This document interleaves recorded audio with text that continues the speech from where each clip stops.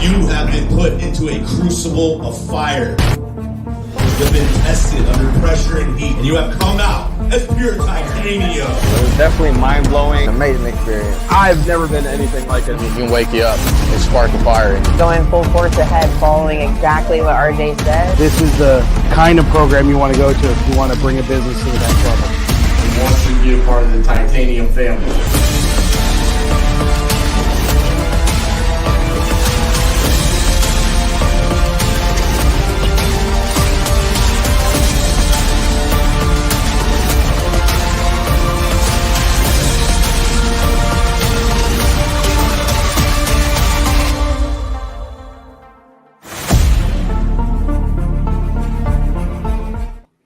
What's up, everybody? Welcome to 50 Deals, 50 States, 50 Days, Day 3.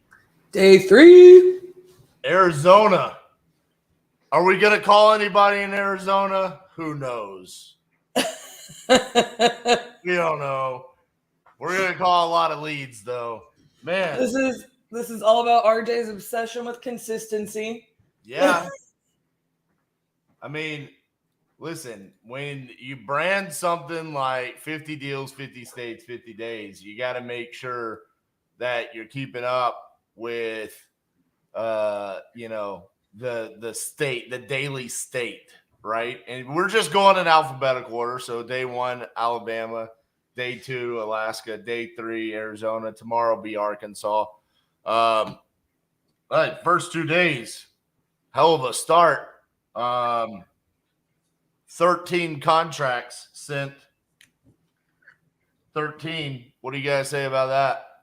13 contracts in 2 days, right? So it's kind of crazy because this is an 8-hour thing every day. So it's 16 hours, but we're not doing acquisitions the whole time. So if you're just now joining us, that probably averages out to actually more than one contract an hour during acquisitions, right? I don't know. Yesterday you didn't want me to pee, so I was on there for a long time yesterday. Oh man, for our regular audience, just so you guys know, RJ holds no bars even when it comes to me. Like he can't help himself. He was born to talk shit. So here's the deal. Recap: 13 contracts sent, 4 from Lead Zolo, 5 from batch dialer, cold calling, 1 from speed to lead, and 3 just organic from like either social media, coming to our website. So like 2 of those was someone that saw an Instagram reel of mine. Best part about it is that it was one of the reels that I said, hey, I couldn't be the mayor of San Francisco because I'm a Republican. He said, dude, this guy shoots it straight. I want to do business with him. So he sent us over a deal in Katy, Texas, and a deal in Houston, Texas. So the other organic deal was someone watching on the live said, hey, I have a deal for you, and sent it over. So, and I think we have a couple more opportunities from that we're going to look at this morning. Yep. Cassie, we were talking about some stuff that you could work on. We've got, listen, we're starting at 10 a.m., right? This is a kind of a new start time for us. I am a creature of habit, and I am a creature of habit in so many different ways. Also, when I pee is a habit, okay? Because I wake up and I drink my coffee. I got my medicine and drink my water in the morning and all that. And, hey, it falls about 11 a.m. Just be honest with you. That's when the body says it's time to get up from this desk and walk about 20 feet that way. And, sir, I told you we should have a schedule, where like I give you scheduled pee breaks. You can't let me be getting into the middle, digging in deep to something and then be like, oh, randomly, Cassie, we need pee. So 11 a.m. 11 a.m. Cassie, prepare. I think what you should go over is we've got a Pittsburgh, Pennsylvania property that was sent over to us, and we've got a property in Sun Lakes, Arizona. Day 3, Arizona, baby. There you go. So we do have something to look at in Arizona, and then we've got Pittsburgh, Pennsylvania as well. So I would love for you to underwrite and analyze those deals during our first break. That alleviates that from me having to do that to get started. Because I do have some follow-ups that I need to do this morning. We've got a wave of new leads that have come in that I've got to call on. But excited about the opportunity. So to keep track on the 13 contracts, let's touch base on that real quick, okay? So 13 contracts sent out in the first 2 days. Some of those are very up in the air if they're going to be converted into getting signed, okay? So, for example, Forney, Texas, they don't want to sell until probably July because they're leaving the country. So their motivation for wanting to sell their house is they're moving out of the country. So the husband is out of town. He wants to review the contract with his wife. I've spoken to both the wife and the husband. So we'll see if that one gets signed. Also, late yesterday, last conversation I had was with a gentleman that's looking to sell 2 properties in Montana. Looks like pretty decent deals. Those came from cold calling on Batch Dialer. He has promised those properties to a friend of his, but the friend mainly buys multifamily only.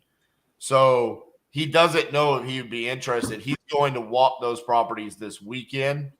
And if not, then he will look at our offer. The other thing is we are roughly $15,000 off on price. I think he wanted $250 and I offered him $235. So it's not like, hey, these are guaranteed. It's just this is what we've sent out. There are some pretty solid guarantees in there. Also, an update on the Richmond, Virginia. Talked to CJ, Chris Jefferson, who went out and walked it yesterday. It looks like that deal is going to go down, and looks like we're probably going to make a $10,000 assignment on that. So, right, but look, there is incredible stuff going on here. So for like anybody, no matter where you are in your journey, like take that into consideration.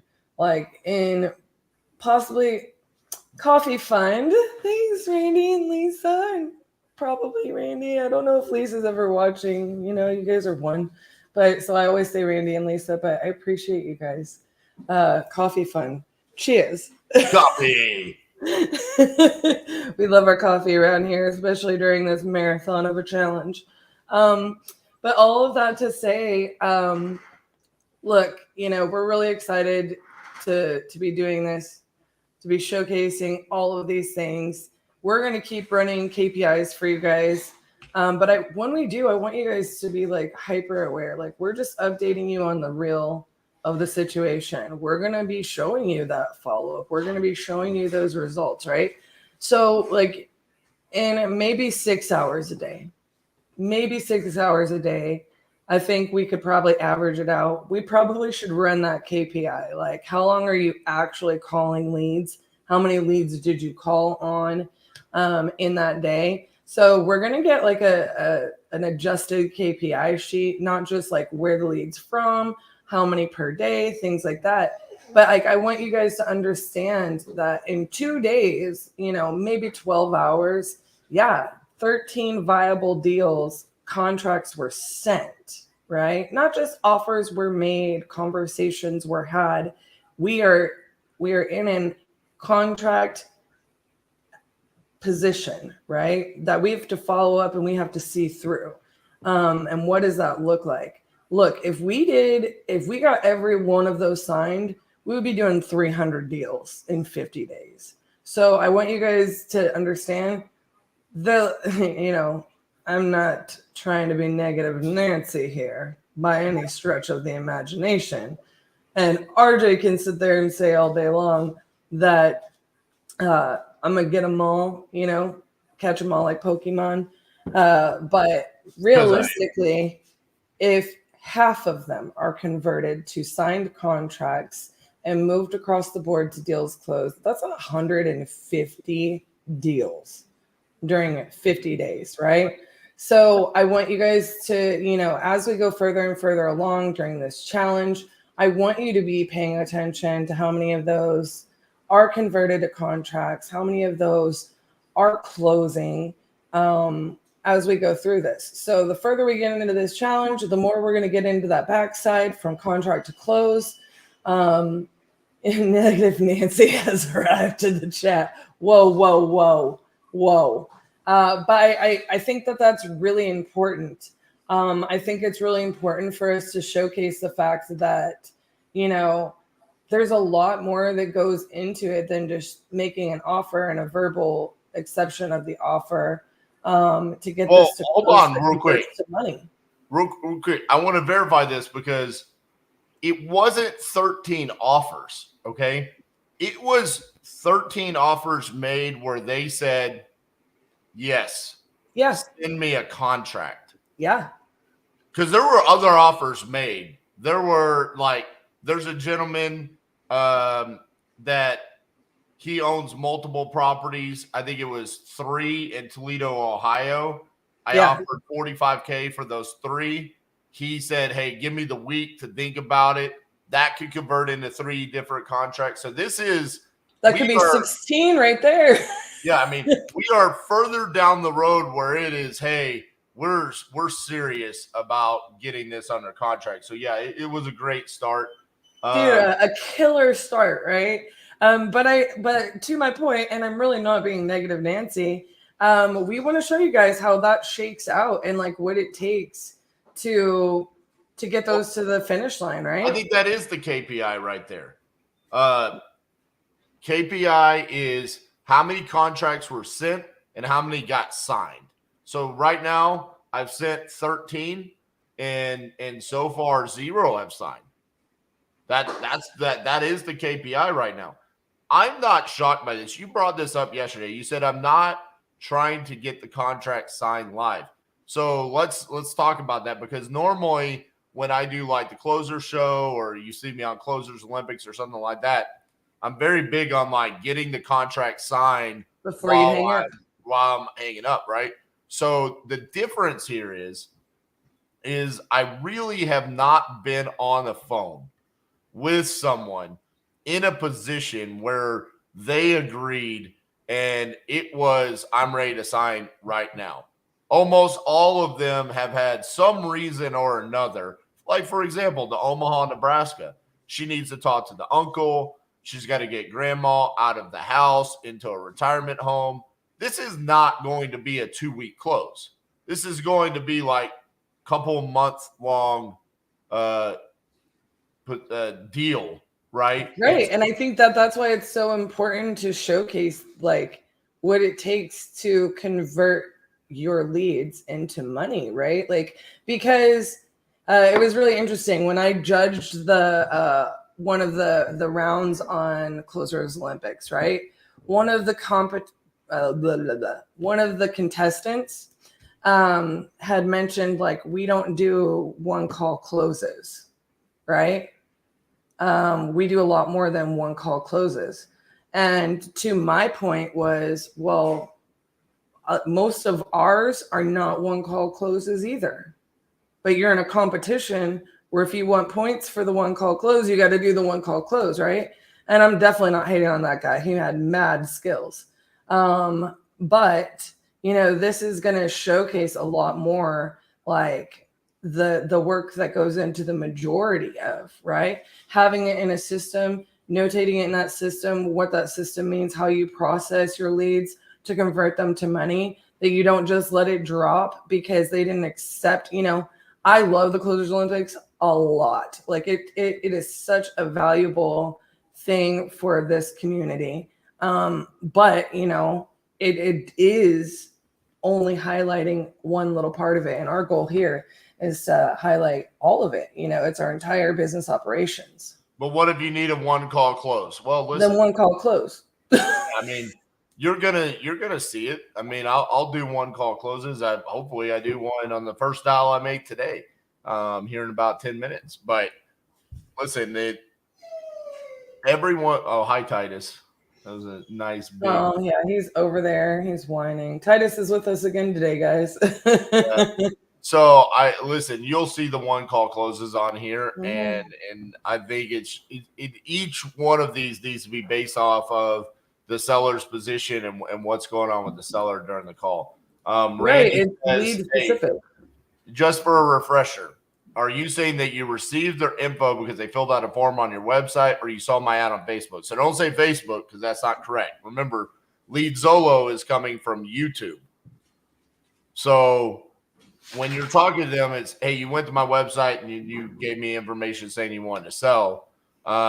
If they say, well, what are you talking about? It's like, well, pretty sure it's because you saw my ad on YouTube and then you clicked on the link and you went and you said you wanted to sell the property. So yeah, we got Lead Zolo in the house this morning. They said my favorite morning show is back. This is an all-day show, friends. right. You better be watching longer than just the morning. So just so you guys are aware, a little funny. I was just speaking to one of the owners of Lead Zolo and texting yesterday, and he says, like, I'm probably not as productive during this challenge because I just keep tuning in and like this is just so awesome to watch, la la la la. And I'm laughing and I was like, it's addicting, right? And he's like, yeah. But they're tuning in and supporting us. So, give them a shout out in the chat. Their leads are performing amazing. And they have a great special right now. So RJ is going to be calling on some more Zolo leads today. And I'm sure he'll point out, where our lead source is throughout our leads. But yeah, guys, we are locked and loaded and ready to go. And there's definitely going to be some one call closes in there. But it is really important that you adapt, right? Like we talk a lot here about not having a script. And when it comes to the closings, right, to the calls with the sellers, it's good to adapt to their situation and realize that you're solving their problem. They have a specific problem. They have a specific situation. They have a specific house. Like no two are ever the same combination, right? So, understanding the DNA of how to solve different types of problems, sure. That's really important. We have repeatable things that we do throughout, all of our acquisitions, right? But realistically, the reason that we say don't have a script is because you want to be authentic. You really want to go ahead and make sure that you are tuned in to this person and their needs and their asset on a level that isn't just, generic, right? And that's really what we teach our team. And so pay attention. RJ will, and if I get on here and close any seller leads throughout this challenge, what we really do is we try to, yes, stick to the numbers. Dang, Zach flips. Hey, Zach, shit! I actually need to email you. I'm rich as fuck. $27.99. Lunch on Zach today. Hey, last time we got something like that was day 51 of the 50-50-50. You remember that when we were finishing and everyone that watched all 50 days, they just started hooking up. It was like $200, $100. I was like, holy shit, dude. I know. I was like, I think I cried probably. You definitely did cry. I know. I'm grateful for all of our supporters and our cheerleaders. Thank you, Zach. That means a lot to us. Real quick, I gotta give you guys an update. So, if you have never watched Pardon the Disruption, okay, it is one of the most fun things I have ever been involved in. It's every Thursday, 1:30 Central. We go live on Real Estate Disruptors page. Eventually, I post them on my channel. I'm trying to convince Steve to let us go live on my channel too. But it's hosted by Matthew Potter. He's the judge. He's the host. And then we've got Steve Trang, me, Chris Jefferson. And then there's a revolving – the OG is Eric Brewer. But we got Leon G. Barnes that comes in probably every other week, okay? So we've got this group chat, and it's like a debate show. So they ask us like 6 questions, and then there's a winner determined on the best answer, okay? So Matthew Potter just texts, RJ, you find a deal yet? Maybe CJ and Eric can help you. CJ says, should have one locked up with my guy today. And then, of course, he does the lightning bolt. I said, I said 13 contracts through 2 days. And then they were like, oh, yeah. So here's the deal. My question is, I'm thinking tomorrow, do the 50-50-50, and I'm still, one of my breaks will be Pardon the Disruption. I got to figure it out. I think I'm going to have to do another computer of some sort. But holy shit. It hasn't come through yet. What? Look at these guys. Can't let Zach outdo me. Oh, my God. I didn't see it yet. You're just like, holy shit. I'm like, what? Holy shit. Sorry. I didn't mean this is a great idea for Pardon the Disruption. Kip and Zach are trying to like fund our entire 50-50-50 coffee break in one day. Zach said, look what I started. Yeah, who's going to beat Kip? I feel like more leads. You know what I feel like right now? I feel like those girls that go live that do the makeup, you know, and they're getting tips all the time. That's what I feel like right now. Maybe I wish I had time to do that every now and then. That would be fun. Right? I love it. I love it. Thank you guys. So Seriously, tomorrow, and again, just a couple of things, and I'm about to get started, but we're not going live 5 days. We're going live 4 days a week. So tomorrow will be the final day of week 1. Okay. It'll be day 4 in Arkansas. And then I think tomorrow I'm gonna make sure I can do this where we'll throw it over to Cassie. Cassie will keep doing her thing. So I can still do Pardon the Disruption. I don't want you to stop watching though, because I'm gonna upload Pardon the Disruption later on. Also, just hold on a second. We got to talk about this because this is a passion of mine, okay? And I'm full swing back into it, all right? The Titanium Vault podcast, okay? We're back in full swing. Released a new episode today with Justin Moy. He talks about apartment syndications, okay?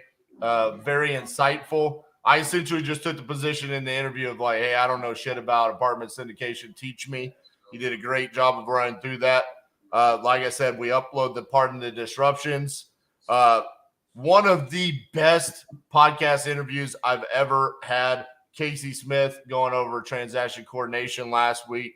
We've had other guests like Leon Barnes, Megan Ahern, Justin Colby, Jacob Blank, David Richter. David Richter gives away his book, Profit First for Real Estate Investors, in the interview.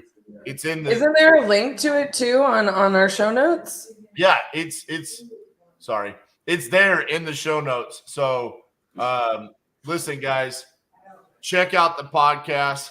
Give me a 5-star review on there. I love it. I've been doing it since 2017. It was the first thing that I ever did that eventually led to us doing stuff like this. It gave us the confidence to do this. So absolutely, honest to God. And just as a crazy side note, you know, when RJ approached me about the podcast, it was super funny because, you know, at the time we didn't really have like a media presence much at all. And so he approaches me about the podcast and I'm like, let's do it. I have all these fantastic ideas that are still fantastic ideas to this day that we have not executed, mind you. But he's like, no, I have this vision. I've got to do it. I've got to put my back against the wall. I've got to do it. Mind you, at the time, RJ he wasn't even comfortable filming on camera, right? So when he first started the podcast, it was audio only. And I will never forget the day that he recorded that first podcast. I was like, all right, this needs to be like supported 100%, full-fledged. Like, he is such a natural at this stuff, and I credit so much to his vision for that podcast. So much of our journey, it really helped us broaden our horizons, start really building a brand.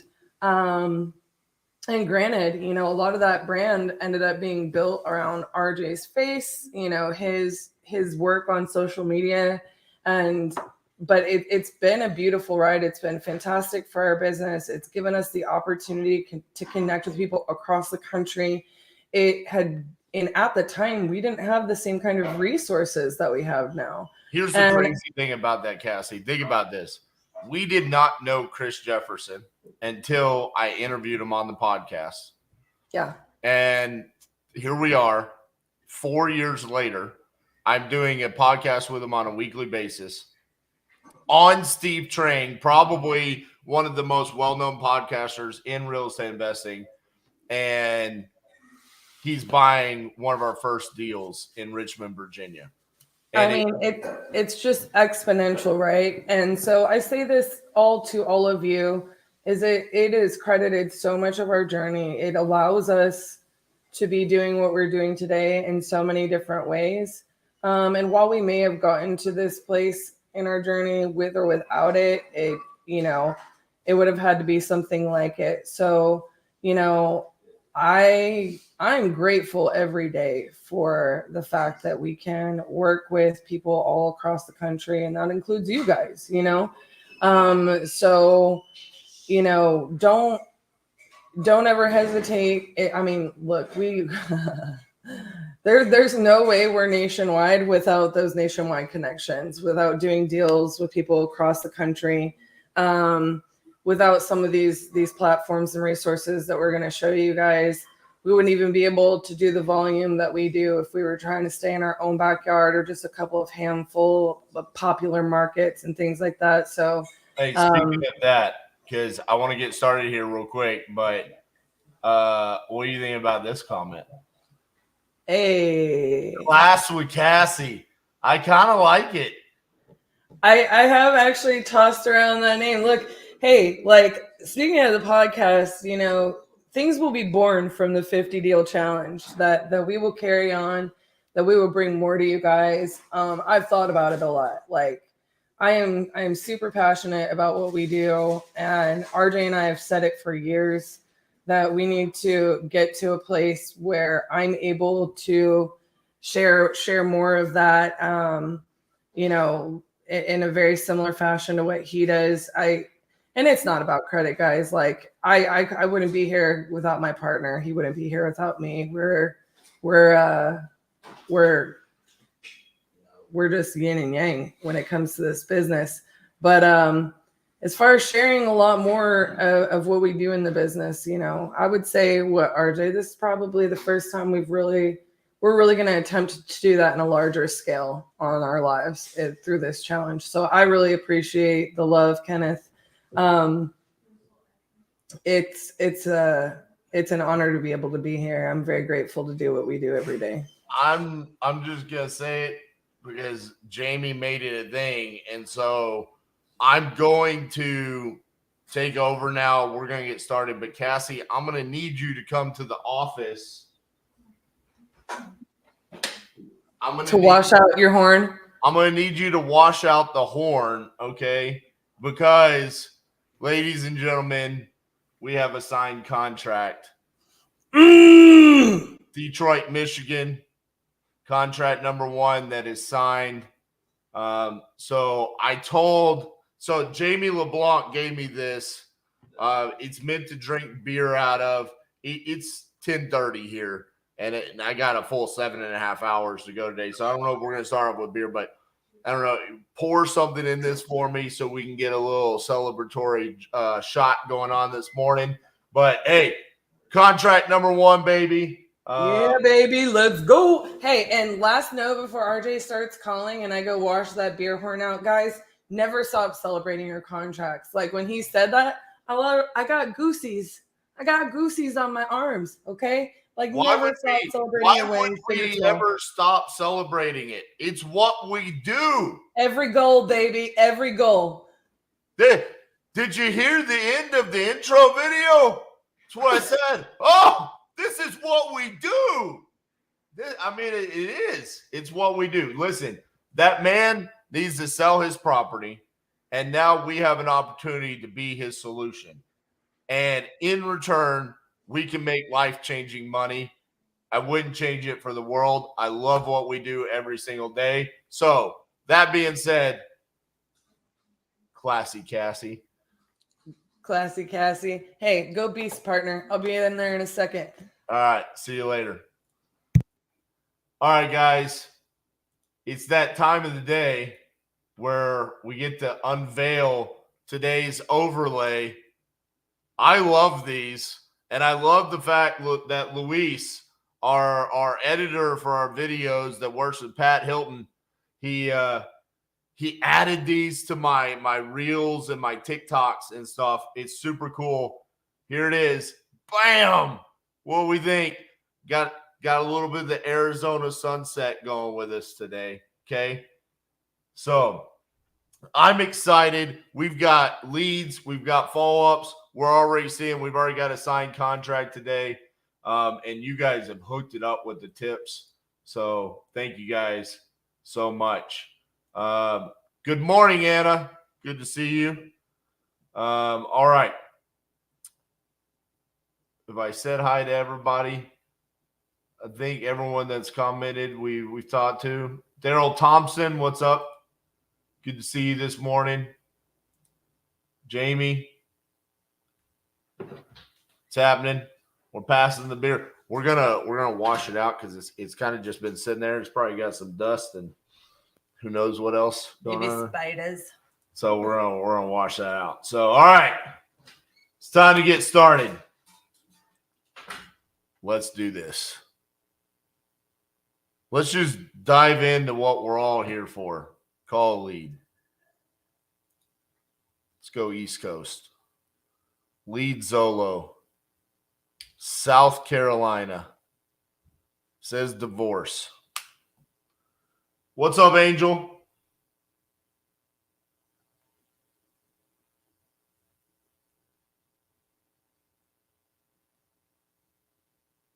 Real quick, what do you guys think about the overlay?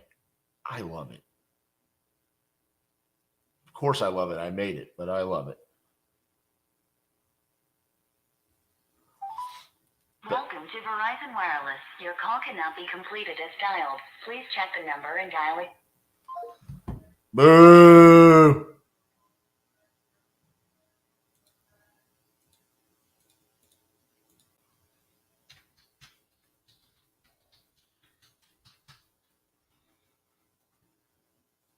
All right.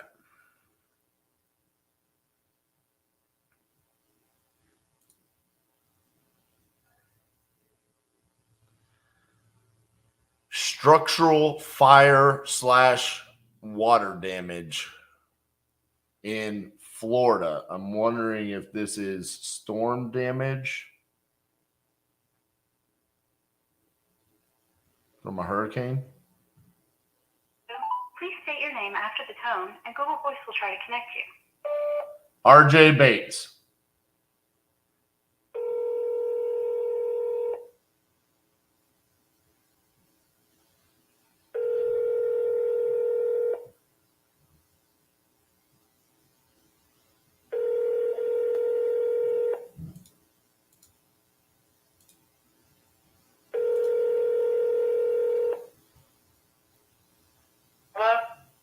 Hello, is Beth there?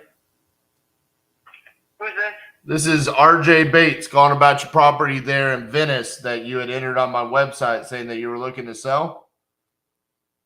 What was the name of your company? My company is Titanium Investments, but I think you saw my ad on YouTube. Yeah, it didn't say anything about Titanium Investments. So it was just like a lead generation ad. Well, yeah, I mean, we run different ads to tell people, hey, we buy houses, and so there we have cash offer option, we buy houses websites. We've got all kinds of different websites, but that was my ad that was running on YouTube that you clicked on. Okay, so I'm trying to make a decision of what would be in my best interest. I have more than one property, and I'm in Venice. I got hit with a hurricane. Right. I saw that it said it had I needed. damage there. I was wondering if it was from the hurricane. Did you go there? No, I was saying like what you put on here, it says structural / fire / water damage. So I was figuring it was probably from the hurricanes. Yeah, so, I mean, initially, a lot of people come follow the hurricanes and they try to price gouge people. And I was freaking out because the initial quotes were like, oh, $47,000 to do the roof. Like, you guys are, you busted your brain. So the house is, now my estimates are around 20. So, and then on the, I put privacy fence that got knocked down all the way around. Something weird that I've been investing in buying properties and doing exactly what you do for probably 30 years. And I've never seen, do you know what tile tenting is? Are you talking about on the roof? Yeah. No. No, I don't know. On the ceramic tile? Okay. So I didn't know what it was either. So essentially, it can actually be even more severe, called tile exploding. So what happened was something shifted a little bit and some of the tiles popped up. And so that's something I will fix because it's not, I've gotten estimates, they want $3 or $4 grand to fix that. And really it's just, I have to cut the grout line. The tiles are totally loose. I have to lift them up, put down some more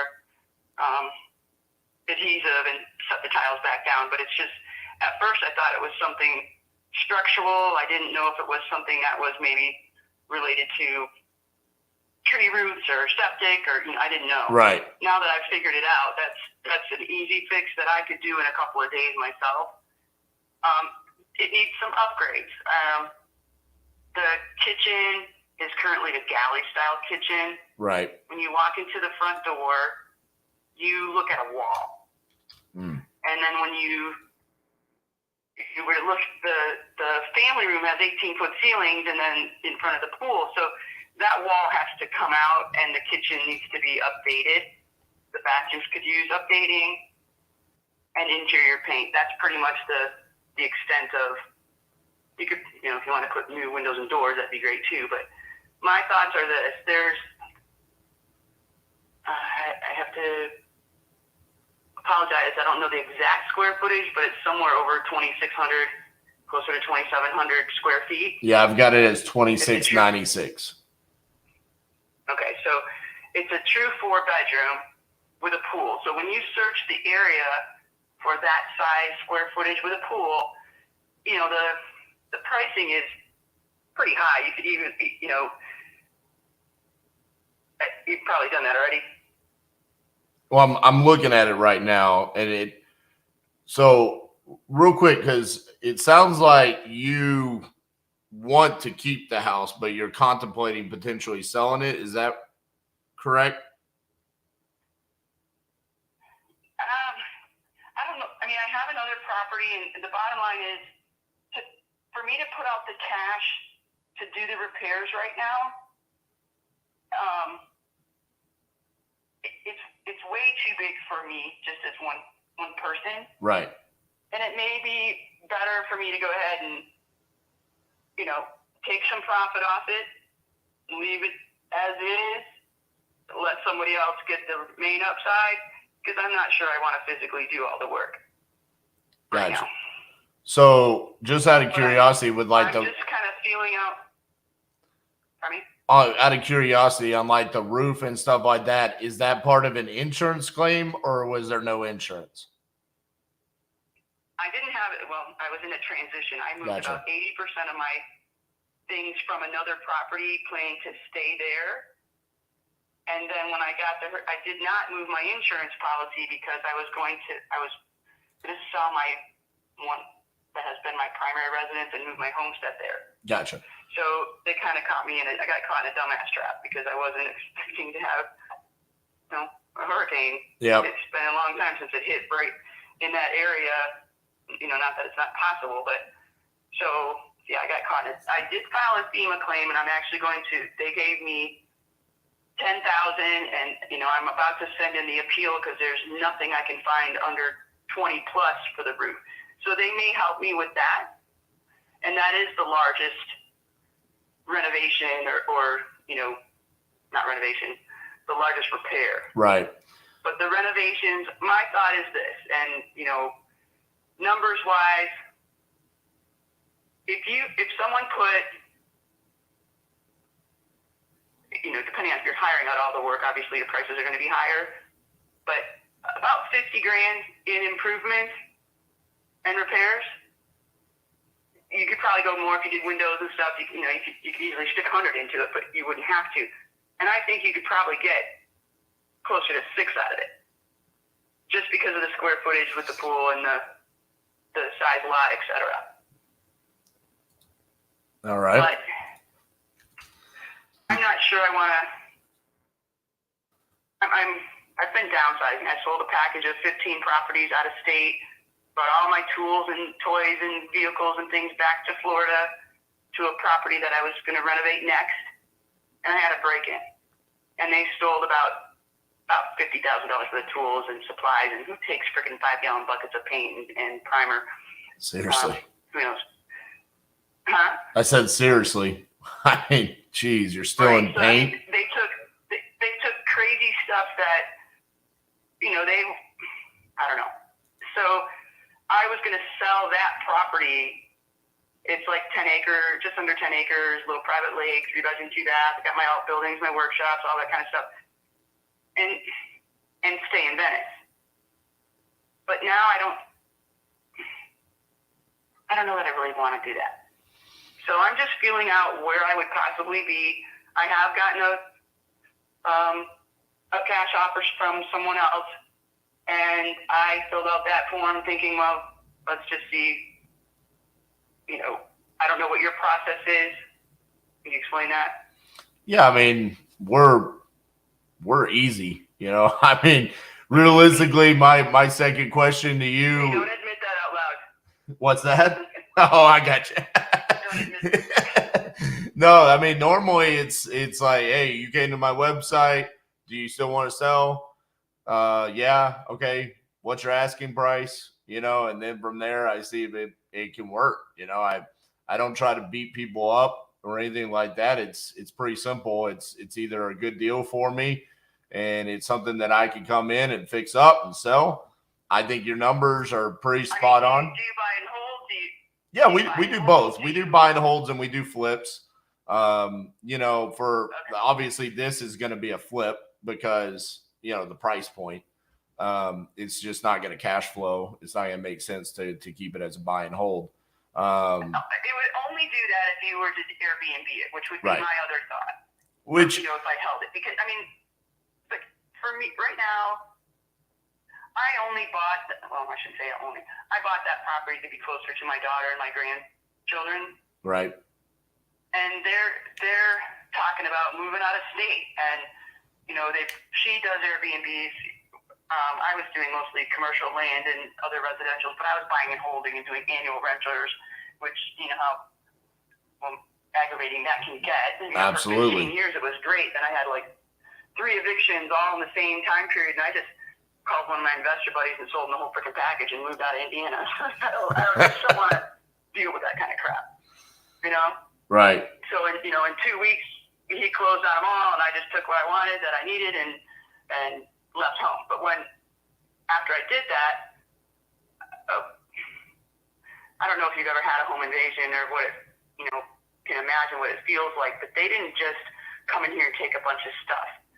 They came in here and went through every box, every closet, every cabinet, opened up my wedding gown, went through my daughter's toys that were stored in the attic.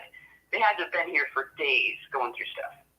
That is crazy. And then they had little piles of things planning to come back. Well, the property that this happened, there's 2 staircases. It's a barn-shaped house on the lake, and there's 2 staircases. And they made like a shrine They took all the photos they found of me around the house and laid them out in this really weird pattern with some candles around it and on the staircase. What? And I was just ready to run. Dude, seriously, that is freaky. I know. Well, at this point, screw you. I'm not going to run. I'll freaking lock and load. I've had it. This has been my safe place. I love this. I like this place because, well, it's been my home for 25 years. Even though I haven't lived here full time in 15, this is my base, my home base. And I'm not going to let some freak scare me out of here. I'll just blow them away. You sound like you should live in Texas. That's how we talk here. Well, I'm retired Army. I'm a nurse practitioner. I can heal you or I can kill you. Which one do you want? I love that. I can heal you or I can kill you. Oh, man. What do you like? I mean, I can, fix your little wound first and then I'll kill you. Oh, man. I haven't made a final decision on what to. Oh, I also have drywall, some ceiling drywall work. Then I can do almost any repair. Like I said, I've been doing this for 30 years, buying properties, and I had properties in Arizona and Texas and Colorado, Michigan, Indiana. When I finally just kind of dug up stakes and came back to Florida and brought everything to my lake house, and they came in here and stole all that stuff. That was like the first of multiple insults, I guess, because during the hurricane, getting ready for the hurricane, I put my back out. I don't know if you've ever done that either, but it's definitely, when you can't sit down, stand up, bend over, get out of bed, you start to lay there and think about, why am I trying to do all this stuff? Jeez. Yeah, that's and then that's intense. Then when the hurricane hit and I got back there and seeing the damage that I have, a lot of it's not a big deal. Like the roof is really not that big of a deal. Okay, yeah, they'll be in there and, within a couple of days I'll have a range of roofs. But when I was getting estimates of $47,000, I know it's because of companies that were just following the hurricane. Now I'm down to the local companies and the numbers are much reasonable, and that's doable. But then I also have all the interior work. And I'm not sure if it's just because I'm a female and they automatically think I don't know what I'm talking about. And they'll come in there and they'll go, oh, yeah, you need 2 sheets of drywall in the ceiling in the garage. That'll be $5,000. And me, I'm sorry, I'm going to cuss. Get the fuck out of my property. Right. That's craziness, Well, I have to tell you, drywall on the wall. I've been in business for 13 years, and all 13 years, my business partner is a female. Her name's Cassi. And we've been contractors. We were roofers. We never did storm chasing, by what you're talking about. We were always just local here. And then, we got into we got into real estate and we started flipping houses and owning rentals and stuff like that. And yeah, you're absolutely right. I mean, there have been times where I'm like, hey, Cassi, go meet this drywall person over at the property.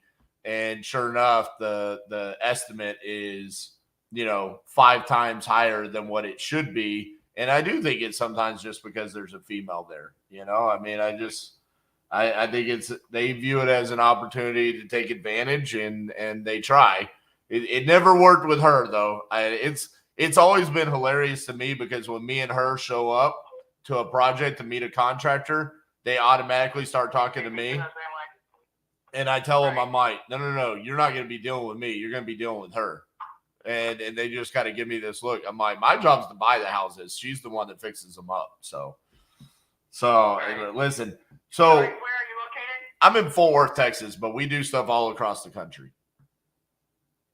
So we just like you. I mean, like you said, all those places that you just named. Well, we've never owned anything in Colorado. That's one of the places that you named that we haven't. But Arizona, we've owned it in Hawaii and Alaska. We've done stuff in Florida, Mississippi, Alabama. Pretty much all of the really good places to buy houses. That's where we've pretty much bought.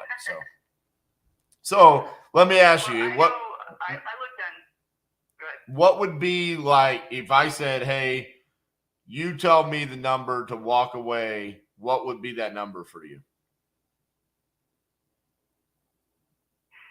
Well, what I've looked at are what's the retail pricing, and then I've subtracted what I think someone might have to put in for repairs and upgrades, and then what kind of profit margin they get. And so I'm not sure what you normally make. Do you normally make $100,000 off a deal?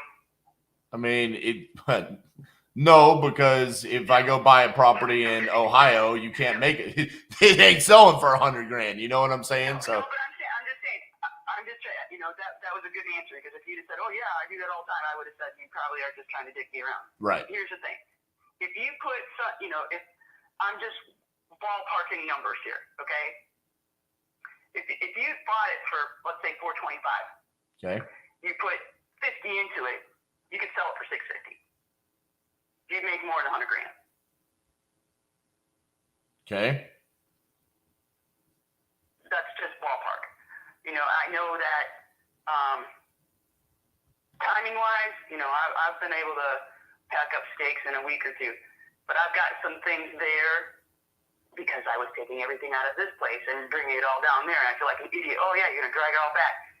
Yeah, I guess I am, because, or you know, I'm considering that, because this house, I don't know, it's not as big, but I don't need, you know, 2,700 square feet. This one's 18. It's more appropriate for one person, but I've got my acreage here, and I've got my outbuildings and my workshop, and I can use all my toys and tools, and, you know, it's kind of crazy, but I got more table saws and skill saws and Microsoft, you know, I got more tools than Tim the Tool Man, and I like doing that stuff. But in Venice, I don't have anywhere to do it. I was considering bringing an outbuilding or building a shed there so I'd have a place, because there's nowhere for me to put that kind of stuff. If I put my garage into a workshop, I have nowhere to put a car. If I don't build extra buildings there, I don't get to do what I like to do. So I don't physically, financially have to sell. I could just stick the money into it myself and hold on to it for a couple more years and make the profit myself. But I want to go travel. I don't want to be tied to it, especially if my children, who are the only reason I went there, are going to move out of state. Right. Now, she's not positive. It's not going to mean, you know, she's not positive on the timing, but she's hated Florida since the time we got here. And she's just waiting for her husband's grandpa to die so they could leave. And they've already owned properties in North Carolina and Michigan, and, you know, they're not staying here. I know they're not staying here. So for me to be tied to a property, there's things I like about it. What I like about it is conveniences. Walmart's closed, Home Depot's closed, 15 beaches closed. You know, I like all of that, but my friends are here. I mean, I make friends pretty much everywhere I go, but I mean, my connections are here. And I like being able to run my power tools in the middle of the night where I can't do any of that there. I got a neighbor. We just put up the fence between myself and the back neighbor, or he's, you know, but we've been having coffee together for, you know, since the hurricane. You know, you look out the window and there they are, and it's just too close. I don't like that. So I'm still in the contemplating phase, you know, searching out what would work, and that's it. I mean, I'm not. Do you own it free and clear, or is there a mortgage? I do. You do? No. Would you be open to seller finance? That depends. I mean, the majority of it, no. I need some cash up front. I'm not, you know what I mean? Yeah. Well, the reason why I'm saying that is because I might be willing to give you more money if we don't have to go take out a loan to do the purchase, especially if our exit strategy is to fix it up and sell it. So it's essentially like it's kind of a blend between seller finance and innovation if you're similar to innovation. It's kind of along the lines of. Well, I also do hard money loans. Okay. You know, I'm connected with a lot of hard money lenders. So Right. If I were like a newbie and this was my only home I ever owned and I've never done any of this, then, you know, it might be a a little different. Seller financing is nice because you can have a monthly income, but that's not really a goal for me. I've got monthly income. I've got other passive incomes. I think a lot of it is because of my health concerns right now. Because of the putting my back out, and every room I walk in, there's something not great, not huge, not expensive, not big that I couldn't physically do, and it was just like so aggravating that there wasn't a, I didn't feel like I could relax. Right. And I'm not sure what's worse, coming up here where I know that some idiot's watching and they've broken here, but it's probably never going to happen again after, I've been here almost 30 years. So probably won't ever happen again. And I'm ready for them now. If they do want to come in, I didn't have cameras. I didn't have, a security system because I just never felt like I needed it out here. But maybe I need it more here than I ever did because it is so isolated. But as far as seller financing, what do you think? Finance the whole thing? Well, I mean, it's kind of like a short-term thing because our exit strategy is to, and it's more of like just kind of seeing where you are in this place. If no, it's a reasonable question. Because my thing is I'm looking at it. I'm not going to go in there and do the work myself. So my concern is would decrease your profit margin. Well, yeah, and it also just. What is my actual rehab budget going to be? It's probably going to be more than 50,000, and so then it gets to the point of unless you decide to do windows and doors, you could definitely do it for under 50. If the roof is like 20, 30 would get you the upgrade in the bathrooms and decent on the kitchen. You could probably go 75 and do higher end. There's also 2 fireplaces that it would be nice to add some cabinets around or reface them. Right. And I'm assuming we're going to have to paint. Right. We're going to have to paint the inside and the outside, right? I mean, you could get away without painting the outside, although the color I chose when I painted it, it's not been too long since I painted it. It's like a Florida light green. Right. Which, I mean, I'm looking at a property right here on Mimosa Road that was similar color. It sold for $595. So, I mean, I it's more about just the quality. Does it look good, right? And is it, or does it look like, hey, it's been there for a while? I've got some soffit and fascia damage. Right. Roofers don't even do that. You know that? Most of them are like, yeah, no, we don't do that. Okay, great. But I can fix. There's quite a few things that I could repair before. Like I have all the panels. I just got to get up on the ladder and put the strip back in and just slide the panels back in. They're not gone. It's not destroyed. It's just. I'm thinking I'm starting to understand why your back went out. I think it's because your answer is always, "Hey, I'm just gonna go do it myself." Well, when I was preparing for the hurricane. And then when I got back and had to try to clean up, I was moving 8-foot fence panels and, all kinds of lumber and tools and things that I had brought from here, from my northern Florida property to there, thinking I was going to sell this one. Does that make sense? Yeah. I guess it doesn't make sense, but I mean, it makes sense. And now I'm thinking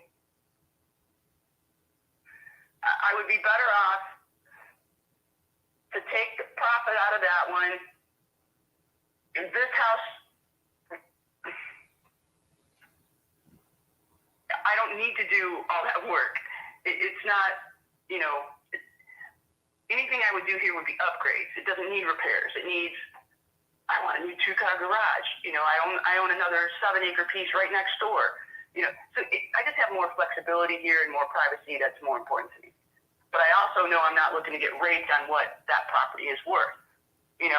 If you come in at 4, put 75, you can get crazy, put 100, but I wouldn't suggest it. You can easily sell it for 650. So let's talk about the resale value, the ARV for a second here, because I've got my comps pulled up. Airbnb.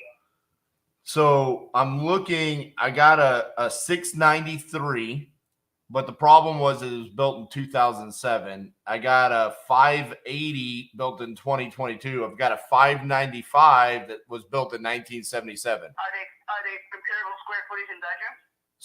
So this one that was built in 1977 for 595 is a 5-bed, 4-bath, 2230 square feet. So it's a little bit less square footage, extra bed. So I think I see how we could get in the low sixes.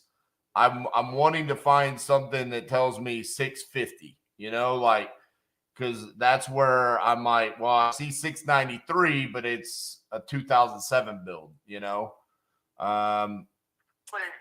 again, the square footage and the fact if there's a pool or not a pool. So let me look at this 595. My comps, my assessment of the comps has been I don't know, a couple weeks ago. So I don't know, but I should have probably looked at what's sold. And who knows what the market's going to do. So 595, there's no pool. So you're right. 595, no pool, less square footage. So there's value there, obviously, right? 693. This is the one that's a 2007 build. Sure.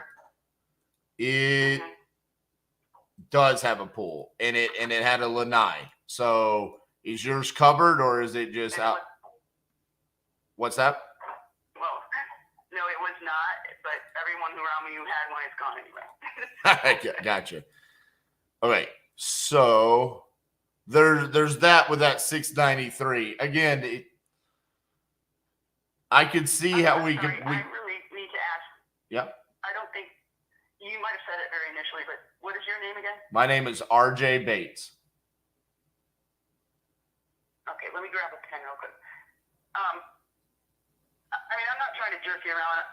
My numbers might be give or take a little bit, but I'm not that far off. No, you're not. I don't think you are. I think you're being very reasonable. I mean, somebody comes in and says, "Oh, I'll give you 250 as is." I'm like, excuse me, fuck you. Right. Well, I I didn't. got better things to do. I'll keep it for that. I'll keep it and do the work myself. Right. Well, I don't do roofs, and I don't really do electrical. But other than that, I can do pretty much all of it. I can't do ceiling drywall alone. Right. And it's crazy. You try to hire somebody to help you out, or you hire a company that just come in and, like I said, maybe if I was a guy, they'd be more reasonable. But then I'm not. So hey. Well, I guess for me, my ask me if I want to go out with them. my biggest question is do you actually want to sell? I mean, that's really, because it sounds to me like you're back and forth on that. I mean, the bottom line is a numbers game. If I walk, and again, tell me about the closing costs and all that. How do you do that? We cover closing costs. There's no realtor commissions. Okay. So if I walk before cash, I could probably be out.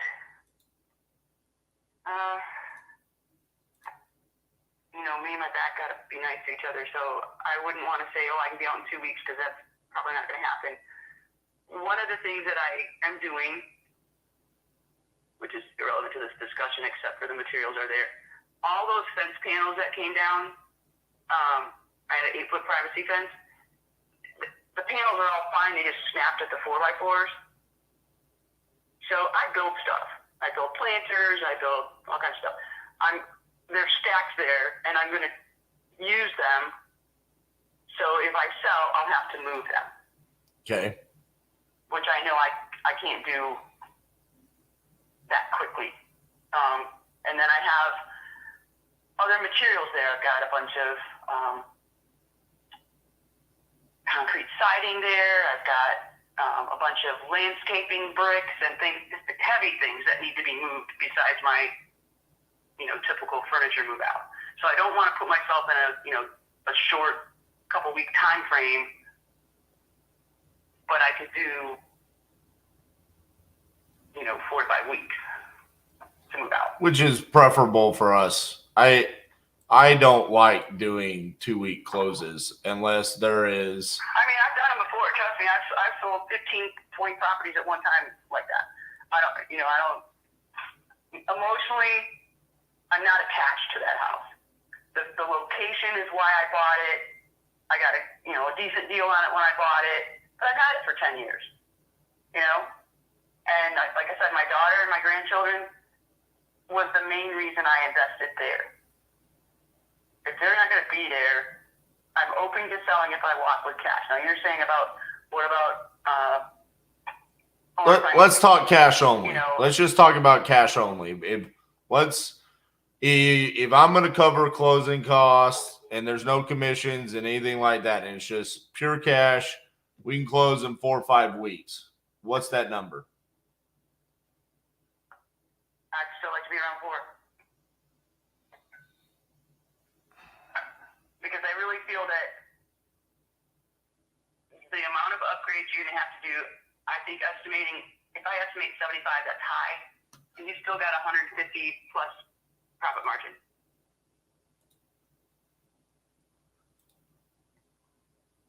And depending on how fast you move it, or how fast you get your work done, I don't know. I don't think it's unreasonable. I don't think it's unreasonable. It wasn't the number I wanted, but of course not.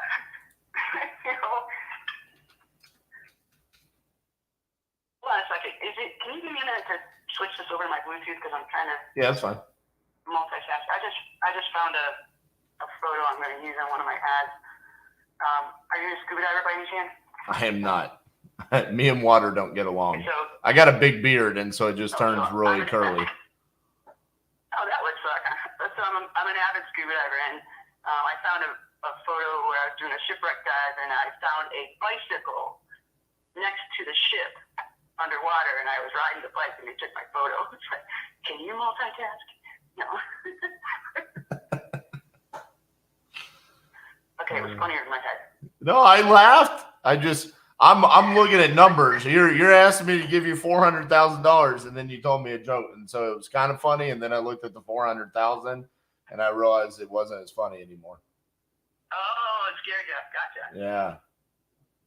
So 650. I mean, I'll be honest with you. I'm early in the process. The shift of thinking, well, sell that instead of this is really the impetus of the hurricane and some, my back injury and just a new revelation that my daughter's going to move. Well, would I be happy to stay there? Yeah, like I said, there's 12 beaches within 15 minutes. Where's she moving to? Anywhere that's not hot. She's got, we're originally from Michigan.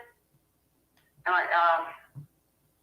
she wouldn't ever tell you that my exposure to her with real estate was anything to do with what she does, but I've been investing in buying properties for, decades, and most of the things that I was doing, Airbnbs weren't popular. Right. Or I would have done that.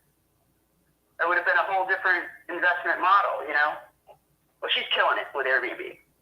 And she's got properties, and she buys properties where she wants to either live or vacation.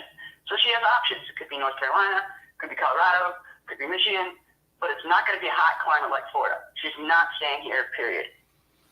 Because I was going to say, why don't I go find you a property wherever she's moving? Because I'm not chasing her. Oh, okay. I mean, I bought that property so I would be able to see them more. It didn't work out that way. I mean, do you have children? I do. I have 2, but they're young. I have a 10-year-old and a 5-year-old. Okay, she's got a 10-year-old and a 3-year-old and one on the other. All right? Right now, both her older kids are in 2 different schools. Okay? And the third one's coming. And it's not like she comes to visit Grandma. I have to go there. And I thought I would see them more being closer, but it's just their life, the phase in her life where she's at. She's just too busy for that.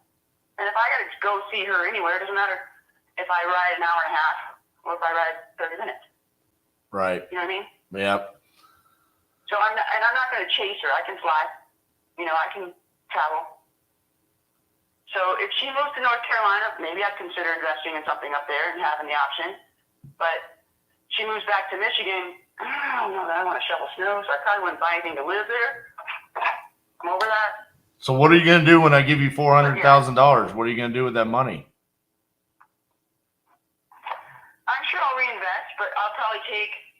I'll probably take 35 or so and build a new garage on my vacant lot. And I would consider maybe building a new house on this lake, but I don't know. I don't have to. I don't know. Maybe I'll just kind of take off and go scuba diving around the world. I don't know. I don't have to. That sounds fun. I mean, that's not a joke. I've been offered a position as a nurse on a private yacht. I'm a nurse practitioner, and right. they'll give me $160,000 a year to travel around on their yacht and provide care to those idiots who probably drink too much or do too many drugs. And then, I've got every weekend off, they say. I don't know, man. So that nurse job sounds pretty legit. 160 grand, and all you're doing is just traveling around on a yacht, giving them some IVs. And whatever country we stop in, I just do my dive planning. Yeah. Before I get there and go diving. I mean, I don't know. It's harder to travel nowadays alone. Well, I mean, I've been doing it forever, but I feel less safe traveling by myself now. Right. But maybe, other staff or crew or, I don't know.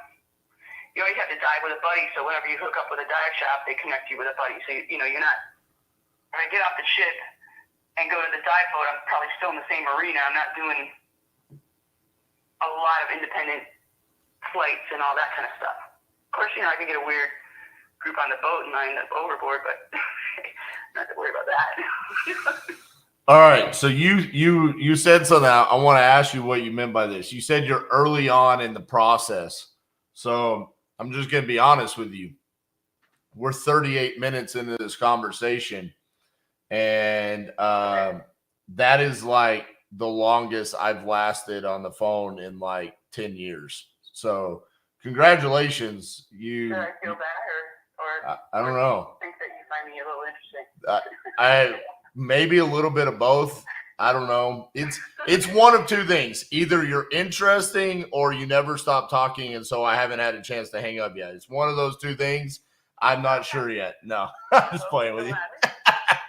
But all right. So you're saying 400. If I were to say if I said 400 right now, would you say yes?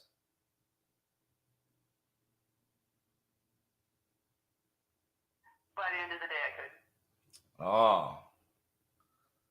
All right. What happens at the end of the day? I'm finalizing a couple of estimates that would impact on how I would spend that money. I see. And how I would get things moved out.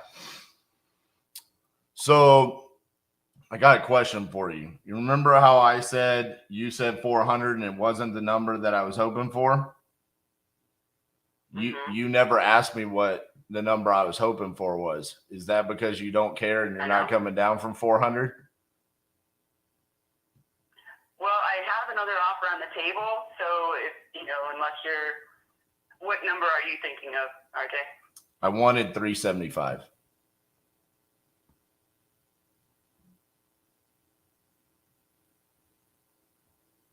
Yeah, I'm not sure I could do that because I just feel like, from investor to investor, yes, that's better for you, but as an investor myself, it's not better for me. Agreed. And the money is there. It the is. value is there. I agree with you. If your numbers are correct, if ARV is 650 and I put 75,000 into it and I buy it from you for 400, I'm making $97,000 and that's a 15% profit margin. You are spot on. I mean, but I will tell you, 75 is high as far as what you're gonna have to put in it. Okay. I hear you. For you, because you are the type that says, I will get on a ladder and I will do this. I'm not going to do that. So I'm just being honest with you on where I sit. And so it's like, I got the roof, I got the galley kitchen, I got your ugly wall that I stare at when I walk in the front door, right? I got drywall that I'm going to have to do. I'm going to have to do some paint. I got to fix the tiles. You told me all the fences blown down, so I got to do that, right? So it adds up. I mean, when we're the back fence, you're only going to have to do Right now I've got one gate and the left side. The neighbor is putting up the back. He's putting up the same 8 foot that I had board on board. And so the only thing you have are replacing one gate, adjusting one gate, and 3 panels on the left. Okay. Which I have the panels. You just got to put a new 4x4. So it's not like a $5,000 fence repair. It's like, even if you hire it out, you Right. should be able to get it done for about $500. I got you. Okay. So you're at 400 by the end of the day. I'm at 375 right now. Is there any wiggle room in there? Obviously, you're still talking to me. So whoever the other person is, I'm not worried about them because I'm better than them. Because otherwise you would say, hey, you're. Well, you you're asked me earlier. I commented earlier about being in the process. Yep. Early in the process. Yep. I just found out about my daughter's desire or intent to move relatively soon. Right. And so my assessment of cost, repair cost on both properties or upgrade costs on both properties, I have not completed. So that's why I say I'm early in the process. I just made the thought switch between keeping that and staying there because of my grandchildren and daughter or coming back here. So that's what I mean by new in the process. The day I put in, which I believe was like 2 days ago, the day I put in my information, that was the first I learned about her intending to move in the next year or so. Gotcha. So that's why I'm early in the process. But I And think the it. other person is a friend of mine who just, he's just like, well, you want to do this? I'll do this. And so it wasn't like, it's not the same. Right. I mean, I would say this. I think at this point in time, we've been talking long enough where I think you know that we're speaking the same language as investors. I think that you understand that I'm pretty serious about this. I don't think that your $400,000 number is a bad number. What I am most concerned about is the two numbers that I feel are variables, right? We've got the $650 resale price. I think that I have a little bit of concerns there because I have validation on 595 without a pool and a little bit less square footage. I just don't know if the pool and a couple hundred extra square feet is enough to get me to 650. So that's one of my biggest concerns. And then, and then the 75,000, you and I have talked about that. So that's why I'm saying repairs? Yeah. If we could find a middle ground in between 375 and 400, I think I would be ready to pull the trigger and work with you on your time frame on when you need to move out and stuff like that. So that's kind of my position on Well, this. I mean, I don't know what your style is. If you're the kind of investor that, okay, we've spent, close to 45 minutes on the phone, and you feel like, okay, if I haven't made a decision in 45 minutes, then you're done with me. Then if that's the type of style that you have, then we probably won't be having a lot more conversation. Well, I'm a Usually, decisive type person. before a deal's done.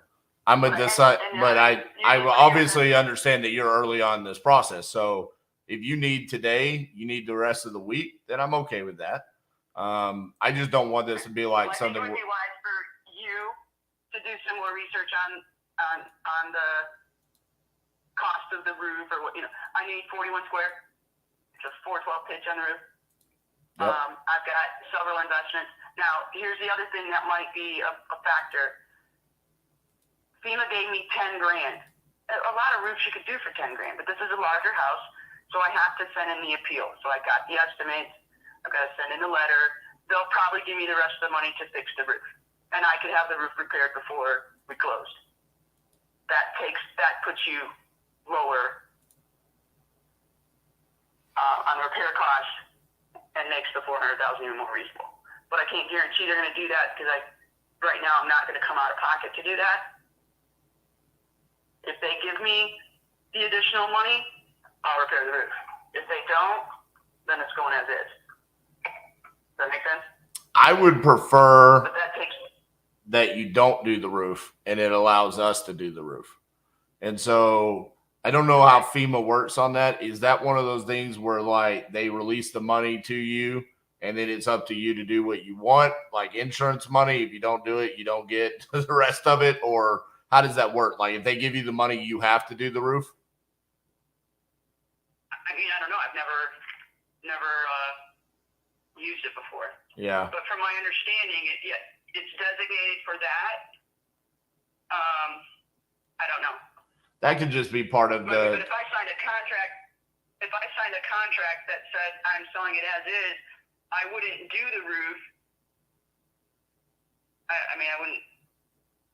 And you have that 10K, you could sell it to me for $390 then. Oh, you are tight. Mm-hmm. You're saying it's the Or I same. could just fix the tile, so you don't have to worry about that. Fix the tile and finish. Why do you love doing work so I mean, much? interior painting. I just want you to stop doing work on houses and go scuba dive. Why do you want to keep doing work on the house? Because I like it. I do. It's like, when you whip out the paint sprayer, see, now, painting on the interior would be no big deal because I'd be moving all the stuff out. It'd be like, easy. But you're right. It is, it is time to just transfer something. So where do you want to buy some houses after I give you this $390,000? Well, we're not agreed on that number, but Damn it, you caught it. You were just supposed to say Ohio or Indiana or something. not in this fucking lifetime. I will never go back to those godforsaken places. I had about 30 properties in South Bend, Indiana. Yeah. I had this big plan. I was gonna, help out homeless people, and you could buy property. I bought a house for $6,000. You didn't need anything other than a new faucet in the kitchen. I had it rented out for 15 freaking years. Same person. I was gonna give it to her, and then she went dark on me with the COVID. Jeez. It's like, are you kidding me? I mean, I've helped them, their whole family. I've known their grand. She went dark on me, and then she told me the tax guy sent her a tax bill there by accident. And she told me, I'm not paying my rent. I'm going to buy your house for taxes. I said, you know what? Yeah, no. So I sold it to another investor, let them kick her out. But it was worth $62,000. I only paid $6,000 for it. So, and I collected rent for 15 years. So, I don't know. Invest South Bend, don't ever go there. South Bend is like a gang. No, it's like a crossroads between Chicago gangs, Detroit gangs, and Indianapolis. And that's they meet there. Don't forget the pretentious Notre Dame kids. Yeah, the snobby. We want to be our own city, Notre Dame. Exactly. All right. They got nothing on Disney. That's true. So you don't like 390, huh? You're just sticking at 400, and you want to have a couple of dates before we get married. Yeah, we don't do marriage. Well, we're only going to be married for like 30 days, and then I'm going to pay you a lot of money in divorce. It's going to be real fast. Your process. I mean, are you what you just do? You're going to do what inspection? Yeah, well, obviously we're going to have to come out. We're going to have to walk the property a couple of times because, we have several different things going on. You've got roof estimates, so we should probably be good with those if you don't mind sharing those. Specifically, I got about 10 of them. Yeah, specifically like the 20 ones, not the $47,000 ones. Don't. Yeah, no. Well, and roofs boil down to this: what kind of warranty are they going to give you? Yeah. Well, remember, I was a roofing contractor when I got started, so I look at those, and I can go through the ones that are just inflating it for no reason and the ones that are being legitimate. I already have a pretty good idea of what you said with 41 squares and a 412 pitch. I mean, that gives me a pretty good idea of where we need to be. Too much information. So Too much information No, I appreciate this. I will say part of the reason why this conversation is more in depth is because you know what you're talking about. So typically in this situation, it's more of like owner occupant. They're saying, hey, I just need $350,000 to get out of here. And then I send them the contract for $350,000 and I say, you'll have this in 30 days. That's not true. They tell you want 350. You go there and do your inspections. You say, maybe I can give you 310, and they take it anyway because they're desperate. I only do that if it's absolutely necessary. I'm actually one of the good ones. I'm not a douchebag just because I can be. Oh, well, at least you know you can be. Well, I think it come with the beer. Listen, there are people in that position. I mean, look, I just got a signed contract this morning for a property in Detroit, Michigan for $10,000. So similar to that South Bend, Indiana deal. Mm-hmm. That property, I'm not gonna beat him up. I mean, it's a standing house for $10,000. Like, could I go to him and say, look, dude, after walking it, your shit box isn't a supreme shit box. I mean, I can only give you 8,000. I mean, my God, what? I have to sleep at night. Like, I need to be able to look at my daughter and understand that I'm a halfway decent person. You know what I'm saying? Yeah. One of the properties I bought in Indiana was it had a one-bedroom apartment on the bottom and a three-bedroom apartment that was second and third story. It had one of those witch's hats, the circular kind of window area. It was really cool. And the utilities the electrical boxes were in the basement so that the tenants couldn't get to it. So I'm doing already closed on it. I don't remember exactly what I paid for it, 20 grand maybe. And I cleaning up down in the basement and I reach behind the freaking electrical boxes and there's a handgun. Oh, jeez. I'm thinking, shit, this is a little semi-automatic Beretta. You know, I better go check with the police department, see if there's any bodies on this bad boy. And I should have known I was in big trouble up there when I didn't even have to call the cops. I just walked out the door and they were driving by. I flagged one down. Next thing you know, there's 6 different cops because they all drove their own cars at that time. And they're all just having a good old laugh about it, telling me, yep, you just bought yourself a really expensive handgun. Jeez. Listen, we had a deal. You can look this up, okay? It was on Winnetka. So WINNETKA in Dallas. Okay. We placed an offer on the property. And then simultaneously, our buddy that we knew also placed an offer on the property. And we went and walked it. He went and walked it. He got the property. Like 6 months later, we find out on the news that brand new concrete pad that was poured in the backyard was because a gentleman went into the house, murdered the owner, stole his identity, pretended to be him, was the seller, so he stole the house through murder, okay? Received all of the proceeds for the house, buried the guy in the backyard, and then poured a concrete pad over him. And so when my buddy was in the house rehabbing it, he was like, why are there so many flies and this and that? And eventually they were like, dude, there's something wrong with this concrete pad. And they dug up the concrete pad and they found the dead body. And so this is all over the news and there was articles written about it. And I am like, praise Jesus, I did not buy that house. Seriously. And it was like over like $5,000. Like I missed out on it by $5,000. And I'm like, best swing and a miss of all time. Thank you, Jesus. You know, the very first real estate investment deal I ever did was the best one I've ever done. And it was on a bet. On a bet. The guy bet me $10,000 that I couldn't come up with $500,000 by noon tomorrow. And it was a 4,154 acre piece of property. He had it under contract. he couldn't come up with the rest of his deposit, so he was going to lose the contract. Right. So I said, I'll take that bet. So I actually got a couple of guys around the area together and explained to them the benefits of this property. Well, I don't know if you're familiar with Florida, but one of the biggest retirement communities in the United States is called the Villages. I have not heard that. I have not heard that. Well, look it up. It's like, it's like the largest retirement community in the nation. They've got the highest the highest SDC numbers in the world.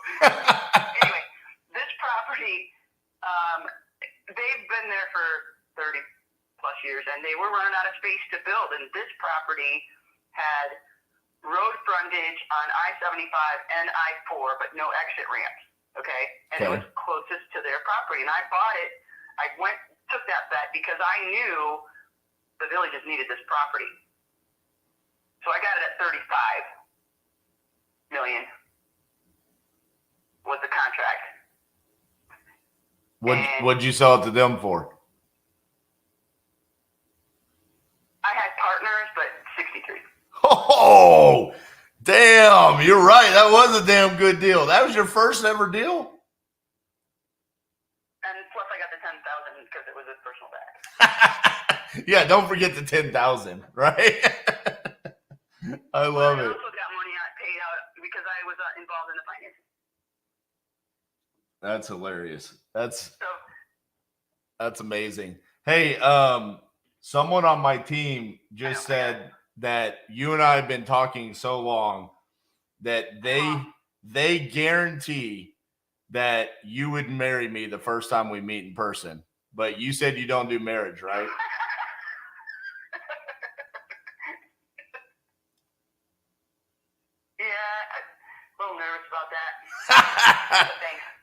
It's because I don't do scuba diving. It's okay. I never dated one to get married. Every guy I ever dated wanted to get married. I look back, I should have took one of the first couple, you know. But hey, it is what it is. That's awesome. All right, so my ex-husband, but you do your numbers. I did my numbers. 4 is good. I did my numbers. You think 4 is good? I said 390. What do you think? I don't feel like kicking the dog over. Do you want to kick the dog over 10 grand? I don't know. Do you? See, you're getting a lot more out of this than I am. I don't have a dog. Oh man. Well, let me let you go. You do some thoughts, and I got somebody standing here looking at me, so I will. Well, when are we talking again?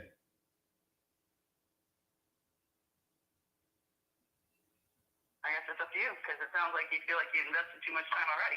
Oh, look at you!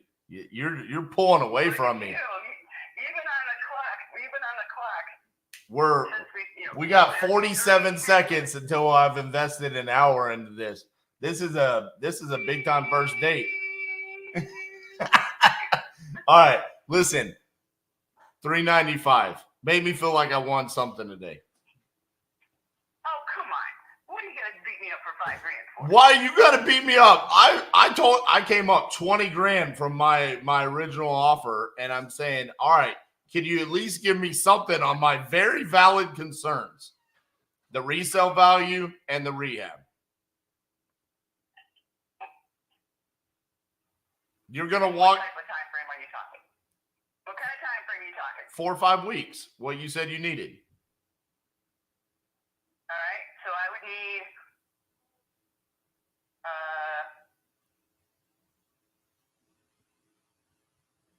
$25,000 deposit. Oh, what are we talking about? $25,000 deposit. What for? What for it to sit in an escrow account? You're not going to see that money. So I know you're serious. Sweetheart, I have showed that I'm serious about this. And you can look me up. You can Google my name. I can show you HUDs. I can show you how many deals I do. What I do not want to do is yes. I'm not going to put $25,000 that I could be using on something. So what's your structure? How do you usually do it? You do it with no deposit? Some people just, okay, we'll close in 30 days, and if you decide that you want to walk, you got nothing invested. Yeah, because I don't make any money on not closing. I make money when I close deals. So me not closing on a deal is not beneficial for me or you. And what if I deposit the 20? Wait a minute, let me say my sentence. All right. If I don't make any money on being tied up for 30 to 45 days, if that's close to the end of the deal, you decide to walk. So what kind of provisions do you put in your contract regarding that? I can put an inspection period on. What I do, you put a deposit, you do your inspections, your deposit goes hard after the inspections, you close at XYZ date, and that's generally how it goes. I understand, but what I'm saying is I have no idea what's going on with this property outside of what you've told me and what I've been able to see. You asked me to put $25,000 down. I put that in an escrow account. That now cannot be released to me unless you agree to release it. What if we pull this up and you've got a freaking $600,000 lien on the property? You say, I don't want to sign that release to release your AMD. Now I got $25,000 of good cash. I don't have a legal right to hold your deposit until it goes hard. Right now, I have money literally sitting in escrow accounts where I cannot get my money back, my earnest money back, because the sellers will not release it for various reasons. Because then your contract sucks. What? Listen, at that point in time, the title company is just a third party, and they hold their hands up in the air and say, we're not going to do anything unless both parties agree to release it. And so no, but the terms of the contract that I use state that the deposit, here's how it works. You put the deposit down, that gives you your inspection period. Once the inspection period is done and you've not backed out of the contract, then the money is not refundable. correct. But until then, you have every right to pull it out. Right.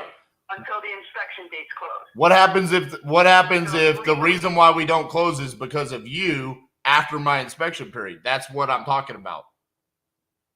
Because of me what? In that case, like using your example, 10-day inspection period passed. 15 days into the transaction, the sellers are not going to be able to close. I say, give me my earnest money back. And they say, we don't want to release the earnest money to you. That is a real thing happening to me right now. I would find that's like wrong for them to try to keep your money at that point. I would not do that. Exactly. I would put a clause in the contract. That's But something I would do. Realistically, are you going to walk away from this deal over an earnest money deposit that doesn't even go to you? I'm not going to if I go through my inspection period, I'm closing. There definitely needs to be what? I said, if I go through my inspection period, I'm closing. I'm not going to lose earnest money. I'm closing at that point in time. Well, I pulled 25. Maybe not 25, but there needs to be some earnest money. Because here's the thing: if I put it under contract and you do walk, then I'm out however many days that you're into it. Okay. And then I'm restructuring everything I need to do. I don't want to start moving out and find out that you're in the wind. All right. Sounds good. Here's what I'll offer you. A realistic earnest money. 1%. 1%. Okay. So give me a 4%. Yeah. That's a realistic single family earnest money deposit. So $4,000. And that is deposited at the expiration of our inspection period. So we are saying, yep. No. That goes in at the initiation of the contract. Maybe that's different in Texas, but. Well, here in Texas, we have to pay for our inspection periods. We call them option periods. But I do deals all over the country, so I understand how this works. But what I'm saying is I don't want to deposit money on day one and then go out there and walk the property, and I find out your $75,000 is really $250,000, and then I need to wait on you to release my money. If I go out there, you don't lose anything if I go out there on day one and say, oh, dude, I cannot do this for $75,000. You might be able to, but I can't. Here's a termination. We move on. If I go out there and I walk in and I say I want to do it, I'm going to put my earnest money down and we go close. Yeah, that's backwards to every property I've ever done. But it's not for me. That's something they do in Texas. That's kind of cool for you then. No, here in Texas, what we have to do is we have to deposit our EMD and then we pay to the seller an option fee. So, like, for example, in this deal, what we would do is we would deposit $4,000 EMD at title, and then I'd pay you $100 for an option period. And then you get the $100 regardless of what happens, and you get to keep it. And then So if when we, you sign the contract, yep, when the contracts are executed, you don't put up any earnest money. we can put on the contract. It says when earnest money needs to be deposited by. So typically it can be 48 hours, 72 hours, but that is a negotiable term. That's why I'm saying let's talk about it. Okay, so I'm saying you need to put earnest money up when we sign the contract with an inspection period designated in the contract. If it's 10 days, which is the number you threw out, at the end of the 10 days, if you've not canceled the contract, you don't get the earnest money Right. back. You get the Within earnest money. 10-day period, you cancel the contract, then you get your earnest money back. Correct.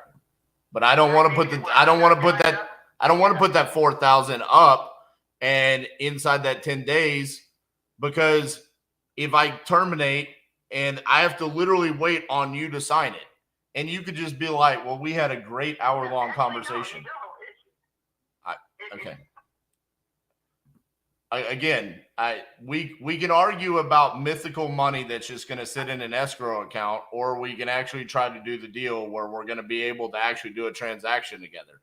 I hate earnest money more than anything because it's just it never actually makes a difference at the end of the day. Like, I'm going to tell you during the inspection period whether or not I'm closing or not.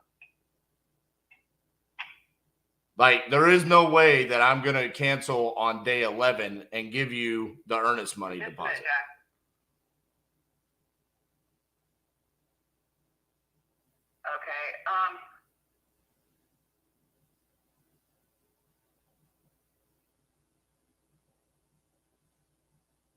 I've got a internet guy scan here. Okay. I don't do internet either. So I'm going to go ahead and jump off here and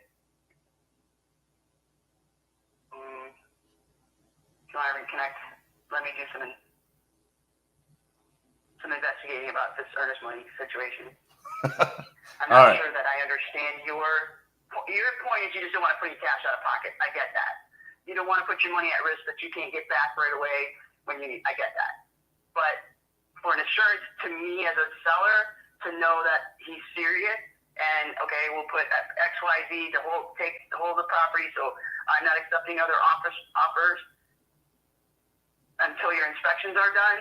That's always been the way I've done business. But I want to look at what you're saying, how you're saying you don't, what's the point of putting up earnest money after your inspection period? Because after my inspection period, it's at risk then. That is because if I cancel after my inspection period, I owe you the earnest money if I terminate. But I don't owe it to you. So you're saying you just don't want to deposit it somewhere and have it sit there while you determine it. Is that the point? Yeah, and if I decide to terminate, I then have to rely on you to sign a release. If you decide to terminate, the title company just gives it back to you. I'm telling you, I have title companies right now that, yes, we could put that as black and white as possible. Right now I have one in Texas. It was a deal in McKinney, Texas. I have another one in Florida. It was for Jacksonville, Florida. And I have a third one in, what is the other one? Where they've got your earnest money tied up, you've canceled the contract and they won't give it back? All three of them, I did not terminate the contract. They do not have the ability to perform on their side as the seller. I want to buy their house. I might. You have a dead brother over here, and we need to figure out how to get an affidavit of heirship. Yeah, and that's a whole specific performance. Right. Issue. And so I'm saying release my EMD that we agreed that I would put down because you can't sell me your house that I want to buy so I can make money because that's the only way I make money. They don't have a leg to stand on. They don't have a leg to stand on. But the title company doesn't care because they're just an unbiased third party. They don't make judgment calls. The only way that gets a judge would have to get involved. We'd have to get attorneys involved to get my stupid $2,000 released. That's what I'm saying is like, I just don't want this to be the thing that kills the deal. But I'm also not going to continue to go down this path where I put money at risk for really no reason. Well, that's what I'm saying. The earnest money is not at risk unless you pass the inspection period without canceling the contract. Exactly. The earnest money is not at risk. So that's what I'm saying. It's not like the title company will release it to me. You're right. It just sits there. Yeah. It's not like the title company will release it to me unless you default after the inspection period. Correct. And here's the thing. I don't care if it's in your bank account or the escrow account. It just isn't in my account. That's my point. So no Aruba, Jamaica. Right. That's my money and it ain't in my account. That pisses me off. And Okay, so well, I guess that's something that you'll have to. I'm sorry that the sellers have duped you around like that. There's nothing legal for them to stand on, but in my circumstance, in my experience, and the legal knowledge I have no right to your earnest money until after the inspection period if you have failed to. So why do you care if it's at title before it would be owed to you? Because then it's there and I don't have to wait for you to come up with it. Because then that's your commitment saying I'm committed to moving forward with this. If during the inspection period I decide I don't want to, you get your money back.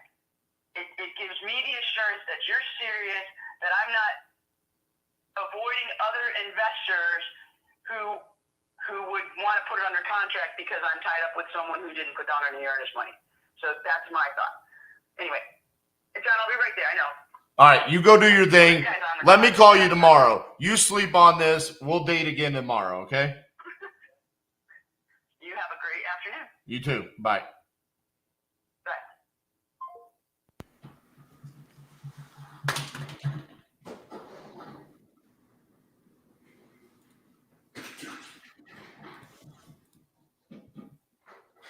What the boom, snap, clap was that? Boom, snap, clap. We get all the way down to where we're commencing the ceremony and she wants to ruin it over EMD. Well, she also was absolutely on the moon. 25 grand. Like, come on. You know who she reminded me of? She reminded me of that seller in Denton. You know what I'm talking about? Yes. She even sounded like her. Bro, yes. That was her. Yeah, you had to close her on day 2 also. That's why I gotta keep going here. We're getting this. Man, that was the longest call in the history of the 50-50-50. What? EMD? And she never answered it. If it's not yours in the inspection period, why do you want it there? Because she needs a whoopee. She needs a whoopee because that's what people tell her she's supposed to have. She needs a whoopee. Oh, man. Just. Yeah. I feel like this is one of those things where versus, because it's I don't know that I heard you use the line actually. Like if I put that amount of earnest money down on every deal we did, we would not be able to do that amount of deals, right? You gave her the complete perfect objection, in other words. But I didn't, I was doing something else. So at the beginning of the call, I didn't hear like necessarily what her motivation to sell was because she just talked forever. It sounds like she has a property that needs $75,000 worth of work. She hurt her back. She threw out her back. Oh, dude, she has every reason in the world. Hurricane hit the house. She doesn't have the money to finish it. She moved there, or she owned this house for 30 years, but she moved there to be closer to her daughter. Her daughter and grandkids are moving away. She has every reason in the world to sell this. She owns it free and clear. She threw out her back. She can't do the work. I mean, we're going to get the deal. Okay. I'm just going to tell you. It's just that. Where is this located? This is in Venice, Florida. Okay. So. Well, we're definitely going to have to like overcome that objection and just find a different way to make her comfortable. I mean, it sounded to me like across the board, her objections were just extremely high. Whereas overcoming those objections, again, I feel like that is, no matter what, it was going to take, a second call to make her feel comfortable. So you got to make her feel comfortable in the deal without it hurting you or hurting her. This is what I'm talking about right here. Earnest money tied for months. Exactly. That's why I don't want to do this. And and there's also like insurance shit, right? Like there's insurance stuff on it. Like, yeah, but she's absolutely incorrect when she says if we cancel during our inspection period, that money gets released back to us. That's not how it works. It really does not. And I think you made that very clear to her. And I think it was very clear on that call in that, like, realistically speaking, yeah, we could just try to shake hands and say, if earnest money goes to her or earnest money goes to us, we promise we'll sign. But in thousands of transactions, when have you ever seen earnest money make a difference for either party? It's only when they are knowledgeable on one or two different levels, an investor or a realtor. Realtors are the worst because they just don't understand. Oh, I don't mean in getting the contract. I mean after the contract is signed. It doesn't make a difference. And that's why I tell people, you're never getting my earnest money. That's what I say. If you make me go to court with you over some earnest money, well, we're going to have a problem. So I say, because I would go after you for a lot more than that little earnest money there. If we agree on an inspection period, then I'm going to let you know inside that inspection period, you're not ever going to see us $4,000. So yeah. Robin wanted to know, where did that lead come from? That was lead Zolo. And dude, I mean, great motivated seller. We can definitely solve her problem. We got a personality things to get over here. We can actually also just go see, what, we'll dig into the numbers a little further, see what assets we have out in Florida, so on and so forth, and try to make this lady feel comfortable and come up with that game plan, here.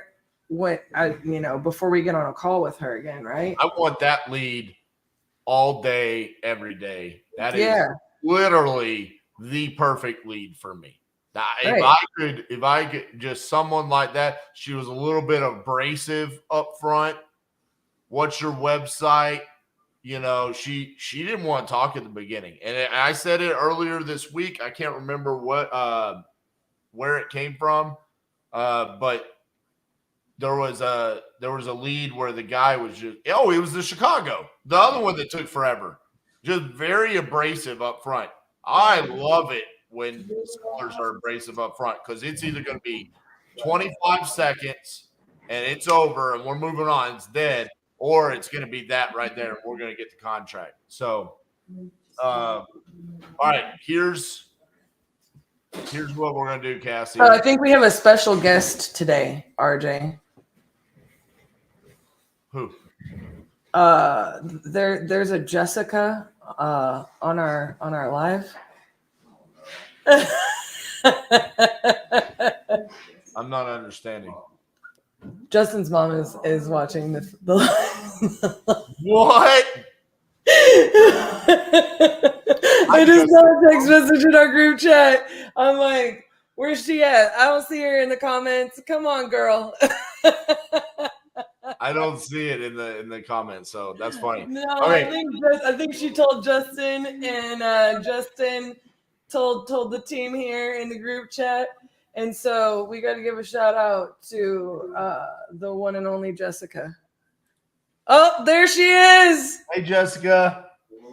Oh, with all your guys and your little profile picture. I love it. There's little Justin. There's little baby Justin. We love him. His little Justin Timberlake haircut. When he can't help the JT haircut. He just wears a hat. All right.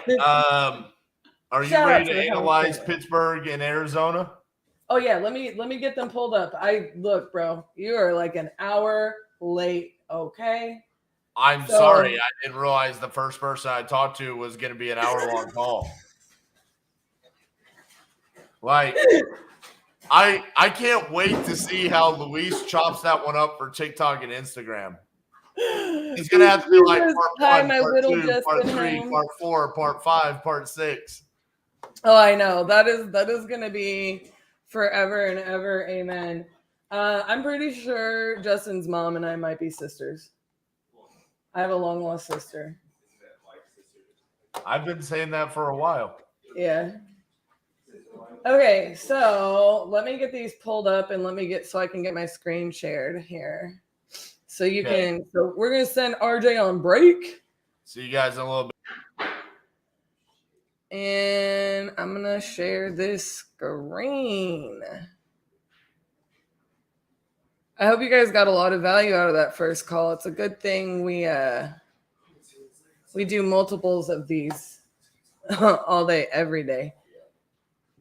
All right, so we're pulling up. That's a money area in Venice. You know, we're definitely going to do a little bit more digging on that deal specifically. At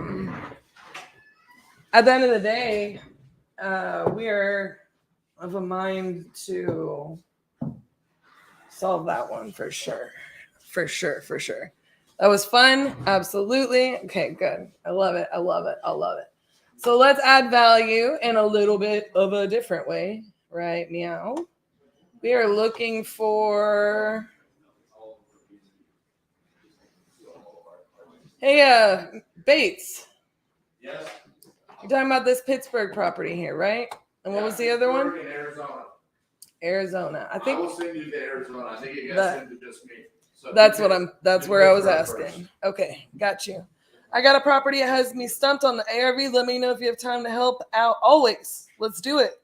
Send over the deets. You can either send them in this chat, but if you don't want to, send them to the email at jv@titanium.investments. There is no .com.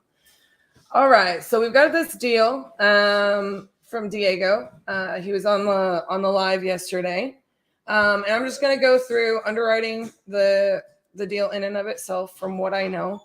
Just so you guys know, we do have a form, right? We have a JV form. So, I am thinking about doing one specifically for the 50-50-50. So if we pop back in that JV email and we say, hey, can you fill out this form because you already have it under contract, etc.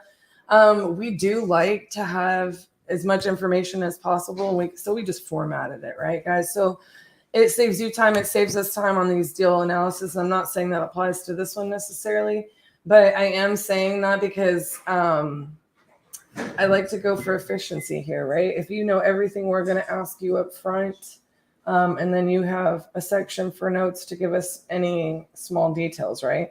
So I'll just give you guys an example. I had somebody fill out this form the other day, and the numbers weren't making sense. So we popped back and we said, the numbers aren't making sense for us. Can you clarify where you got your comps? Because I'm seeing that the ARV is lower. Can you clarify where you came up with your rehab budget? Because I feel like it is also low and I don't understand how these numbers are working. Well, turns out there was additional square footage on the property. We just didn't know that, right? And they filled out the JV form. So I want you guys to know that, a lot of times, we have specific ways that we do things, but they're for a reason.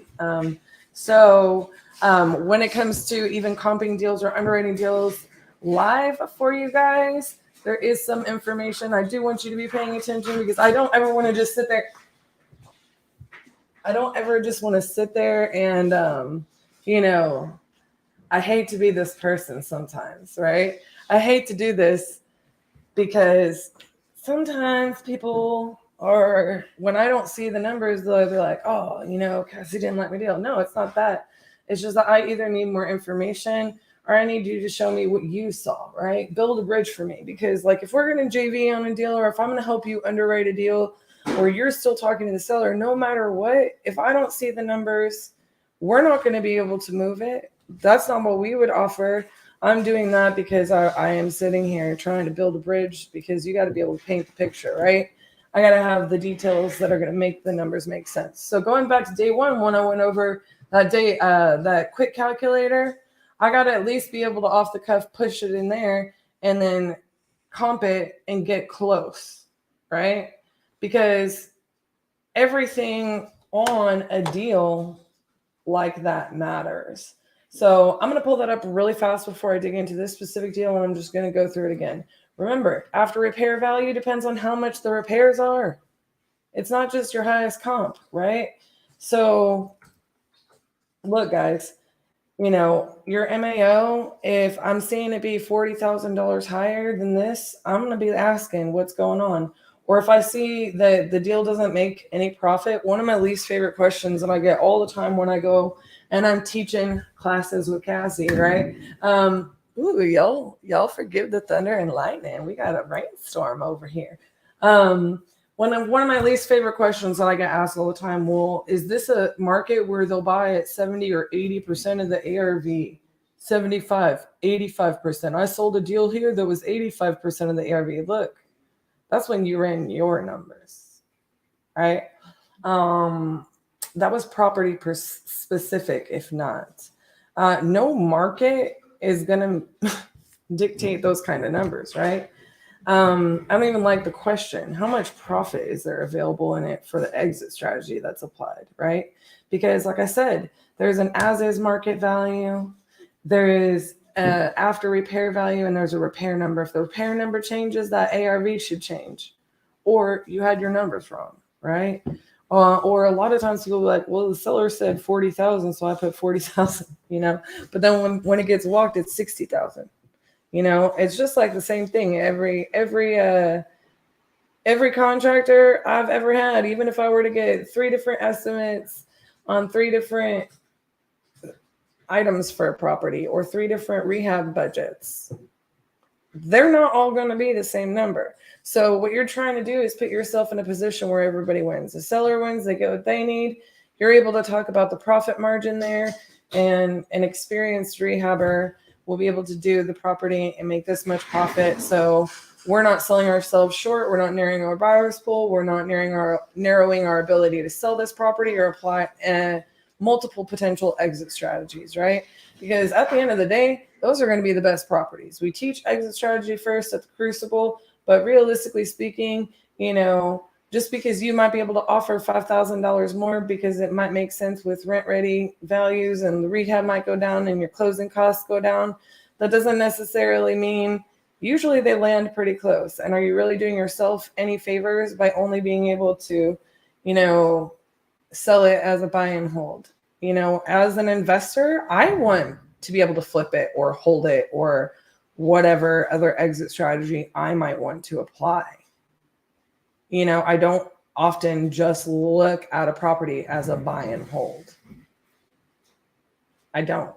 And a lot of times when people run buy and hold numbers, they're not including, property management, capital expenditures, vacancy, maintenance, costs, right? So any hooser, a trusted agent that is investor friendly. That's me. It's math, not magic. I love that, Josh. We are in Arizona today. I don't know if RJ already actually called on the Arizona lead. I think the only one he had called on was that Venice, Florida lead so far. But we are doing this a little bit differently this year, you guys. And a couple of people that joined us must have missed out on the first couple of days. We are not strictly marketing in the state that's in our day. Our goal is to get one in every one of the states. We're going to try to call on one. So for example, I don't think we had one in Alaska yesterday that we connected with. So we didn't close a deal in Alaska yesterday, but the intent is to close one in Alaska by the end of the challenge. So that being said, I'm going to dig into this Pittsburgh deal. What do y'all think? Let's go. I love this market. I'm just letting y'all know we've had a lot of really good experiences in this market. So we're going to go through this exactly how I would do it, just exactly how I taught y'all. The rain is coming down. Okay, first thing we're going to do is we're going to go ahead and pull up our Google Street View. We're going to pull up the Zillow. I'm going to go ahead and do my Street View. I'm going to go ahead and pull up all my comp resources. I'm going to try to do this in the actual speed in which I do it in real life, real time. But of course, that won't be accurate because we'll be talking through the whole thing. So while those pull up, first thing I do is I go ahead and I do my little Street View. Drop me in an alley. That's interesting. So is this a multi-family property? Hope this email finds you well as we discuss that assignment contract. 2-bedroom, 1-bathroom property in need of a full rehab, and the asking price for the This could be a perfect project for anyone looking for invest in a fixer upper. Property is fully renovated. Diego, are you on here today? Once the property is fully renovated, has the potential to become a profitable. If you're interested in more about this, contact me here. I'll be more than happy to answer any questions for you, right? And we got one photo here, guys. So this is going to be one of those scenarios. I'll go ahead and pull this up. This is what I got of the subject property. It looks like we're going to need a lot of work on this bad boy. I'm going to try to go back here. And I'm going to do things a little differently to try not to be in the alley where it has dropped me. So I'm going to try to go right here to the front of the property. Something that could potentially be concerning that I'm seeing here is making sure the lot was subdivided. Okay, now hold the front door. It looks like in this photo, I thought that this here was boards. Off first cuff, off first glance. I was going to be throwing in a siding budget. But it looks like in here, that was just the way that the sun was hitting the property in that photo. So it looks like it's brick on the side. So that's helpful first and foremost. It's probably boarded up because it's vacant. Seems to me like the square footage on this might be kind of crazy. Okay, so 1176.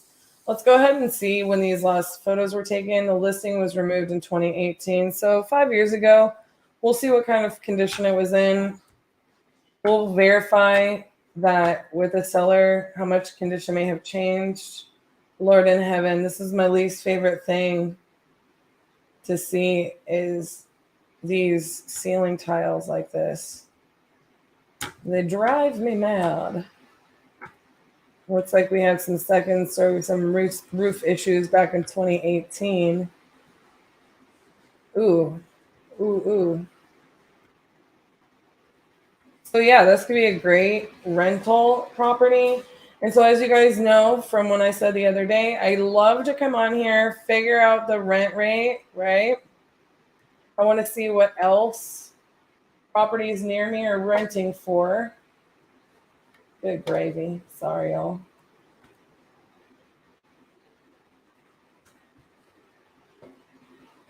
Thanks, Robin. I'm thinking it should be in the sure a good amount would be.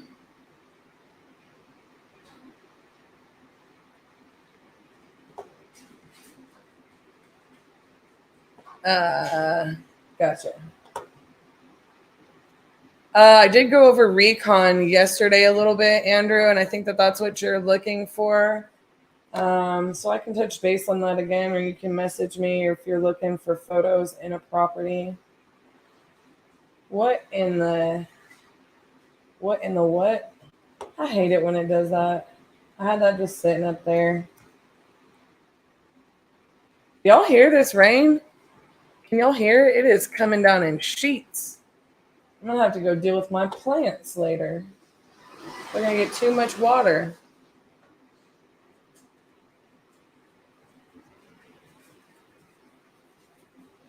Okay, so what I'm going to do from here is I'm just going to go see what other properties are currently listed for rent around here. 2-bedroom, 1 bathroom, not disclosing the square footage.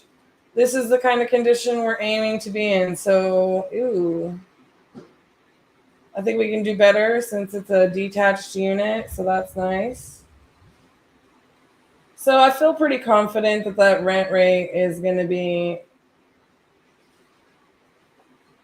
fairly accurate if we turn the property into just our basic rental situation, right? So at 11 something square feet, 1176, let's just go ahead and say we've got to put $25,000 into it to get into that rent ready situation from where we are now. Obviously, when we dig in more, we can adjust those numbers, you guys. I'm not looking on my first round. I plug in numbers immediately just to kind of see how close we are. I'm not looking for my perfect or final numbers right off the gates, right off the cuff. I am just looking to see if this is even in the ballpark, right? I do already have a price for this property. It's $32,000, okay? Why? Why, Lord Jesus, why? Let's see. You can go back and check the video, Andrew, or I can try to touch base with it as well. Just as long as you give up a like and a share, that would be cool. You know, spread the love, spread the love. 1194. So let's just go ahead and put this as 1,200 right here. Asking price is 32,000. I don't know if that's before or after, you know, all fees included. So I'm just going to put 40. And let's just go ahead and say that's actually right. And it's a $100,000 deal. I don't think it actually said. Let's just say it's 100. It's 100,000 after the repairs are done. Okay. It is coming down. Raining cats and dogs over here, y'all. I'm gonna have to make sure it don't ruin my flowers.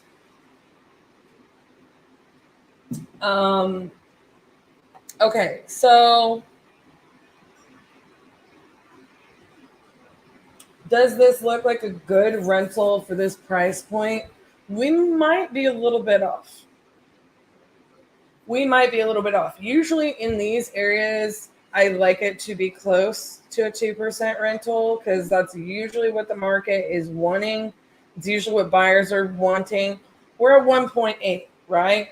So let's just say in order for us to be a lot higher towards that, we'd have to be at a $15,000 rehab, right? See how that makes it a 2% rental? So just that one thing can change it when you're running your rent numbers, you know? And I'm just throwing in rough numbers, okay? So now what I want to do is I want to go ahead and get us accurately comped to make sure, because a lot of times what you'll see, guys, is that those algorithms that just pop out a number, they're just that. They're a law of averages. And when you're in a market or a sub-market, neighborhood, area of town where you have a lot of these types of properties, but then you may have $300,000 properties within the blocks. We run into this a lot in markets like Detroit, St. Louis, Birmingham, Kansas City. You know, they have a good amount of neighborhoods that, you know, have that lower price point and after repair values, like they will qualify or they will sell or they will be tenanted out. But then you have a lot of people going through there and they're just turning these houses into, you know, $300,000 houses or something like that. So when you start to see that, it's really important that you understand that as is market value of what you're turning the property into. You can't just say, I'm going to put 25 grand into it and then it's going to be a $300,000 property. That's not how it works. It's not how you run your numbers. Okay, so let's see our first set of comps. Again, we go in here and we adjust our filters. It is important to me that if you guys have questions on comps, that I know it. So I know how often I need to go back to the comp rules and slow my roll. So this is a potential example. We're in this weird little corner, right, where we have this creek, and y'all know I don't like to cross major roads, bodies of water, freeways, railroad tracks, crazy stuff like that, that changes the market, right? Or that changes the sub-market, changes the comps. But we also have a $20,000, $110,000, $225,000 deal right here without really crossing any major roads. Now they might be different subdivisions, but you know, this is just what you have to do in order to tweak your comps and get accurate information. So first and foremost, I should probably do this automatically, and I want y'all to understand I like to go broad and narrow it down when I pull comps. So one of the first things that I do is I do not, especially when you are in a 1925 deal at properties that were built between 1915 and 1935. Do y'all really think it's going to make a dang old difference if it's a 1945 build? Absolutely not. So I first and foremost ignore your builds, right? I will narrow it down as I need to. I'm obviously not here to comp a 2022 build with a 1925 build. That's 100 years apart, you know?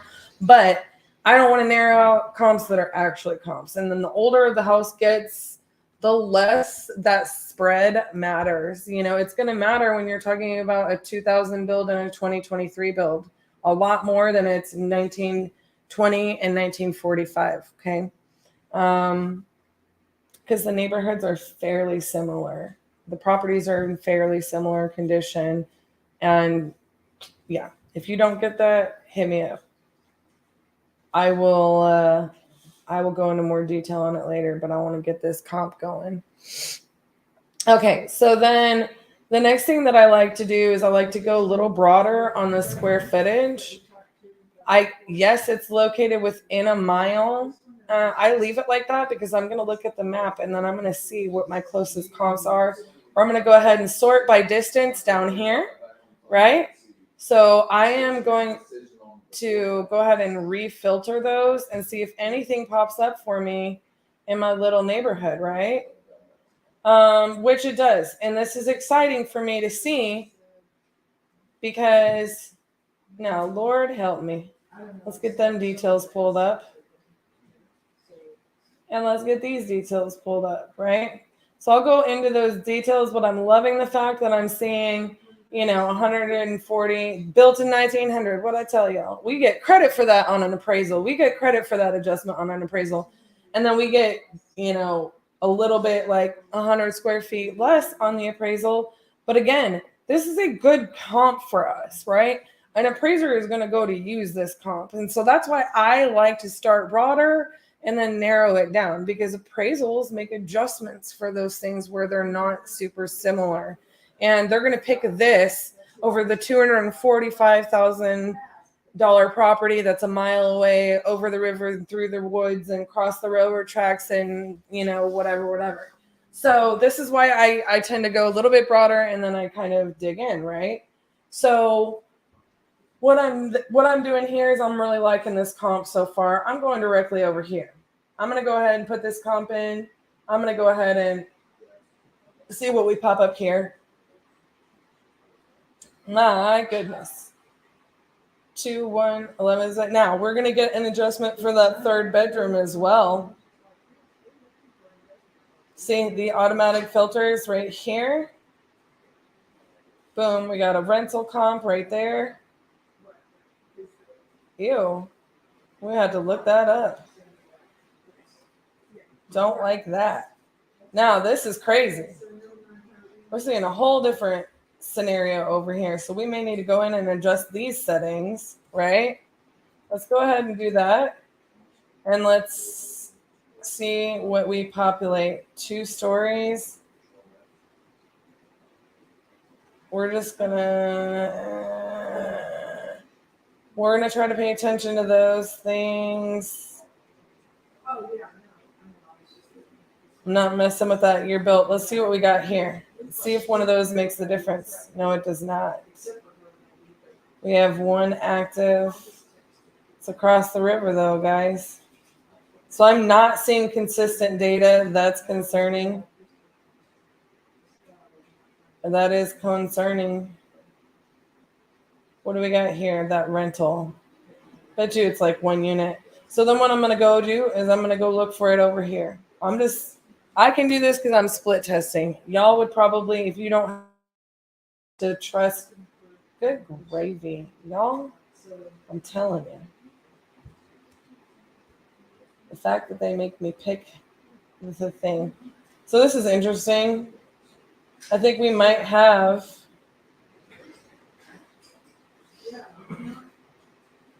2-bedroom, 2 stories, offers plenty of space to serve its new owner as either great primary residence or profitable investment opportunity. Newer windows and charming wood and trim detail throughout. Enjoy utilizing the front or side patios in the more blah, blah, blah, blah, blah. Okay. So we know that when we saw those photos, now look at this. Y'all, look at this. We're pulling up the same things, right? Where was it over here? 310 5th, 408 1st, 408 1st. So that just goes and shows you, now they got a yard, y'all. I'm inclined to tell you, man alive, it is raining. I'm inclined to see if this has a garage. I'm inclined to see if this has a basement. We have a lot more assets to this property. Does have a basement. I'm sticking where I'm thinking this is going to be right around the $100,000 range, y'all. I'm going to go ahead and verify that my property does not. It does have a full basement. We're 2-1. We're gonna get adjustments there, right? So do we have a garage? We do not likely have a garage. I didn't see a garage, and we have a much smaller lot. Okay, so we're just gonna even let's just say we were taking those, and we started, and it was 135 because that's what it averaged out. Because the square footage, we take those adjustments down. Take an adjustment down for another bedroom, right? Oh, take an adjustment down for a garage. Take an adjustment down for the lot size, right? All of a sudden, we're in a position where this deal max is at 115 just from adjustments on the appraisal. And then you want to have 3 minimum comps. That's what an appraiser is going to need to have, right? So just because you see that something sold for 140 and is in a similar square footage doesn't mean that that's not going to come with hefty adjustments. And this is one of the things that I see people who are not familiar with comping do all of the time, right? They think that 140 is just 140. It's not 140.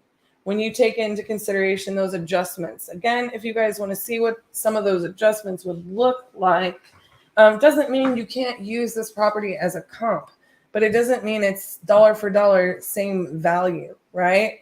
So you can utilize this property as a comp, and then you can choose your 2 others. I'm, for the sake of just letting y'all know, across the board, the data is probably telling me this might be, we'll just go ahead and split the difference, 107, right? For the sake of time and being on the live. I'm going to go ahead and really stick to those numbers, that number at probably, I'm a little concerned about that roof. I don't 100% have all the information. This is what I would find out from my partner through that form. This is what I find out from my partner or from the seller in a call or at walkthrough, right? I put this in here because this is where our buyers might be buying it at. I've told y'all numerous times, if this number is close, then I think that we're in good shape. With these margins, that number needs to be closer for me. So what do I think our buyers, in my experience, would buy this property at if we can get through with that $32,000 rehab number and they were going to flip it and list it? I think they would be much closer to a $30,000 to $35,000 purchase price, right? So in essence, this deal probably needs to be lower, or this number is going to have to come in better than I'm assuming based off the last set of photos when this particular owner purchased the property. And that is how I would underwrite the deal. Now, that being said, if that is a minimum, right, that is a minimum of what we can get the property under contract with, doesn't mean we cannot help them. No, it just means we have a less likely ability to help them. Now, if we can go ahead and get this done, maybe they got the roof done with their insurance. That would be cool. I would love that. That doesn't mean that this isn't a movable deal. That doesn't mean this isn't a purchasable deal. That doesn't mean buyers won't be interested in it. This is rough numbers, a little tight, but how could I see this working? Well, it's just like Diego said. This is a good rental property, right? If I put $25,000 into it and I want to hold this, I got $1,200. The margins are close enough. At this point, I would throw it out there and I would see what the buyers come back with. Now, sometimes what happens when we lock up a deal that's like this, ain't nobody in their right mind there because they're like, I can go get a deal for $25,000. Why am I going to pay $35,000 for this one?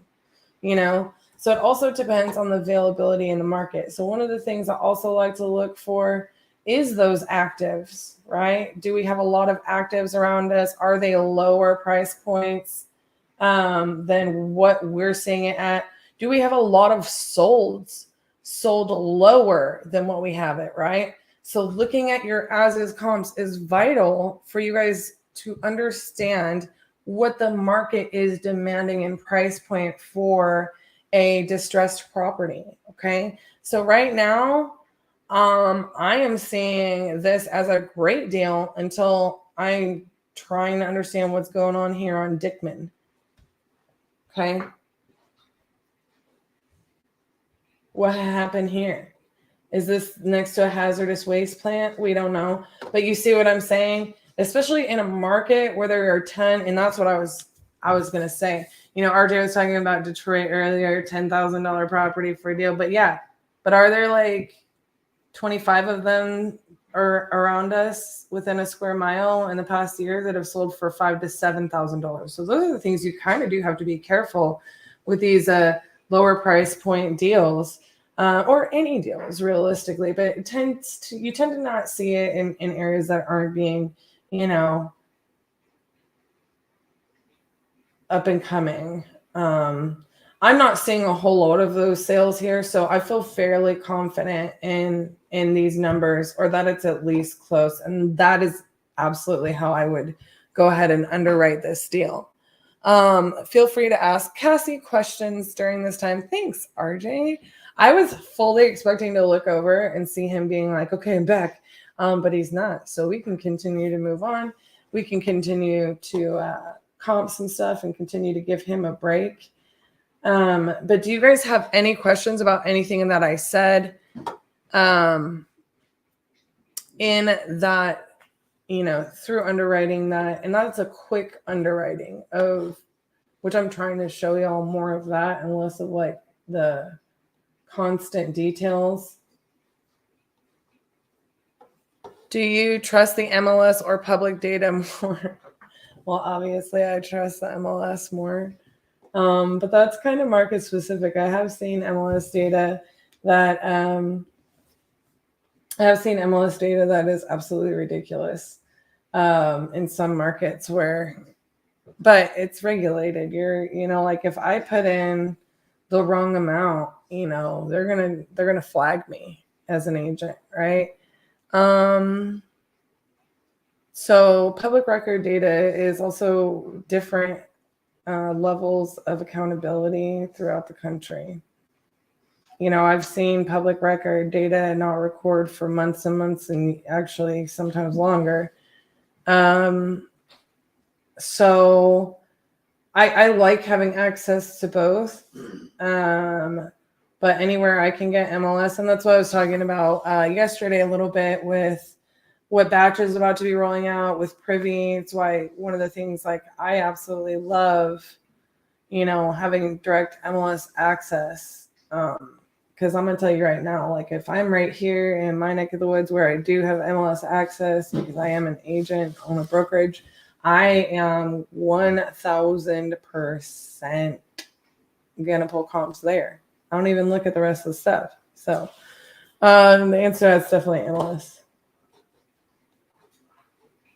Of course, some markets I have to go and dig even further. So let me go ahead and try to pull up this property that RJ has forwarded me from Michael. Michael, if you're here, welcome to the show. Let's get this comped. All right, first thing I do every time. Never fails. If you don't do this, make it a habit. I look at this map. Bam, bam, bam. No cemeteries, no churches, no liquor stores. And let's go ahead and see if there's any crazy things going on. Is it on the water, on a golf course? Does it have a railroad track in its backyard? No, we're in great shape. Boom. Next thing I do, go here. Love it when there's photos. Now, sometimes those will be, my goodness, this is under contract on the MLS.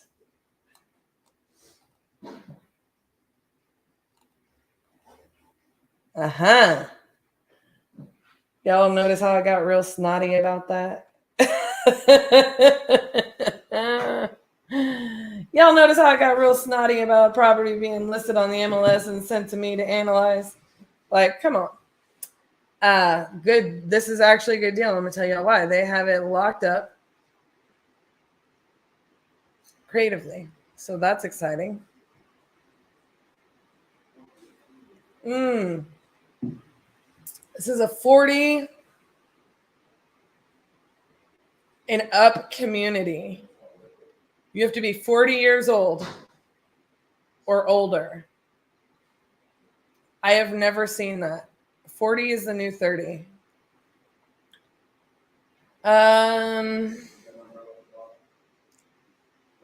Less than a 10% down payment. Anyone can buy the property. You have to be 40. Long-term rental, Airbnb. Mid-term rentals, okay. Was remodeled.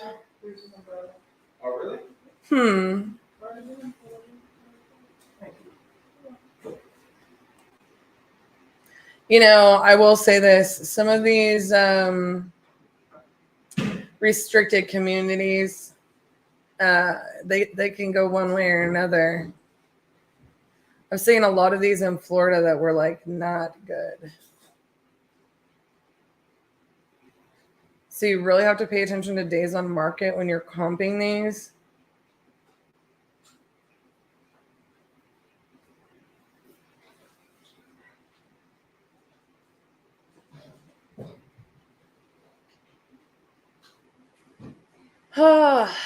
Let's see. I'm going to add up what the buy-in is on this, okay?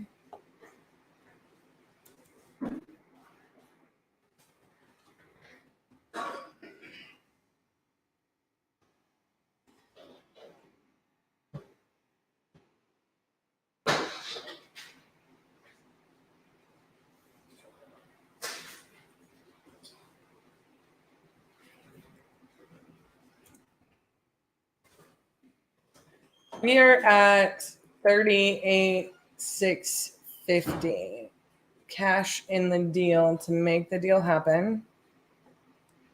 Okay. What's up, everyone? Show RJ and Cassie some love. I like it. From Chicagoland. Hey, you want to do a deal in Chicago? Efren, let's go. Day 3 is going great. RJ going to talk to you about this Chicago deal as soon as I'm done running numbers on this property in Sun City, Arizona. It's Sun Lakes, Arizona. Don't let me misspeak. Okay, so this is kind of a weird one, and I oftentimes don't. That is not what I wanted to do. I oftentimes do not run numbers on creative deals live just because they are more complicated. They take a little bit longer.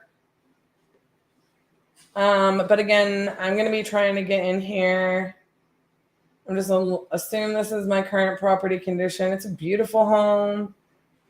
I don't know that I'm in love with or even positive. I would have to look at the HOA documents to feel confident that you truly can do a short-term rent, or what did he say?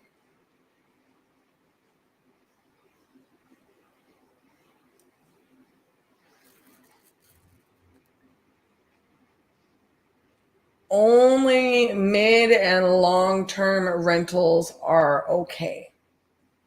So those types of restrictions, it's a 40 and up community, but it looks like I probably have another rental right here.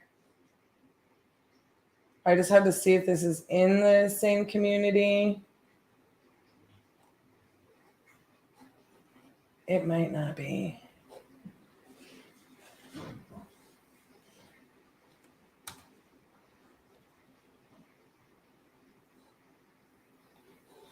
It might not be, folks. We have to look. Even though it's like 2 blocks away, we just have to double check. So this is just kind of a persnickety deal to run the numbers on. Then again, surely that whole thing is the same community, right? One would think.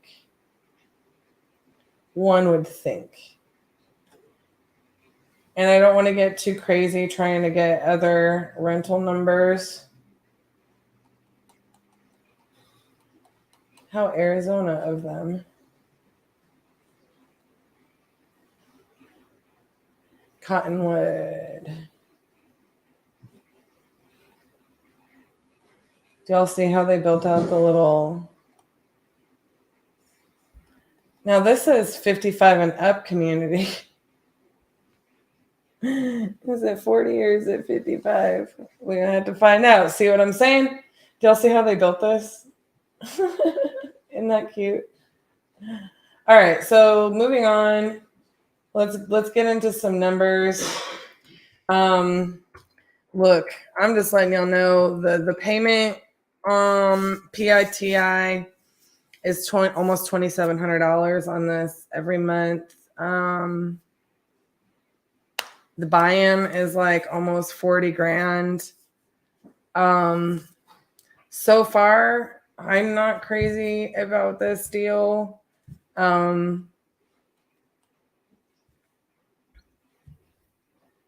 Personally, I do like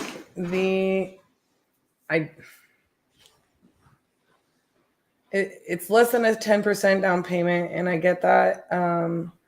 But it's kind of some of the restrictions on the buyers and how I can move this and the exits. That doesn't mean it won't move. You know, it's going to depend on the popularity of this area. Some things like that. I can say that, you know, in general,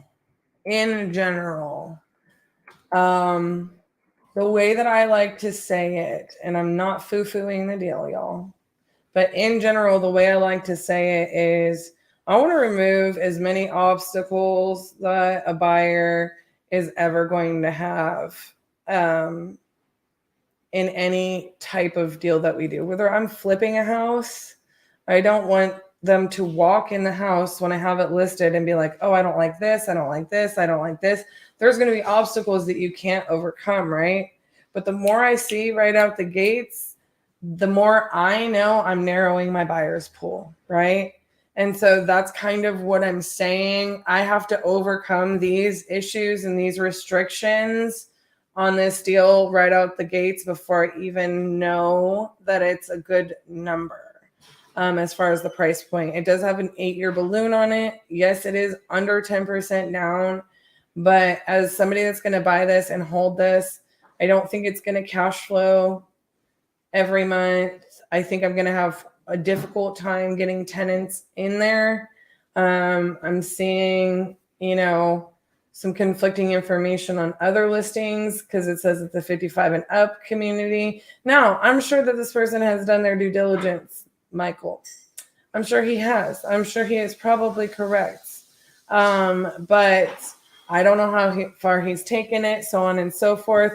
And I'm just looking at this from a perspective of, if I were marketing this out, this is how, if I got this coming across my deal as buyer, this is what I'm going to be looking at first and foremost. And the last thing you want to do is, turn your buyers off before they're even, before they are even getting to fully analyze the deal, right? So that's important.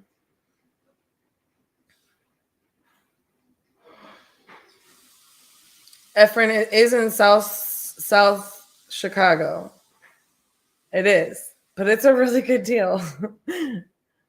Oh yeah, baby. I love this too. Mid Tennessee, want to squad up and hit these phones. Hit them phones then.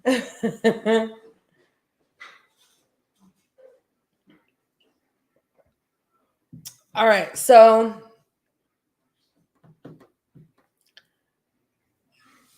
buyer's going to pay all closing costs and HOA transfer fees. And that's kind of the information I have on this. So first and foremost,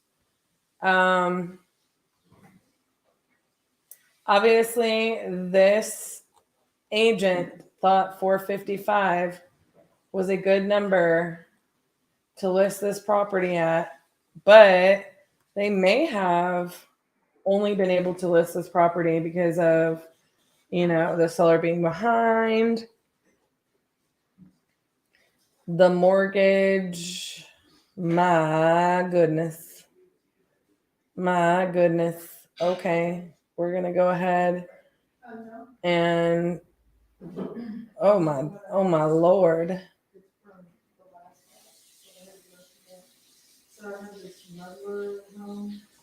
Oh my words.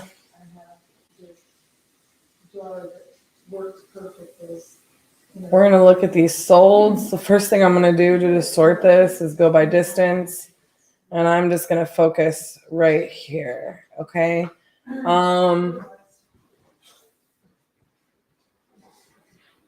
going to have to bear with me.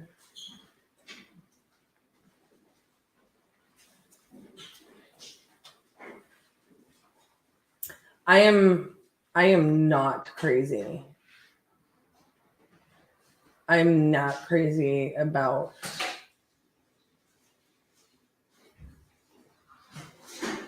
this property with the comps I'm seeing right off the cuff.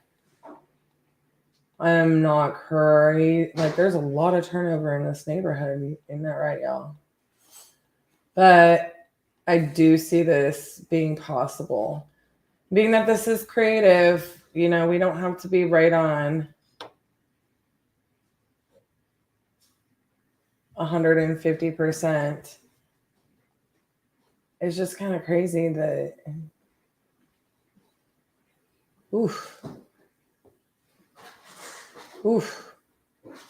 active.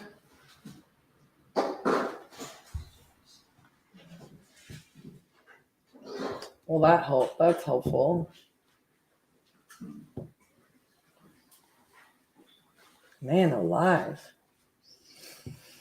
I don't think 420,000 is unreasonable, especially since it's creative.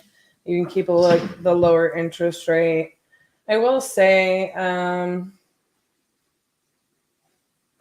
not crazy about the rent rate. So as a buyer, for me, I would be wanting to I'd be wanting to wrap this, right? So it is a little bit more of a convoluted deal. I'd probably want to be in it for less down.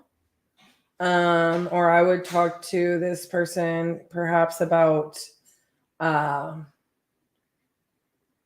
getting their money back or getting half and half on their assignment fee when I sold the rep, something to that effect. And the reason why is because I'm just the deal's super tight on the rent side of it, right? I don't think you're going to get a lot of people to put, they might put 10% down. Yeah, but there's a lot of activity going on in this, and they could probably get into a house, into another house for the same price. So just looking at the competition, and then it's also got those restrictions on the age and things like that. There's also going to be additional closing fees associated with the sale of this, so you're going to be in for even more.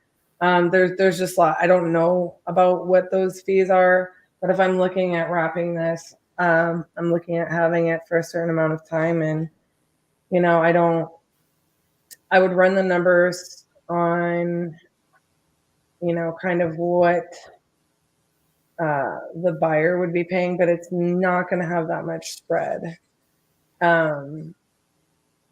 In fact, your spread's probably going to be in your interest rate that you charge the buyer that you wrap it to. So I think on that one there, Cassie, I think we need to talk to Justin and have him reach out to the same person that we reached out to about the first creative deal that I had in Louisiana, because one of his criteria is that he wants to be less than 10% all in, and it sounds like this could be right at a little bit less than 10% all in, and so this could be a good fit for him to take this down and do a wrap on. So I think Justin stepped out for lunch, but I think we need to touch base with him when he gets back, because I think. Well, I'm gonna talk to Demers too. I mean, look, it's a great house and it seems to be in a great area. Like, my only concern is like as a broad, and look, whoever sent this to us might be right there in Sun Lakes, Arizona. I technically don't even know where Sun Lakes, Arizona is. You know what I mean? What about the Pittsburgh one? How did that look? I actually kind of like the Pittsburgh one. I mean, it's close, but I ain't mad. All right, can we go ahead and get that one locked down? Yes, we can. Yes, we can, sir. Let's right. see. Here is it's just south of Phoenix, south of Chandler. Right. So it's going to be a good area. I definitely think we have people to run it by, but it wouldn't surprise me either if it comes back being a little bit tight, and we might have to make some adjustments there. Same thing kind of on the Pittsburgh deal, but it's a little bit more straightforward, Yeah. So, well, let's do this. Why don't you go ahead and take care of the Pittsburgh one so we can get that locked down, do the paperwork on that, and then since my only call today was for well over an hour, I think I need to get back on the phones. Yeah, you took a hefty break. You got ready. Now I need to get us some lunch, and you need to hit them phones back up, huh? Yep. All right. All right, guys. We'll see you in a bit. All right, guys. So, kind of a unique day. I still feel like we've been a little bit action-packed. We had the one call in Florida that I believe, let me look here. We were 1 hour, 13 minutes, and 36 seconds on the phone with the seller. So pretty intense call to start off the day. And then Cassie was reviewing a deal in Pittsburgh, and as well as a sub-2 deal in Sun City, Arizona. Sounds like potentially both of those could be good deals. So we're gonna lock up the Pittsburgh, Pennsylvania one, and then she's gonna talk to Justin about the Arizona one. But I'm gonna get back on the phones because we got some leads to call. So let's get to it. Let's start with a lead Zolo in Minneapolis, Minnesota.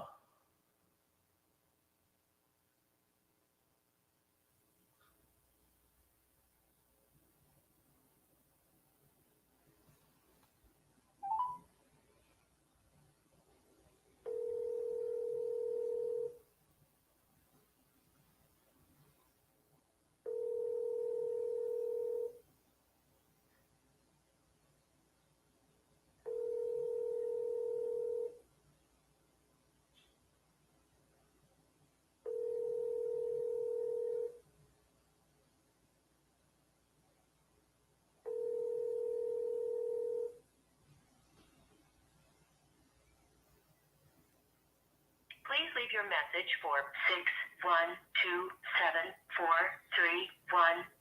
612743118. Hey, George, this is RJ Bates calling about your property there on 74th. You had entered it on my website saying that you were looking to sell that property. If you could, give me a call back at 817-915-6860. Thank you.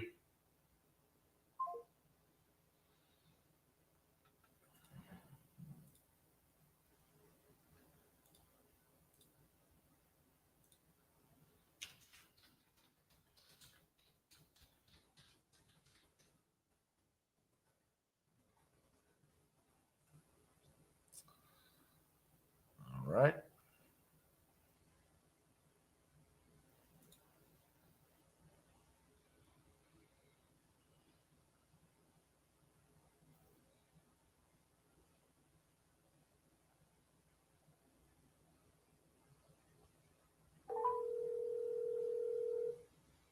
Another lead Zolo. This one's New York.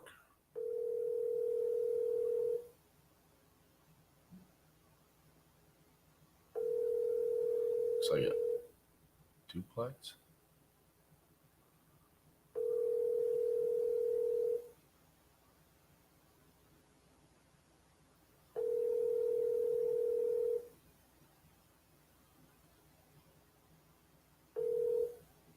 You have reached 845-978-3313. Name and number, I'll get back to you as soon as possible.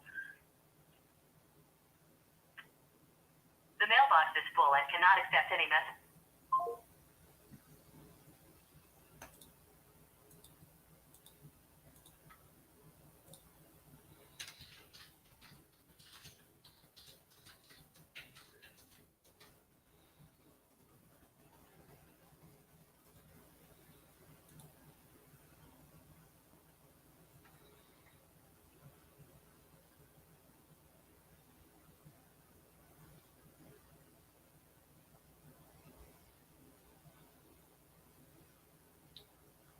Another lead Zolo in Indiana.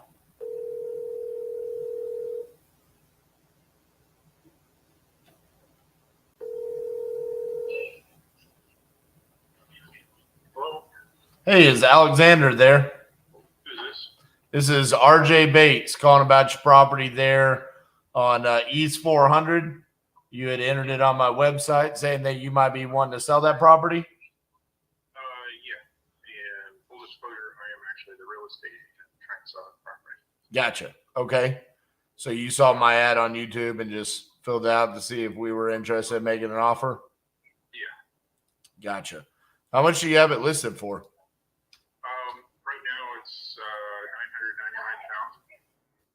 It was previously $2 million. So.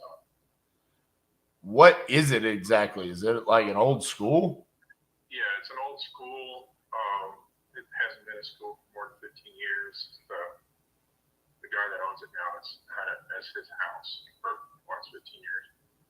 And it's 40,000 square feet main level, 7,000 plus in the basement. Comes with an extra transformer. The flat roof does need to be replaced. It's at the end of its natural life. So, I mean, it's intermittent leaking, but the decking is good. In the couple of estimates last year, had it over 300,000 to replace it.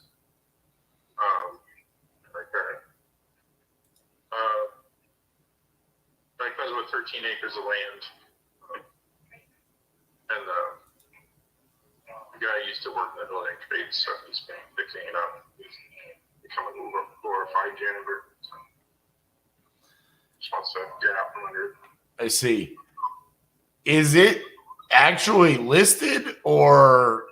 It is actually listed. It's on my board. So it's on a real estate agent. Gotcha. So as an investor, what would you what are the thoughts there as far as exit strategies? What do you think it could be used for?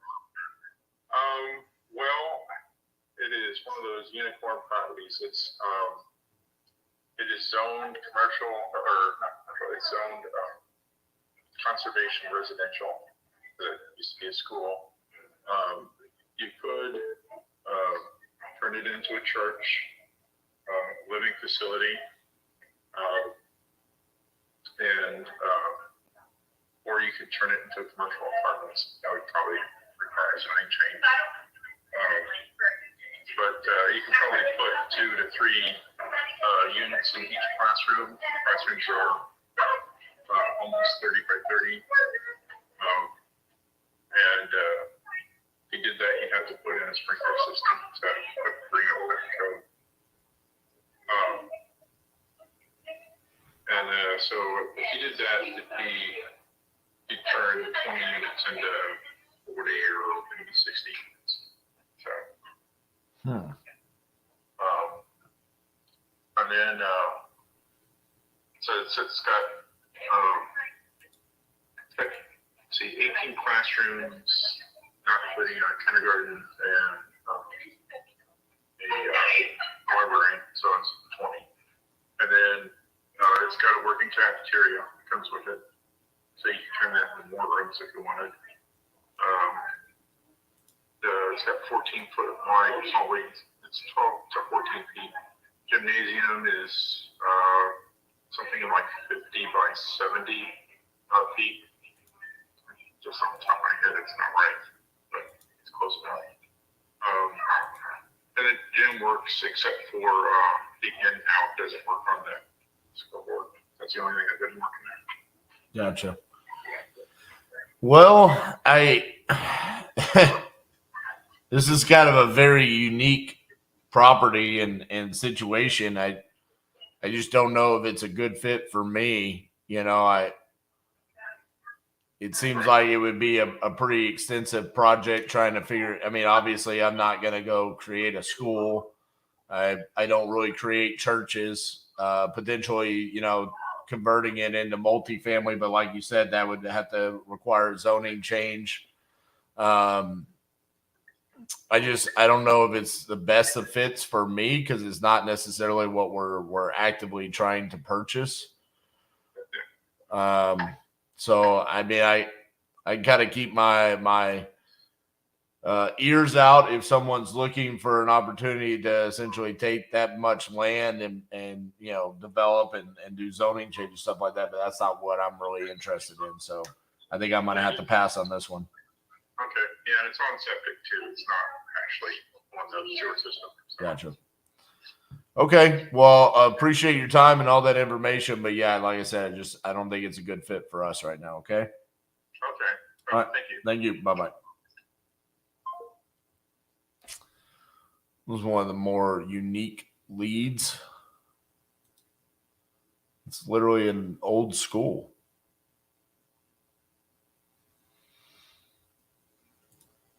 All right.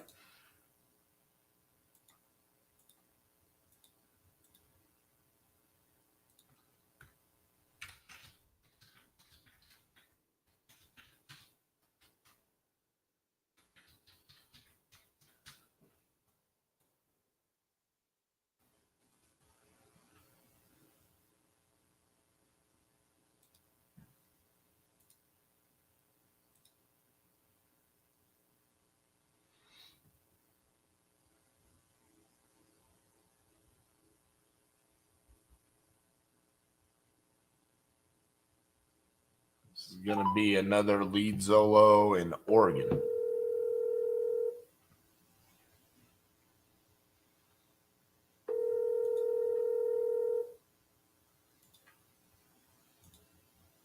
Thank you for calling Karen Barley. Sorry, I'm away from my phone right now. Please do leave your name and number and a brief message, and I'd be glad to get back to you. Thank you so much.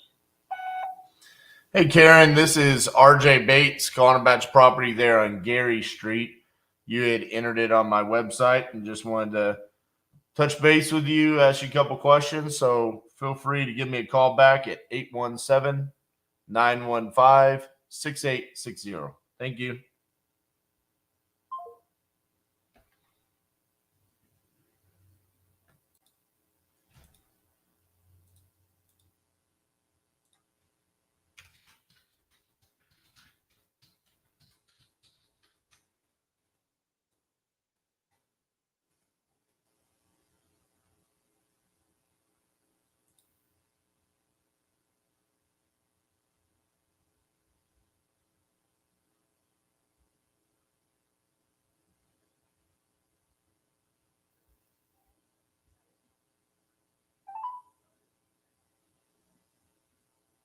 Your call has been forwarded to an automatic voice message system. 901-859.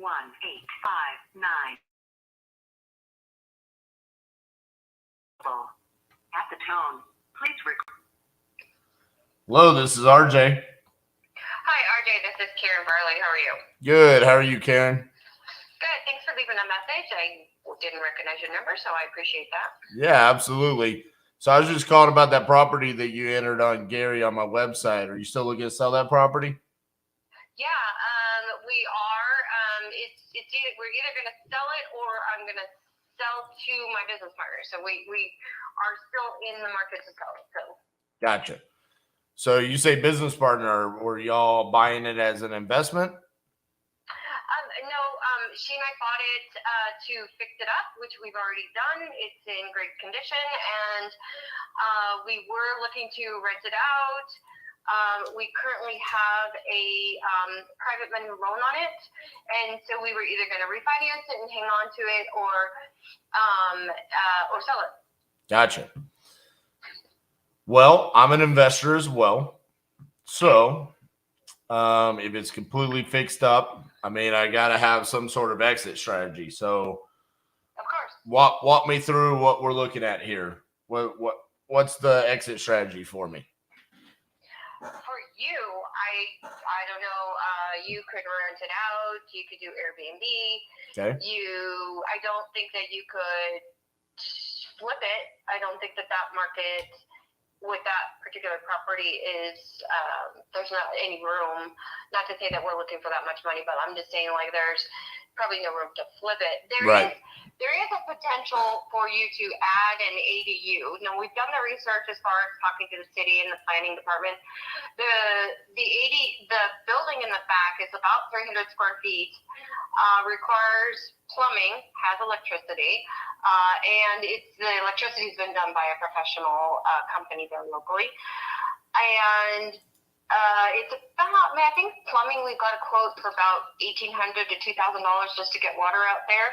So you could turn it into an ADU, potentially rent it separately, or have two different units for Airbnb. We've talked to a company called Evolve, and they have a nice market share there, and which means they're all set up as far as property management. It's like Evolve is like Airbnb, so they charge very similar, 10%, just like any other property management. And they could, she mentioned like the small unit in the back would be a nice little profit center, and the 3 bedrooms in the front. She said that's very common to have 3 bedrooms as a good active rental. So Gotcha. Those are my thoughts. So how much are you looking to get for it? Well, the higher the better. I'd have to talk to my investor as far as like how much he'd like to see. We purchased it at $115 a little over a year ago, so beginning of March last year. We put in about $65,000, $70,000 into it. we're not really looking to profit. We're just looking to sell out. You know, we certainly could take a loss if we had to, but like, yeah, so that those are our numbers. But gotcha. So it doesn't, the unit up front doesn't need any work. No, it does not. I would say that you could eventually put a roof on it. Right now, there's no leaks. It's in good condition. We've had a couple of repairs done by a local roofer. The siding is fine as well. However, because of the age of the house, the siding has instead of siding, there's like a couple pieces like USB board, but it's all painted, and it's, I want to say it's uniform, but you know, it's an older house. Gotcha. So there's some things you could do to it, but no, it's move-in ready. Okay, give me a few seconds here. I'm looking around the neighborhood, seeing what I can do here. And it's 968 square feet? Yes. Okay. With the additional 3 in the back, but it's not, because it's not attached, it's not sellable square footage. But if you permitted an ADU, yeah, you could get that square footage. Gotcha. So I got excited because I saw a property with similar square footage listed for a lot more than what you want, but it's been sitting on the market for 256 days. And what is it that they want? 380,000. Yeah. They're out of their mind. Yeah, they're out of their mind. And is it 1,000 square feet? It's 945. Okay, yeah. I don't even know where that property is. I'm in Arizona, by the way. I got you. Yeah. My business partner is the one that travels back and forth up there. I'd love to know what the address is that other one. It's 1827 Summers Lane. I'm thinking it's because they have a bigger lot. They think they have something. Yeah, well, ours is what, 80,000? Something like that? Your lot is? Yeah. I'm seeing 10,019. There you go. We have a couple of properties up there. Well, don't lie to me here, you know. Yeah. No, it's 10,019. Oh my goodness. Yeah. 380. Wow. Yeah. They think they got something. And then, holy crap, who has this listed? That's what I want to know. and they don't. They someone needs to tell them that it's not worth 300. I'm sure they've been told at this point. Yeah, I guess I would get really excited about that too. Yeah, I mean, well, that was the first thing that popped up. You know, I was like, okay, what do we got? Oh, 380,000, 2 streets over. You're wanting essentially 185. I'm like, whoa, hold on. We might be on something. Oh, okay. No, I'm just kidding. No, well, yeah, I mean, if you had an exit strategy in order to increase the value, then sure. You know, but I don't, this one for 380, there's no, I mean, the area doesn't really have, our realtor tells us, like, there's not a lot of multifamilies out there. ADU is kind of a new thing for Oregon, but they're coming. Right. So it could be like a nice to have. I don't know. And there are definitely more families moving from California up north, but I don't know the migration pattern. Is that proper to say for humans? You know, I'm always worried about anything that I say in 2023. So I'm going to say it was perfectly fine for me, but I wouldn't go around saying migration pattern just because I feel like anybody from California is going to be offended by anything you say. So. Well, and I'm from California, so like I'm not offended. I think that's like, you know, politically correct is like, well, by the way, I was born in '69, so like this whole politically correct crap is just crap. So I'm just saying. I cracked a joke with a seller yesterday. I said something about I cracked a joke about California and being, you know, a little bit easily offended. and I think they were from California, and they might be a part of we were trending in the right direction. Like they didn't have a problem with that until I said that, and they were like, "What do you mean by that?" And I was like, "So, anyways, you want 100,000 for your house? Let's talk about that. Let's not talk about what we were just saying. Misread on my part." Yeah, exactly. Yeah, no kidding. Well, I definitely have a sense of humor, so I'm fine. That's funny. Well, okay, so you have a private money lender on this, and so they essentially funded the whole thing? Is that the situation? Oh yeah. Mm-hmm. So I mean, other than taxes and insurance, so they've been keeping up, but yeah. Gotcha. So in that circumstance, when you say you got to kind of talk to them about what they want, it's not about what, I mean, I have an idea. I just don't, they have to have the final, say, yeah, right. Okay, we'll take this number, we'll take that number, yeah. Gotcha. Let me ask you this, because I buy all over the country. So do you have any other properties that you might be interested in selling as well? Well, the other one that we have in that town is it's a fixer, and it is on the market right now. Well, I'm saying anywhere. It doesn't have to be in this town. I mean, I buy anywhere. So do you got any in Arizona? No, I'd love to offer more to you, but I don't have okay. Damn it. Just all right. All right. Well, I don't think that the numbers are bad. I mean, I guess my question to you is why haven't you just listed it on the MLS? We have. Oh, really? Is it listed now? No, it's not. It's actually listed for rent right now.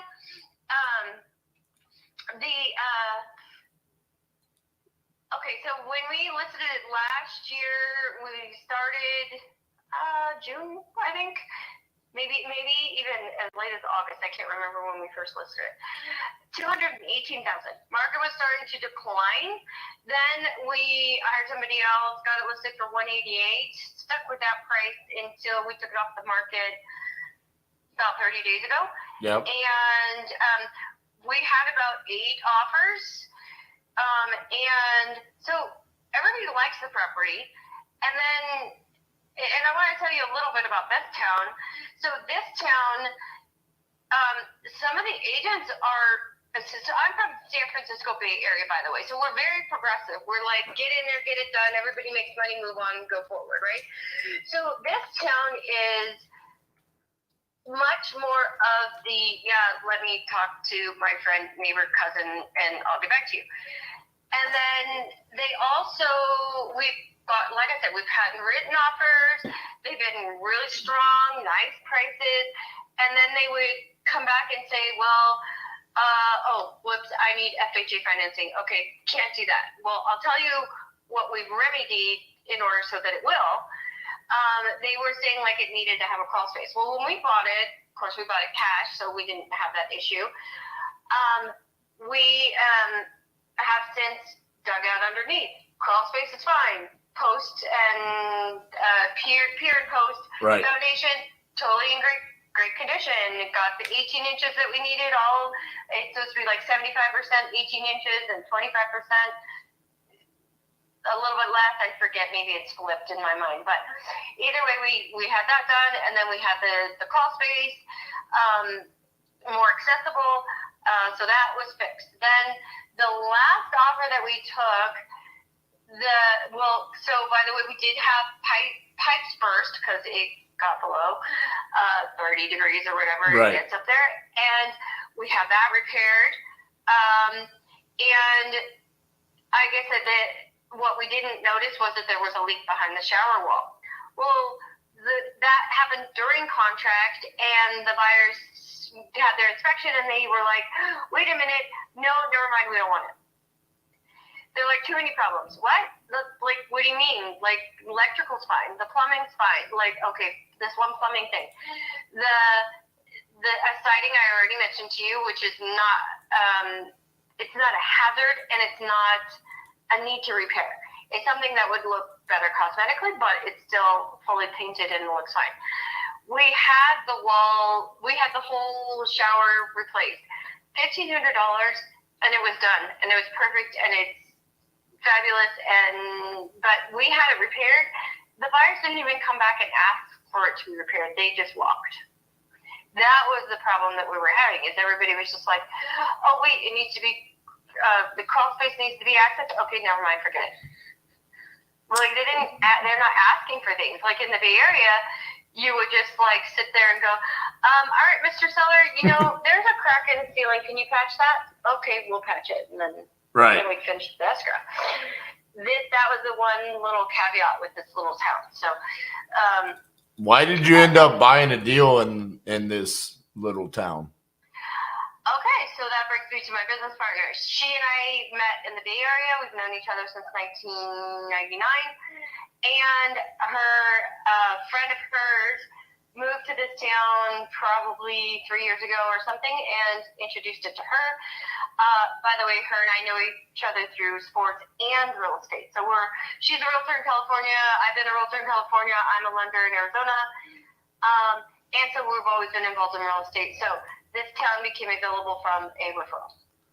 Well, hold on. You told me the real estate side of things, but you didn't tell me the sports side of things. So I want to know. I want to know the sports side of things. I just don't want to cut to the chase here, but I met her, and once you meet her, you'll understand. I met her on the volleyball court. I was going through a divorce, and I went to a gym with a friend of mine, and I was like, I want to go play volleyball. So the first night I met her, she goes up for a spike and apparently didn't like it, and she sat down on the court. I was like, wait a minute. Okay. And the only reason why we connected, granted, like I didn't dislike her, I just didn't know her. I had asked another girl on that same court, I said, hey, I'm putting together a team in this town a little south of here.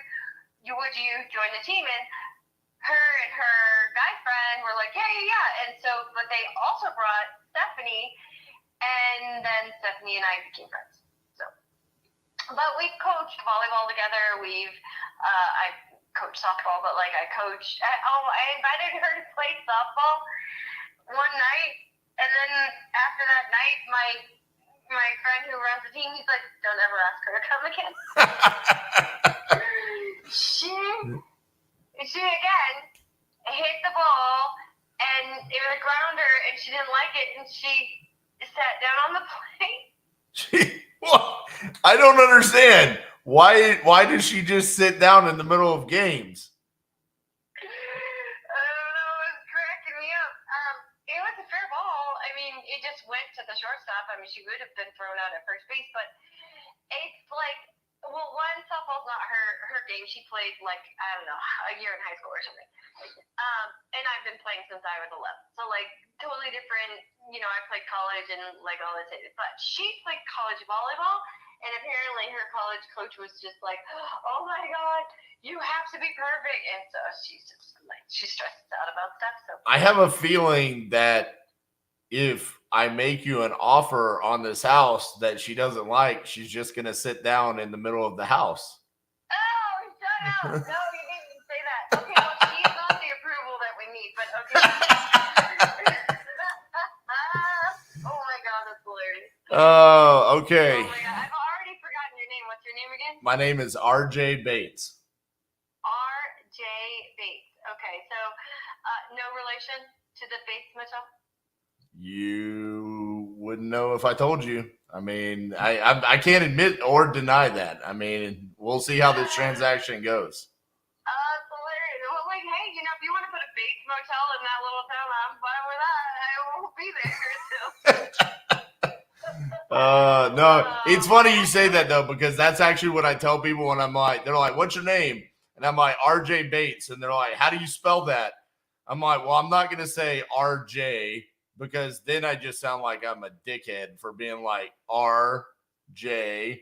So I always just assume that they're saying, how do you spell Bates? So I'm like, it's like Bates Motel, except I'm not a psycho like Norman. And then they normally get it. So I've been saying that my whole life. So yeah. No, I figured. I'm a redhead, that I don't like to be called Red. So, and I decided, I don't know if it was in college or before college, somewhere along the lines, I decided that my defensiveness was going to change. Like when somebody called me Red, I would say, oh, hey, how you doing? You know, none of my friends call me that. And then so like now I'm not stressed, I'm not pissed, and they don't call me that. So it works. But, you know, Karen, you're fun. I know I'm awesome. Yeah. You know, don't tell my boyfriend I said that. Oh, let me ask you a question though, because this is real talk. You said you don't get offended, so I have to ask you because you're the first person that I've known that's named Karen that said you weren't going to get offended if I asked you this, so you can't get offended. Okay. Do you get Karen jokes all the time? And what is it like being Karen with the fact that Karen has the connotation that it has nowadays? You know, I don't get offended. I think it's funny.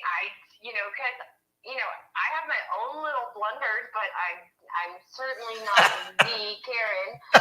You're not the Karen. You're just a Karen. I'm not the Karen. And, Karen also means good and kind. But, hey, if you want to bring up the other side of me, we can talk about that.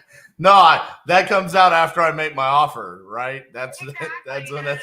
Yeah, son of a bitch. But my boyfriend bought me the Karen games over the weekend. So there you go. There you go. So, all right, back to this house. So, what can we do here? Let me ask you this. What is your motivation? Because it sounds like you don't have a whole lot of money in it. I'm assuming it's because your private money lender is kind of getting fed up with it, right? Motivated, yes, he is. I've known him since 2013, so we go kind of not way back, but not as far back as Stephanie. Right. But he won't sit down on the court. He was my boss. I learned the lending industry from him. Right. But I was a realtor before that. So pressure, determination, sure. Yeah, like he's like, well, if we can't sell it, can you refinance it? And then, he would either put a second lien on it or whatever. We would move money forward or like whatever the deal is. So, right. He's reasonable, but I'm ready to move. Well, that's what I was going to ask you. What is your motivation? Well, I'm too far away to do anything that I would like to do. Like if I were to do an Airbnb, it would be easier if I was there. I could go shop around, put in furniture, decide how I wanted to, make it affordably, and then do Airbnb. But it's too far away for me. And I'm not at all together confident in this town as far as like the rental market. Like these realtors don't think like me. So like I hesitate to deal with them anymore. Right. Because you've had it listed for rent for today is the 5th day. Are you getting applicants? Are there people that are interested?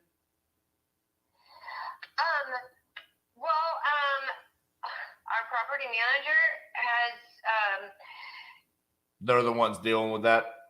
Yeah, they kind of had a couple people interested that were Section 8, which I'll tell you right now, I'm fine with Section 8. I understand there's people that take advantage of Section 8, but at the same time, it's the city paying the rent, not them. So why would I have a problem with them? Right. So we just haven't gotten applications. Gotcha. So, no. This is normally I am like 5 seconds into a conversation and I'm like, okay, this is something that I can do or can't do. And this is what we're going to do, right? It's like, we're either cash, if there's a mortgage, maybe we can do sub 2 or seller finance. If it's free and clear, this is kind of a unique deal because it's in kind of a small little crappy city, right? And it's already a remodeled house. You've already had it listed. You've got it listed for rent now. Is there an opportunity to do something as far as the ADU goes, yeah, probably. But then you're talking about you're investing more money into a property that potentially is now you're upside down because you've put more money in the property than what it could ever be worth, right? The market's kind of already told us that, where you had it listed for 188 and essentially nobody bought it, right? Yeah, it didn't close. That's crap. No. Right. So at the end of the day, a house is only worth what someone's willing to pay for, right? Exactly. And so it's kind of like, and you're trying to rent it for $1,450 a month, but really you need like 185. So if I bought 185 and I rent it for $1,450, that's not good. Like I can get better deals than that in other parts of the country, right? Cash flow, right? Yeah. So there's some things that we can do, but again, it's going to be talking about potentially taking a loss. And I don't even like having that conversation with people because it doesn't sound like it's necessary. Like if your private money lender was like, dude, you've got to do something. Like I need my money back. That'd be one thing, but it sounds like he's relatively cool and kind of like, hey, why don't we just refi this? He is relatively cool. The thing is, it's like with Stephanie and I we did a flip in Santa Rosa. We did a flip in Klamath Falls. This Gary Street was the second one that we bought in Klamath Falls, and then we have a third one that we have right now that's listed. That's a fixer, and then we also have a vacant lot in Klamath Falls in a residential area. So we can't buy anything else until we solve more problems. Right. And since this one is not selling, yeah, it's a problem. So, I wonder if so Stephanie is my statistical person. She is the one that's going to kind of tell you a little bit more about this town that could get you to that no or to that yes. So do you want me to see if I can connect her? Yeah, let's do it. Okay, hold on.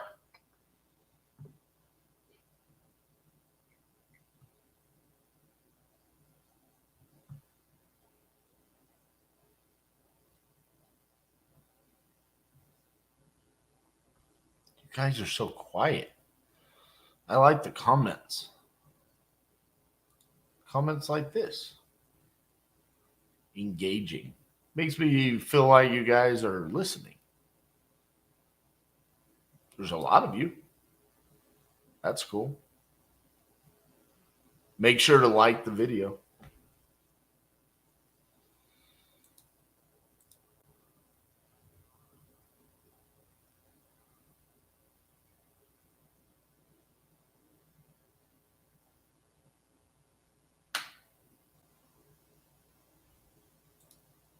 Someone disliked the video again.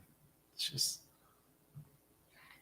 Alrighty, I am not reaching her. She's probably sitting on her phone. She's probably on the phone. Yeah. No, she's sitting on it. No, shut up. See, I don't know if she'll think that's funny, but that's just because she doesn't know you yet. Well, let me ask you this. What about that vacant lot? How much do you want for that? The vacant lot is, I don't know, 30. And what can I build on it? You can build since it's in a residential neighborhood. Yep. The regular homes are 2,500 to 3,000 square feet in the area. I don't know what your building cost is. But you can, since it's a sloped lot, so it slopes up from the street, you would, and I think it's gradual slope. So our realtor's been on and off this property for us a lot. Right. He said that you could do I forget what he calls this, a basement window, something like that, where you basically have the lower end of the property along with the driveway and maybe the garage, and then the house on top of that. And what is up the hill? So yeah. What does a 2,500 to 3,000 square foot house go for? Oh, that's Stephanie calling right now. Can I Yep. her, and then I can answer that. Hold on. Yep, let's do it.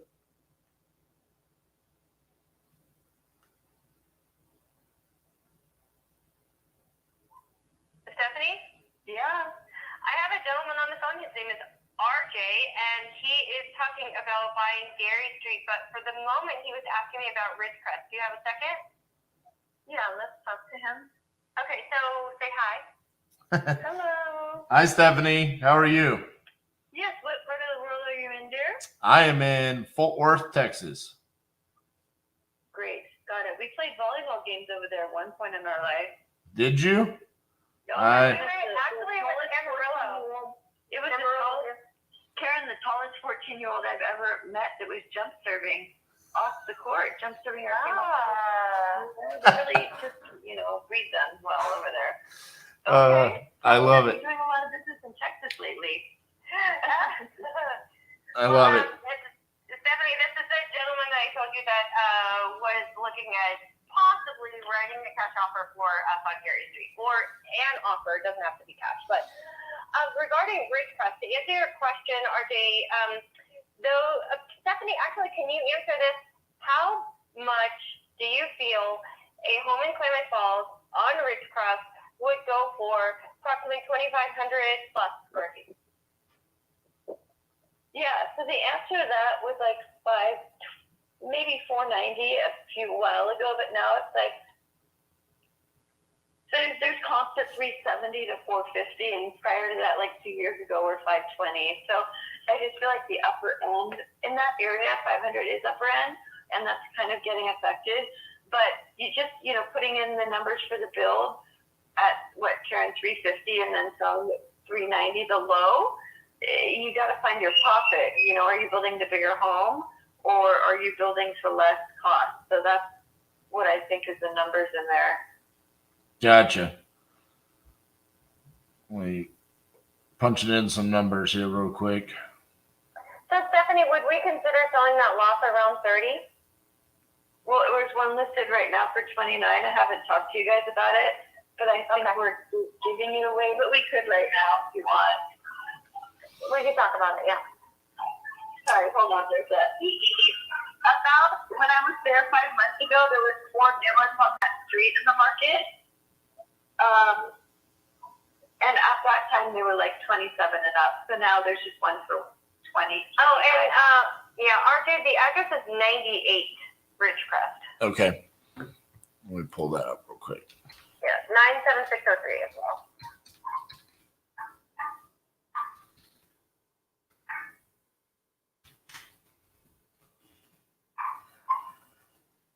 Hey, Stephanie, were you able to reach our guy in Simcoe? Yeah, by email only. I've been trying to call him. I wanted to give him the floater first to kind of think about it before he talks to me about it. I don't want to surprise him on the phone. Okay. So, Stephanie, Karen and I were talking back and forth about Gary Street. Not that I'm looking at numbers on Ridgecrest here real quick, but we were talking about Gary, and she gave me a lot of detailed information about what's been going on with that deal. I guess the question that I have is, what is y'all's motivation? Like, I asked Karen, like, what is your personal motivation? Because it sounds like y'all are in a fairly good position with your private money lender. And then for me, it's like, as an investor, what do I do with this if I come in outside of just saying, hey, I'm going to whack you for a loss, which you could just easily say, well, I'm not going to do that. So number one, you have a totally improved market property that's been improved 60,000 compared to many homes that are between 110 years and 80 years. If you look up MLS, anything in that town, the only other new homes, fully new inside, are going to be resale homes of 500 to 800,000 on a lake golf course community with an association fee, with many restrictions on building. That town is very, very busy in the construction aspect. Their permits are like 6 months out. So to get a brand new interior, this is the number one function thing about any buyer, right? Like if you're a buyer, what are you going to do? Well, you're going to have the benefit of a brand new interior. That's number one. Second of all, what you do with it doesn't matter. I only want to hear a number. I'm not trying to be rude, but we've been doing what you're going to start doing, thinking and wondering and adding. We've done that for years, so I don't want to be the one to create that for you. I just want to know what you should buy it for now. Yeah, and I actually already went over that part of it, Stephanie. So, like, you know, kind of gave him some ideas as far as exit strategy. Can you tell him a little bit about this town? Like, you did mention, like, the building side of things, but, like, as far as industry, you help him understand that as far as, like, maybe rentals and the Airbnb and that kind of stuff? So by the end of this call, sir, do you think you'll be able to throw a range number at us so we can make further decisions? Yeah, I don't have a problem with that. It's just more of I don't want to be insulting, and I just want to kind of understand. Well, we understand what you do. It's totally cash offer. If you say $1, we're not offended. Please know that, okay? Okay. We're not the typical home buyer. We are a numbers game, and so are you, so there's no emotion in this. So if you can have a number, that's great. Let me tell you about the town. We have about a population of about 28,000.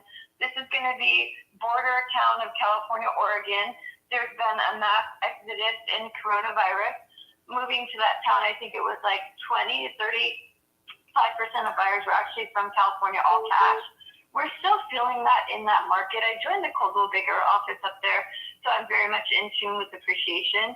In 2020, when I started, inquiring about this town, it's funny, Karen, we keep bringing people here to this town to invest as competitors with us. But anyway, it was about 22% increase in value from the previous year. The average home sale at that time was 110, but it's now like 260. Okay, so your national average last year is 18% increase in value, and in that town alone is 19.5% increase in value. So it's getting more increase in value than San Francisco had a decrease of 35%. These major big cities are taking a hit and these little towns are not.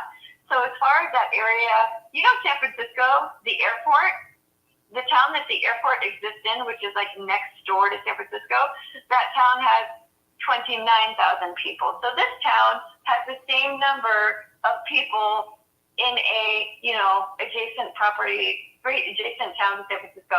So anyway, there's a Walmart, there's a Home Depot, there's all the big major functioning chain stores.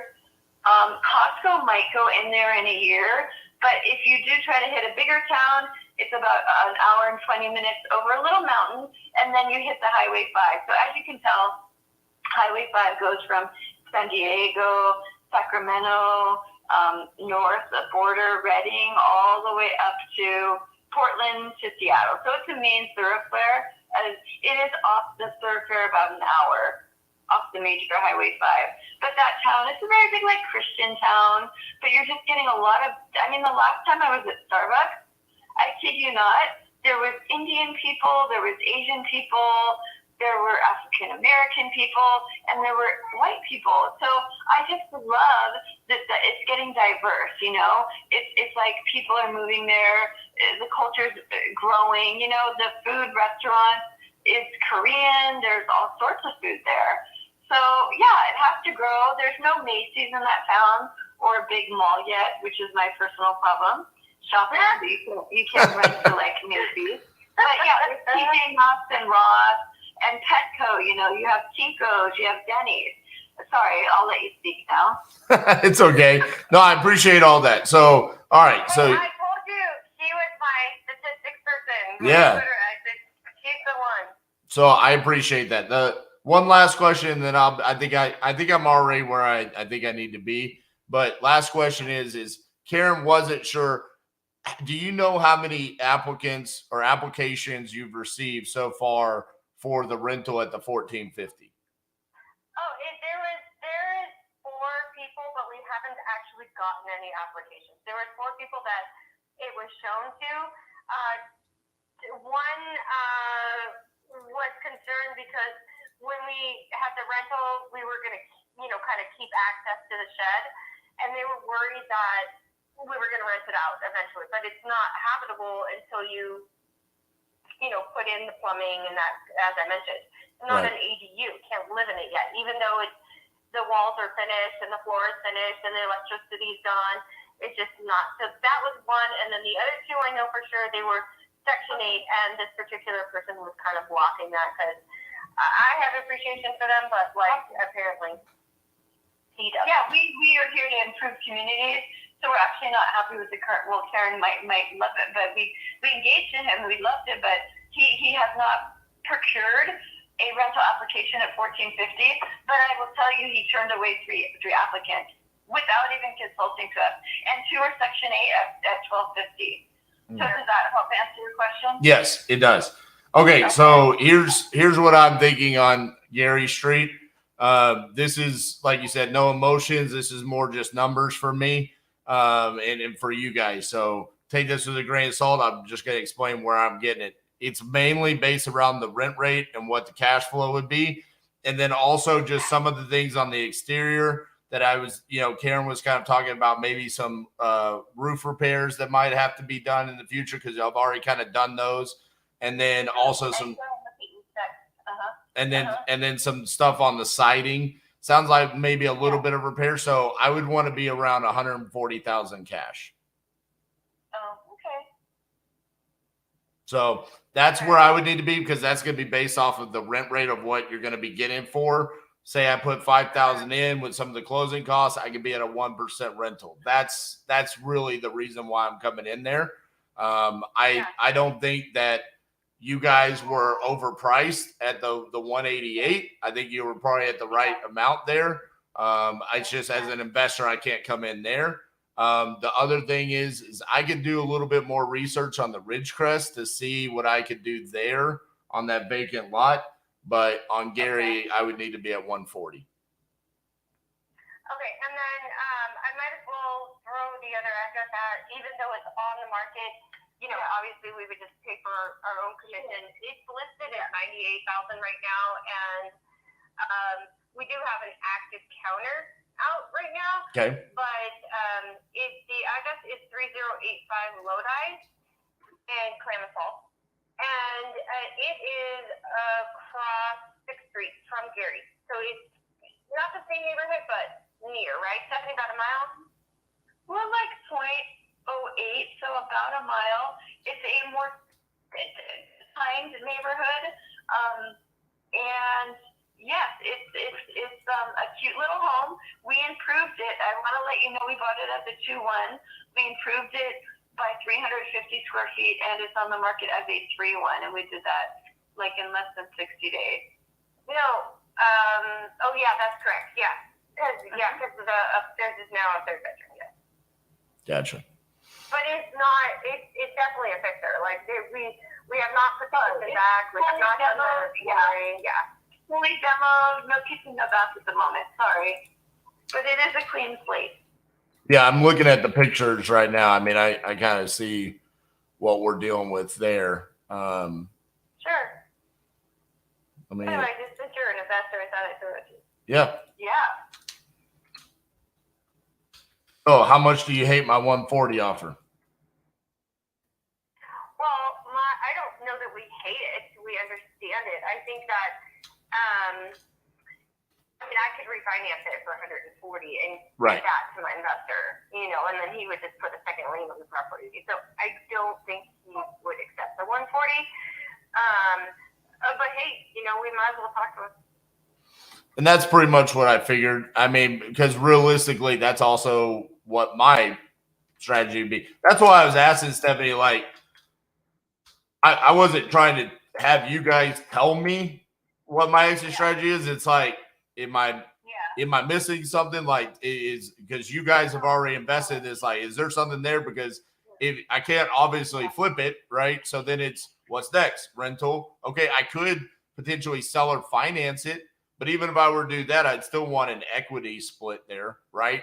I don't want to come in and sell or finance something for the same amount that I have debt on it for and do a wrap. So that's kind of my thoughts. You're saying if you sell or finance at like 180 without a commission, you have 140 to 180, you have 40,000 in there for yourself, and that's the number that works? Well, yeah, and plus I would be, probably at 6-7% debt on my side at the 140, and then I'm going to be at like 9 to 10% interest on the wrap side. So I'm making a difference on both the equity and on the interest. Can I help you make money, sir? Can I give you a number? Let's do it. We have a recent appraisal at 188, and we have receipts of 52,000 improvements on the property. Karen, what's that total? 188 and 52 is, well, I don't know, but I know that we're into the property 187. We're in it probably more. Well, yeah, we're in it 187, but I'm going to say the value in a unrealistic seller's mind is going to be the 188, and I spent 50, so that's like 230. So for you to offer 140, can you come up? Well, no, because my exit is going to be to rent it for the 1450, and it can't be worth 230 because you just had it listed for 188 and nobody bought it. I mean, I'm giving you the benefit of the doubt at the 188 and saying, yeah, okay, I can agree with that value. Because I can see other properties that have sold for a similar amount, but I can't say that it'd be worth 230. Okay. Because realistically, in the real world, it's worth 188. Yeah, it's not worth our improvements. I get that.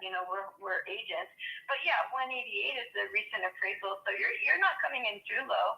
She's like 20% under that. It's 25%. So it's literally 25% minus 5,000 and. That 5,000 would be for me to come in and do probably some exterior paint and siding work, and then put it on the market for rent.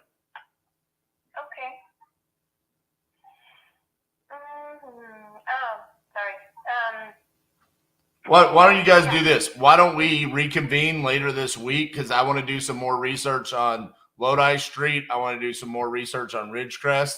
I feel like you guys have given me a ton of information here, so that way. The other thing here is if I come back and I say, hey, I can do this much for all three properties, maybe it comes out in the wash where, yeah, maybe I'm only giving you 140 for Gary, but maybe that gets eaten up with what I'm giving you on Ridgecrest and Lodi.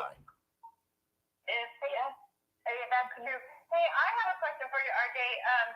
So obviously real estate is a relationship business, and since we kind of hit it off pretty well, and you love Stephanie because she's just brilliant. So and Stephanie, I told him the story about when I met you and you didn't like the spike that you did back in Daly City for our fitness.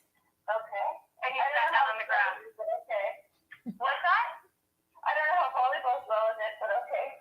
Yeah, but I was just saying how we met. Because I told him, I said, sports and then real estate. And he goes, wait a minute, what about sports? So then I had to kind of. With 70, like I said, we've known each other, what is it, 30 years or 20 years or 24 years or something like that. Seems like forever some days. Yeah, I know. It's just annoying how much, So, what was my point? Relationship business. Yeah, sure. So, RJ, what is your capacity as far as supporting investors like ourselves? So, are you in a position that you would be able to offer private money if we were able to give you a nice equity split, if we were able to give you a percentage of profits, if we were able to present the numbers in a more educated fashion, showing exactly what you're showing, like, hey, we understand the 140 because we understand, you need to have some market share in there, otherwise then, why take our problem from us, and make it your own. Yeah.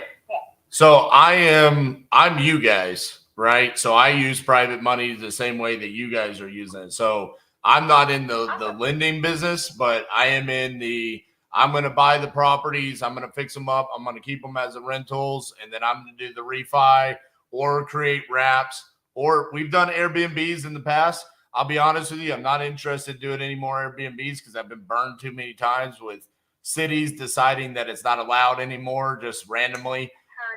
So I just do your research before you advertise it. Like in Orlando, there's 6 permits you need, but in this town, you need no permits for Airbnb. Yeah, but his point is that it comes after Yeah. he owns it, and I they mean, changed it's the laws. and they changed the law. Okay. and I got burned with COVID as well. I owned one in Big Island, Hawaii. COVID hit. No one traveled to Hawaii. It sat vacant. And when that's your only exit strategy, because there was no long-term rental, there was no flip. So lessons learned along the way.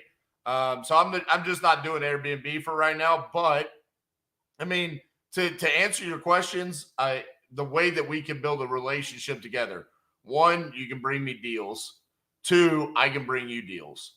I get deals all across the country. Sounds like you guys are not necessarily located just here. You know, Karen, you said you're in Arizona. Stephanie, are you in California? In the San Francisco area. Yeah. Right now, but I really want to be in Oregon. It's nice there.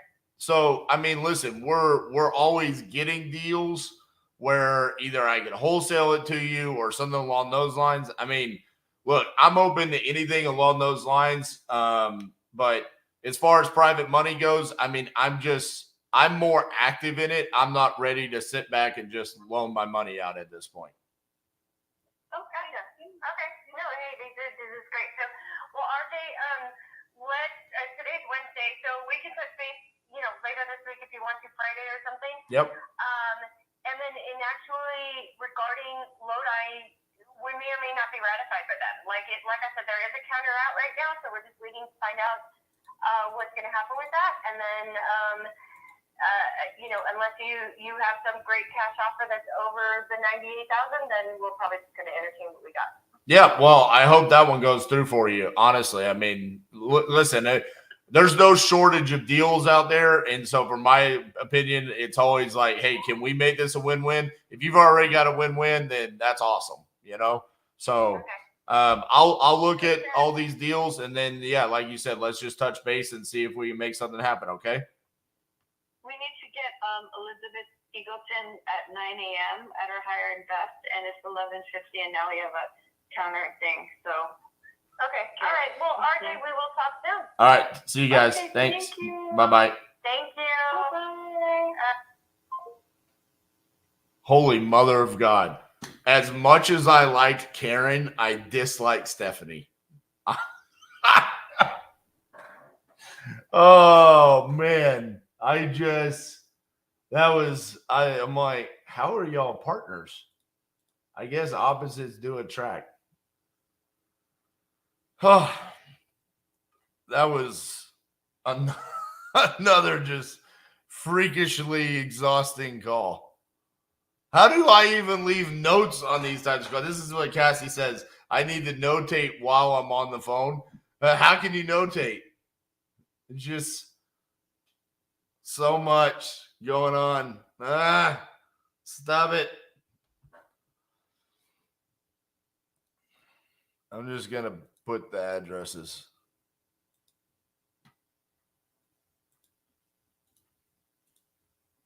There's that one. And that one.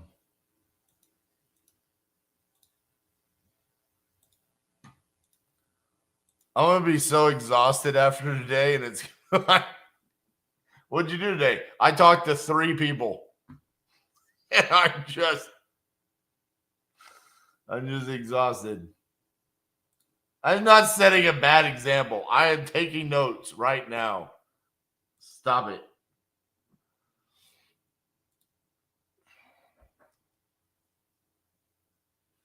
And how are you going to hit me with the sales pitch? I'm trying to make me a private money lender when we're literally talking about your properties that you can't sell.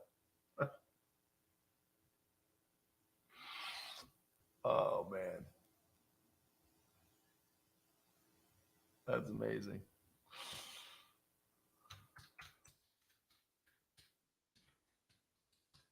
I have to take notes real quick. So I set a good example for everyone here.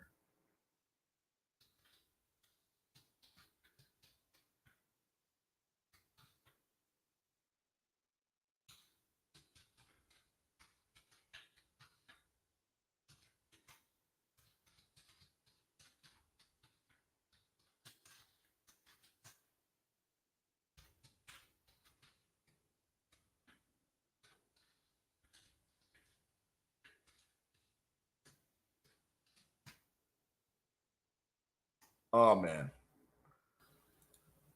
Whew. Man, when she hit me with the whole RJ, are you going to be able to give me a number? Because we're not just going to waste your time. I almost just want to be like, ma'am, you're the one trying to sell me a full retail house. Like, and you know I'm an investor, and you're an investor. Oh, man. The Dallas Stars whipped the Minnesota Wild last night, Kip, 4-0. And if you're from Minnesota, you're probably complaining about the referees, and good for you. You can complain all summer about it when we beat you in Game 6. And guess what? None of us in Dallas give two flying beeps. There he is. They complain away, Liam. No one cares. No one cares. Guess what the refs didn't impact? Your ability to score a goal, which you did 0 of last night. You looked dead on the ice. So, don't get me started.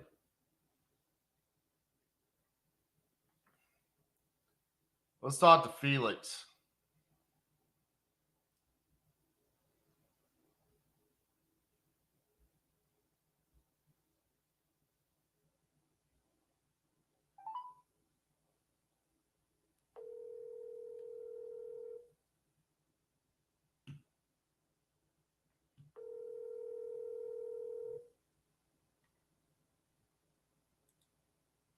Ah.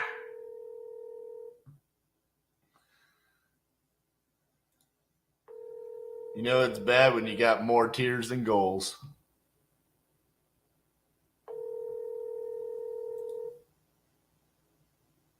Facts. Please leave your message for 5719. Sorry, mailbox is full. To send an Oh, mailbox.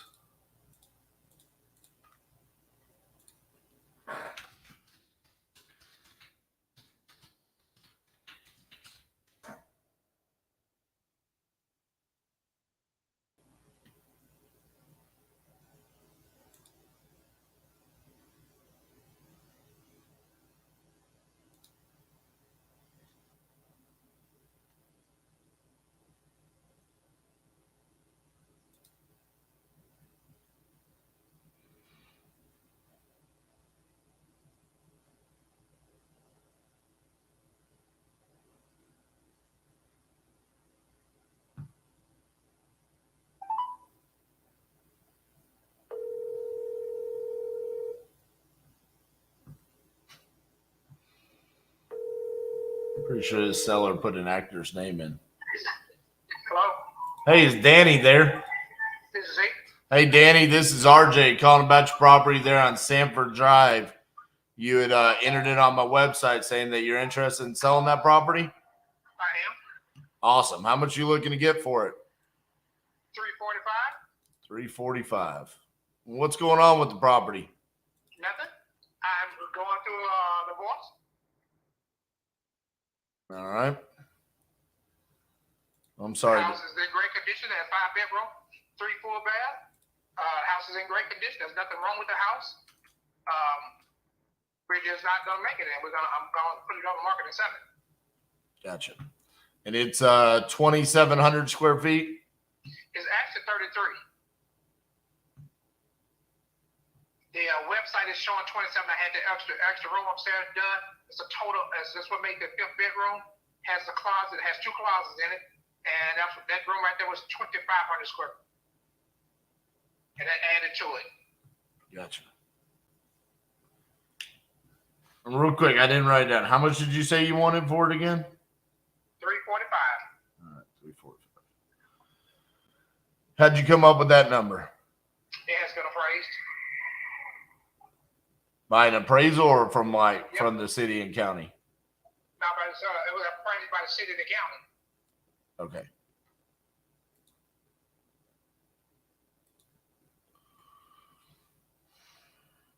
How quickly are you wanting to sell it? As soon as possible. I could come out. I could have it closed in the next 10 days if possible. And you've owned it for 6 years? Yep.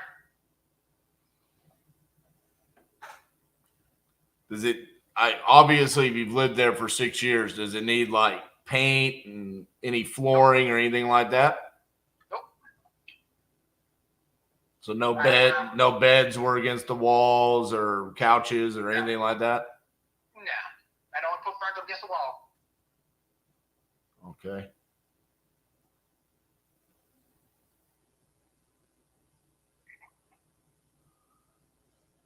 So look, obviously I'm an investor, right? So I'm looking at this. You've got more square footage, but the properties that I see that have more square footage, they didn't really sell for a whole lot more than the other properties. I see like one for 350. I see one property in the neighborhood that sold for 377. Another one for 357. There's just not a whole lot of, there's not anything in there for me to do as far as how can I make money and what would I do with it if I gave you the 345, right? So realistically, your best solution here is to list with a realtor. You know, I mean, there's just nothing I can do with this as an investor. Okay. So apologize that I can't be a solution for you, but it looks like you've got a beautiful home and I think your numbers are spot on. I think you might probably get a little bit more than 350. All right. Well, I so appreciate your help. All right. Thank you, sir. No problem. All right. Well, that brought the average call time down. Little 3-minute full retail.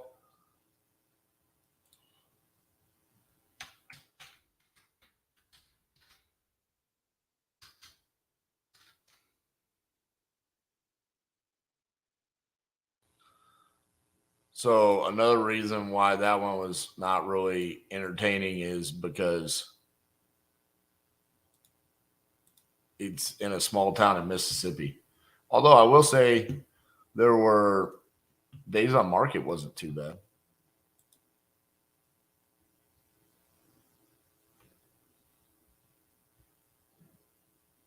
Like 30, 40 days.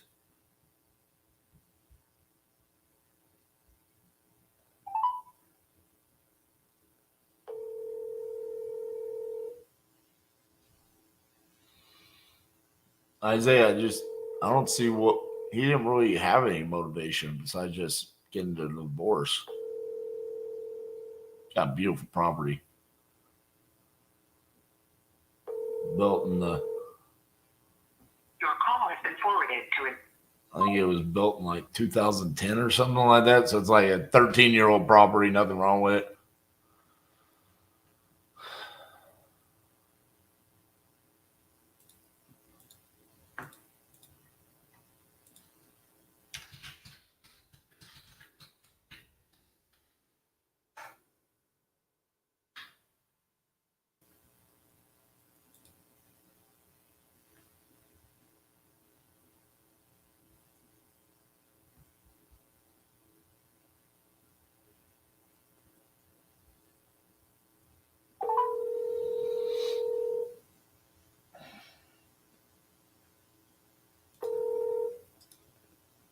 Hello, this is Joe.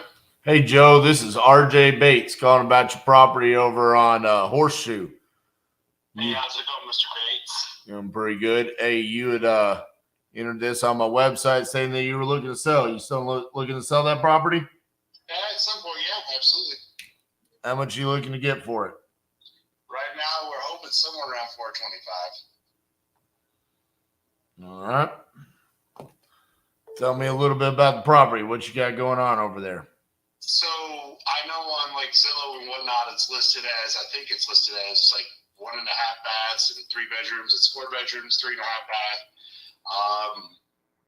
Most of the house, I mean, it's all in great shape. We've kept it up. But if you were going, I wouldn't say it has a modern kitchen in it at this point. It's all kind of like, early 2000s as far as style goes, but still all functional. Got a big old pool in the backyard. Recently put in like a $18,000 paver patio so that it adds a lot of joy to the backyard. I know it doesn't necessarily add a lot of value, but corner lot, great neighborhood, great school district. Also happens to be in a place where you can get the school district without paying the taxes because it's in a nice little corner where it's in one tax code in a different school district. So it's kind of nice. Gotcha. So nice property. I love it. We've lived here 7 years, but we've been building our own house. So we're going to need to liquidate this at some point. So looking at comps, here's what I see. I see a lot of properties that start with a 3. I got 5 comps inside of a half mile. All started with a 3. I got 2 pending, 399 and 319. I got 3 actives, 500, 475, and 575. Yeah, that's right about what I've seen. I think there was one that just down the road just sold like in the last week for 425. Comparable to our house. That's where I got the number from. Gotcha. Let's see. I got one pending on Palmyra, Southwest, like 5262 Palmyra. Is that the one you're talking about? Yeah. Yeah. Like I don't have the address memorized. I gotcha. I think it might have sold for $399, but yeah, I mean, listen, I'm an investor, so I don't want to take up too much of your time. I mean, it sounds like you got a beautiful property. Probably the best thing to do is just list it on the MLS with a realtor. I mean, there's nothing I can do with this, right? I mean, to come in, I need to either be able to buy something to fix it up or keep it as a rental. It's too high price point. And then you don't have any motivation to need to sell at a discount. So I don't even want to insult you with a cash offer. It sounds like you're in a good spot, and probably the best thing to do is just list with the realtor. And we will. When I saw your article come by, I'm like, I can't not ask. Right. Absolutely. Well, if you don't ask, the answer is always no, right? Exactly right. All right, man. Well, congratulations on your new house, and best of luck. Thank you. Take care. Bye-bye.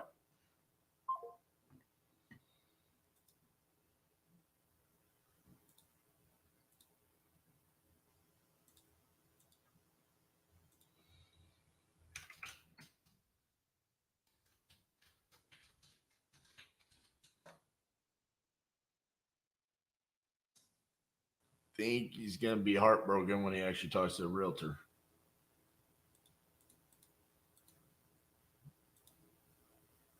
I'm be like,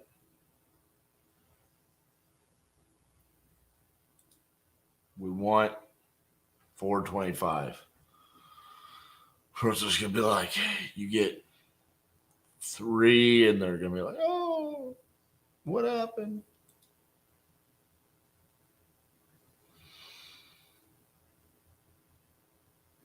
Lunch just got delivered. That's exciting.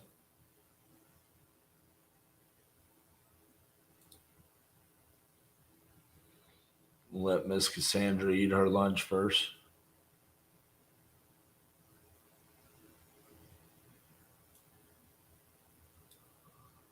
Who do we need to follow up with?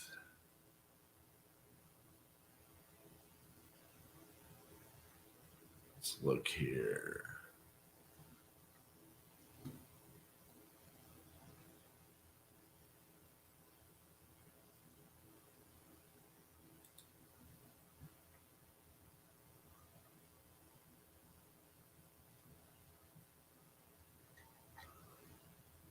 Toledo is tomorrow.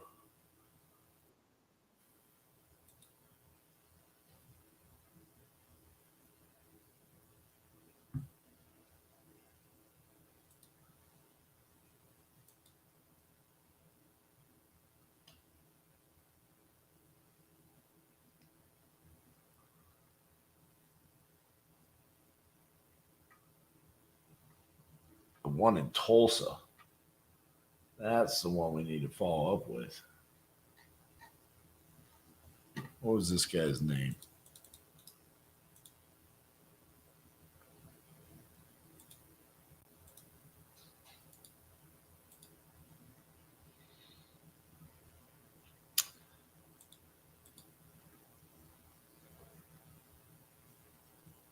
Today, it looks like I was delivered Chick-fil-A. Looks like we got the sandwich and fries and a sweet tea.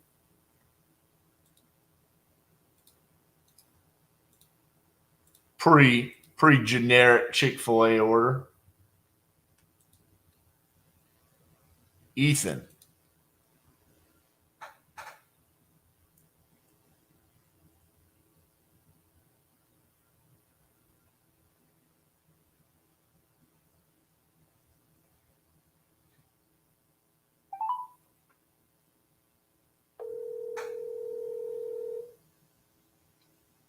Hello?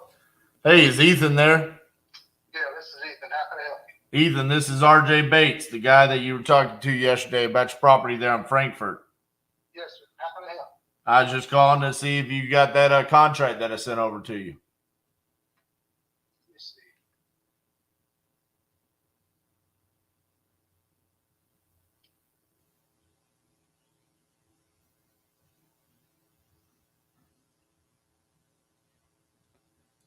I'm looking.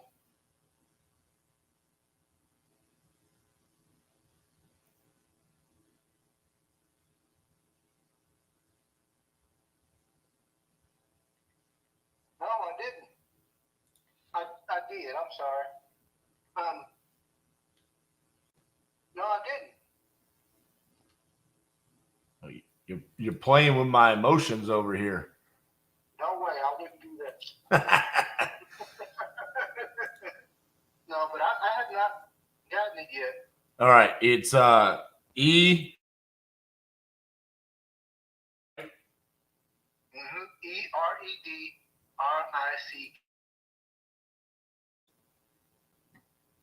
All right, let me send it again. That's where I sent it. So let me read. I'm wondering if it went to spam. Let's see.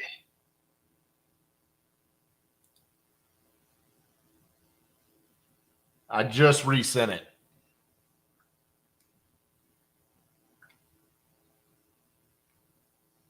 I just got it. Okay. All right. I have it. Now, I want to be upfront. I want to be honest with you. I told you yesterday that I'm trying to get a dump truck, and so I'm waiting for the commitment letter because I've already been approved. So I need to make sure they're not asking for any rental property as a collateral. So I should have gotten the letter already. So I'm hoping I get it today. And I'm not thinking that'll be an issue, but as soon as I get that, I'll sign that for you. Okay.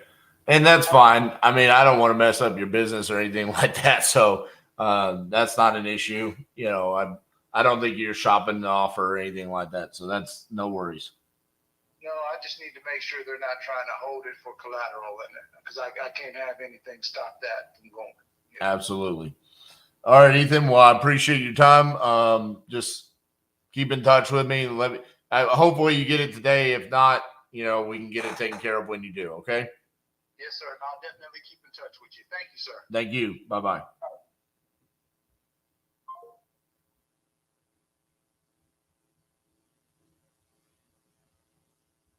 I like him.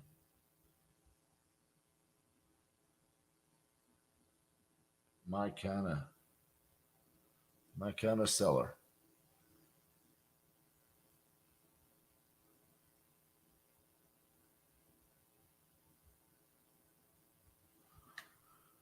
All right. When's the last time someone shopped your offer? Probably happening right now. What are you talking about?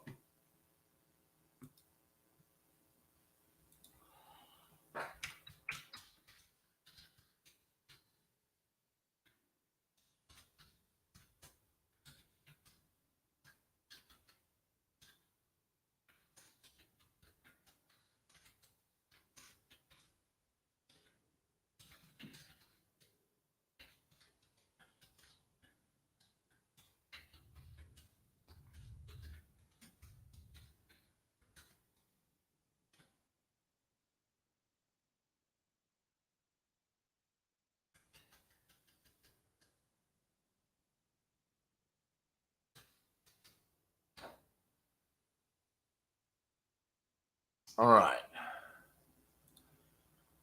Next one.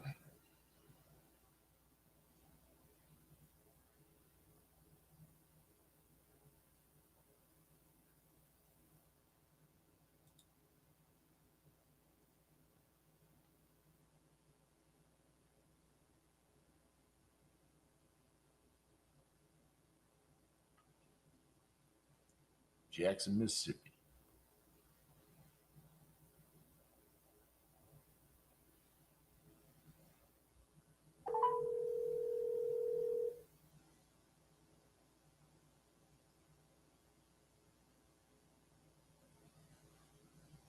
Hello? Hey, is Jarvis there? Yeah, this is me. Hey, Jarvis, this is RJ, the guy that you were talking about yesterday about Primrose. Hey, how you doing, brother? Good. Hey, man, I just wanted to follow up and verify that you got that contract I sent over to you. Yeah, I got it, man. Okay. I'll get it signed right now. I'm about to walk back in my office. I apologize. No worries, man. I just wanted to make sure you got it because I had 2 people tell me that my contracts went to spam. So I just wanted to make sure you had it. Yeah, I seen it. I got it. I just had this signed and sent it back to you, my man. All right. Well, I appreciate it, Jarvis. Look forward to getting this done with you. All right. Yeah, once I sign it, then I see the lock code. Okay. Sounds good, man. All right, bro. All right, man. Bye.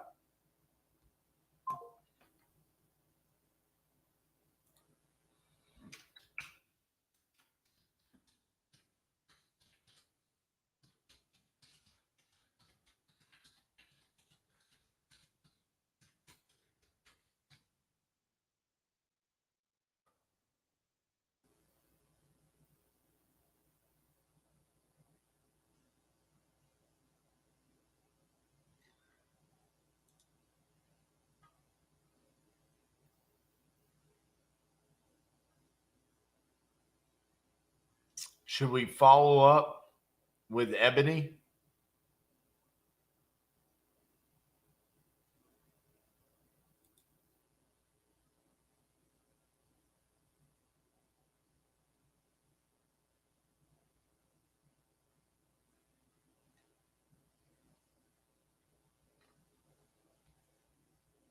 Yesterday, she had the lengthy story about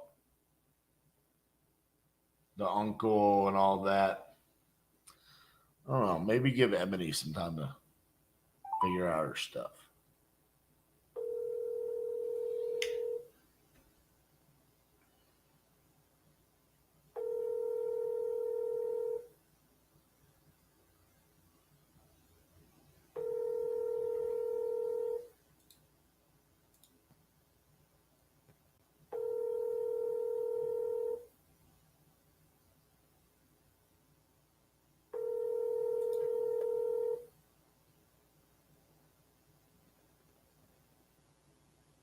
Please leave your message for 317.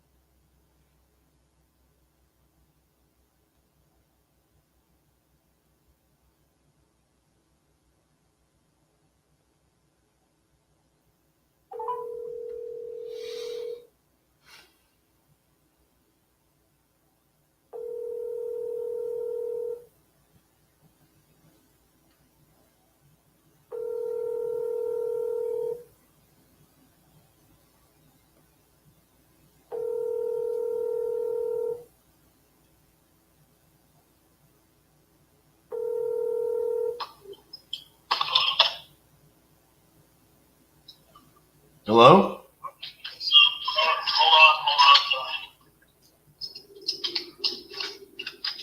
Hello? Hey, is Tom there? Yes, hi. Hey, Tom, this is RJ Bates from Titanium Investments. How are you? Hey, RJ. I'm doing all right. Yourself? Good. Hey, man, I was calling because I want to buy your property on Clark Street. You want to sell it? You want to sell it to me? I want to sell it to somebody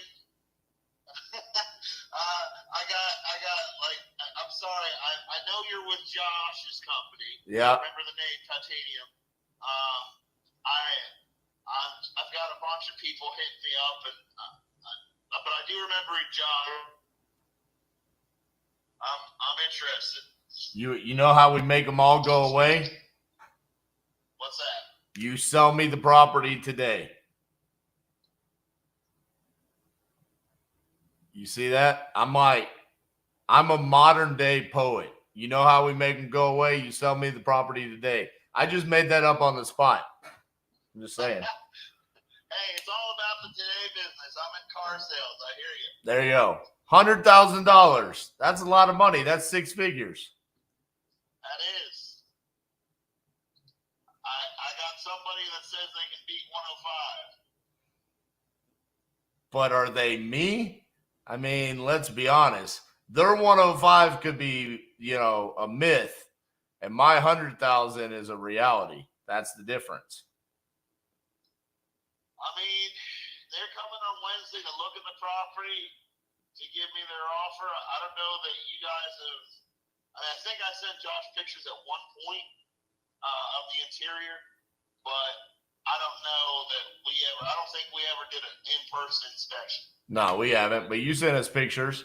I mean, but you've been up front with us. You said it needs a complete remodel, right? And it needs a roof now. It was what I was advised by a friend of mine who's in roofing. And I've been up front with everybody else, giving them the same story, letting them know the new information. So just so you know, I don't know. I don't think I told Josh that when I texted him. That's what I'm saying. They're 105, and then they're gonna come out. They're gonna walk the property, and then they're gonna change their 105. Entirely possible. That's all I'm saying.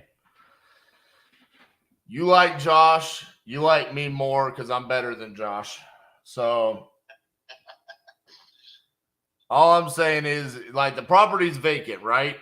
So we can go out there. We can see it whenever we need to. It's vacant, but just with the way my neighbors are in the neighborhood, it'd be best if I was there, because they will probably call the cops on you. Just the way they are, neighborhood watch, if you will. Right. So that's something that I'd like to do the courtesy of, at least having myself there, just so you don't have any problems. Listen, we've done deals where we've opened up the door and they came running out after us with guns. I mean, cops called, all kinds of stuff. Ain't nothing that bothered me. All I'm saying is I want to buy your house and I want to buy it today, and I want this other person to go away and leave you alone. So I need it for 100,000 though. They're selling you 105. So they can come see it on Wednesday, and then they're going to tell you how bad it is, and then they're going to want to renegotiate. So, I mean, everybody seems to be right around this $100,000 mark. I mean, I know since last year I'm not getting 150, but I'm trying to use my assets to the best of my advantage. I'm sure you can appreciate. I figure there's a way to make a deal work for both of us. Somewhere between 100 and 120, but I'm not comfortable just letting it go at 100, since everybody and their uncles like go 100 to 100. I had one really local person try to hit me up for 85, 90. I was like, thanks for looking.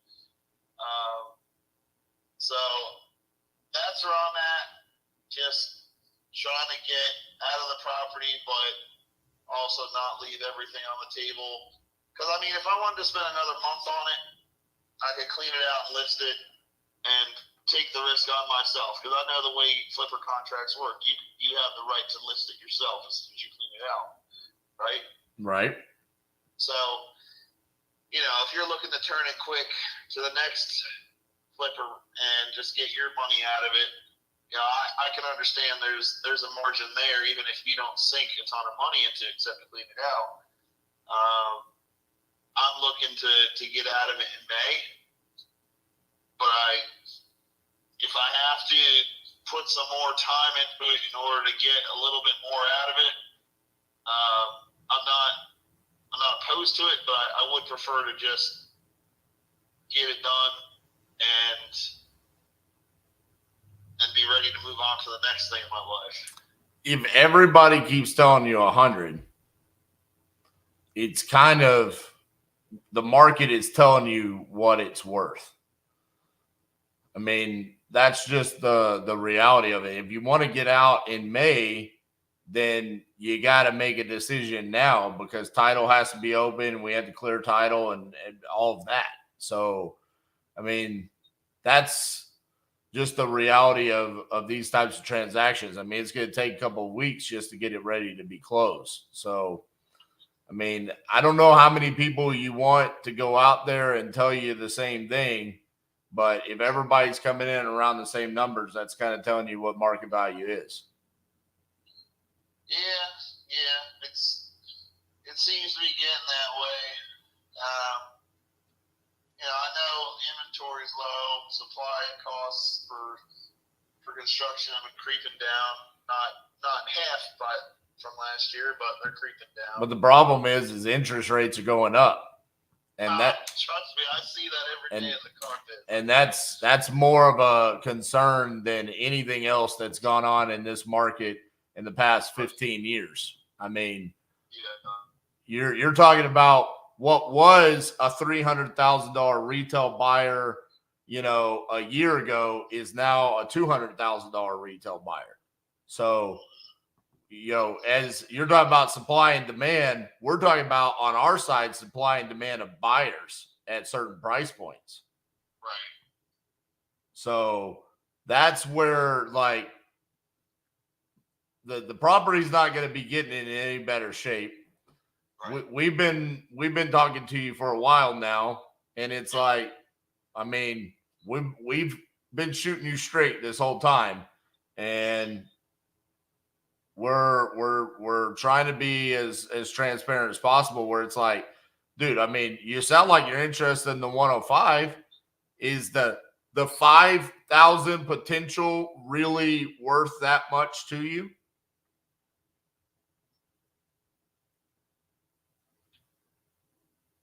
It's just like selling a car. Every penny counts, right?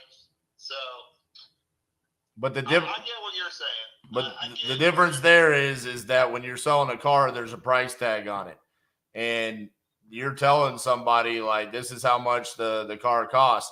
In this case, all of the buyers are coming and they're telling you the same thing. The price tag is $100K. So it's like, well, which one of us are you going to pick for the $100K?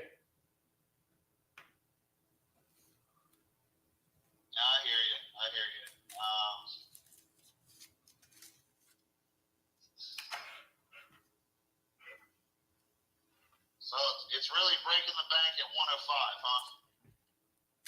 Well, when I look at it, if I run my numbers and I say, if I sell this at $240,000 on the backside, but I come in and I'm going to do $70,000 worth of work on it, and then I buy it from you for 105. It's what it's doing is it's moving the needle to what is considered a below our normal profit margin, because we're going to have holding costs. We're going to have the closing costs. So when we say, hey, there's no closing costs, well, yeah, there is none for you because you're not selling on a retail market, but I got to pay them on the backside, right? And I got realtor commissions on that backside. So I have to take that into consideration when I'm making these offers. So for me, does 5,000 move the needle enough? It moves it, yeah, just enough to where it's like, yeah, it moves it by 2%. That's That's literally my listing agent on the backside if I get them to discount by 1%. So, yeah, it does move the needle a little bit, you know? Oh, yeah. Yep. So, I mean, let me ask you this. You said you want to move on with your life. What are you going to do with the money on the backside of this that a $5,000 matters? Because every day that you're holding on to this, it's costing you money. Yeah, I mean, as I explained to Josh, with the stuff that's happened with family, what's convenient is I don't have a note on the property. It's free and clear. So it's not a crazy holding cost situation for me. But I'm just trying to, now that I'm freshly engaged and going to renovate, partially renovate a property that I purchased last year for my fiance and I to move into when we're married. I'm trying to get every bit so I can do the renovations partially myself, but also manage to get some funds towards the honeymoon. So that's why I'm just trying to get every penny here, RJ. How much does the honeymoon cost? Well, probably about that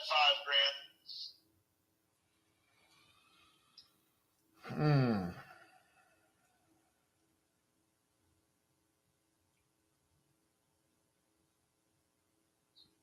Let me ask you this. When we started talking to you, you wanted 120, right? Yep. I was probably asking for more just because some mailers were hitting me up with more.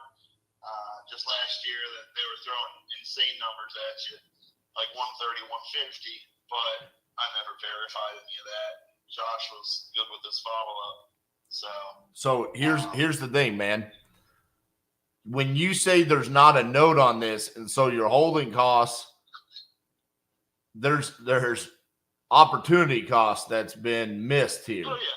You know?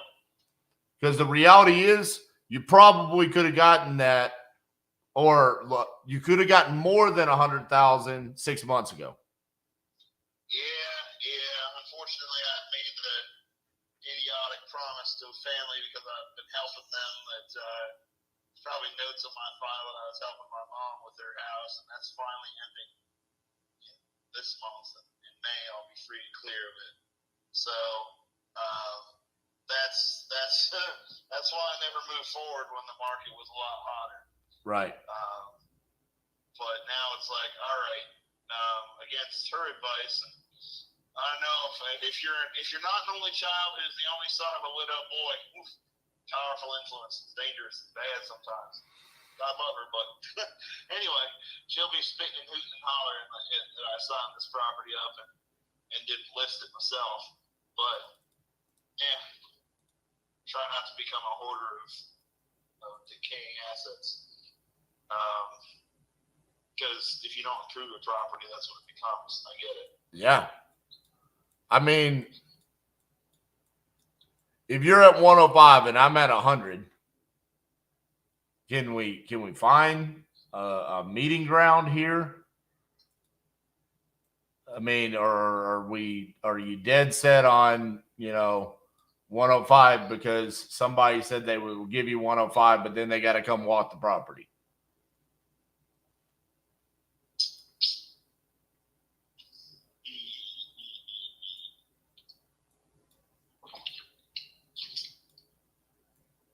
Hey, look, if you need to call somebody, I get it.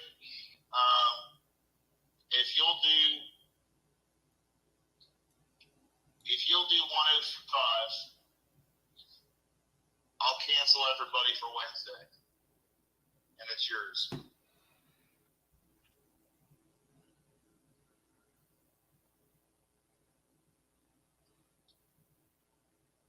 Well, there's no meeting. That's just you getting what you want. I'm saying I'm here, you're there. Where can we meet? And you move on with your life. And I get the asset that I've been wanting for freaking 6 months now.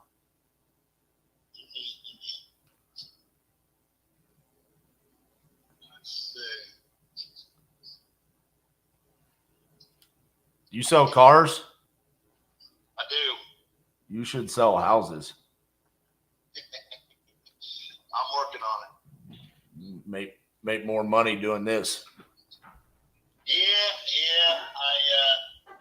You should come to Texas and hi, there we go. Here's what I'll do for you. You ready for it? All right, RJ, hit me with it. All right. You meet me in the middle. I'll let you come to Texas and I'll teach you how to do wholesaling for free. What part of Texas you based out of, RJ?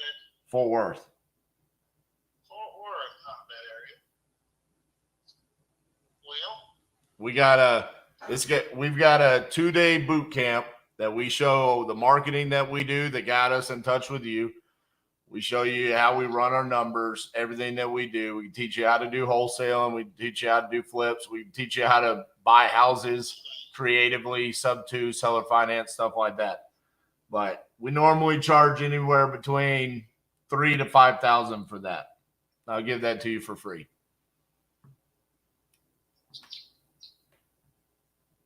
and you said how long is this, RJ? What's the length of training?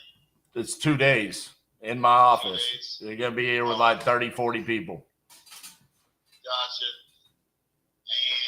And what's your median earning right now? Oh, dude.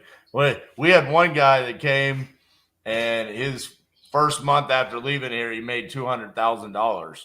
I mean, the reality of it is 40% of the people that come to the Crucible fail.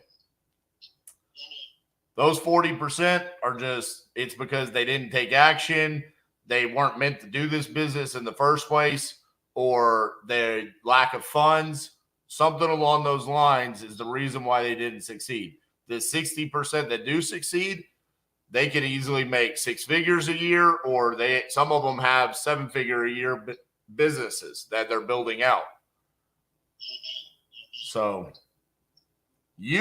the way that you already are in sales and you understand that, I mean, you would be a killer on the phones. I try to be. I want to beat my 154 from last year this year. Dude, the average assignment fee across the country is $17,000. That means if you do one deal a month, you're making more money than you made selling cars. Yeah, for most of my months, for sure. That's one deal. Yeah, I hear you. And this is playing with your money, right? No, I'm going to teach you how to do it. I'm going to say, here's what I do right here. See this? I pulled this list. I call these people. This is why we're calling these people. This is how we navigate the conversation. Here's the contract. Here's the calculator. Here's everything that you need. This is how you have the conversations. Now, go back to Delaware and go do it. I got you. It's education.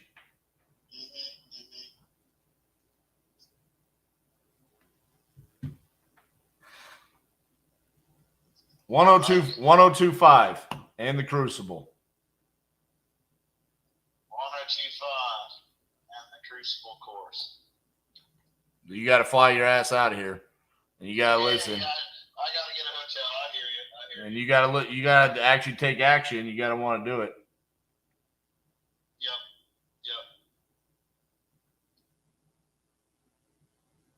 How long is that offer good for? About 35 seconds. I love it. I appreciate you. I appreciate you, but I know my fiance would have a fit. Why was she going to have a fit? You're about to get $102,000. Oh, no. Not about the house. About coming to Texas? About coming to Texas for now. You're coming in June, and you're not coming in it's June 9th and 10th. You can bring her. Y'all can honeymoon it up in the stockyards. Ain't nothing more sexy than the smell of cow shit. Oh man, Good old Fort Worth. What is she gonna be upset about? Because you're coming to Texas?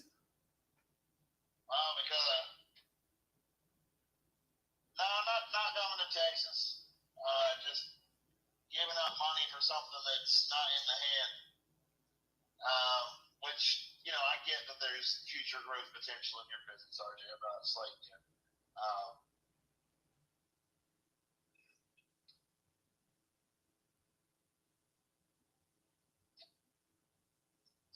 Yeah, I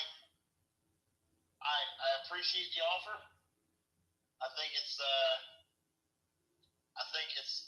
maybe something I'm just not willing to jump into right now as far as wholesaling.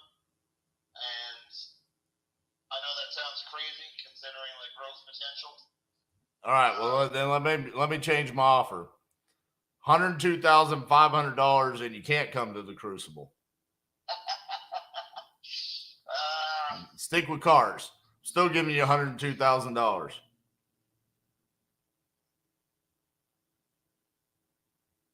Is it really over the $2,500? Yeah, it is. It is. I'm a stubborn mule. Like, holy shit, bro! You are not joking. Like, you are very stubborn. You're like my daughter on steroids. Oh yeah, I'll out-stubborn the mule. They'll get tired and pass out before I'll blame. I'm kind of tired. I kind of want to just tell you, yeah, just because you're pissing me off. Like, over $2,500, you're really not going to do this deal. I'm a salesman. You're a salesman. You got to give me something. I'll give you something. What are you giving me? 104.5. Whoa, $500. Oh, what the fuck? Like that? Oh, man. Come on. I thought you were going to at least hit like 104, not 104.5. Come on. This last 15 minutes has only made you want me in your team more. Yeah, but you don't want to be on my team. you didn't want to come. Oh, man. I just had an offer where I'm still coming out in June. Oh, man. You also, wait, you're discounting by $500 and you still get the Crucible? Sorry.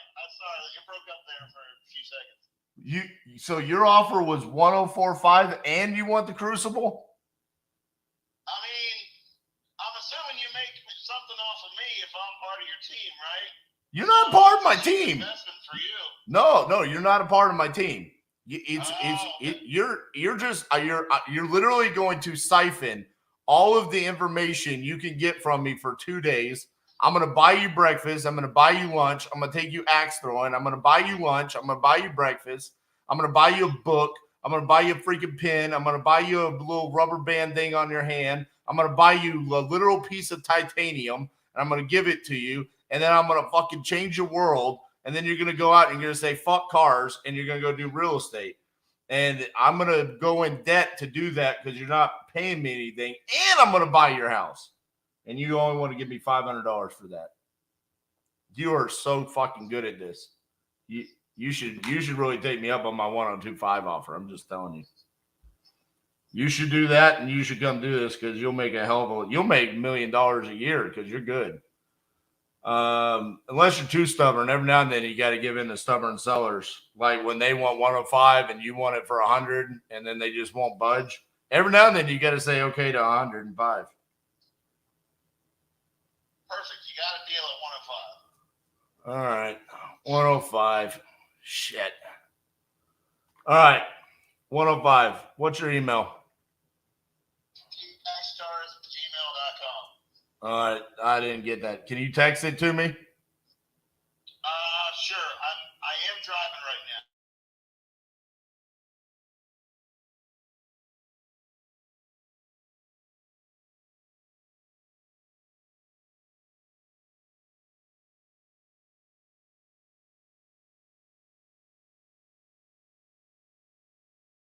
honest with you, dude, like the fact that you didn't give me anything is like, it's going to hurt my feelings.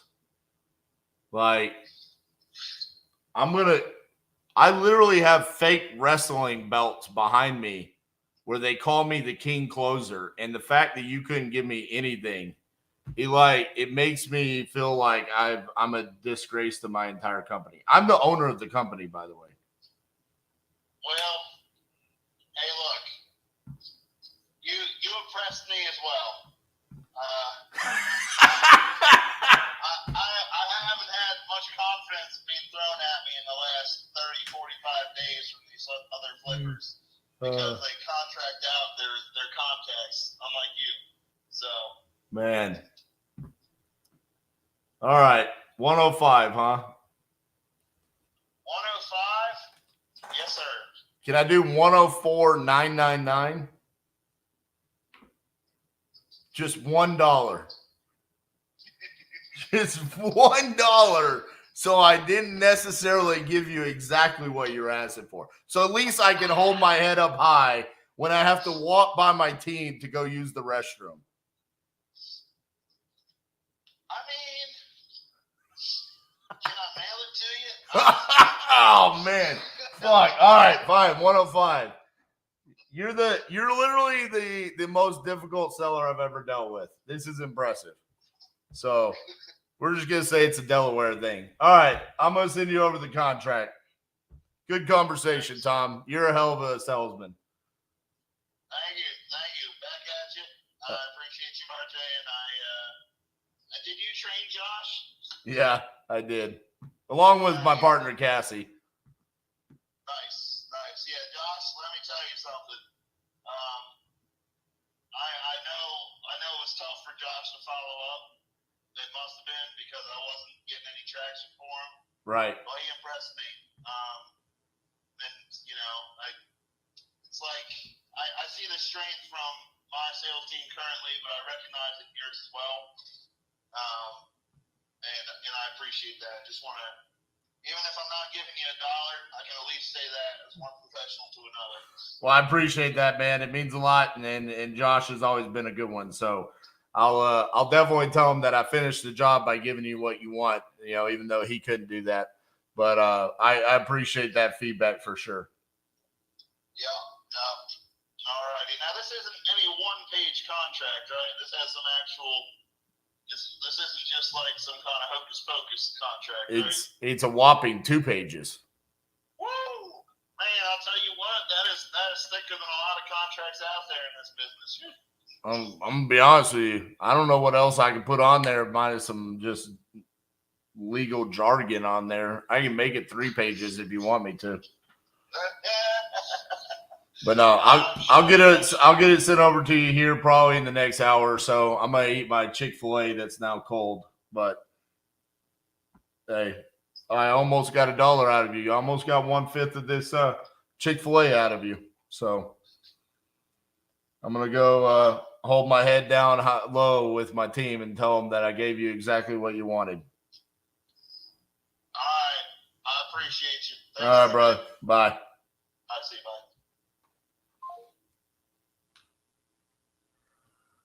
Oh man. 105 it is.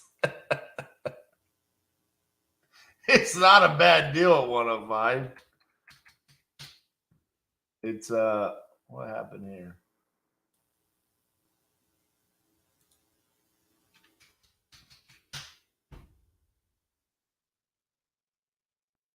We have it at 60,000 or bears. I mean, if you were to flip that, you're making $46,000 as a flipper, and that's minus your closing costs. It's minus your holding costs.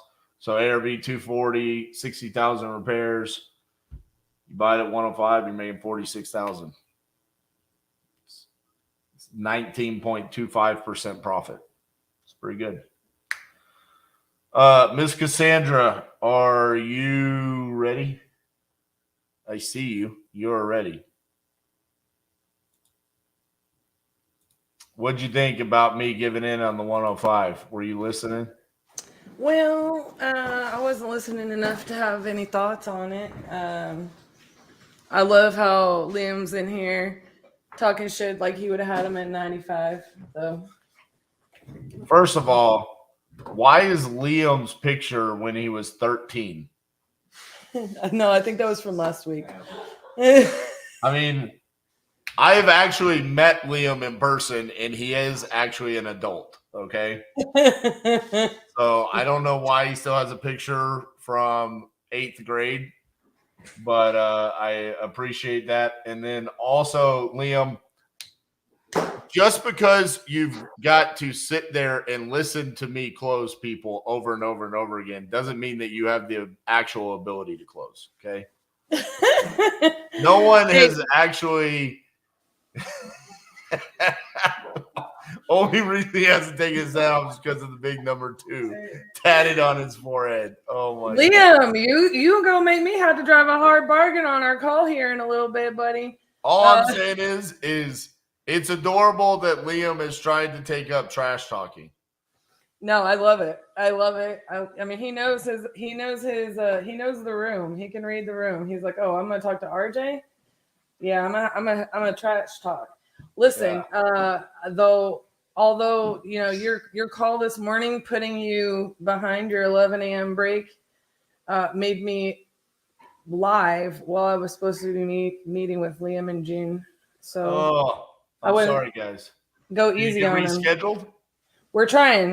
We got a window here in about 30 minutes, I think. Okay, well then why don't you give me that 30 minutes and then you jump in that window? That's what I'm doing. I'm letting you know here and now what's going on. So I'm gonna share my screen. I'm gonna 3:30 is when I'm taking back over. Yeah. All right. Liam is not going to be competing. Liam is going to be judging. Oh, yeah. The Closers Olympics qualifiers is in 8 minutes. Liam's not going to be able to do that. Right. I'm probably going to have a meeting with Gene and then Liam then. Gotcha. All right. Because Gene's going to be going to bed wherever he's at because it's going to be like 11 p.m. or wherever. So, unfortunately, the best time to meet was when we had scheduled, but I was on the live. Heard. Love you, mean it. See ya. See ya. All right, guys. Liam, you have a wonderful qualifiers round. Let's just touch base when you're done with that. And I'll let you know what Gene and I talked about, and then when you are done, we can talk about whatever else needs to be talked about, that type of thing. So, all right, guys.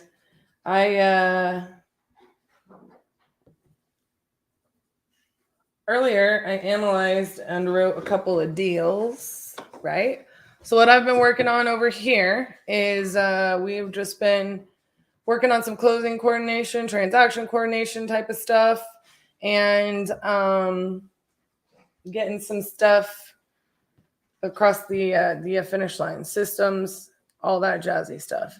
So I haven't gotten a ton of time to read through the feeds to see what y'all may need.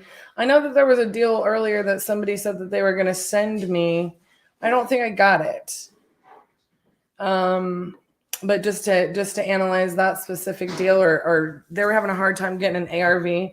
If you're still on here, I'm happy to review that. I'll double check my email right now. But I don't think I got that. I don't think I got that information. So you can put it in the chat. If you did put it in the chat, that might be why I missed it.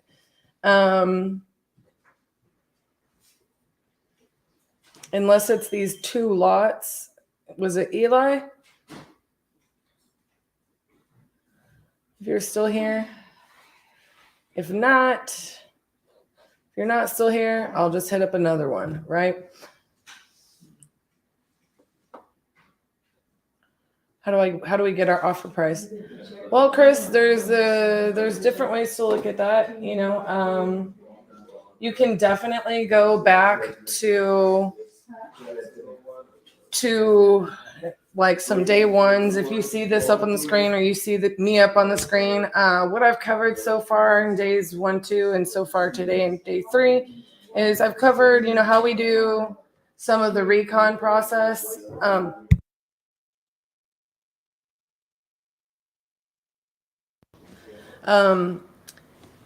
So what we've covered kind of so far is that deal underwriting, comps, how we do our recon process when we're remote. A recon process for us is how we get boots on the ground or recon assets or whatnot.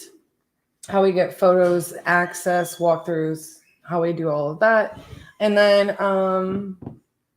a lot of our TC stuff, which is pretty vital to closing. So I can show you guys some more of that. You can go back historically and look. We can keep touching base on different stuff. Isaiah, I'm happy to do to look up your lot from the other day. I don't know that I have the information.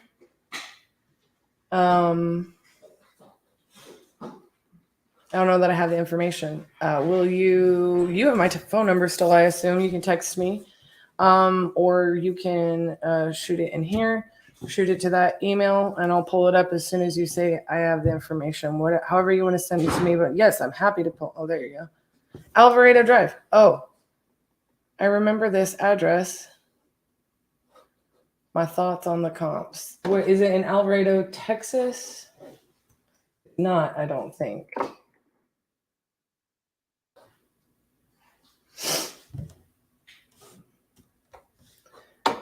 So while I'm getting that from him, I'll go ahead and answer your question, Chris. We definitely don't do ARV minus repairs times 84%. Yeah, I didn't think it was in Alvarado, Texas, Isaiah. Typically speaking, I'll do a quick rundown of this before I pull comps on that. We're going to run our preliminary numbers just like this and put in a generalized wholesale fee that makes kind of sense for the price point, just to get a broad range of where we're going to be. If it's a fix and flip property, and that's what you're trying to run the numbers for, you want to assume that most hard money lenders are going to want to be doing somewhere around 75% of the ARV minus repairs. And that's where your purchase price should be. And anything above that, you as a buyer are going to have to pay more cash out of pocket to close, right? So it makes the deal less and less attractive. I'm using a hard money lender so I can do more deals. So I have to use less of my own cash to get the deal done and turn it over, right? So that's why I'm paying the hard money lender those fees to do that. So I want to do less and less cash out of pocket, right?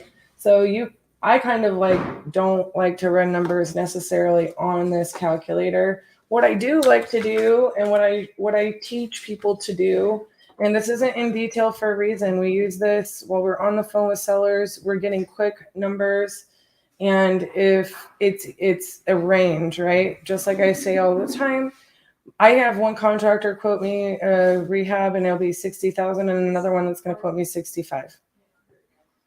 You can adjust your rehab plan sometimes within those small margins.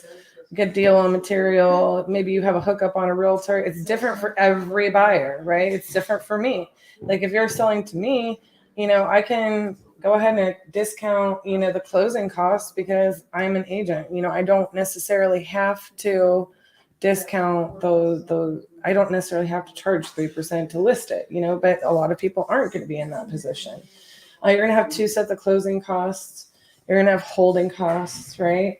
And so you're going to want to put your rehab in here. And this is how we're offering, right? And then your MAO up here was $50,000. Well, that means you would probably sell it at 55. Okay. That tells you the general profit for your purchaser. So if I get this deal at 50, that tells me if I flip this, I have a potential profit of roughly 24,000. So it's a good deal. So we offer based on the ability to apply the exit strategy and have a safety net around it for ourselves and any other exit strategies. So it might be a buy and hold that we want to look at, and then we would plug in those numbers. What are the closing costs? Well, they're 1%. What are the holding costs? I like to put 1% in there unless it's already tenant occupied for that rent rate, right? So just some stuff like that. Okay, so it's just outside of Phoenix. Bro, you ain't got no city? I'll just put Phoenix, Arizona and see what I get. Fountain Hills? Is that it?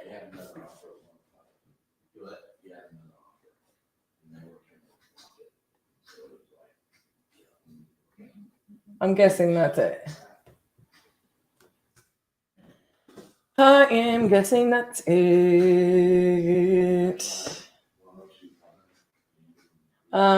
So let me go ahead and pull comps. If that doesn't answer your questions in detail, Mr. Bacon, then I will happily go into some more details for you. Again, you can reference, I went into a longer segment of this on day one. You know, I don't want to necessarily I don't want to go into like a super, super long segment of it, but that's just a rough overview of how we do it. We will keep you posted. I'm also really excited too, you guys. I am going to talk a lot more about this stuff as we go, because there's going to be a lot of as we go type of stuff. But I will more heavily be talking about this type of thing as far as how we run numbers before we get into that recon, transaction coordination, and dispositions piece more heavily. Because when we start getting to those pieces on the contracts that we get signed here in the first couple of days, the more and more I'm going to be showcasing that kind of stuff live. But you'll also see me, you know, having the comps and having the same quick calculator up to talk to the buyers, right? To even talk to anybody throughout the transaction. So this is something that we even utilize. Like I have had, you know, like for example, our hard money lender, you know, wants to know what, like literally we send them comps, we send them our numbers on the deal, our rehab budget, and they basically get a BPO and give us a thumbs up or thumbs down, right? Because we have a relationship with them.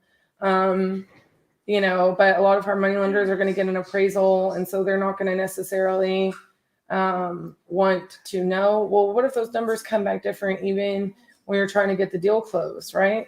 These are conversations that you need to be able to have, or your buyers need to be able to have. And if you provide them with how you see this as a viable deal, whether it's a fix and flip, a buy and hold, so on and so forth, understanding your numbers and mastering that process and how the numbers will be applied throughout the transaction to make it a good investment is only going to make you stronger, even if you're not the person, you know, that's flipping the property. Just so you guys know, we got here by doing all of those things. We understand how we run the numbers because we do all of those things. I fix and flip properties. I am a landlord. You know what I'm saying? I'm an agent, so I understand the market. We do all of these things, and these systems were born from us actually doing it, right? So I'm ready to hire a VA to do this if no other way to pull. Thanks so much. I was mostly curious of how he ran the numbers on that last deal, but that helps. Thanks. Oh, I'll be honest with you.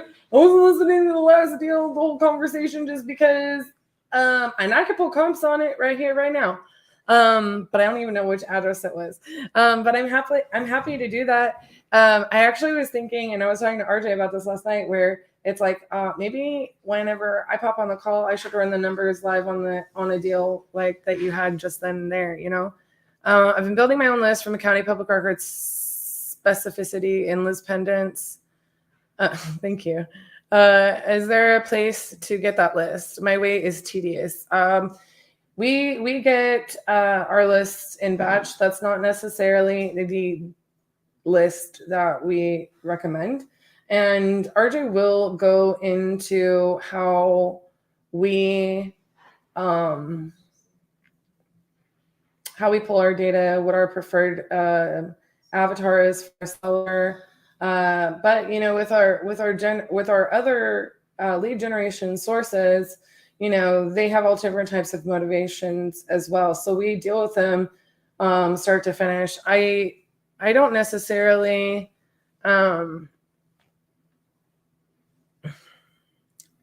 I can't necessarily say that we do a whole lot of pre-foreclosure, just because we feel like we have better traction with a different buyer avatar, if that makes sense.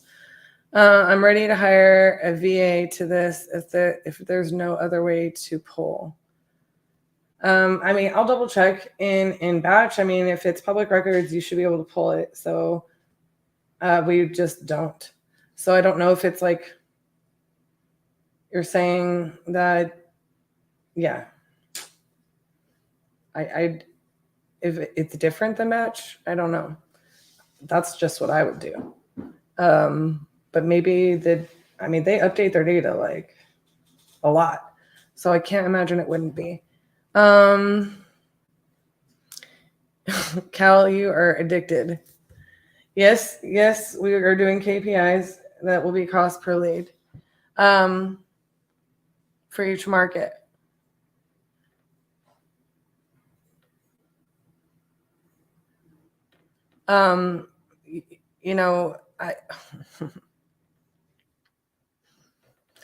If you want to start doing SMS in markets where you can get low-hanging fruit, I guess I don't know what you're looking for guidance on. Do you already have an SMS platform? We've been running over KPIs every day. We're gonna keep those updated, but we're gonna get further into the challenge before we have like a cost per lead for this challenge for sure. If you already have batch, Chris, there's a 7-day free trial in our show notes. You definitely can check it out. And if you click on that free trial, but I'll also pull it up here in just a minute.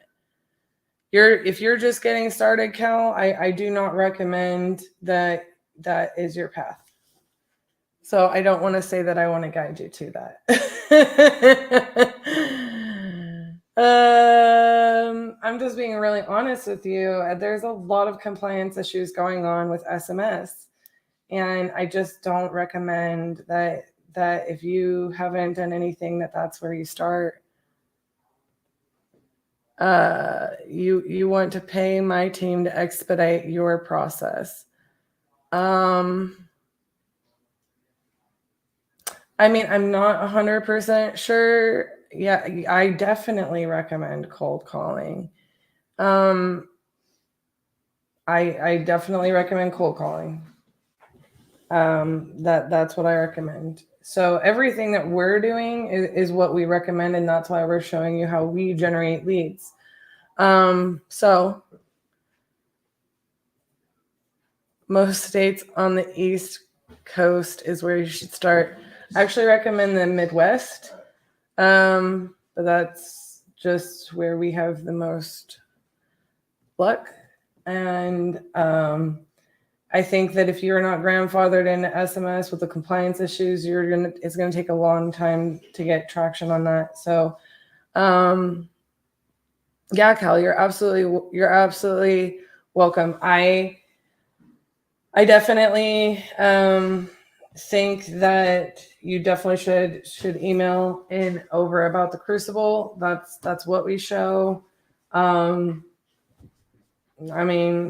Dead honest, right? Like So we show you how to pull the data. We show you how to utilize the systems. We help you set up, a starting point, and then just how you grow. And then we also teach you a lot about how to do the deals. So that's what we got. Like, that's what you're asking for. You are asking for the Crucible. And so that's what I recommend you go to. As far as like, I wouldn't recommend anything other than that. But you're gonna have to be prepared to be a sponge, and you're gonna have to be prepared to have to go apply it, Okay, so Isaiah, I'm gonna dig into this lot here and see what we can get, right? So this looks like a residential neighborhood. And I think you were having trouble with oh my gosh. This is what I love about Arizona. Y'all have no idea how pretty this actually is in person if you have never been to Arizona. Like, I'm assuming like this is our lot. Send me this cactus. 0.43 acres. So it's like in a development neighborhood.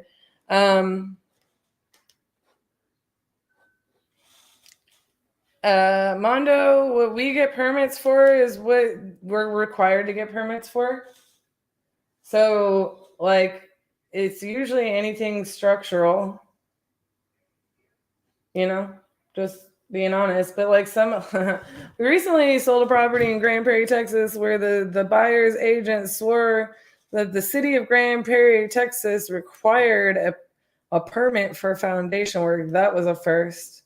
I don't even know how many deals we have done in Texas, but let me tell you, it's a lot. And in thousands of deals, I have never asked anybody for a foundation adjustment to provide proof that we had a permit because they were worried on resale that there was unpermitted work.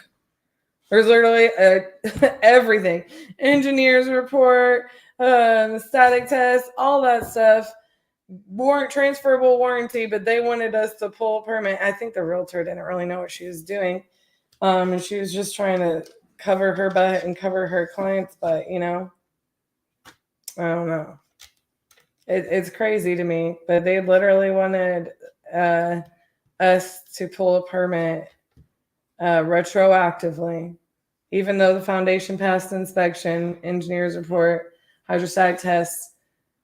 They wanted us to pull the permit. So different strokes for different folks, I guess. And I didn't even ever confirm if the city actually does technically require a permit for foundation work. But the way I see it is a lot of stuff that cities and agencies say they'll require. Well, sure, they want to get paid their little permit fee. If it's not required, then I don't get it, and why would I? But it's usually new stuff or structural stuff for the most part. I haven't done a flip in Pasadena. The info that I dropped yesterday was Gold About Recon. Thank you.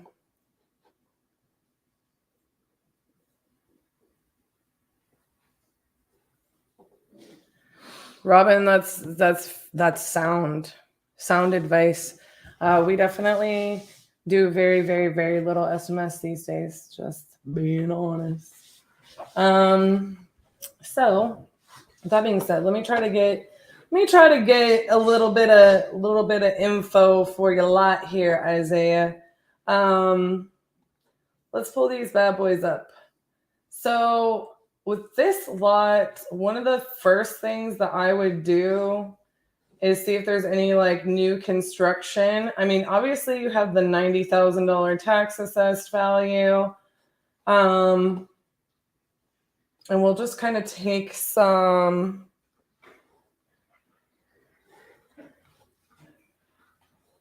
information down and see kind of what we can get. I never have actually asked. We have Trent on our team who does his own little process on comping our land. He has a lot of experience in a lot of these lots and lands. I should probably tell him to comp it at the same time as me and see if we come up with the same number. Have a little competition. Get it? Yeah, I did that. That was my cheesy dad joke of the day.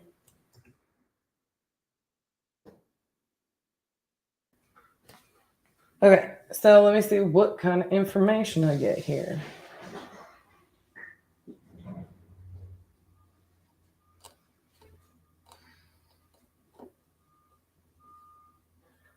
Beep, beep, beep, beep, beep, beep.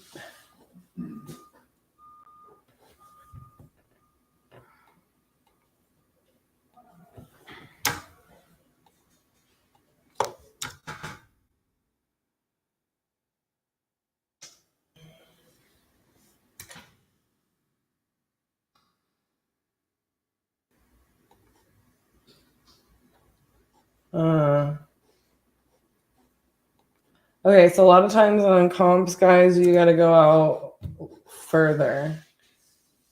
I've never actually comped a lot on this, so I was also curious. So thank you, Isaiah. We should get Trent on here. Trent is not... I highly doubt he would want to do that.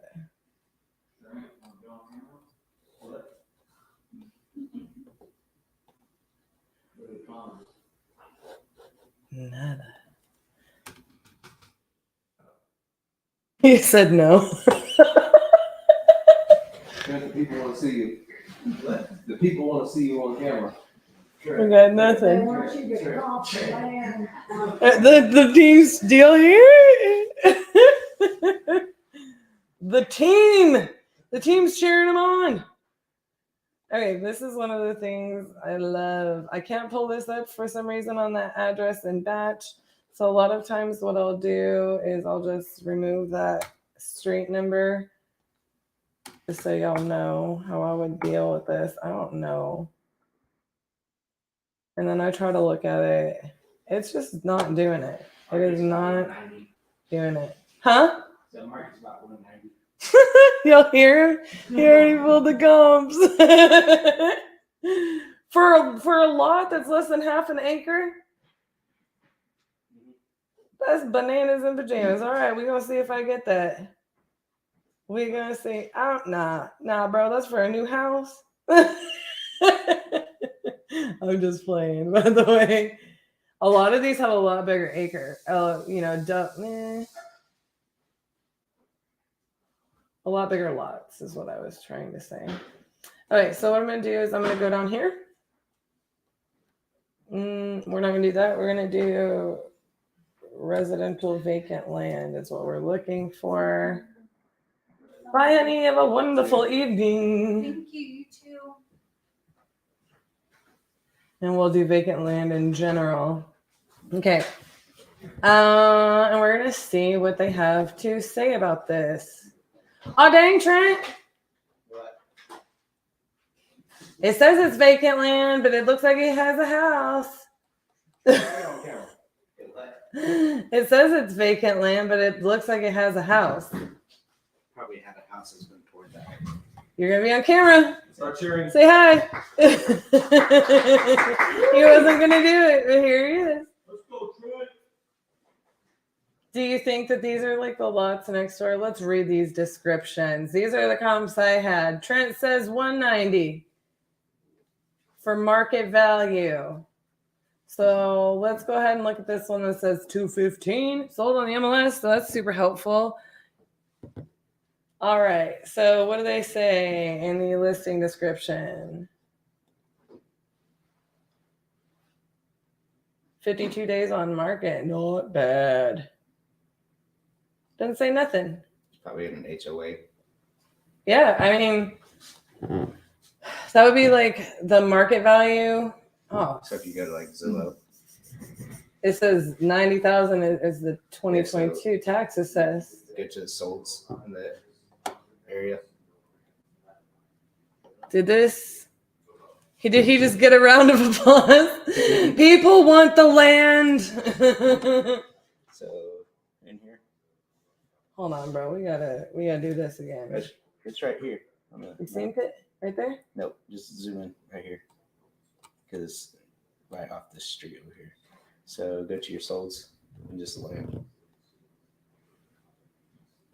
in the last 90 days.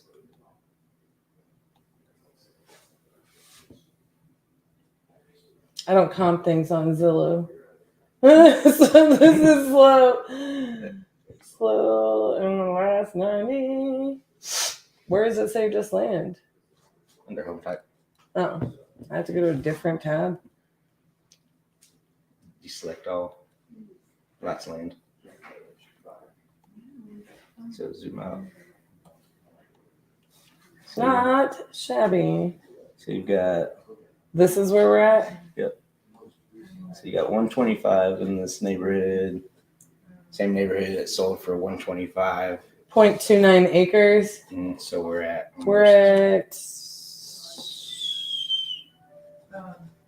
want to do that. 0.43. Not bad. Not bad. I ain't mad. I do want to see if these, though, I would feel safer with these probably because you have a lot more. But like this one is like in our neighborhood, right? Yeah. But it's also got a lot more acreage. So I would go price per acreage on that and like figure that out in this comp right here. But I would verify those comps actually sold that by either searching for those addresses on Zillow or something like that, just to make sure. Those are both MLS sold. I really trust that. Obviously, this is the public record of that sale. This is the public record of that sale. So then, does this say this is MLS sold too? So these three comps right here are MLS sold, which puts us at literally 190. So that's pretty freaking cool. You know, he pulls them different, but this is probably where I would have landed, and then I probably would give it just a little conservative. And the reason why, and Trent will help attest to this, is sometimes these lots have like really high days on market. This one that sold on the MLS says it was 1,500 days, right? So, you know, it just depends on what the exit is on the lot, right? Like if I'm trying to, you know, get a discounted rate, like those days on market are killer, right? Like if I were to buy this and list it, for example, instead of building on it. Thank you, Trent. But this other one has 52 days on market, and then the other one 117. Our land contracts tend to be a lot longer versus, you know, our home contracts. And it really also just depends like on like, so I always lower the value because with land like this, I'm not having to do too much to recognize, you know, who my buyer is. I can go right there and see who bought those, see if they're the same people, if they're individuals who are building in this neighborhood, if they're, you know, like, what does it look like? But there's not that many options here for what you're going to do with this land, right? And so when you get into lots and land that are more complicated than this, it's a whole different barrel of monkeys, right? You have to understand what you're going to build on them, what's going to be developed on them, and so on and so forth.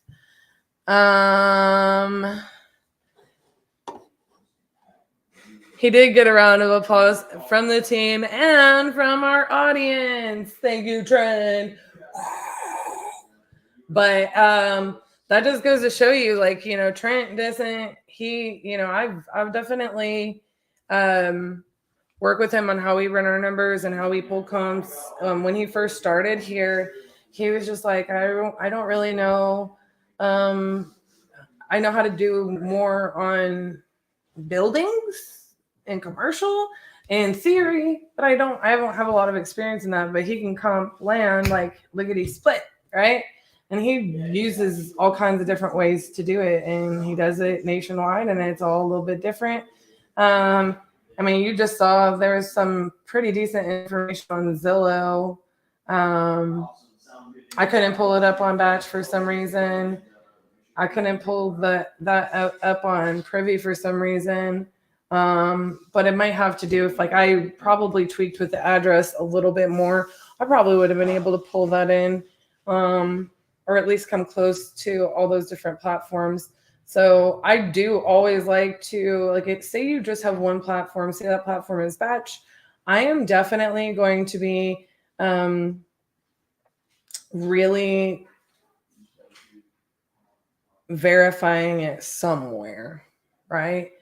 And usually I'm going to start with Google, and I'll double check something with Zillow. I never just pull comps on Zillow ever, anywhere, ever. Unless it's maybe for rentals, because those are active and those are listed, right? So a lot of times if I'm using something to double check a comp, I look to the actives. I look to make sure, like, that's my second piece of confirmation. Again, none of these are perfect. And even the MLS isn't just perfect, right? Ours is pretty good though here. I will say that. So getting you some thumbs up, smash that like button. Thank you.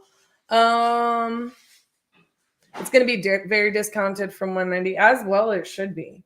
I think that's a mistake a lot of people make when they go into lots and land, is like they think that, you know, the buyer's pool is a lot more persnickety.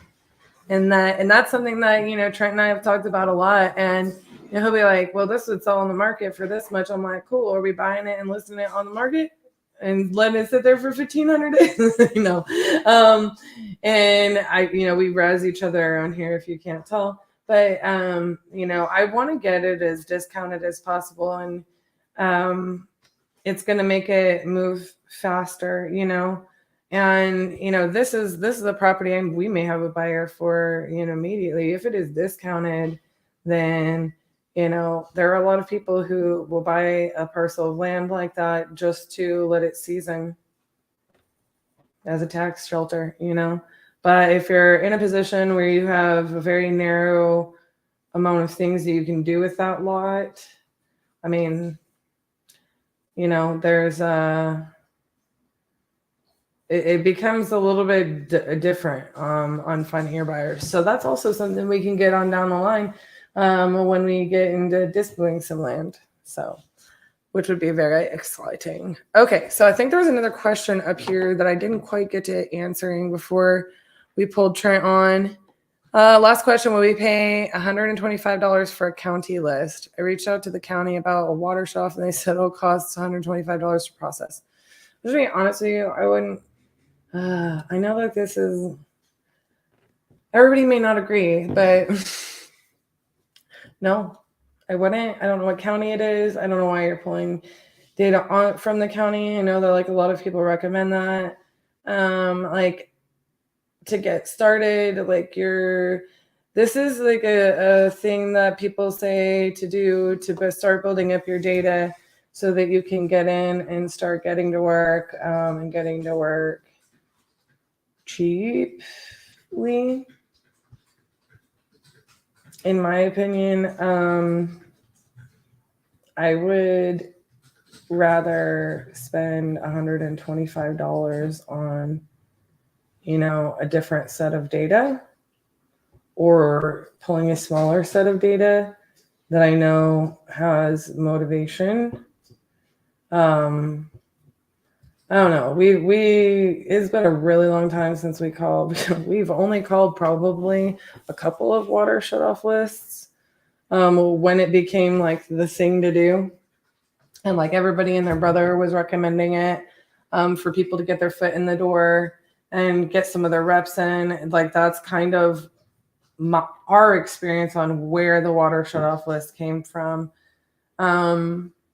So I say all of that to say, I think there's better ways, but I mean, what county is it in? I don't know. If I remember right, when we called those water county lists, it was just to see how they performed and split tests. And I think we pulled one, I want to say it was Denton County and another county near here in Tarrant, because it was, I mean, it had to be 2018, 2019 that we did it. So I can't say whether I recommend it or not, to be honest with you. I recommend different things for different people depending on what place they're in, if that makes sense. So I can't really say. What do you say to that, RJ? I just walked back in. What was the question? So he asked, would I pay $125 for a water shutoff list? He called to get a water shutoff list, and they told him it would be $125. My answer is obviously going to be hell no. I don't know if I would recommend it for him. I don't know what county it is. It's been like 2018 or 2019 since we called a water shutoff list, and it was to split test it. So we probably don't, it was a thing, right? Everybody, do you remember when everybody started recommending you got to call the water shutoff list because you can call the county and get it for free, and you can get good leads and start calling on, it was like this. Man, there was a wave of people recommending it at one time. And I'm like, I wouldn't spend money on a water shutoff list personally, but I can't. I mean, you could. I mean, it's only $125. I mean, I know, but wouldn't you spend different money?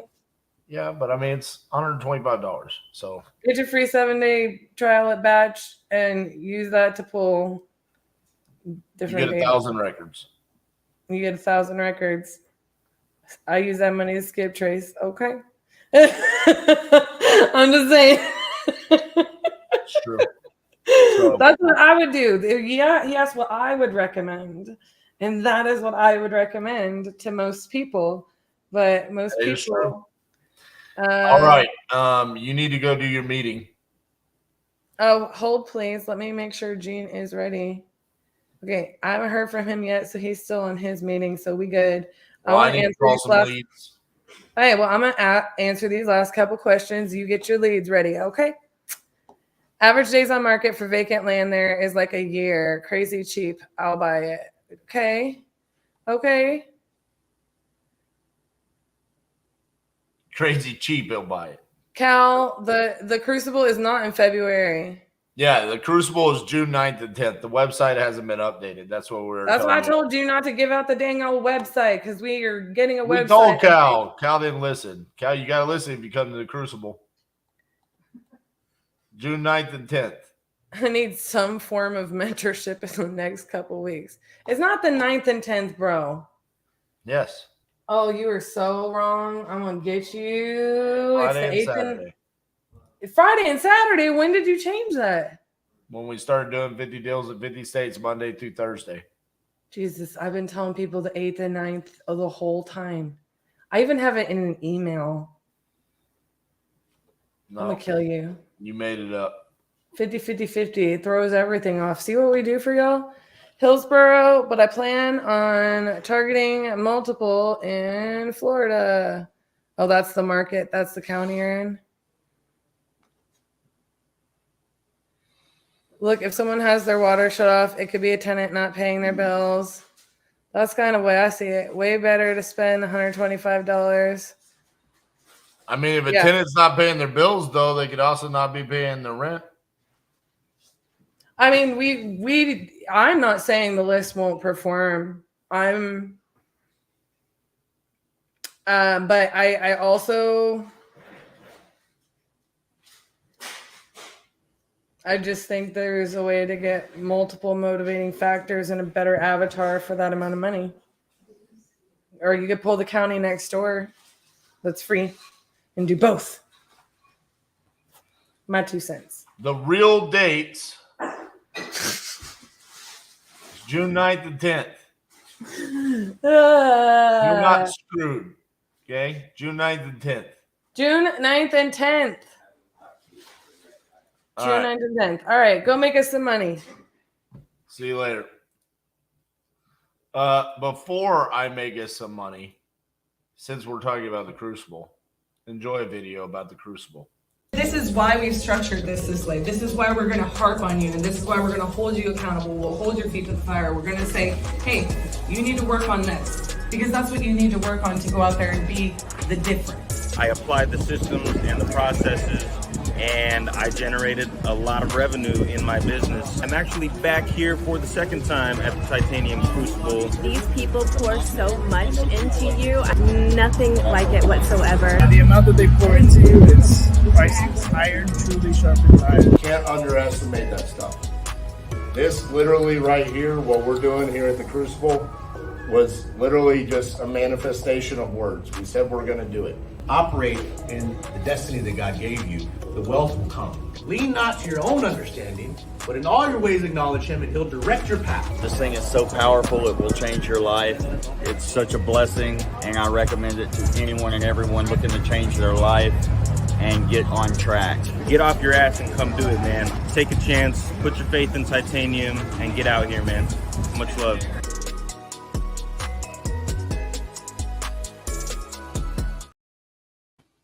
All right.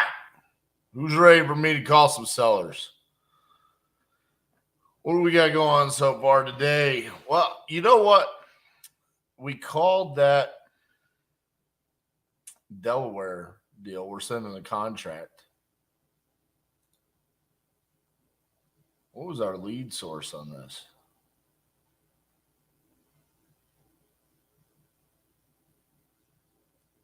I believe the lead source was Speed to Lead.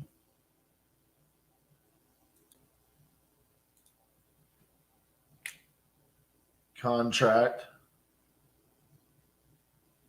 Speed to Lead. I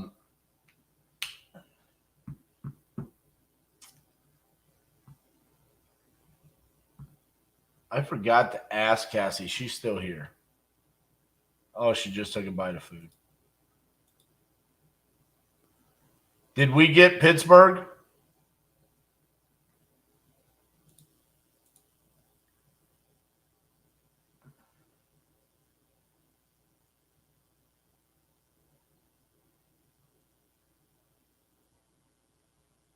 Oh. You want to tell me I'm muted? I didn't see your mouth move. Do I have a JV sign with Pittsburgh yet? No. But are we? You told me to. Look, bro. Need me to call him right now? Yeah. All right. Pittsburgh. Arizona? Did you talk to Justin about Arizona? Yeah.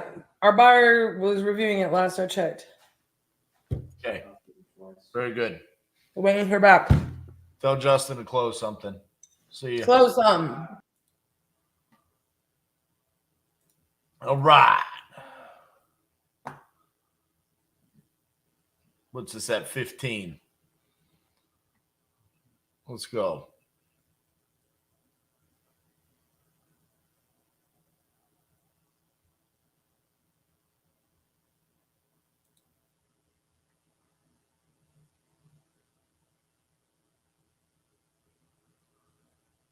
A commercial building in Wyoming. Yeah. Cold call lead, batch leads.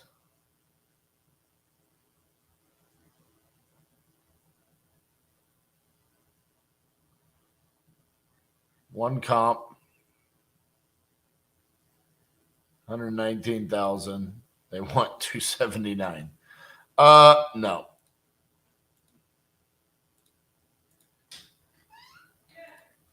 Hard pass on that.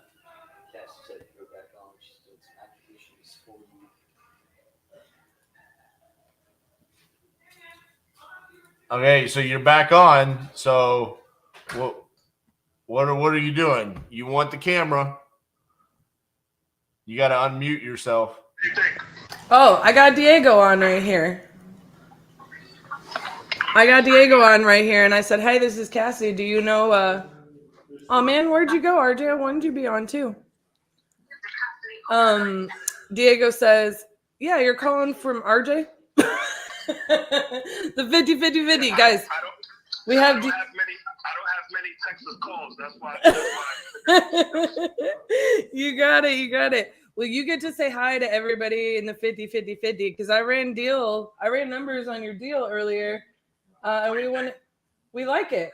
It might be a little bit tight, and so I got some information I want to get from you because I had to run it just on vague, numbers, and we normally have a form that we have you fill out, and it pushes it into our CRM. So I'm going to email you back that link so that you can kind of go ahead and put in all the information. And then with the contract, like the reason we kind of do that, I'm just going to let you know, and I'm like pulling you on the live, not just so you can say hi to everybody watching so that we can get a deal started working with you. But one, we have to have proof of contract, excuse me.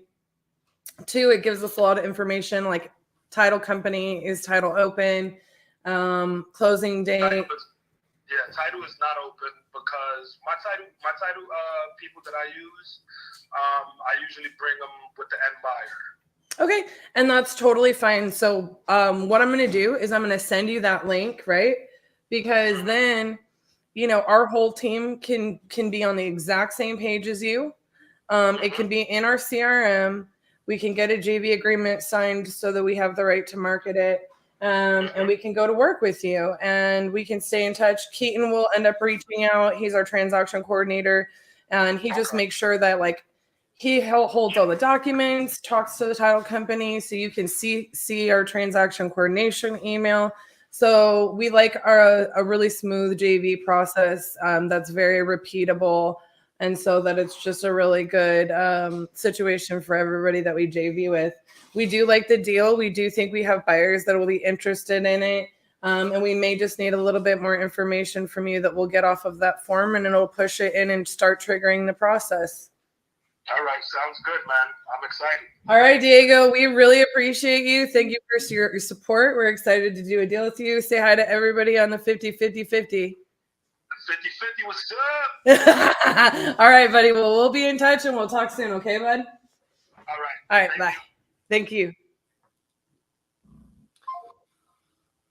I mean, it was a solid 7 out of 10. I mean, Is that going to get the whole video taken down? I mean, you did all right. Cassie's taking RJ's job right now. He forced it. I mean, I don't know if she's taking my job. Bro, you did this last 50-50-50. I want everybody to know he's going to kick me off when I start to say this. I already know. But he'd be like, look, I need you to do this acquisition. What happened? Where'd she go? I'm over here trying to TC and what? I don't know. I don't know what keeps happening to Cassie, but every time she tries talking, she just. Okay, are you there? I'll do acquisitions. Want tradesies? Diego said that was easy. Very easy. Listen, that's not the first time Cassie's been called easy, okay?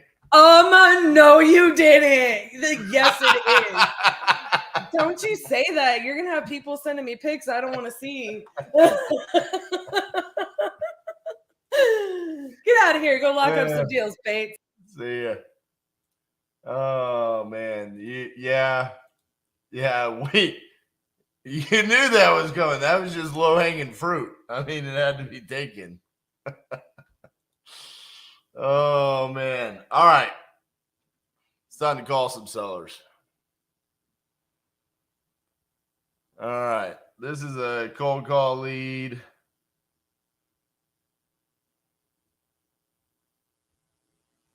In Colorado.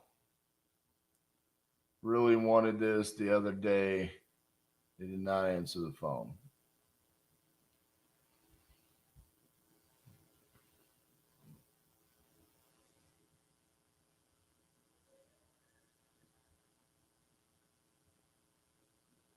Your call has been forwarded to an automatic voice message system. Set.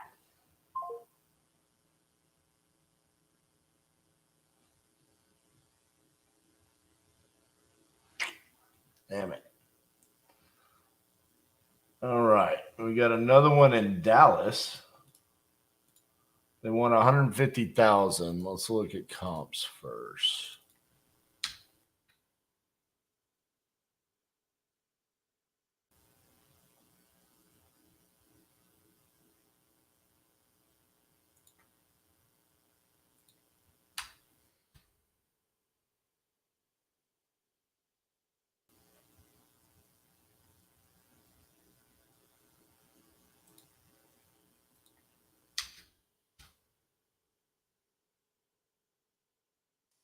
We got 204,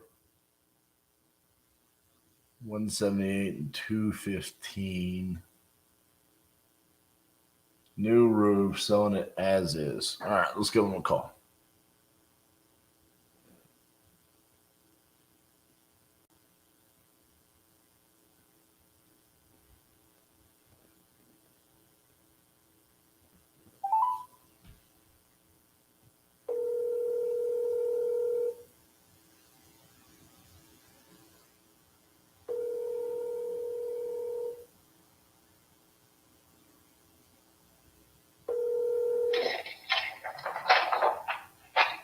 Hello? Hey, is Ray there? How can I help you? Hey, Ray, this is RJ calling from Titanium Investments. I think you just spoke to someone on my team about your property there on Plumdale. Yeah. All right. You wanting to sell that property? I entertained it. I told I wanted 150 for it as is. So when you say as is, well, I know that means, obviously you're not going to make any repairs, but that obviously means that you know that something needs to be done to it, which is good because I'm an investor. So I want that to be the case, but what needs to be done to it? Well, as I told the young lady, you're more than welcome to come out and go through it and walk through it. It's got a new roof and it's got new wiring. But it's like I just saw one last week for 160. It's like I tell everybody, you have to come out and look. Because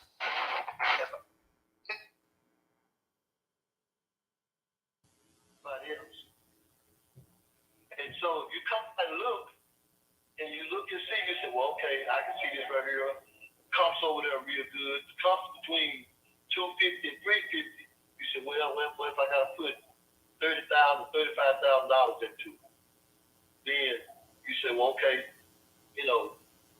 worst case scenario, I sell it for 250. Best case scenario, I sell it for 310. So it just all depends on. But I'm selling it as is, but I'm not doing any repairs. I see some properties that are in that $250,000 to $300,000 range, but they got more square footage. They're more like 1,500 square foot, where you're at 1,100. No, that house is 1,500 square foot. I don't know where 1,100. And it's 2 baths and 4 bedrooms. That's why I say come look at it. Well, I'm just pulling that off of tax records. I understand. Tax claims, they lie all the time. I just sold one last week, closed on one, and it said it was 1,300 square foot, and it was 2,700 square foot. So you kind of have to come out and, I tell anybody that's serious about buying, you just have to come out and look at it. See if it's worth your time. Well, I mean, before I drive an hour all the way out there to see it, I mean, that's why I want to get on the phone with you and ask some questions. I mean, you're saying it needs some work to it. I mean, it sounds like you know what you're doing. I mean, is it really $30,000 worth of work? Well, that's an opinion.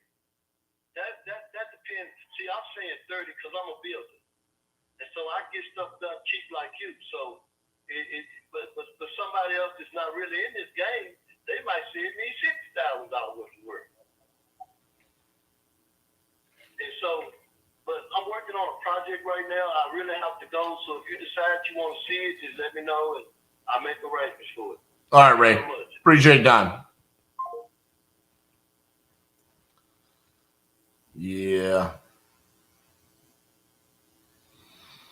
Yeah. I'm not feeling that one. I'm gonna be honest with you. I'm not seeing. I see 1,100 square feet at 204 on the same street. He's saying it's 1,500 square feet, but everything I see says 1,100. I ain't feeling that one.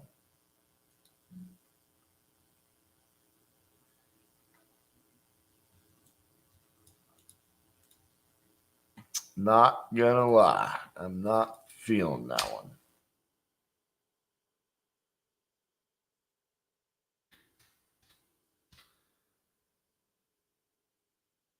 Okay, another cold call lead. This one is in Laramie, Wyoming.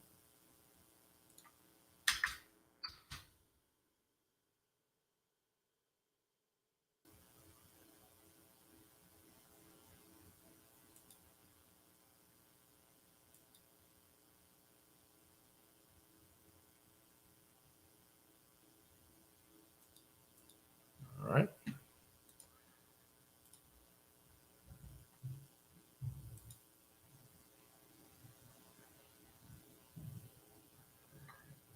They haven't pushed it to the CRM yet, so I don't have the notes.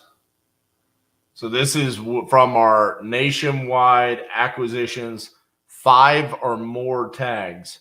So remember, whenever we pull our data from batch leads, we tag each property based off of why we're putting in our list. So vacant, tax default, liens, pre-foreclosure, inherited, expired listing, unwanted, unknown equity.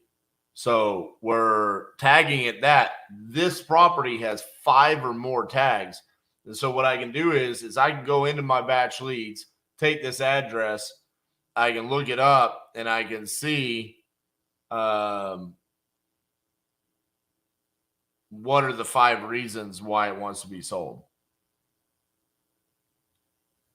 So we'll wait on it to be pushed to the CRM though, because she's going to leave notes, the VA is, as to what they conversated about. So I'm going to wait a second. Let's call someone else in the meantime.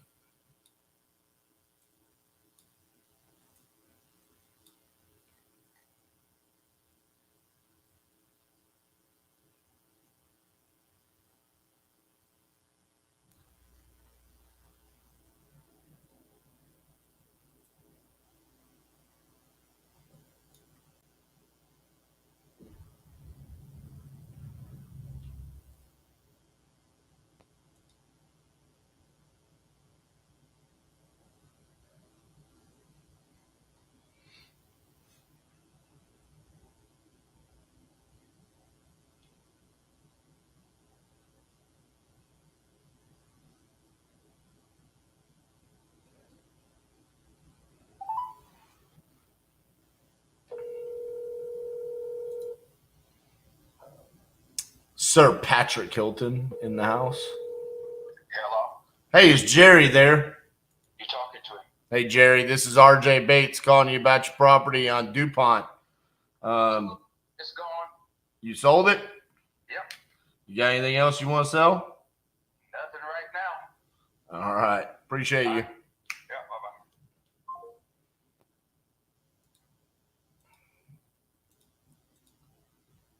That was speed to lead.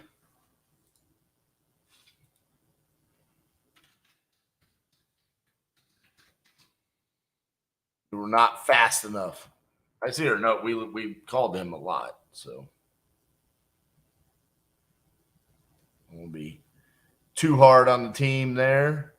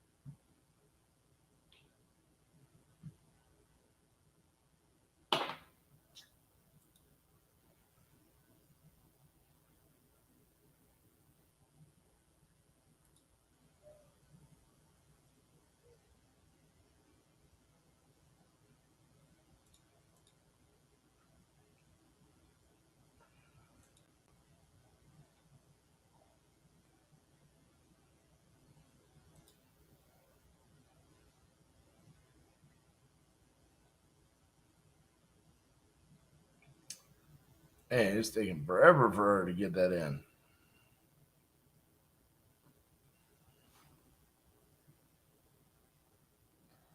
Selling a house in St. Louis.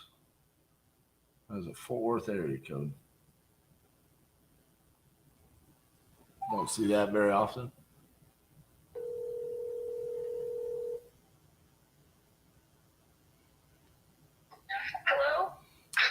Hello.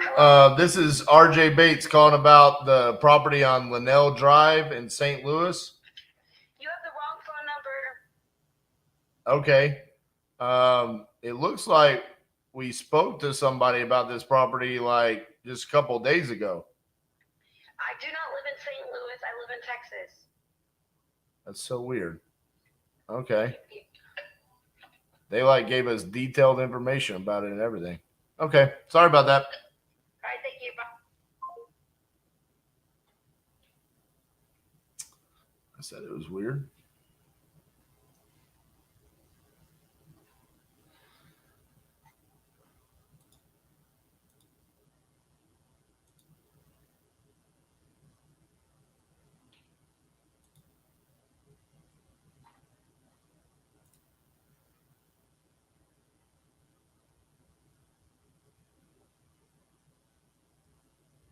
I don't know. I don't know if that was a kid.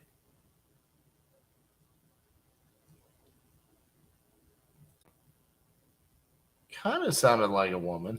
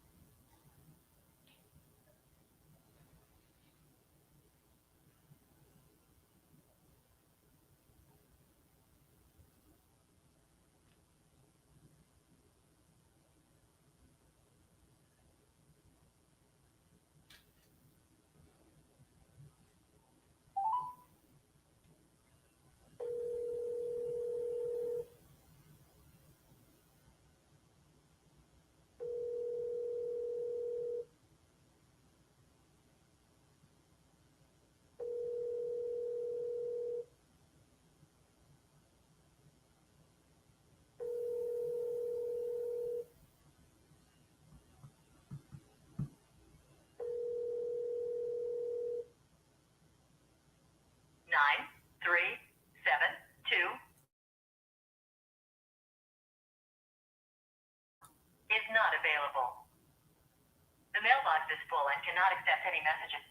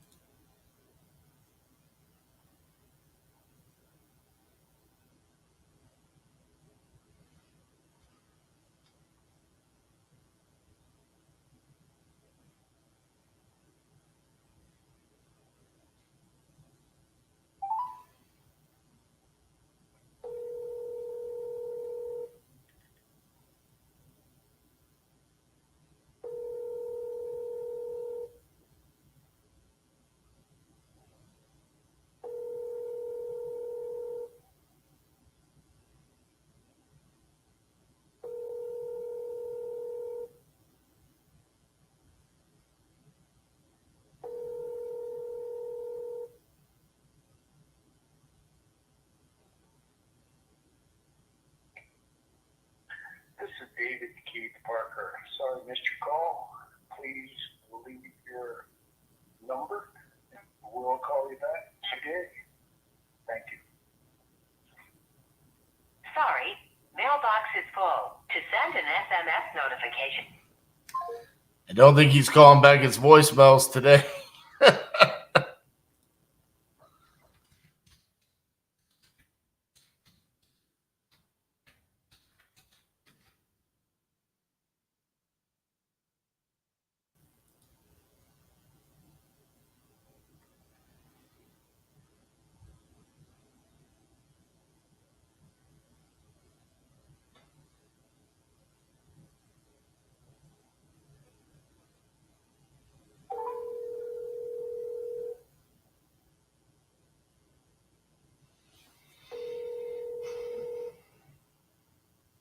Hey, this is Lisa. Sorry I missed you. Leave me a message and I'll get back to you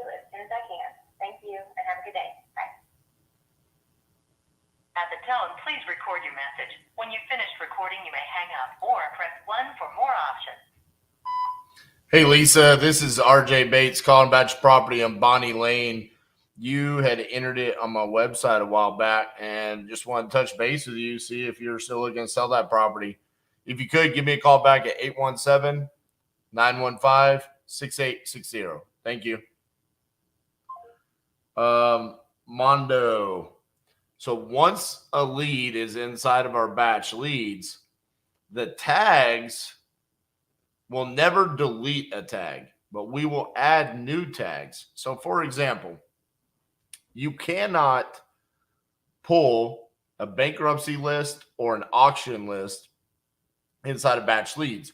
But after you pull the list, it will show you, hey, you have 2,000 bankruptcies. So we'll go through, we'll select all 2,000 of those, and then we'll add the tag bankruptcy for those. But we're never going to take away a tag. No, because it kind of just builds the story as to what's going on with that property.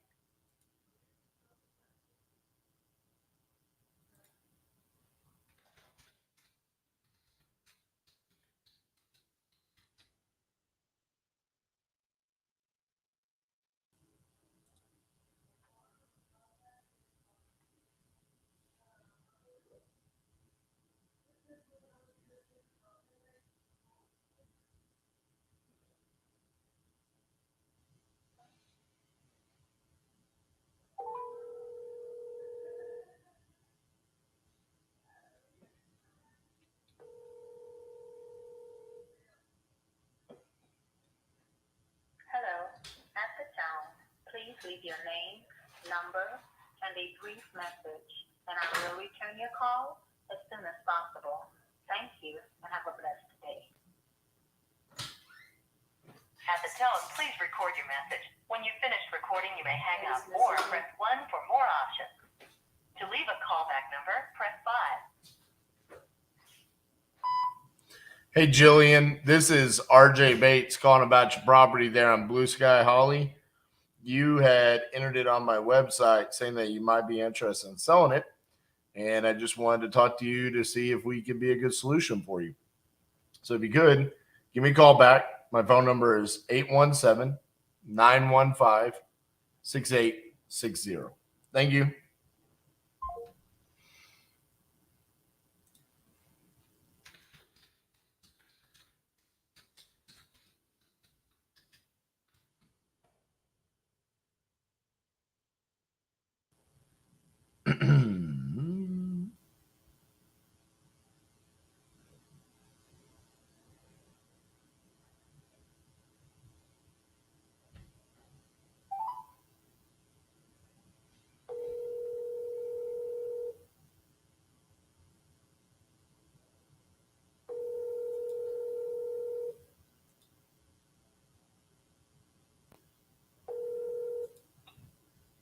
Your call has been forwarded to an automatic voice message system.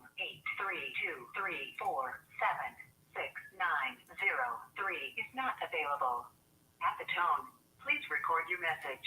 When you have finished recording, you may hang up or press 1 for more options. Hey, Jose, this is RJ calling about your property on Saddlebrook. If you could, give me a call back, 817-915-6860. Thank you.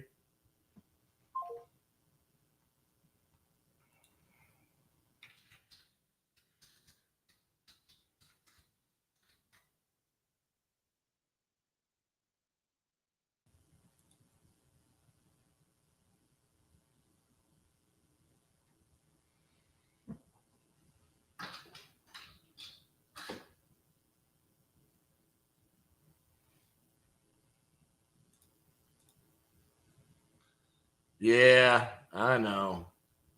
It was a lot better when we got to share the screen. Unfortunately, all I'm doing right now is going from one lead down to the next one. Please leave your message for 4. So ain't a whole lot happening. Next one. That's a fake phone number. We're just going to move that one. See you later.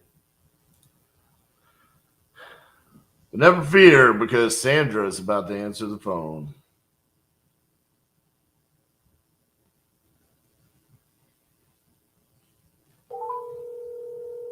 You need some music, huh?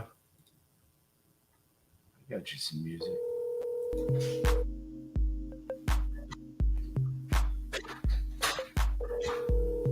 About that. Yep.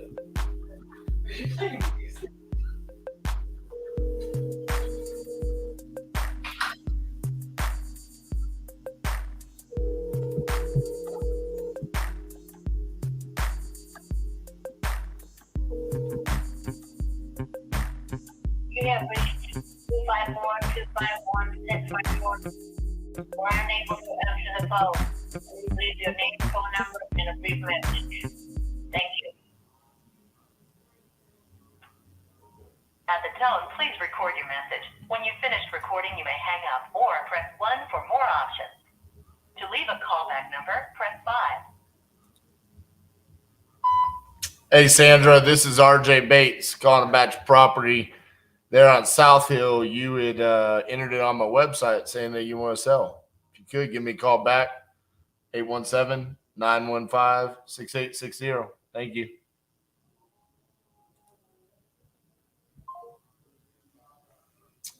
I can't get flagged because it's license-free music that StreamYard allows you to play.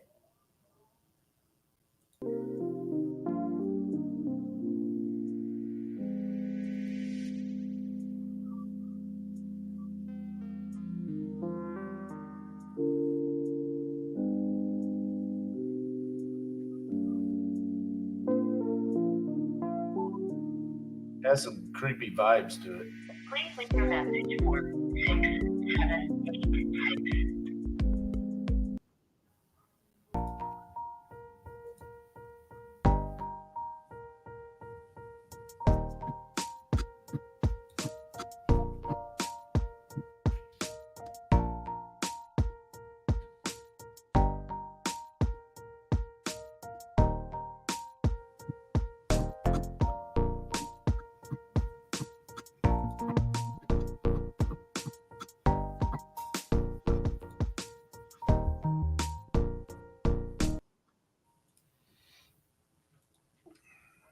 So when you go back to your database and pull a list, how do you name it? City, state, yes. Acquisitions or dispositions. Motivation. So absentee, vacant, pre-foreclosure. If you're combining all of them, which is what I recommend you do, absentee.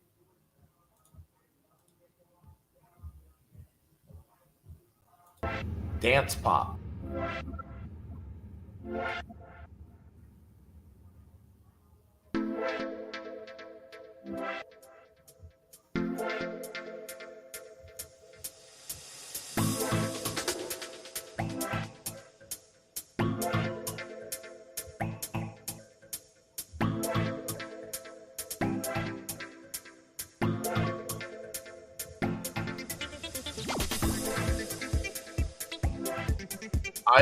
I don't think this VA entered this lead. Hey, I don't know what this VA is doing.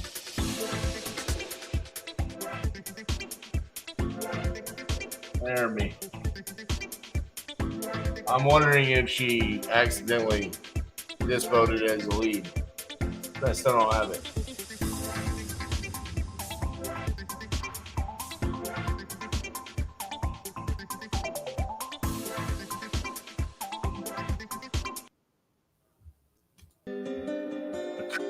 Cinematic.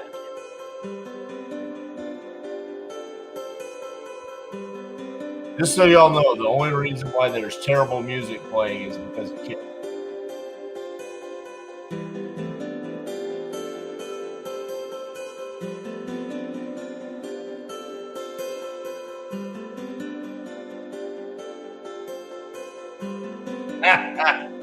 Feels like a club.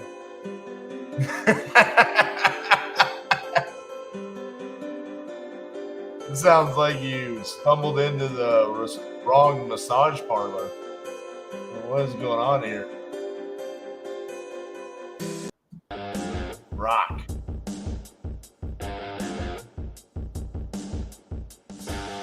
This is all we have. If people don't answer the phone, I'm playing this music.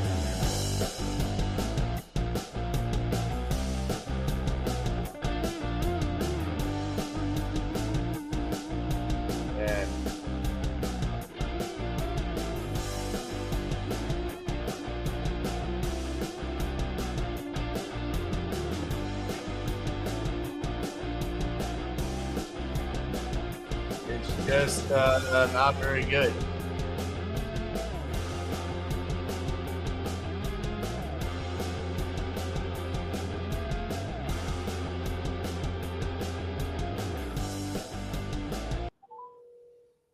You know, it's funny. 3 days now, we've run into this time block. And then we always have a killer conversation.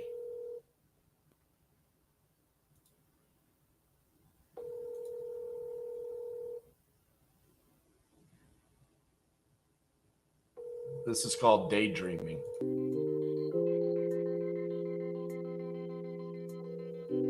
Your call has been forwarded to an automated voice.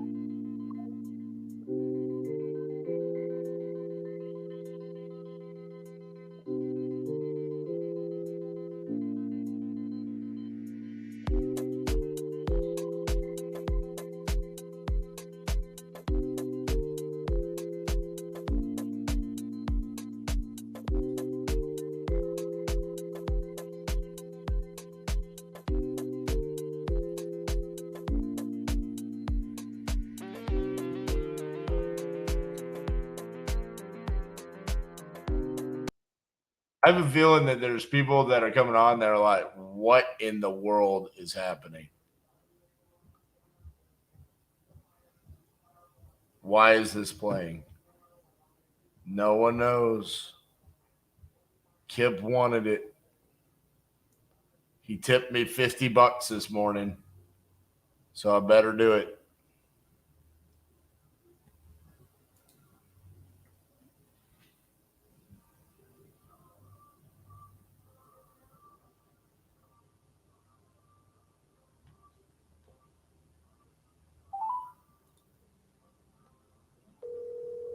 Feeding the ducks.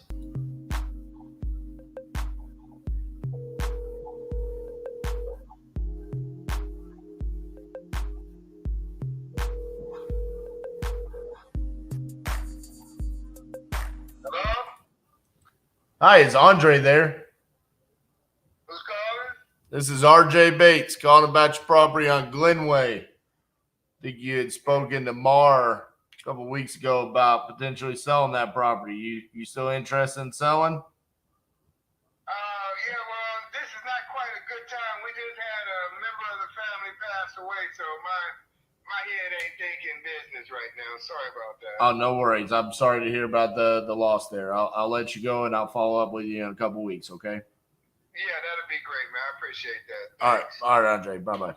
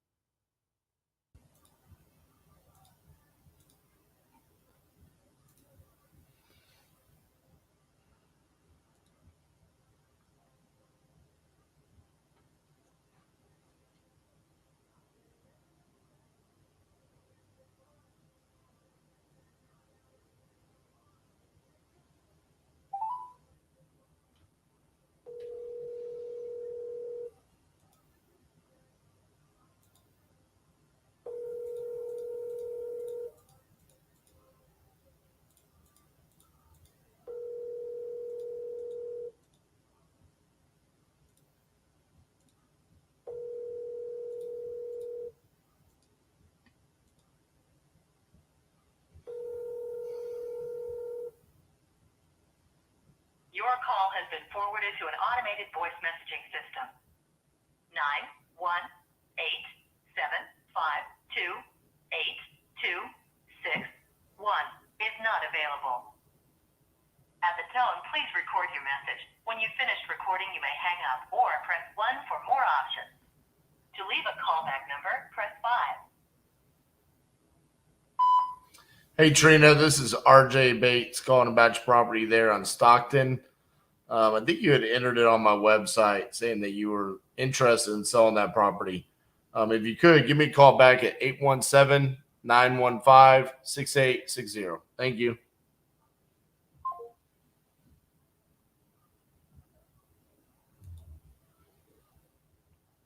That ain't that hard to figure out, Kip. I'm just going to be honest with you, buddy. Best of luck with your endeavors.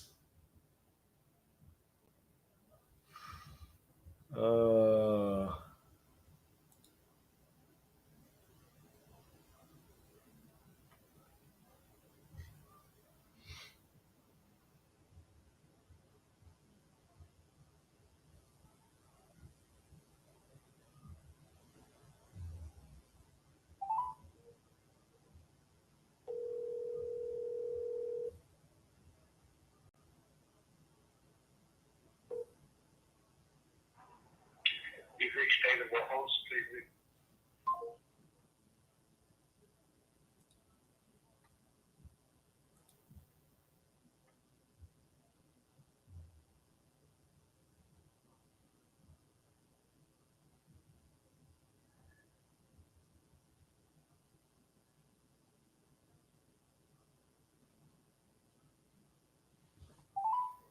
Janice? What's his name? Janice? Your call has been forwarded to an automatic voice message. Man, this has been a pretty brutal 45 minutes here.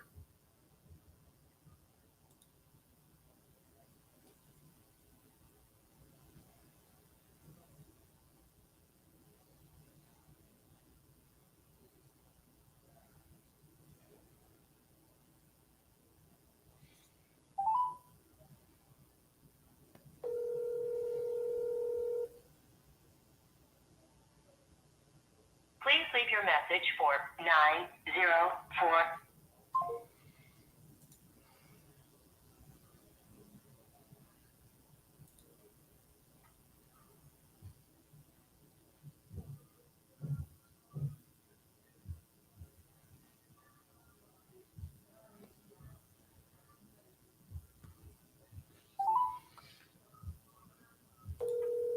Actually went to a game in Mullet Arena. Saw the Arizona. Pro, I am being instant denied. What is going on here?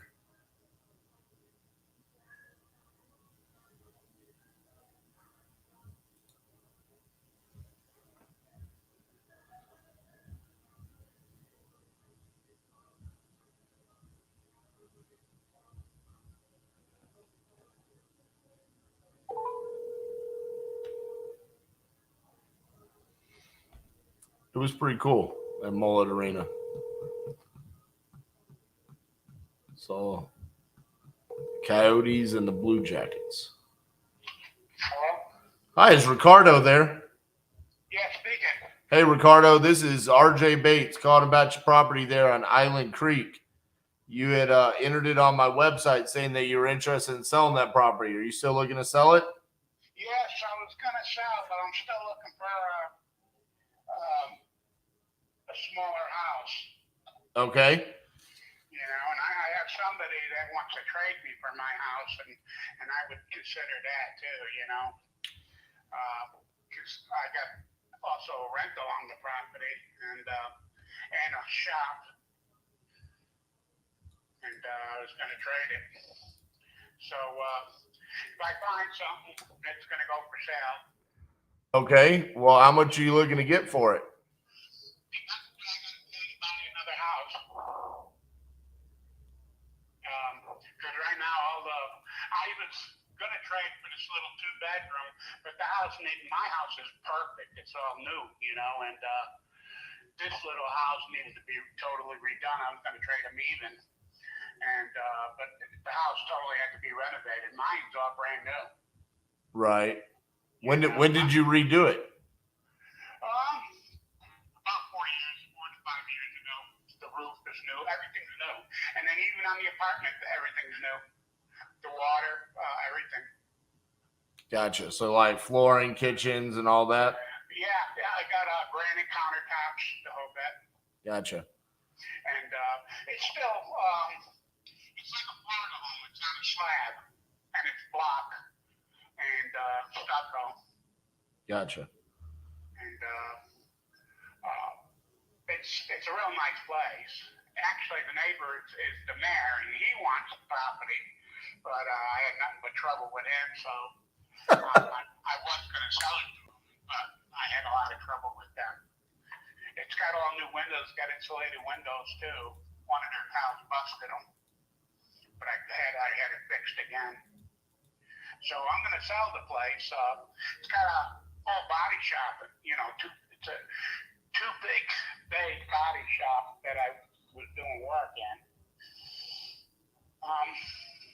It's a nice place. It's just too much for me. I'm retired now. Right. But you didn't have an asking price in mind? I had it sold for $105, but now that was a way back because I was going to buy something else. So now my appraisal, they keep jacking up my appraisal. My appraisal's up to 123. They taxed me on. My taxes went up like crazy here. Right. And they keep going up on them. So, like the house down the road, that house could fit in my living room, and they want $275 for that. I see. How many square foot is your house? The whole house with you see it's about 1,500, but it's a one bedroom. Well, my area it's like 900.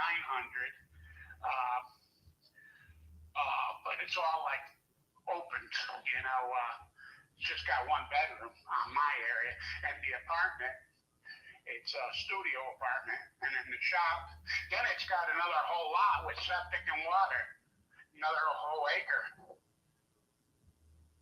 Okay. So what the guy that was going to buy it for 105, what happened to that? He tried to rip me off. He was like a guy like you that buys and sells. Yeah. Real estate. And the real estate partner that I never saw him. They brought me to go buy this house, and I got the cash. I was going to buy it because it was repo.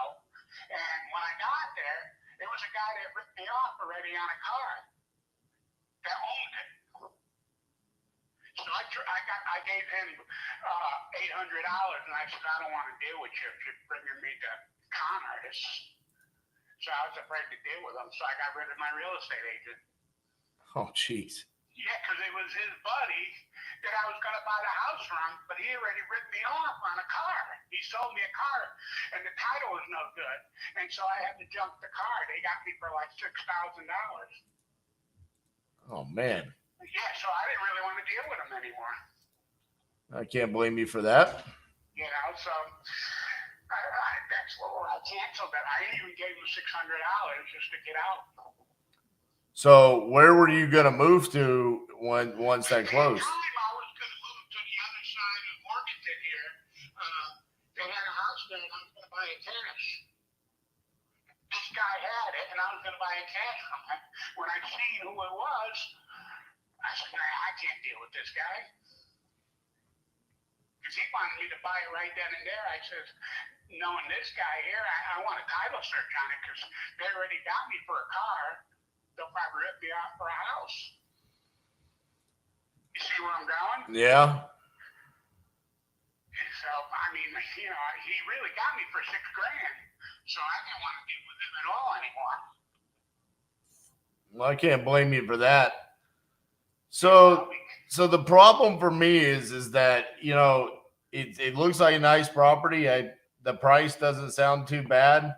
It's a really small town, you know. No, it's not. This town is growing. You would not believe. My taxes went up from last year to 4 times.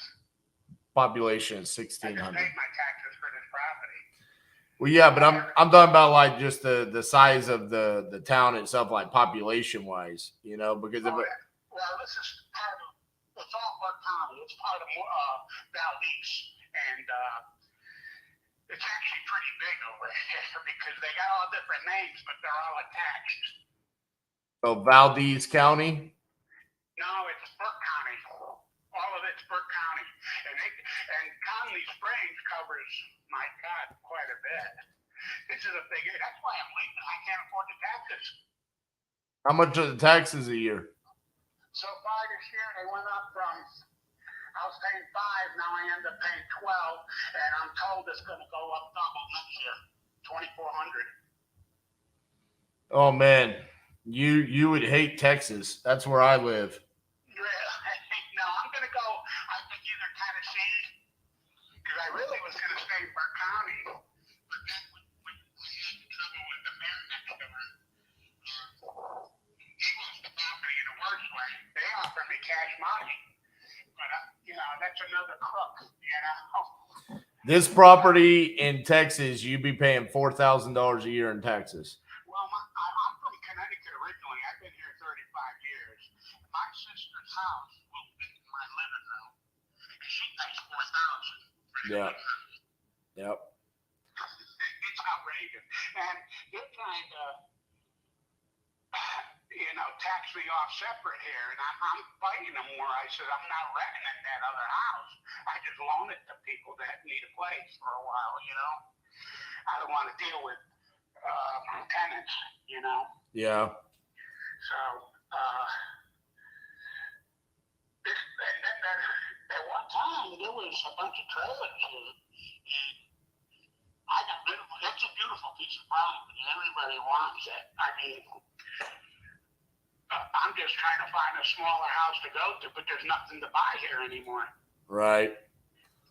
And I was hoping to trade somebody, but, they got jumped. They want to trade me, because there's no other houses around. There's none. I mean, if you find a house, it's totally wrecked inside. There's no property around here to buy. That's why they're pushing us old people out.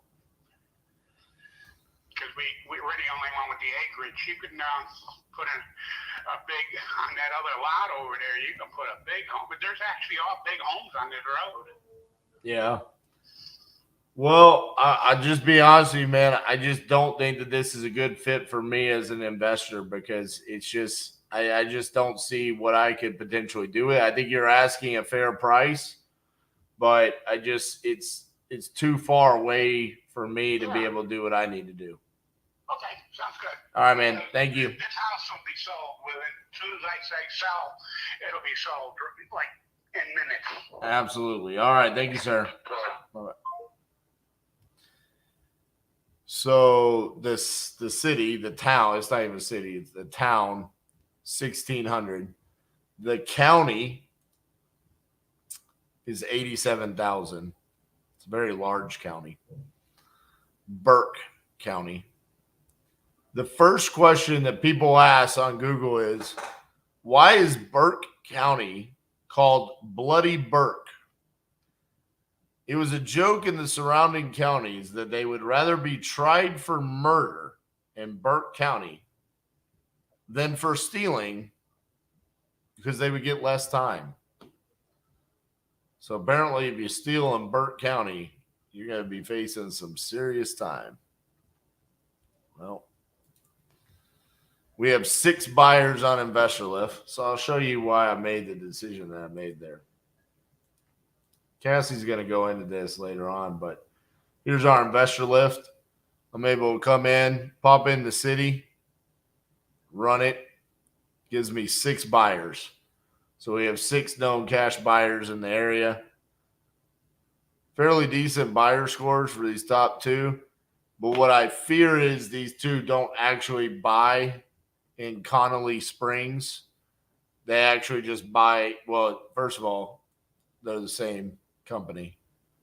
What I think is they've just put in that they buy it in the entire state of North Carolina. You can see here, not really high buyer scores means they're not active.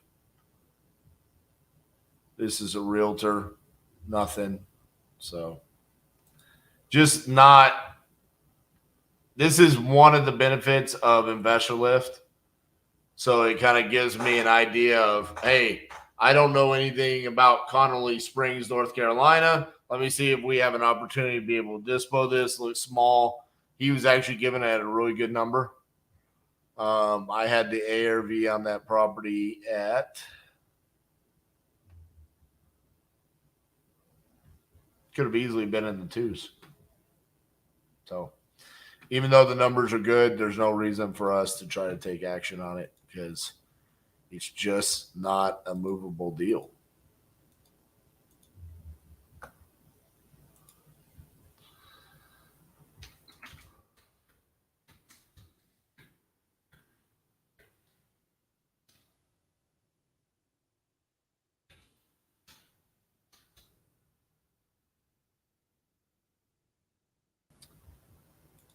On to the next.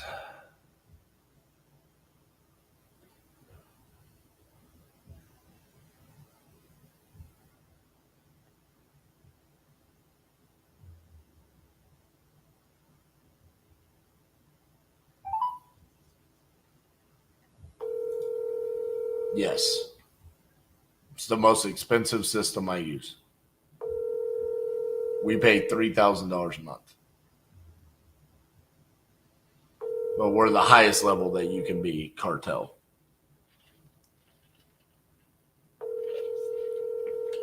Not only do you pay $3,000 a month, but you have to be referred by 3 other investors to be at cartel mode. Please leave your message for 9282744. They have smaller packages.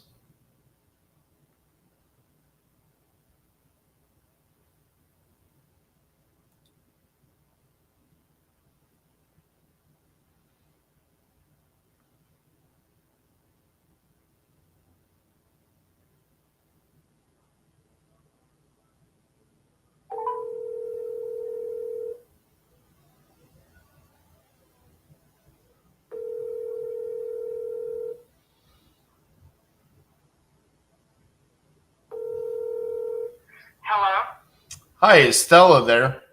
this is she. Hey, Stella, this is RJ Bates calling about your property there on Yellow Top. I think you had entered it on my website a while back and said you might be interested in selling that property. You still looking to sell? Maybe, if the price is right. What's that right price? I don't know. Give me one. Ha! All right. Well, I'm gonna have to get a lot of information out of you so I can do that. What's going on with the property? Nothing. I'm living in it. All right. You gonna tell me anything about it? I mean, because I'm assuming we're gonna have to talk about hundreds of thousands of dollars, so I need a little bit of info. Okay, I'm gonna give you some. All right. It needs a new roof. Okay. The air conditioner's 3 years old, Okay. so I know that's good. The hot water tank's probably 5 years old. And I've got, I'm trying to think of floors, laminate floors in it, except the kitchen and bathrooms, and those are tile. 3 bedrooms, 2 baths. And what else do you want to know? How long you lived there? Oh, I've been here about 15 years. Okay. How old are those floors? They're probably 8 years old. 8 years old. Yeah. Are they still in pretty good shape, or do you think they might need to be replaced? They're still in pretty good shape. There's a couple of the eaves I don't know what you call it, but between the doorways, Yep. there's a couple of those things missing, but other than that, they look real good. Okay. What about the windows? Because I know that's kind of a big deal in Florida. Is that? Well, the windows are good. I mean, I haven't changed the hurricane-proof windows or anything. They're just they're the windows that were in here when I bought it. Gotcha. Is the square footage like 1278? Is that correct? No, I think it's a little bit less than that. Okay. All right.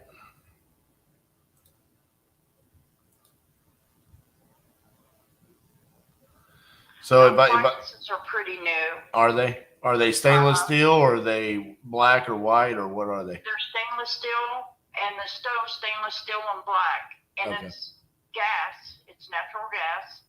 The dryer's natural gas. If I were to say, hey, here's how much I can give you, and you said, yeah, that's a good number, when would you want to close? Like, what's your timeline look like? 30 to 45 days. Okay. So you have a place to go in 30, 45 days? I will, if Okay. the price is right. You're like, I'll find somewhere. Yeah. I got you. All right. But the backyard's in pretty bad shape, too. It's just the grass. You're going to have to sod it or something. So it's just like dirt. There's no grass Yeah, back most there. of it, yeah. Anything else that would need to be worked on or? Rescreen the patio. Gotcha. No pool, right? No. Okay. I wish I wouldn't be talking to you. I gotcha. All right, give me a few seconds here. I'm looking up to see what I can do. So it sounds like it needs a little bit of work, but not like over the top full remodel, right? Right.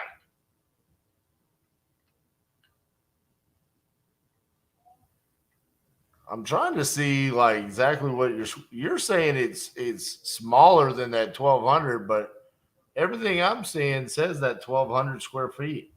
Well, it may be. Yeah. Because even that is a little bit small for the neighborhood, to be honest with you. Yeah. Well, I do have one of the smaller houses. Gotcha. Which, funny enough, is not a terrible thing. It's a lot worse to have the biggest house in the neighborhood than have the smallest. I'll tell you that. Right. It's a good starter home, and it's good for me because I'm here by myself. Gotcha.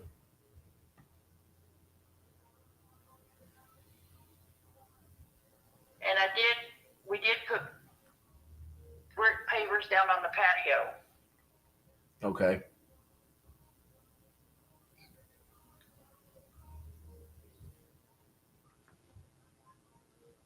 All right. I think I've got an idea of what I can do here.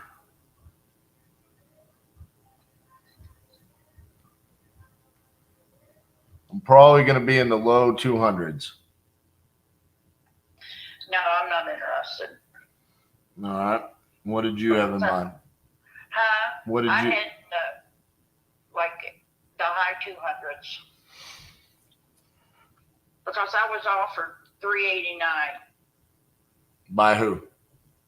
Open door? Did they come out and see it?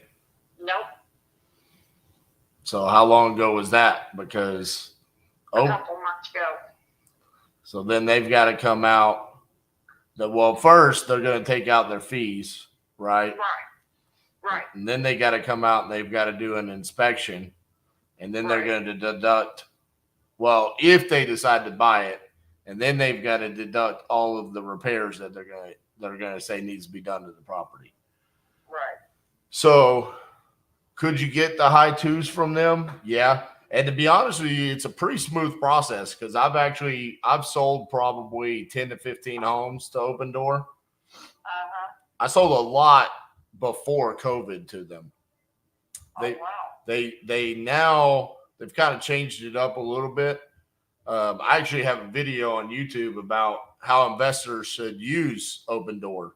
Because all Open Door is another investor. They just have, hedge fund money. So they just make a lot less margins. The problem with them is that there's certain things that they just won't negotiate on. And so that's where sometimes, like your house, I think is a good one for you to go with someone like Open Door, to be honest with you. Because it's a new enough build where you don't have to worry about the plumbing being an issue, which that's a big one for them. Cast iron plumbing is a non-negotiable. They'll immediately just terminate. Foundation problems is another thing that just immediately they terminate on. But also the fees and the repairs, their repair numbers are really reasonable, to be honest with you. A lot of investors complain about it and say, well, they're going to beat you up on the repairs. Not necessarily, because when they give you an itemized invoice that says, hey, we're going to have to replace the laminate flooring, and they show it, and it's like you can't really beat the price that they're saying it's going to cost for the laminate flooring. So to be honest with you, if you could get the high twos from them, I think that's a pretty good price, because what I'm basing it off of is about if your house was completely remodeled, what I said was $300 a square foot is what I think it could be worth, because I see other properties in the area that have sold for that. Now, we do have some higher. We have a 328 square foot. We got a 325. So that's $325 a square foot, right? Yeah. So I'm going, all right. Say if I say $325 a square foot, and then I say your house is $1,278.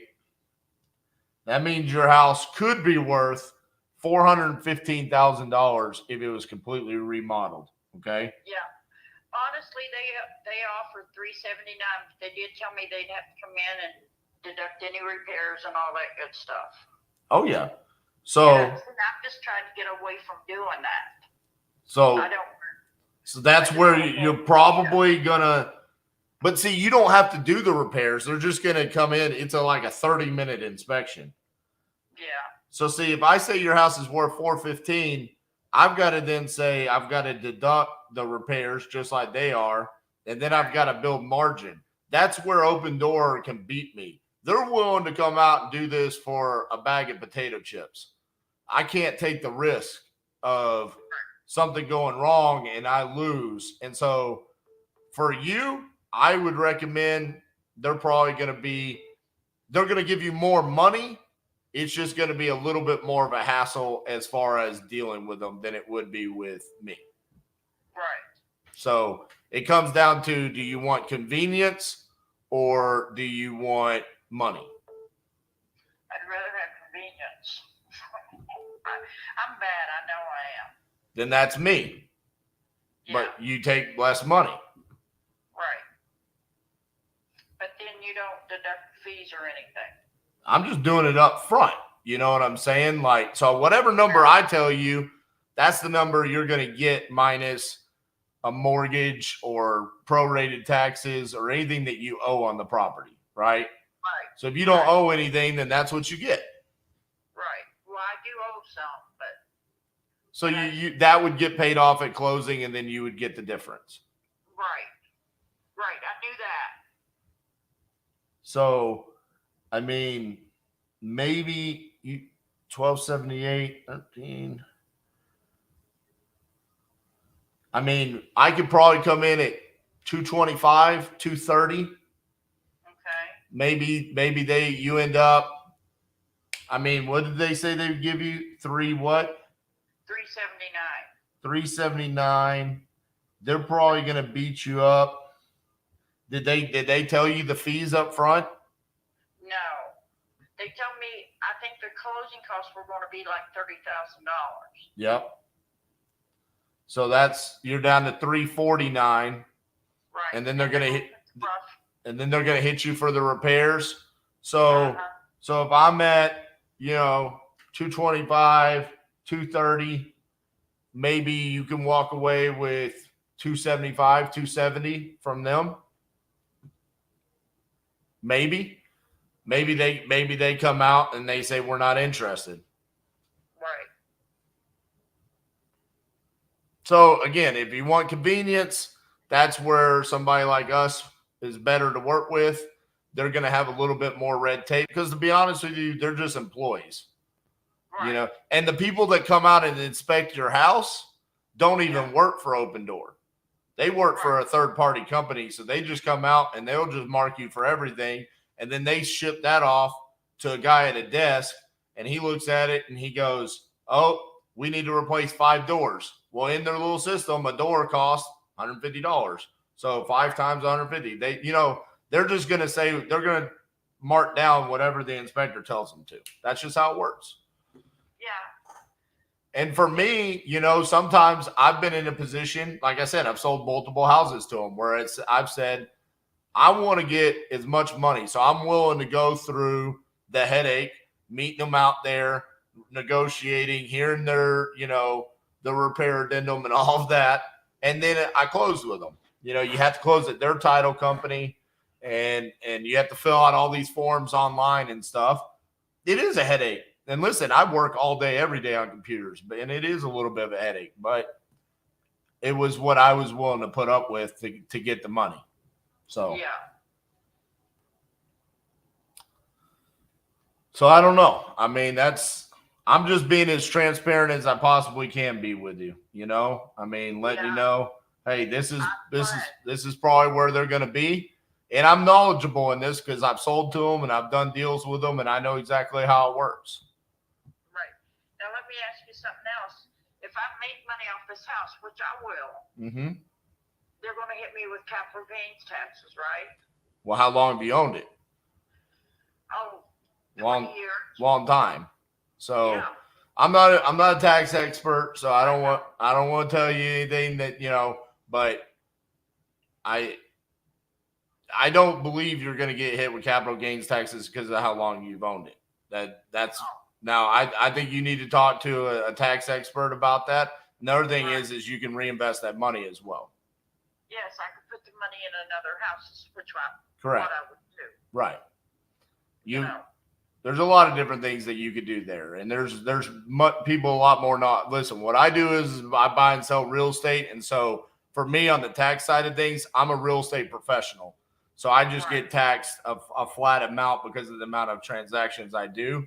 So sometimes when it comes to like an owner occupant in your position, I would say, hey, there's people a lot more knowledgeable about what that means to you. Because to be honest with you, not many people talk about that, just to be honest with you. As strange as that sounds, I think people just know, the only 2 things that are guaranteed in life are death and taxes, right? Exactly. So can I get back with you in a couple of days? Absolutely. What if I call you on Monday? Does that give you some time to think about it over the weekend, and then I can call you on Monday and we can discuss a little bit further? Yeah, that would work perfect. Let me see what I work Monday. Hang on just 1 second, okay? Okay.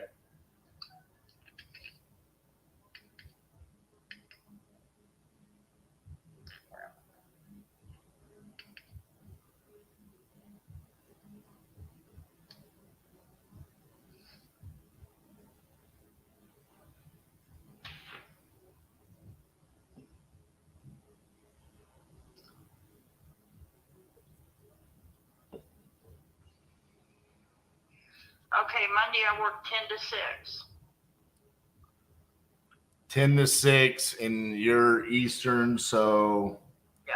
What is that my time? That is, I'm Central, so I'm in Texas.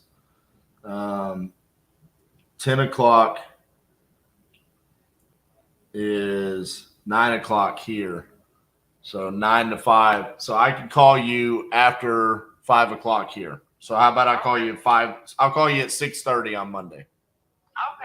Okay? All right. Thank you. Hey, save my cell phone number so you have it. So when I call you on Monday, you know it's me. Okay? Okay. Thank you. Thank you. Bye-bye. Bye-bye.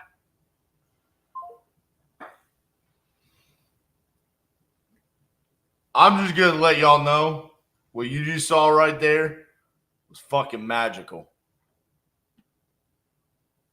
That's my favorite call. The other ones I just had to shut up. That right there was fucking skill. I don't care what anybody says. I read that shit like a book, baby. Watch me pump Open Door up. Well, really, I already knew what her pain was. What matters to you, ma'am? Money or convenience? I already knew it was convenience. Mm-hmm.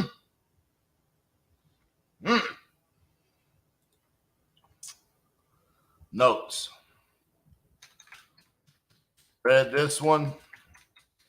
All right. Animal Farm. 2003. That means something to me. Boom. Offered 2.5, 230. She has an offer. Open door for 279. Now, watch this. We talk on Monday. She says, I don't want to do anything.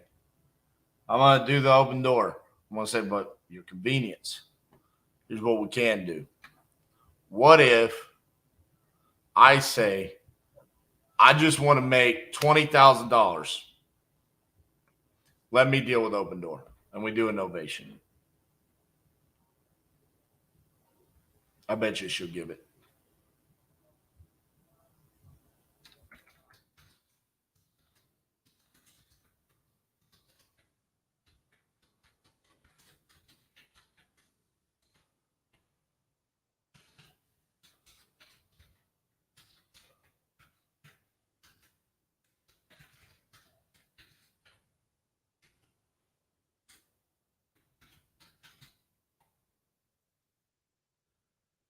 Boom.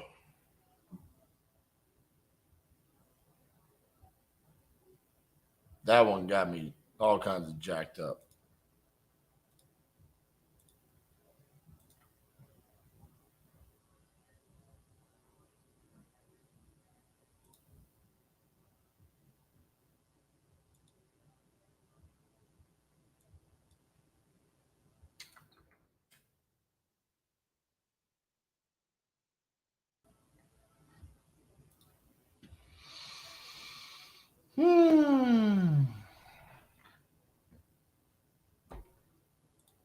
Well, open door is different in every different market. They're very similar to like, I don't want to say New Western, but somewhere where they have like offices and this is the area that they're going to buy.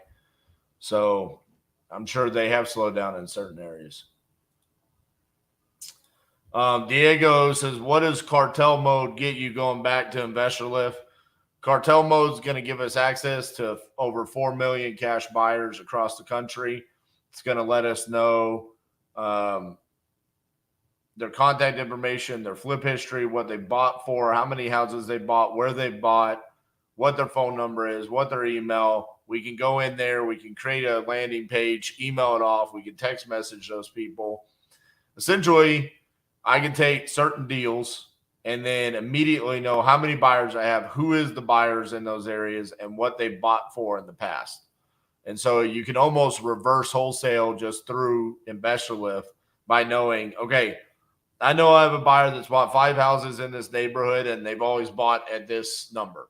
So instead of having to try to figure out ARV and all of that, I can just lock in that property and sell it to them for that price.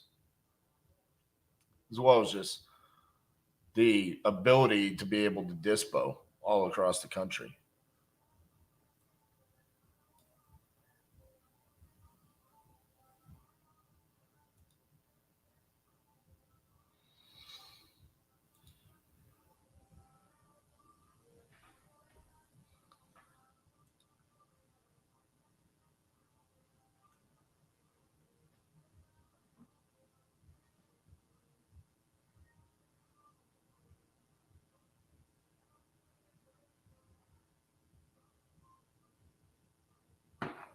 The subscriber you have dialed is not in service.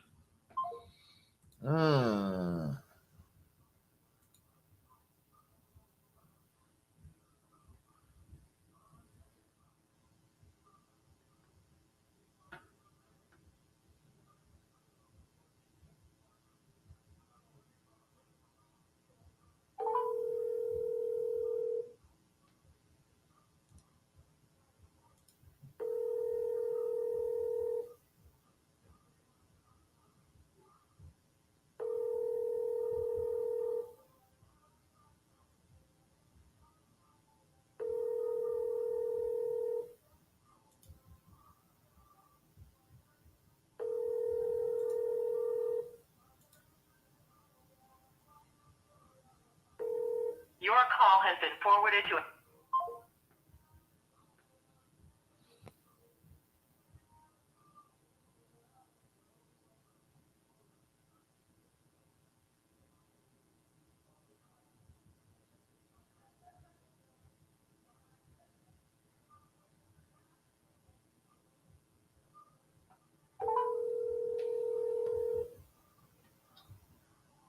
Hello. Hey, this is RJ Bates, just returning your call. I missed a call from you first. Oh, you gotta love phone tag. So I was calling you about a property that you want to sell me. That I want to sell you? Yeah? You got anything you want to sell me? Man, I can sell you everything that's on the MLS in Marion County. Well, this would have been like you went on to my website and like filled out information about a property that you were wanting to sell. Here we go. I just found it. Southwest 31st Street. That's my home. And you're Randall? Yeah. I don't remember doing that. That's weird. You don't want to sell me that property, huh? Well, yeah, I can always sell you this property. Yeah. How much money you got? Tell me what it's worth. Well, I got a lot of money, but I ain't going to give you all that. I can promise you that. Hey, man, I respect that, man. Yeah. It was weird, man. Somebody put this as boarded up. You're living in it, right? Boarded up? No, this place is not boarded up. That's so weird. Yeah, like my notes here, someone went on my website, gave me your address, your name, this phone number. Address? What's the number? What's the box number? 5171. Yeah, man, that's it, man. 5171, and they We put. definitely ain't boarded up here, man. That's crazy. Well, I don't know. So you're a realtor. I mean, well, I'm an investor. I mean, I don't think you're gonna want to sell to me because I got to have some kind of meat on the bone. You know what I'm saying? Yeah, I hear you, man. I hear you. I mean, is it one of those type of situations where maybe there's something I can do? There's a house up here in the neighborhood. It's at like, I think it's at like 350 or 370 or something. Let's shoot them over an offer, man. 350, 370, and what? And what could we sell it for? You're going to put some money in it to sell it, but I think you could get it for less than that. It's been on the market for a while, man. It's a complete gut inside. They used it as a rental for I don't know how many years, man. But I'll tell you, this is a really good, popular neighborhood here. Right. If you can get in this neighborhood, man, there's I don't think there's anybody selling anything in here under 400. But they're in rough shape, some of them. Right. Know what I mean? So you got to get them for less than that for sure. And if you can get something at, I don't know, 290, 280, 290, and if you can get 4 out of it or close to it at closing, that's make a few dollars there. Yeah. I mean, my thing is this is why we do what we do, though. I mean, we love to do the direct to seller marketing, so we're getting it off market. People aren't going to see, oh, hey, you just bought this for $290. Now you're trying to sell it for $400, even though they know that we just took it from a dump to, what it is. Yeah, I hear you, man. I've been in the building business a long time. Oh, yeah. So besides the real estate, man, I know exactly what you're talking about. yeah, so even if it's like a hell of a deal on the MLS, it's like, man, and appraisers, they come in and then they want to know, well, give me all of this market's going to go upside down here pretty quick, I think. I agree. I mean, I think that's across the country. You know what? Yeah. I've already referred. Some places are worse than others, man. I think Florida's in pretty decent shape. But man, some of these places, man, they are my house that I sold in Phoenix for like $300,000, when I left there 7 or 8 years ago. Hell, it's over $500,000. That's what I was going to say, $500,000 now. Yeah, that's a lot of market appreciation. Oh, man. yeah. I'm sorry, man. Listen, I have in the past 2 weeks referred 4 people to perform a short sale because it was their only exit. Yeah. And I haven't done that in years. And I've done 4 in the past 2 weeks. You know what I'm saying? It's coming, man. I'll tell you, man, that it's already starting to happen, man. A lot of these big wage earners, man, that they're not exactly sure what their job was, they're starting to lose it to you, man. Exactly. So, well, all right, man. Well, I'm glad we talked. You can save my phone number. Shoot me over your email, man. I'll send you what's here in this neighborhood. You decide whether you Yeah, for sure. I'll shoot you a text. That's weird that somehow this information came across. I don't know, probably some Russian bot that now has my social security number, but it is what it is. So, Oh my God, man. We ain't even going there. All right, man. I'll shoot you a text. All right. Hey, sounds good. I'll send you what's in the neighborhood here. There's a couple. I mean, if you watch it here, man, this stuff may go pretty cheap here. Some of it was bought at the height of the market. I think they're way upside down in some of it. Okay. Well, yeah, I'll take a look at what you send me over. Okay. Yeah, stay in touch, man. All right, man. Appreciate you. Bye bye. Yeah, man. Bye.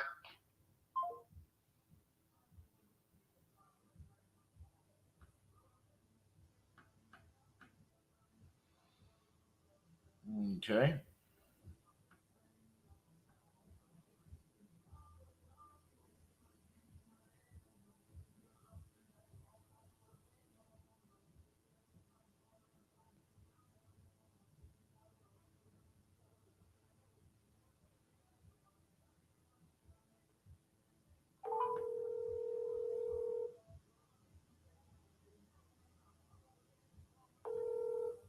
Hello? Hey, this is RJ Bates, the gentleman that you were speaking to yesterday about your properties. Right. Hey, I was I just get. tried to send that text message to you, but it didn't say that it ever got delivered. So I don't know what was going on there. And then I went online and let's see. I've got your email. I've got it right here. I just didn't send you those contracts yet because I thought I had a little bit of time because I thought your buddy was looking this weekend. So That's no problem. I just wanted to make sure you got the email address. yes, sir. I wasn't worried about receiving it. I just wanted to make sure I didn't have any answer on this end that said it had been delivered. So Yes, sir. I got it. Thank you so much. I appreciate you following up with me. okay, thank you. All right. Talk to you soon. Bye bye.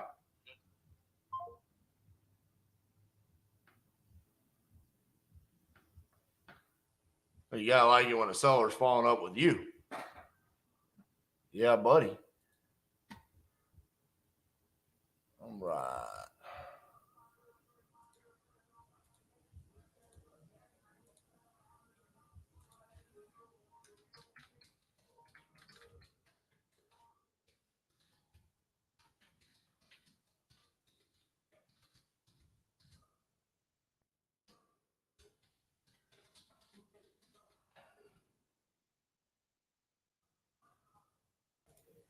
All right. Let's see. Where were we?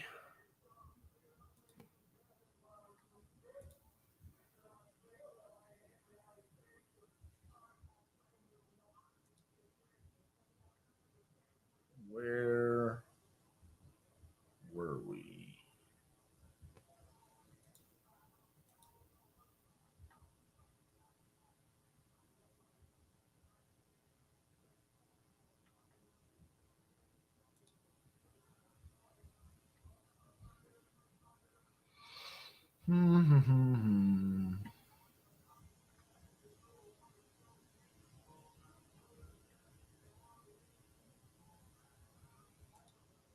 I'm gonna follow up with our bowling buddy.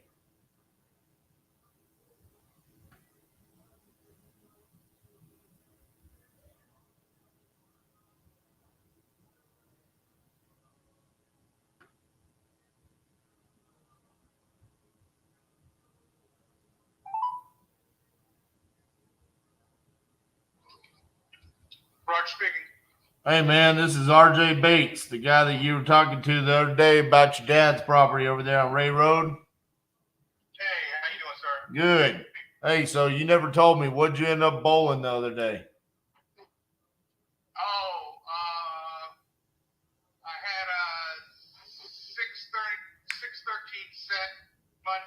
$26.55 today. Man, you're my hero. You were what I was, 12 years ago, but better. So your dad didn't like the offer. Did he tell you what he wanted to be at?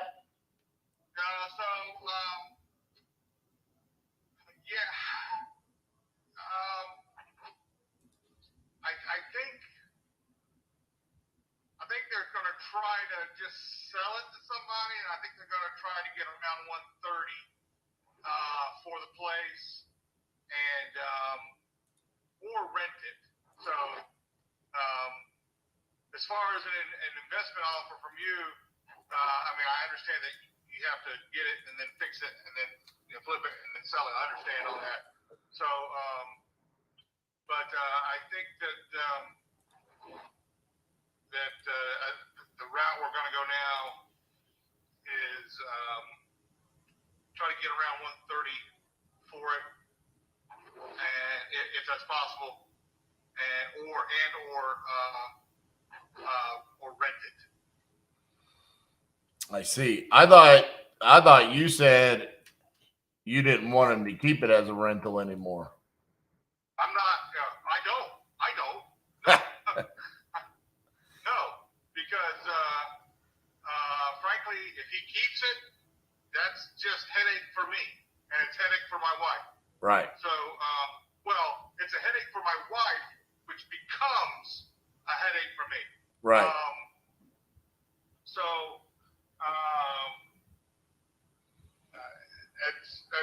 At some point, we're going to have a good sit down with him, and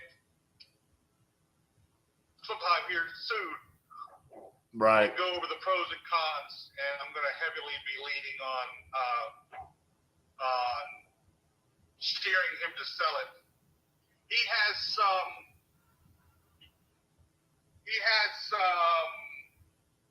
anxiety about paying the tax bill that would come along with selling the place.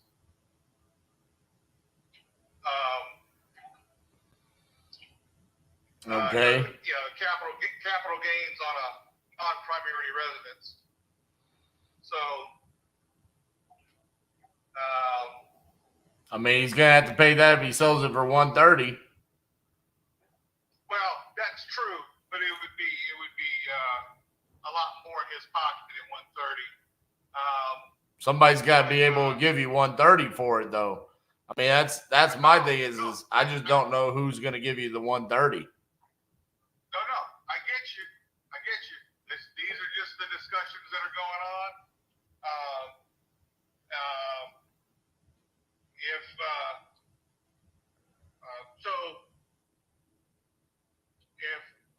Put it this way, if 85.7 is your final, that's what you can do, then we'll just, I'll keep that number in mind and present it to him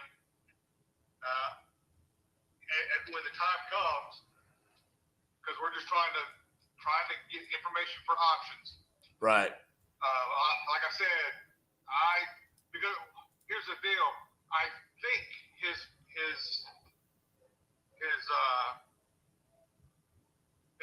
right now, the house that we're dealing with, my wife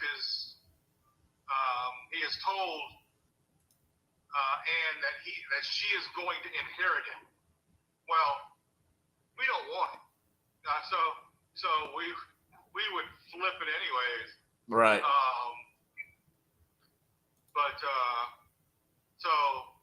I just assume him selling now. If he wants her to have that, then put that money into another account. Say, there you go. There's your house. Right. That'd be good. What I need to do is tell him, okay, so if we rent it, then you got hassles of renting, and you're going to make what, $1,000 a month maybe? Right.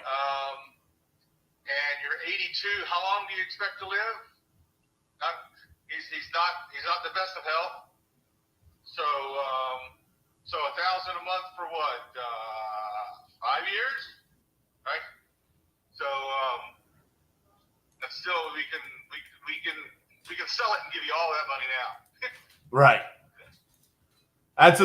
That's a tough conversation to have, but it also becomes a somewhat necessary conversation, because the flip side of that is that if he doesn't sell the property, make sure he has all of the paperwork lined up that it is being passed down to your wife correctly, so you're not left with the headache of having to figure that out, right? Yep. And having to go through probate and everything like that. He is not. He is. Somebody else's discomfort is not his concern. I see. Well, that makes a lot more sense, you know. He doesn't care about any hassle he leaves.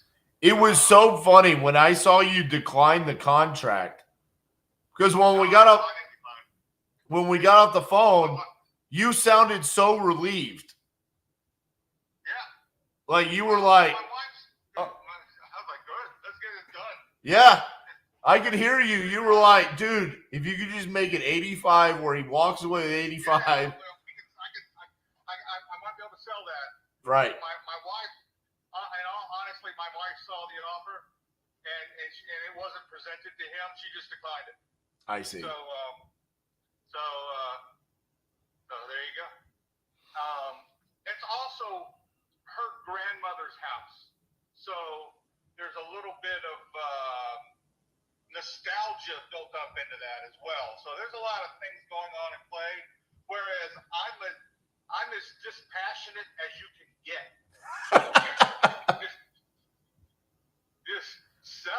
Right. Man. Well, you've got my phone number. Yes, sir. If it gets into a position where you really need to do something with it, feel free to call me. I'll give you a call back. Let me know, like, hey, dude, now I'm finally convinced everybody we got to do something. This is what we want to do. Let me know. Okay? Yeah. Yes, sir. I appreciate it. All right, man. Appreciate your time. Yeah, man. We'll talk later. Bye-bye.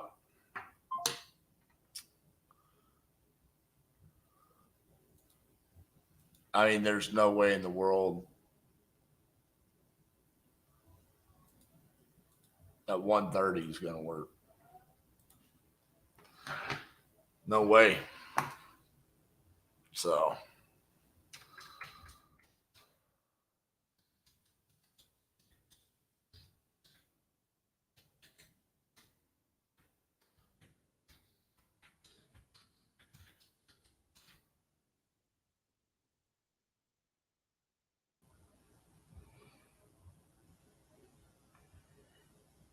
All right.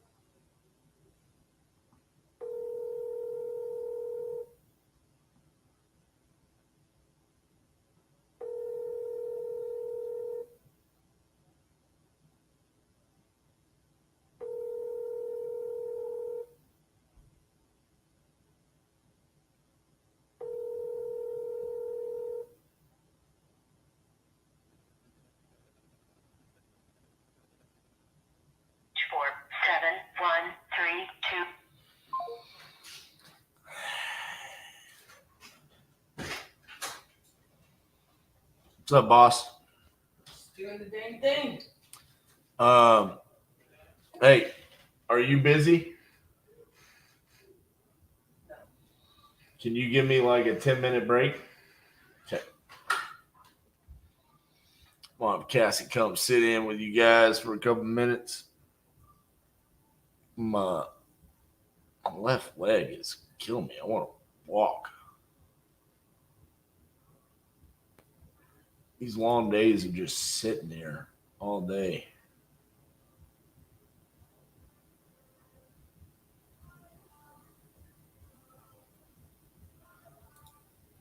It's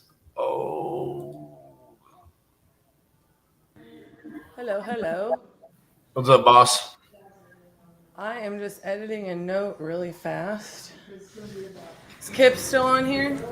Oh. I'm sure he is. I was gonna have him say hi to Titus, but Titus just moved. All right, I'm gonna let you take over. All right. Do you want me to share my screen? Yeah.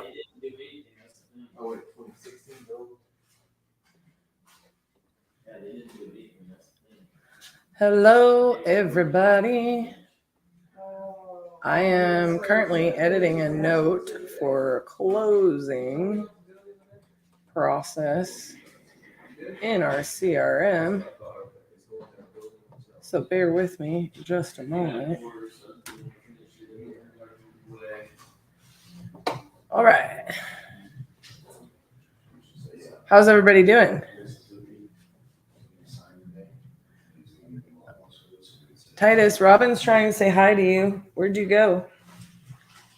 I don't see him. He's over there somewhere. Just roaming around the office, sitting in people's laps, doing Titus things. I didn't know Open Door was still buying a lot. Not like they used to be, that's for sure. Tonto says hi, Titus. He gone. We don't know. He's over there napping. He's had an exciting day. He's much more calm than he used to be, I promise. He's a 3-year-old boy now, Robin. He's a 3-year-old boy. Time to buy an Arizona hockey team. Oh, I don't even want to know how we got on that conversation. All right. Is there a deal? Ooh, what does cartel mode get you? Just so you know, Diego, we are going to go into dispositions. We are going to go into strategy, how we dispo, how we contact our buyers. We do love cartel mode.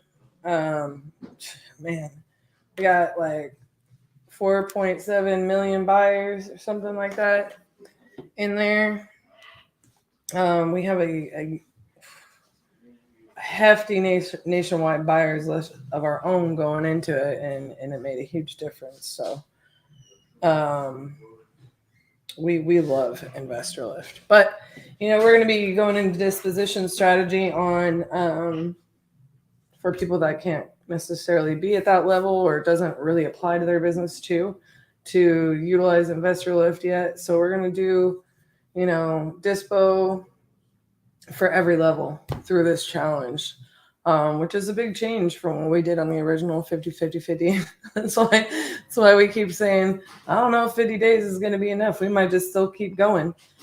But this is a lot to be going live all day, every day. And, we're doing a lot of acquisitions heavy up front and stuff like that, because that's how it starts. And we're going to show you guys how to not keep it cyclical in the business and stuff like that. So it's just after 5:00 here. We got about 40 more minutes in today's challenge. I'm looking forward to getting the updates from RJ when he is not on camera. I am out here working, y'all. Working with the team, working on everything we have going on, working on our deals. So I look forward to getting to show you guys that on a lot of the deals that we get through here. All that being said, I do need to go up here and make sure we have a Chicago deal. I don't know Let me see.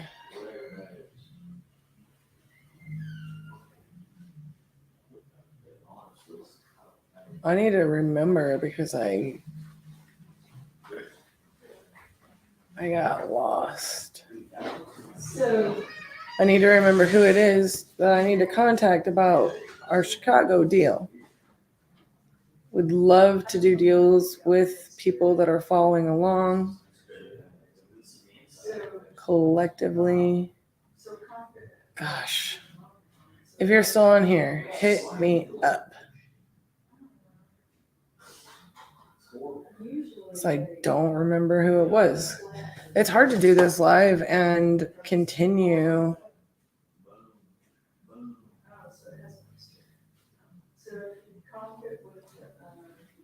And keep track of everything. I give RJ a hard time, but it actually is difficult. How many people we still got on here? I don't know. Can y'all see it? I can't see it. I know we got 63 likes. 37 watching now. 37 people watching and y'all this quiet? Man. That's bananas. Bananas and pajamas. Okay, well, let's dig into some stuff. What do we need? What do we got going on here? Otherwise, I'm just going to start talking about 38. How does it say different numbers? People coming and going. That's the only thing I can explain. Coming and going. All right, so just a 10-minute little break, he says. What are we going to do with a 10-minute break?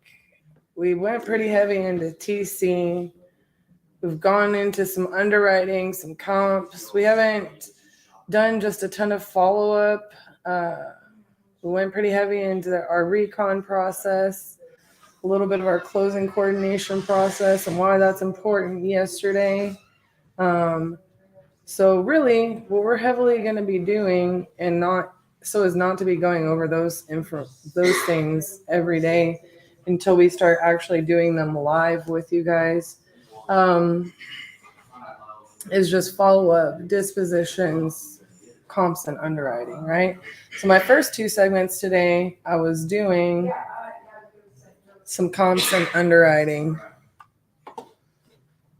And if y'all don't tell me specifically what you need, I'm going to go into some more comps and underwriting.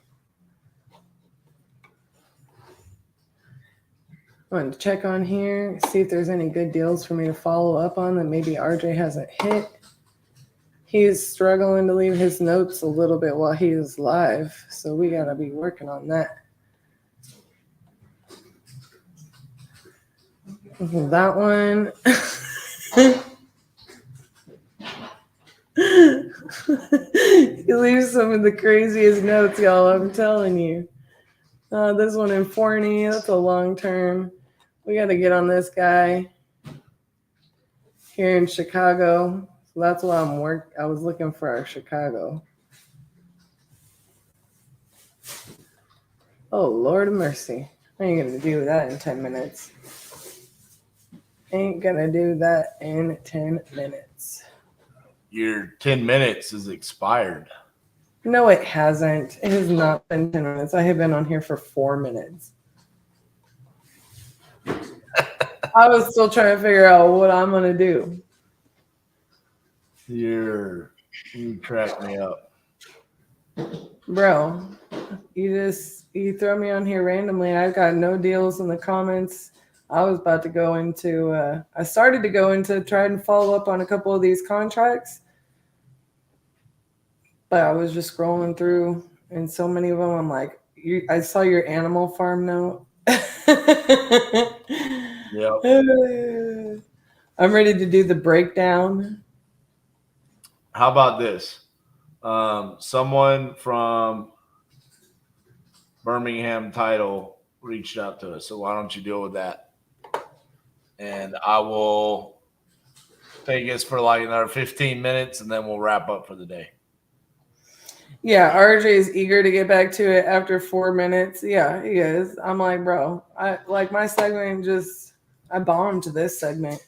I didn't even get to do anything. Everybody's all quiet. I need I was like, action. let me find a deal to follow up with. Let me find a JV to comp, like I can't really follow up or get a lot done in 4 minutes there, boss. All right. I'll see you in 15. Yeah, I'll see you in 15, 18. Go lock up a deal before we close out the day. Yep. All right.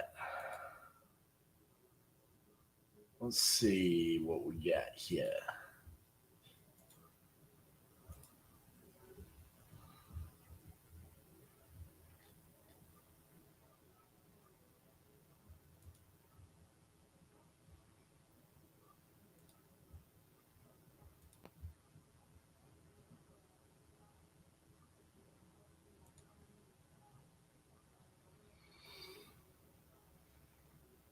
Back to it.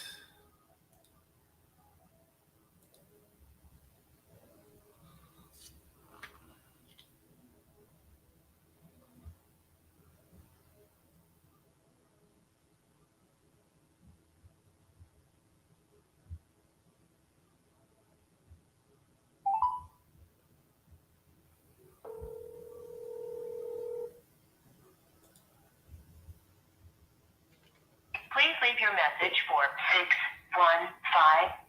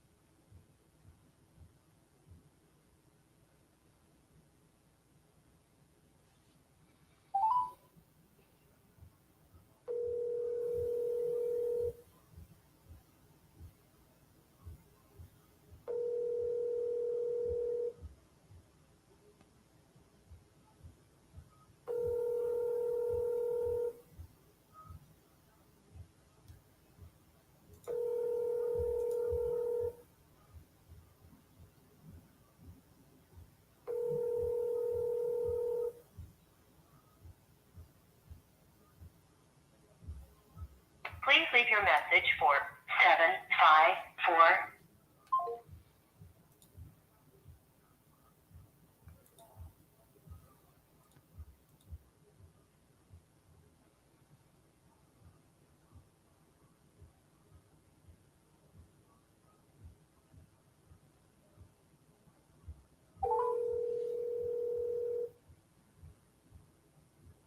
Your call has been forwarded to an automated voice.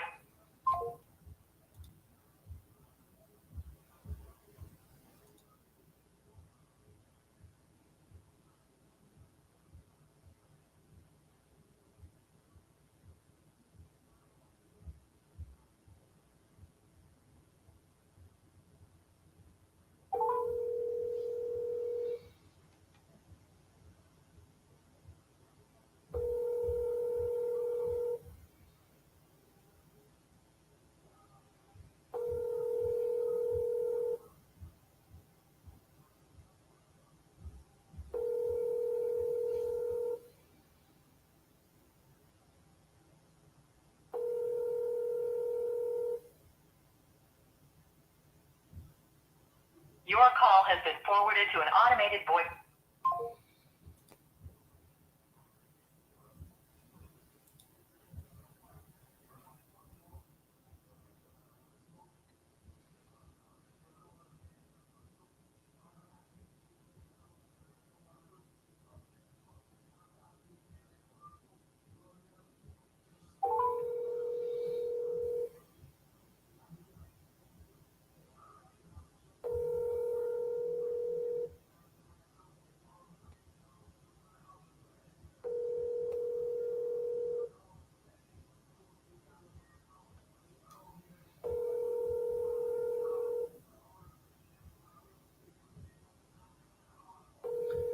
Who's the person watching on Twitch? This is Brett with ISC. Sorry. If you're the person watching on Twitch, can you send a comment?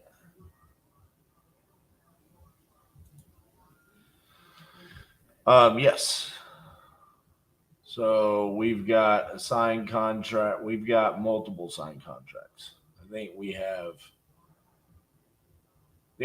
3 total signed contracts.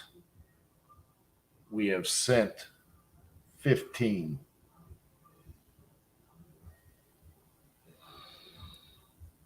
The 2 in Montana, we know he's not going to sign until after the weekend. The 1 in Forney, we know is not going to sign because the husband's out of town. We know the 1 in Omaha, Nebraska is not going to sign because she's dealing with the uncle. Katie in Houston should be signed. I followed up with him. He hasn't responded today. Jackson, Mississippi said he's going to sign today. Richmond, Virginia is signing today.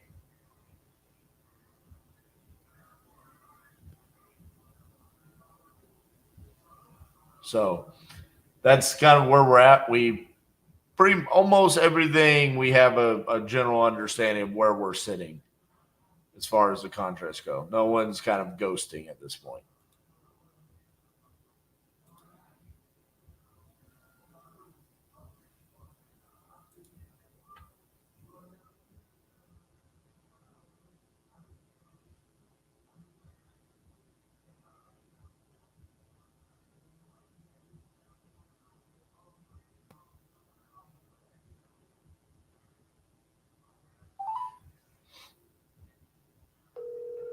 Justin, you're the one watching on Twitch? No, you're not. Clearly says you're on YouTube. If you're watching on Twitch, comment on the Twitch feed. Please leave your message for 51. It says someone's watching me on Twitch. I'm always curious who it was.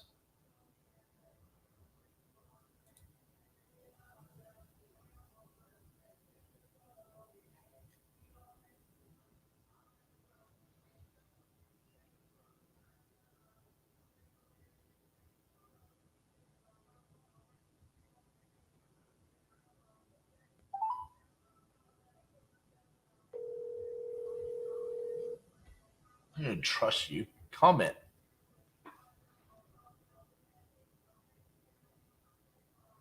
Hello, is Jason there?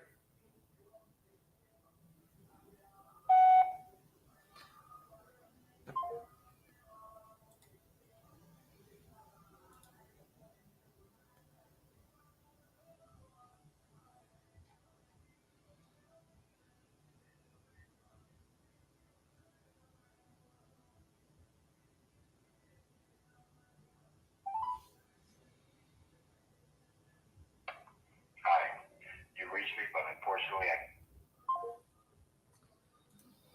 So, Jamie, we are on my Facebook page, Cassie's Facebook page, my Twitch, my Facebook profile. Like, I have a personal page, which is the main one, and then an actual like fan page, that Titanium Vault Facebook page, and then YouTube and Twitter. The only thing some people have said is that Twitch is a little bit more clear, but I prefer that you watch on YouTube.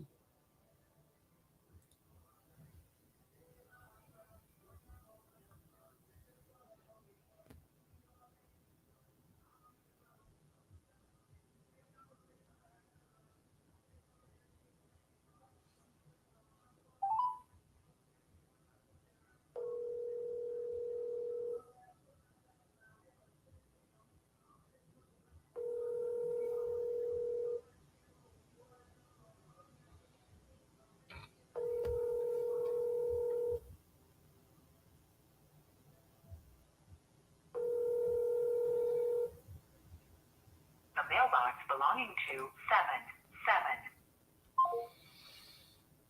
Man.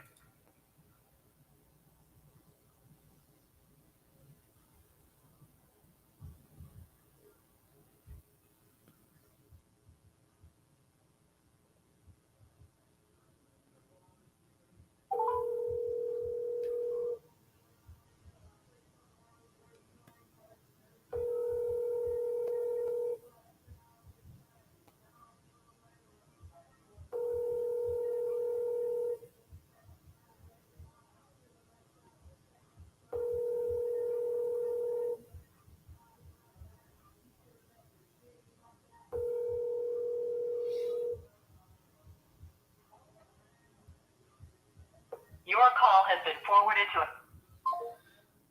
This afternoon has been a grind.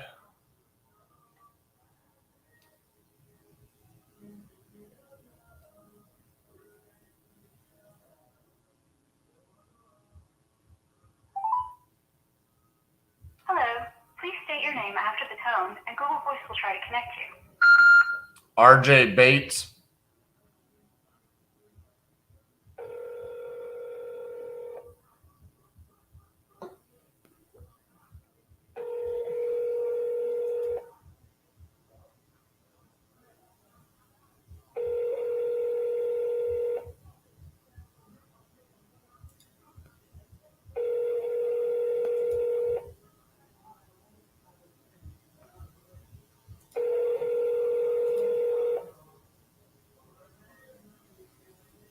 The Google subscriber you have called is not available.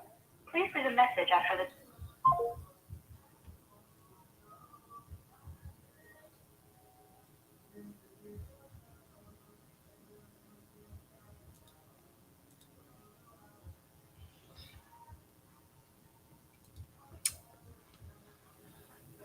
Yeah, we can't do TikTok through StreamYard. What we can do is we can do our own stream on TikTok. I just got to figure out how to do it.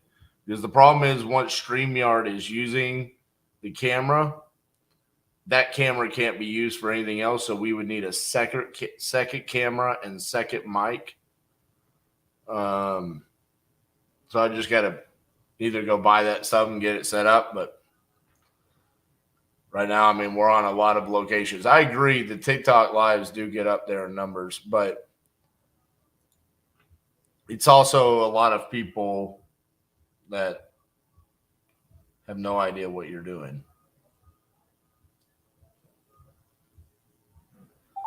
The comments would be coming from different places.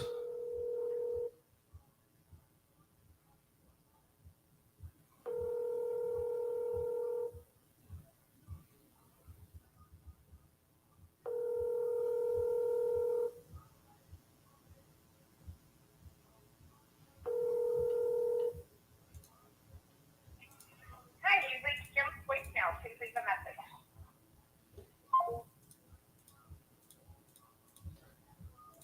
Jim doesn't answer the phone. Neither does Joe.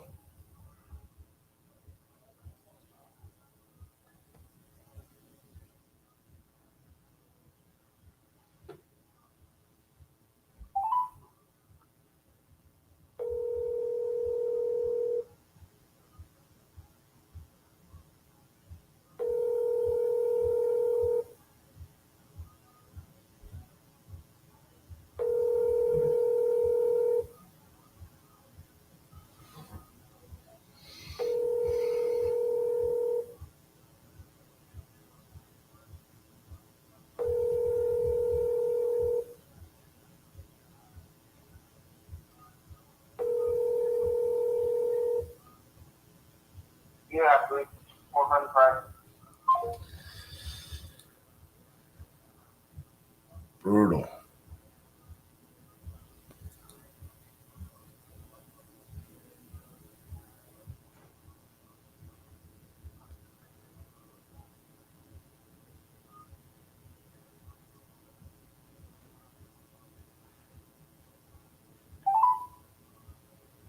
Hello. Please state your tone, and Google Voice will try to connect you. RJ?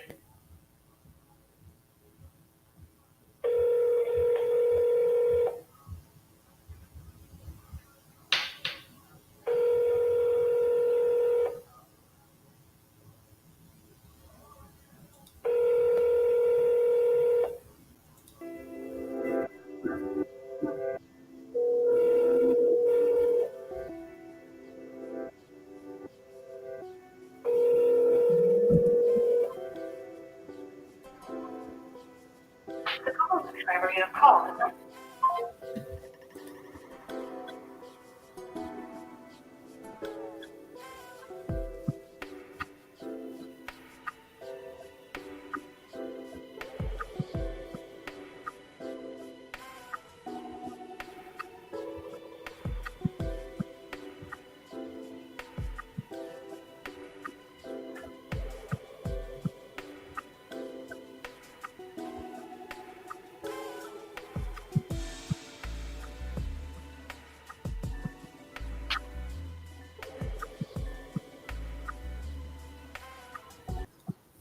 That was not half bad.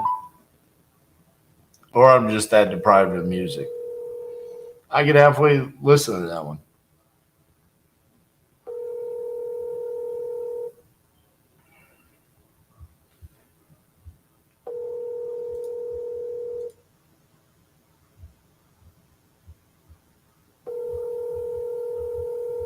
An automatic voice message system 720530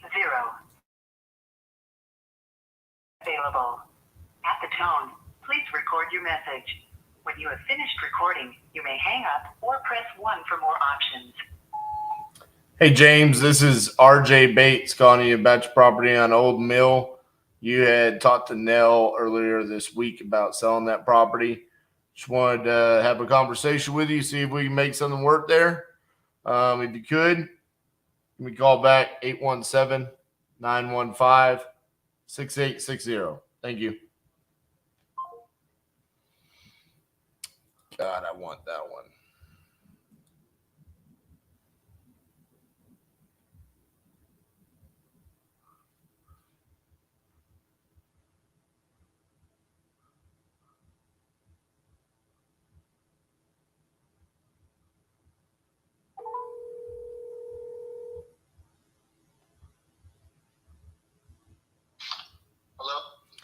Hello, this is RJ Bates calling you about your property there on Rochelle Road.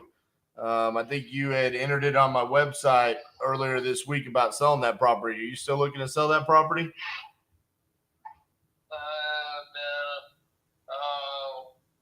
You're the investor, or you're looking for somebody else? No, I'm an investor. I think you saw my ad on YouTube and clicked on it and filled out your information. So Yes, it is for sale. okay, it's on the market, or you're just interested in selling it? It's not on the market. No. Gotcha. How much are you looking to get for it? I'm asking 169. 169. All right. And what's going on with the property? There is already a tenant in it. He's paying $13.50 a month. And the other thing, I'm selling it because I'm looking to buy another business. So that's why I'm selling it for that price. It's on Zillow, like they appraised Zillow for me about 196. See. Okay. Is it really 2,200 square feet? Yeah, it is. Wow, it's huge in comparison to the rest of the properties in the neighborhood. It is. It's very, I'll be honest, it's good property. It's good neighborhood, everything. So. Yeah, it's just nothing in the neighborhood has sold for that high because nothing is like almost everything's like half the square footage, you know? Can you 1 second, please? Yep.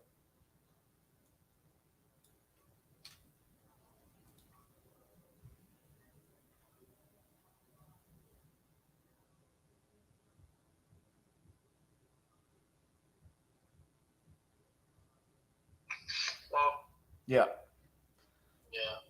It's crazy how big it is compared to everything else in the area. Was there like an addition done to it?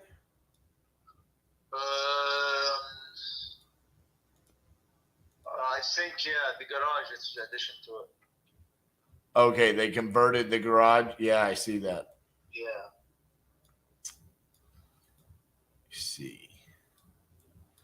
There's got to be more than that, though. There's no addition in the back? I think there was garage in the front. They changed it to the living room and they added garage in the back. Yeah. But I think behind the garage, I think they added on an addition there as well. I think, yes, they did. Yeah.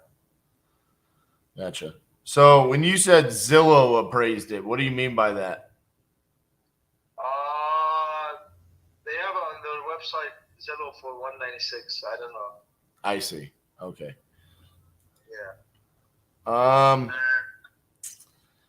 Just to be honest with you, man, this is not a good fit for me because it's so large. There's nothing comparable. Plus, it's rented out for $1,350.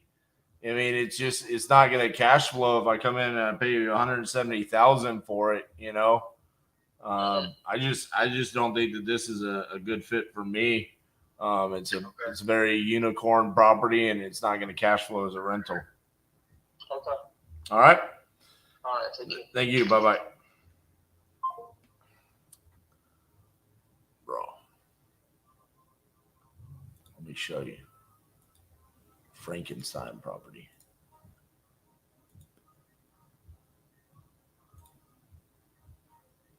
Okay. Look at this. Converted garage. Window unit. Flat roof addition. I believe that's more window units sticking out. This got built as the garage. Okay. Because you have your driveway. And now you got driveway number 2. That there's another garage.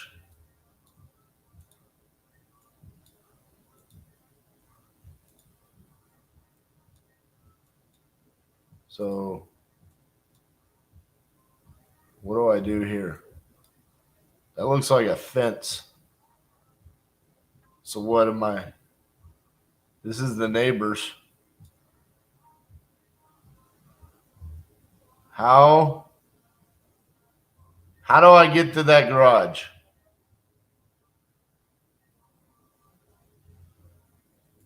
This is instant denial for me.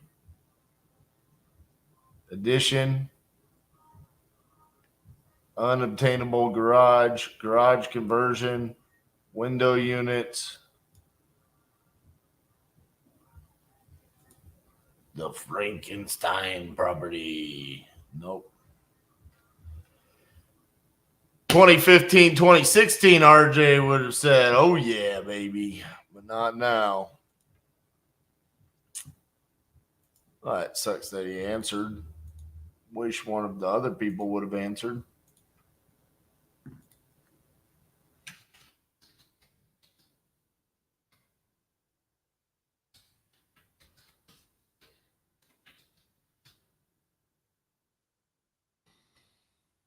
All right.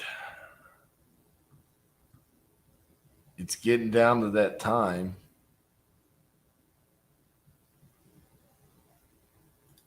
You know who owes me an answer?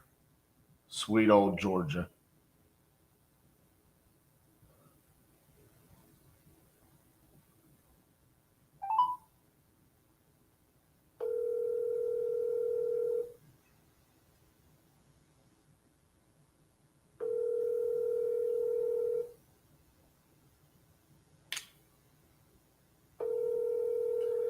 Georgia in Georgia. Answer the phone.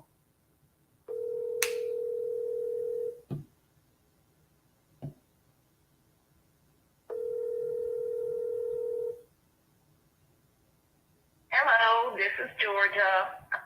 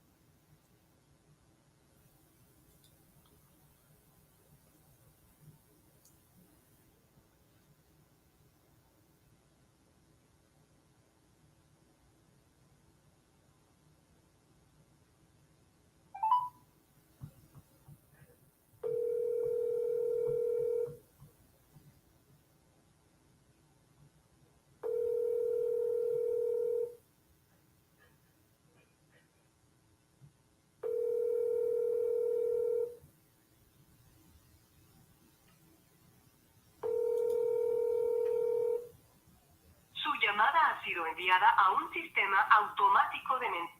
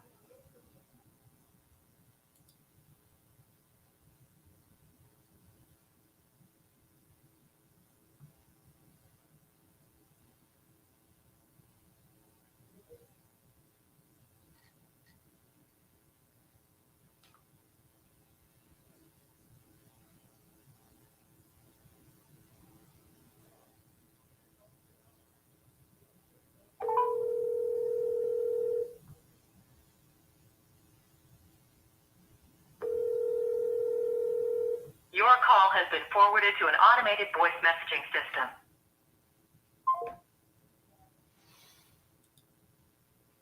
It's adorable.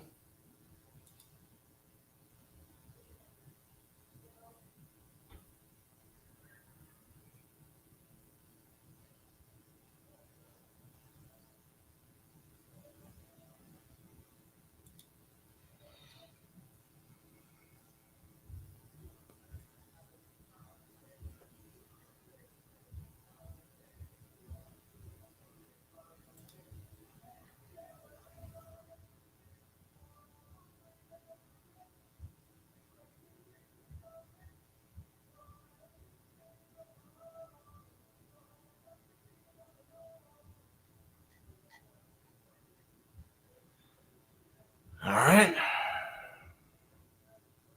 Someone is going to answer the phone.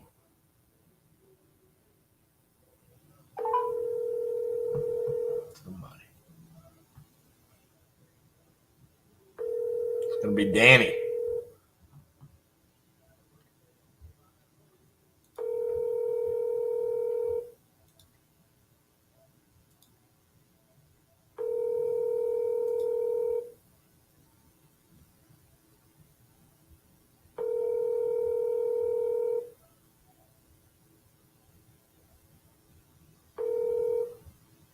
Hi, you've reached Danny at Service Master. So.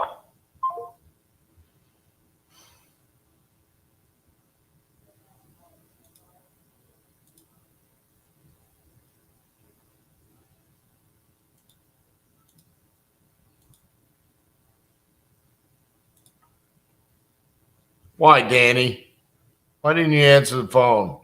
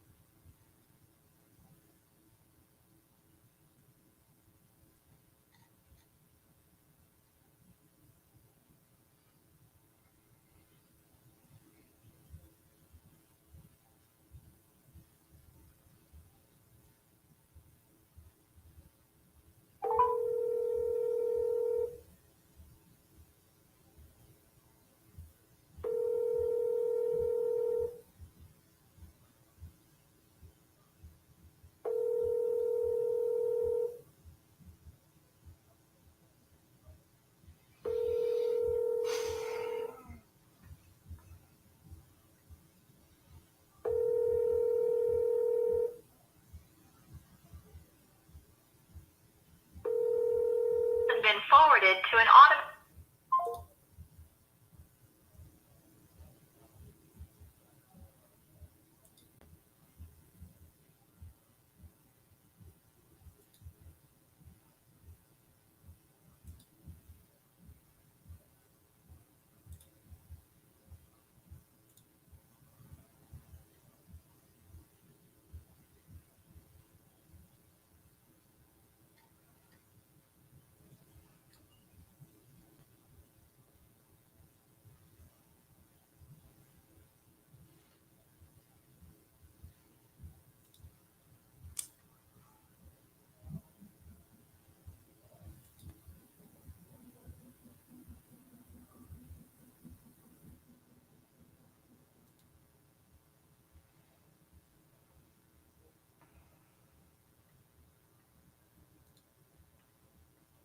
It's posted on my story.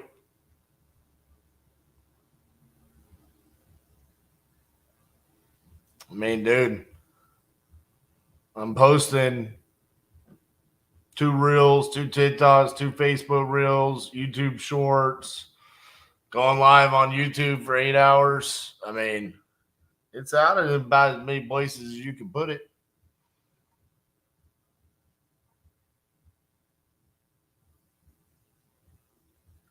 I don't think many people have the attention span.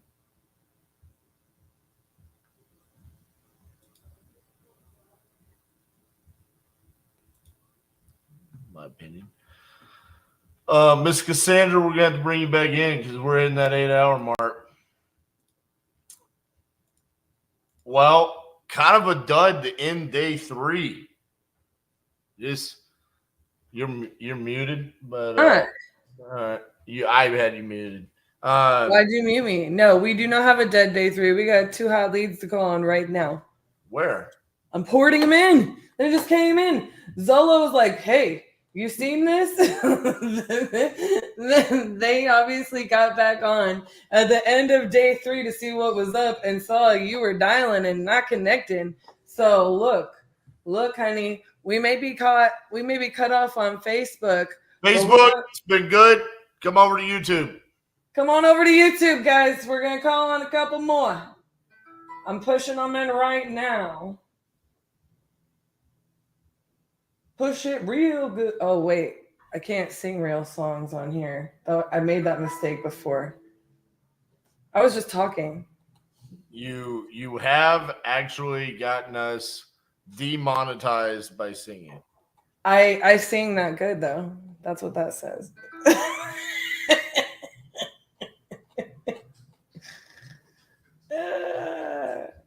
I crack myself up. That's what matters. Are you ready? I'm just sitting over here waiting. It's hard for me to talk and manage leads at the same time. So it'll be I'll do a countdown for you. We'll see how long it takes me. Ready?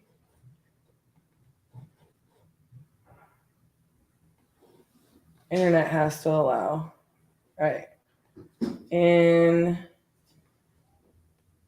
10, 9, 8, 7, 6, 5, 4, 3. Damn, look at Jamie. Bro, 2. Start to finish all 3 days. That's what I'm talking about. Jamie, are you our new best friend? Your leads are in there, by the way, at the end of that countdown. Our leads, I should say. I'll let you stay on. You'll let me? I let you live every day, so you better.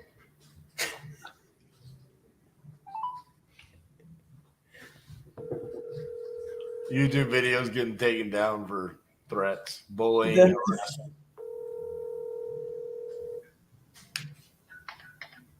Hello? Hi, is Malik there? Speaking. Hey, Malik, this is RJ Bates calling about your property on Wilshire Drive. You just entered it on my website saying that you were looking to sell that property. Yeah, I'm trying to get some quotes. What do you have in mind? I don't know. I was going to ask you, what's your asking price? Like 30,000. 30,000. All right. What's going on with the property? Nothing much. The lady, my grandmother, she's basically, in a going to a nursing home, and we want to try to sell the property. I see. Okay. Yeah, because she's wanting to live in assisted nursing home. She doesn't want to, not able to. She's 78 years old, not able to upkeep the property. So we're just looking to see if we can sell it and because she won't be able to manage it. What kind of condition is the property in? The property is in okay condition, but she's living in it. So she actually, hold on one second.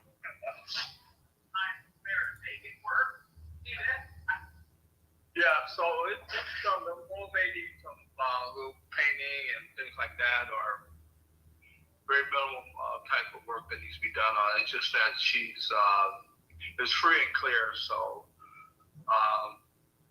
it's just that she wants to move on to a place. Really, I like an apartment, really.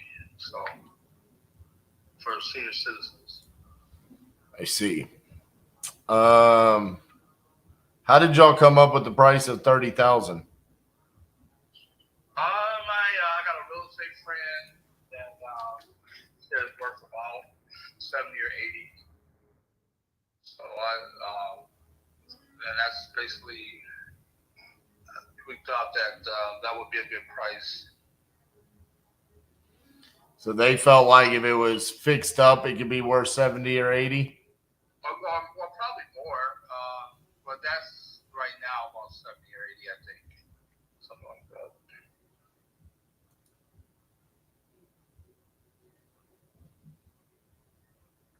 I do see one on Outer Drive sold for 70.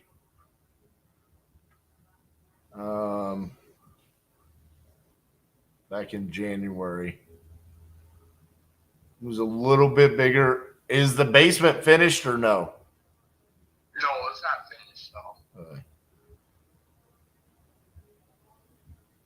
And the square footage is 1680, is that correct?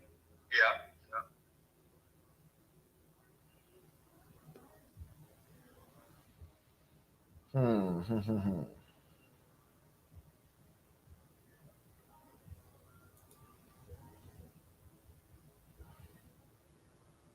It's kind of a weird neighborhood, I mean, like I'm looking at some properties. Some properties have gone for like $15,000, $16,000 2 streets over, and then another street over you got $50,000, $70,000, $33,000, and it's like, what is the rhyme or reason between these? And I know you're saying it's in good condition, but like if I look at this one on Outer Drive,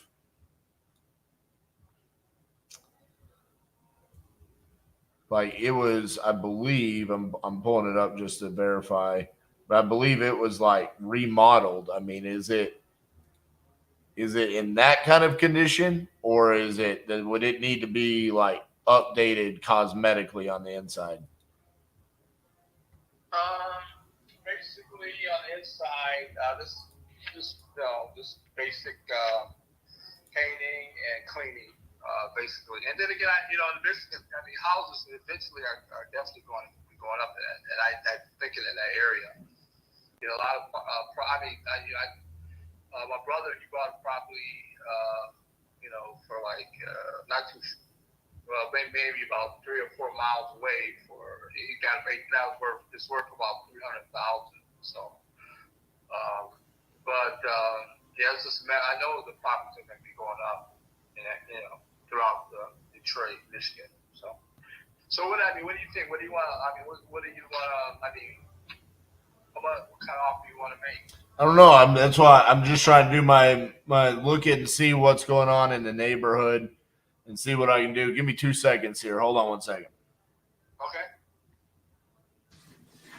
What do we think, boss? Bro, we got all kinds of comps pulling. Like we have $1,000. This is one of those neighborhoods where it's $1,000 properties. 2, 3, 16, 20, 9,000, 5,000, 42,000, 30. You know what I'm saying? Like, and we're talking like 30,000 is going to be rough for us. I know, but where do we need to be? Oh man, let me. Okay, what you think it needs? The full cosmetic? Because the exterior. He says it's in good condition. He's saying it doesn't need that much. Looking at like this comp on Outer Drive that's over 70, and another one that's over 50.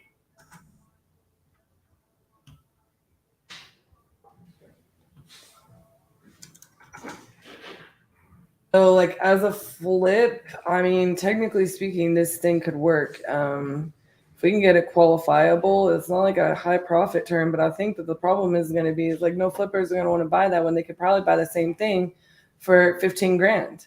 This is what we always run into in these markets. So I think we got to do the buy and hold play. You know what I'm saying? Like, there's no way we're. Hold on one second. Bear with me, man. I'm still here. I don't want you to think I just left you hanging. Go ahead, take your time. I'm trying to figure it out because the main issue that I'm running into is like I'm trying to figure out what's the difference between this property that sold for $15,000 in comparison to the properties that are selling for $30,000. I'm trying to look at the pictures and see like what the difference is. You know what I'm saying? No, Russ, just go ahead and take your time, and when you come up with a good, your ideas, whatever, you just call me back, this week or whatever. We have $1,000 rent rate. Excuse me? Let me ask you this. Do you guys need cash or would you be willing to sell or finance? No, we're looking at for cash for this particular property.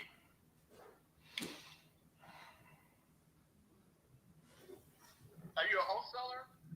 No, I do okay. I do all things. I fix and flip, I own rentals, and yes, I do wholesale, but I don't just wholesale. You don't what? I don't just wholesale. No, I own properties. I do fix and flips. I do all the things. So okay. What I'm trying to, like, for example, what you heard was my partner saying we've got $1,000 rent rate. So that's her looking at, like, we're trying to look at it and see, like, okay, well, what could we do with this? And that's why I was asking if you're willing to sell or finance. Well, then that could be something that we could potentially pay you more. But it would just be over the course of time. But if you're looking for cash, I don't know. I'm probably going to want to be less than the 30,000 just because I'm seeing other properties that have gone for less, right? Okay, how much less? Like I said, this is what the realtor told me, the appraised value for that particular property was 70. So, and I thought, yeah. So I don't think you're being unreasonable. Let me be clear. I just think this is a very unique neighborhood, and it's very much it's very common in Detroit for this to be the case, where you have a property selling for $5,000, you've got another property selling for $15,000, $30,000, and then $70,000, and it's like, well, what is the difference between those? That's very common.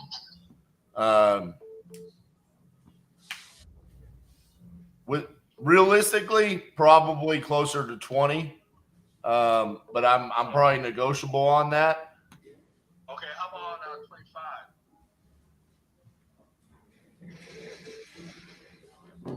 I think we can make 25,000 work. Okay, so what I can do, let me confirm it with her, and then we can probably go from there. Okay. Why don't you do this? Why don't you talk to her tonight, and why don't you give me a call tomorrow after 10 a.m.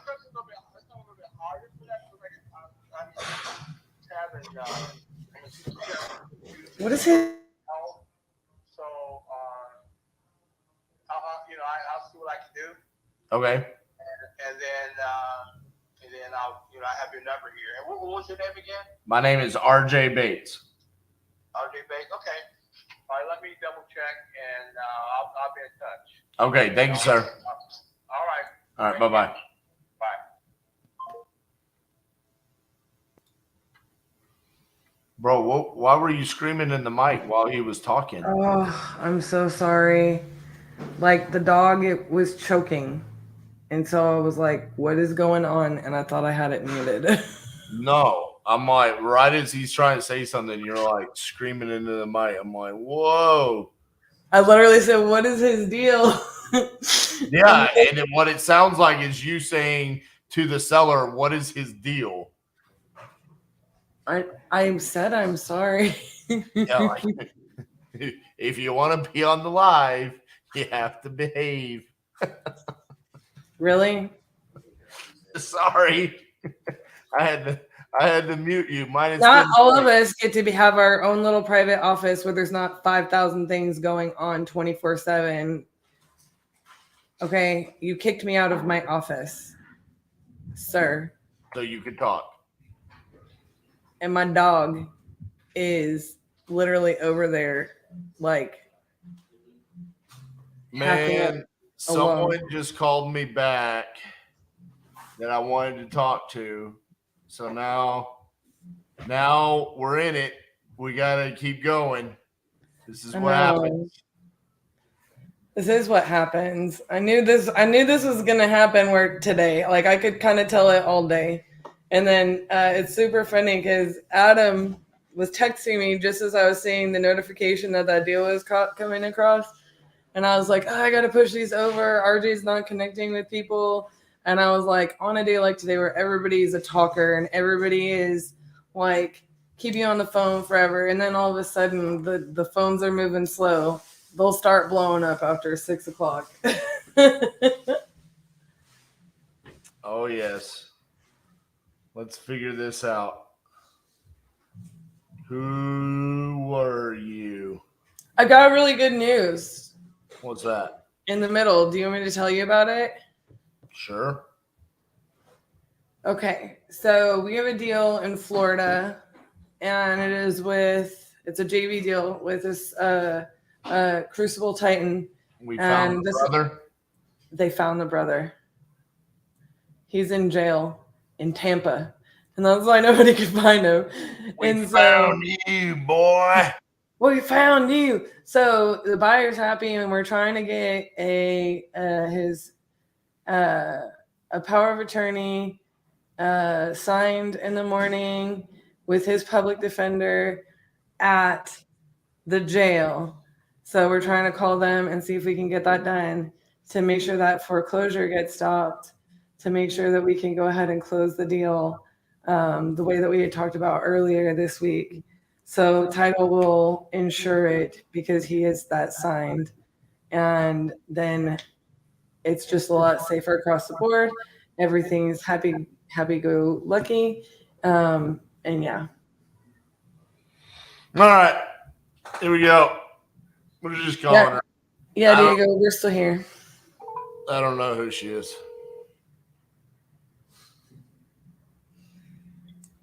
Hello. Hello, this is RJ Bates, just calling you back. Yes, sir. I called your message back. Oh, I was calling about a property that you wanted to sell me. I'm trying to figure out which one it is. I can't find you in my system, but I've been trying to call you for a couple of days. I think you entered it on my website saying that you wanted to sell. Oh, I was talking to somebody else. I guess it just spread. I know there's been a lot of people trying to get hold of me, I guess. I have a house that I want to sell, but I don't trust realtors. Fantastic. Me and you are going to get along fantastical. When I got this house, I got it all with by crooked, my realtor, my fraud, in other words. They lied about everything, when I got this house. And I'm not happy with it. I mean, there's not really too much wrong with it at all because I already fixed most of it. But the only thing is the roof, and I've been fighting these people with the roof, so I don't know about that. But as far as the house is concerned, I can tell everybody else, I got it appraised at $215 to $220, and it's a 4-bedroom, 3302 South Hill Drive. Yes, ma'am. I got it pulled up right here. Okay, and we painted, we fixed electrical stuff on it that was wrong with it after we moved in. I put tile on one of the bedrooms, took the ugly, dirty rug out, and the rest of it has tile on it. And, I painted the kitchen, which was a ugly brown. I painted one of the bedrooms, which is an ugly yellow, and they're all white now. So I got all new appliances in the kitchen, doors. I mean, you name it, faucets, commodes. I have put everything in it, and it's not that house that I want. I need it. When I got it, I was sick. I was in the hospital with COVID and pneumonia, and I almost died at Darnell. And that realtor I had dropped the ball, didn't find us a house or anything. And she lied to us and told us that a couple that wanted my other house didn't want to back out because I was going to pull it back. And I had oxygen 24/7, and I still do. And so, I mean, everything was done crookedly with us. So I told them I'm not happy with it, but we needed to get into something else. So they got us into this one. Evidently, my realtor and the realtor of this house, they were friends, I guess. And I guess my realtor got, antsy when I told her. Anyone ever watch Santa Clarita's Diet? And this was the only house that was coming up by the time they gave us to get out. So Real I've never tour. really been happy with it. I tried fixing it. I put rose bushes out there, fixed it up, and I'm still not happy with it because. Can I buy an A? For an open floor plan, and she knew it. Want to buy a Val? I ride a little scooter inside the house at times when I get tired, and I've had 3 strokes, and so now I have my son who can't walk either, and it's just too little for us. I see. So how much do you want for it? Well, like I said, it was appraised between $215 and $220, so I don't know. Maybe about $40,000 or something like that. I don't know. I don't know how you all do it. Well, there's no realtors involved here, so there's no commissions, there's no closing costs or anything like that. So, right. I mean, so you tell me, what it is that you're looking to get out of the property, and I'll see if it's a good fit for me or not. Well, I need to find another house before I get out of this one. That's my problem. And so I don't know what I qualify for, or if I still qualify for another one, or what. I have to check on that. But no, I don't want to put a price myself. I just want to get an estimate of what you all are offering. I see. Well, it sounds like you're going to need to find another property before we go down that path and see if you could even buy another property. Right. Because you have a mortgage on this one, right? Yeah, I owe $139,000. Right. And that's another one. I'm trying to get out of this idiot too. They hold my payments till the last minute, and I send it on the first of the month, whatever, and then they call me. Well, where's your payment? And this is like on the mid-month. And I said, what do you mean, where's my payment? I'm sending it to Dallas, which it takes about 2 or 3 days. I said, you should have gotten it already. Well, we can't find it. I said, well, you better find it. I said, because you're ruining my credit. I said, you better find it and you better post it, And like this time they called me on the 19th, on the 18th. They called me on the 18th. They hadn't received the payment. I said, you all better look for it right now. I said, because I'm not going to do the legwork for you. You should have gotten it from.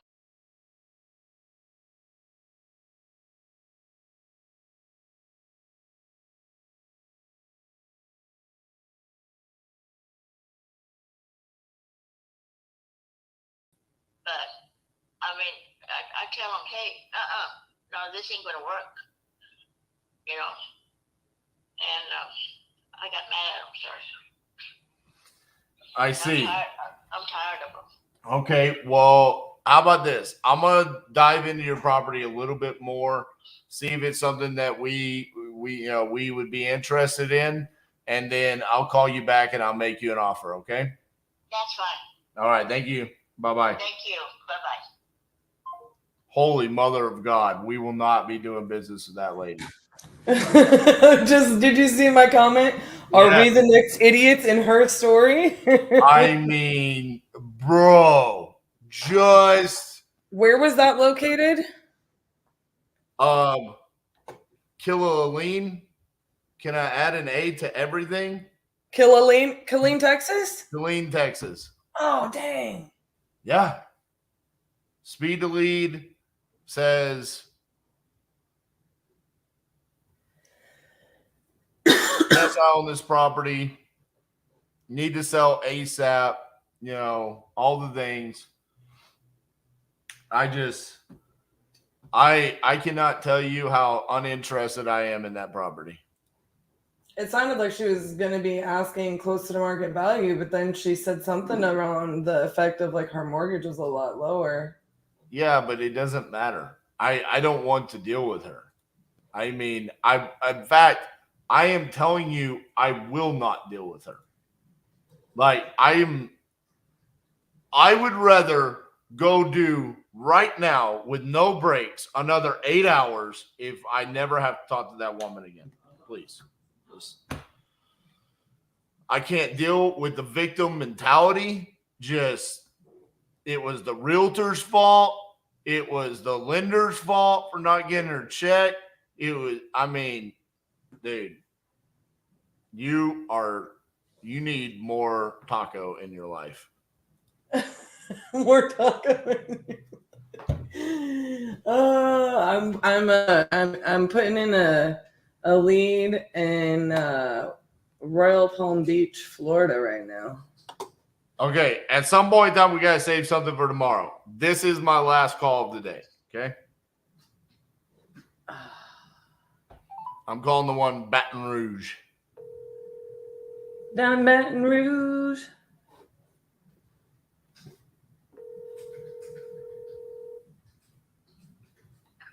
Hello? Hey, is Dale there? This is Dale. Dale, this is RJ Bates calling about your property on Judy Avenue. Yes, sir. Man, I wish I talked to you 15 minutes ago, but unfortunately, I called somebody else before I called you.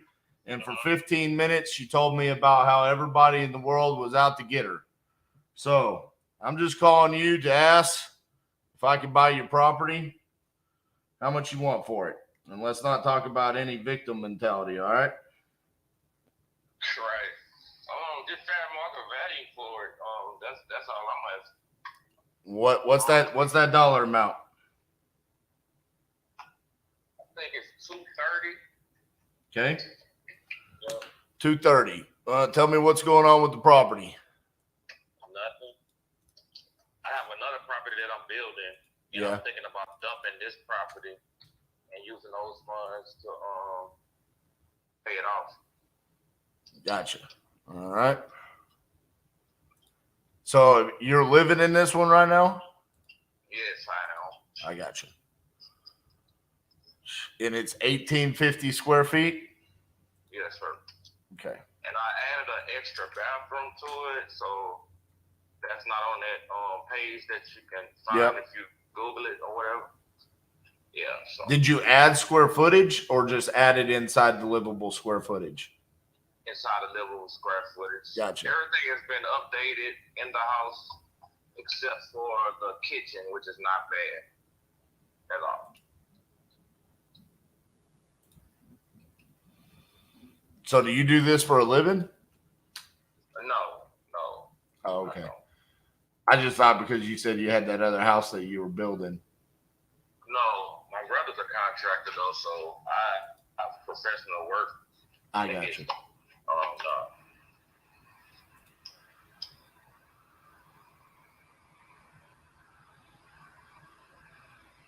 And this was just a thought that I had, and I was just checking the market to see. I haven't listed it or anything, but this is a plan that I'm thinking of working on, so I haven't even talked to my wife about it. Okay. Well, to be honest with you, I think your 230 is pretty close to market value.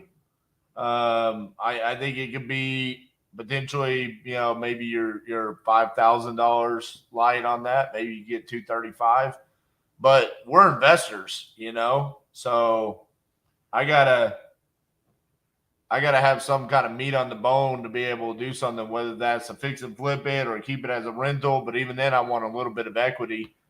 So to me, it sounds like if this is something that you would actually want to do and you want to get that much money for it, you should probably list it on the MLS with a realtor, because that's probably going to get you the most amount of return.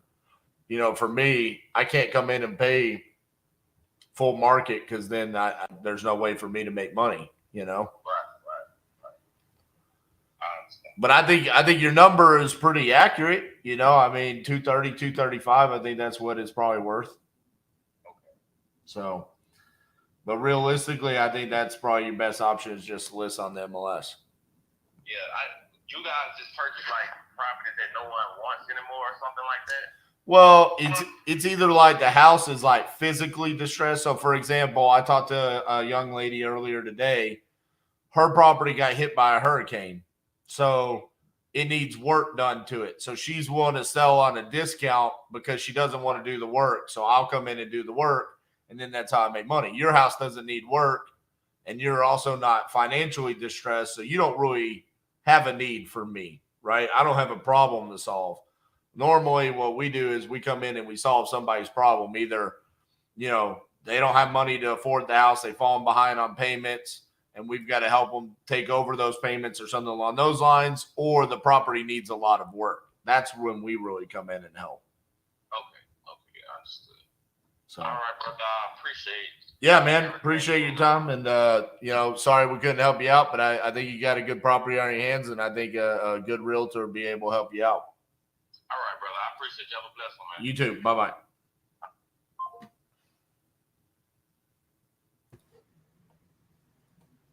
Yeah, that was just nothing to be done there.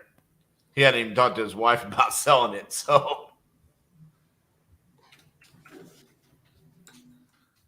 I think also, right out of the gates, like no motivation to, like that deal would be really difficult for an investor to move.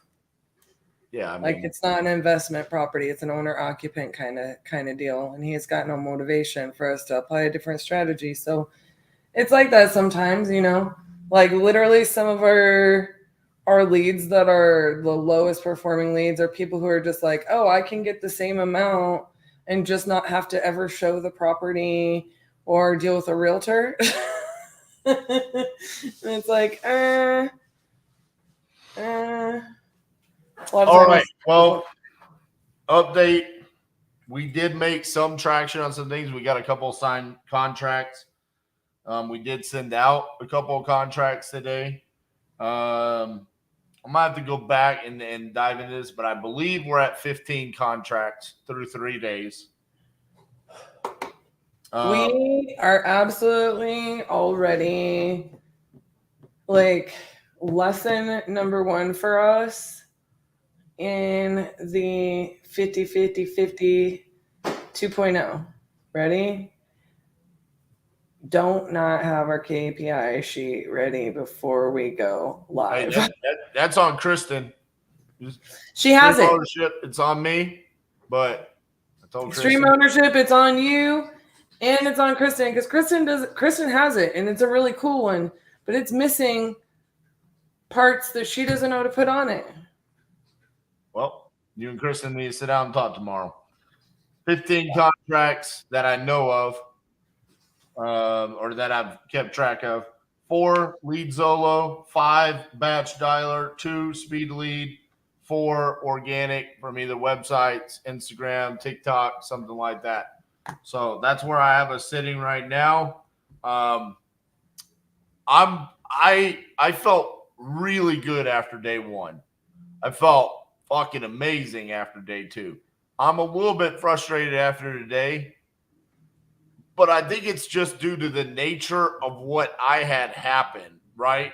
I had the real lengthy conversation, hour and 13 minutes to start off the day that led to a frustrating end of arguing over $4,000 EMD, right? Which I think I'll be able to close that in the end, but it's just frustrating to start out that day. I don't think that played with my mind. It was then we turned around and we had another lengthy conversation right after that. And that one, I think, impacted me a little bit more because I was really vibing with Karen. And then when Stephanie came on, the one from San Francisco, listen, there's a reason why I said I wouldn't be the mayor of San Francisco. Stephanie came on and proved it. She just validated all my feelings. They don't like me, and I probably don't like them. And I came out of it just feeling a little bit icky. You took over. You did good. And then when I just hit a string of voicemails in that afternoon stretch, that's just kind of BS. Listen, we know that. We know that because we do it all day, every day. We know it because of the previous 50-50-50. There's this period in the afternoon where it just kind of dies down, you know. It's not every day, but like today definitely had Wednesday energy.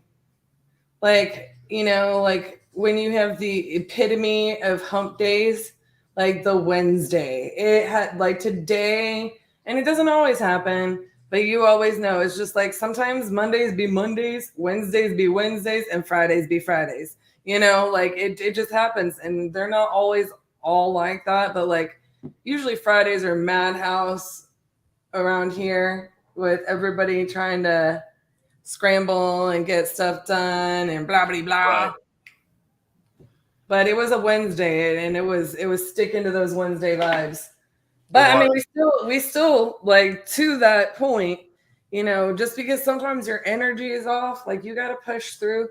You still got to get stuff done, and you got stuff done today. I mean, we got stuff done today. There was a lot, like we pushed through this afternoon here, you know, behind the scenes, and some stuff is breaking loose and working, getting down the pipeline that I've been like, I don't like it when deals stay stagnant. You know, I don't like when days have this kind of energy where they're just not moving at the pace that I want them to, you know, and that can throw you off, you know, and being patient with that, you know, it feels icky sometimes, but you know, you realistically, I view our CRM like that too. Oh, thanks. That's a good way to end the icky day. Hey, listen, we did have some good things happen though. Zach, Kip, Randy earlier in the day, we appreciate all the love that you guys gave us. Also, listen, the getting signed contracts, getting solid feedback from people on like, yeah, got your contract, gonna get that signed. There was some good things. I just, you know me, I'm the way that I am. I always like to end on a high note, and sometimes it's frustrating when we get to the end of a day and it's kind of like, oh man, just I need to have a good conversation to end the day, and I didn't feel like I had that. But it is what it is. That's why, hey, listen, we're going to turn around, and what do we got? 15 and a half hours. We'll be live again.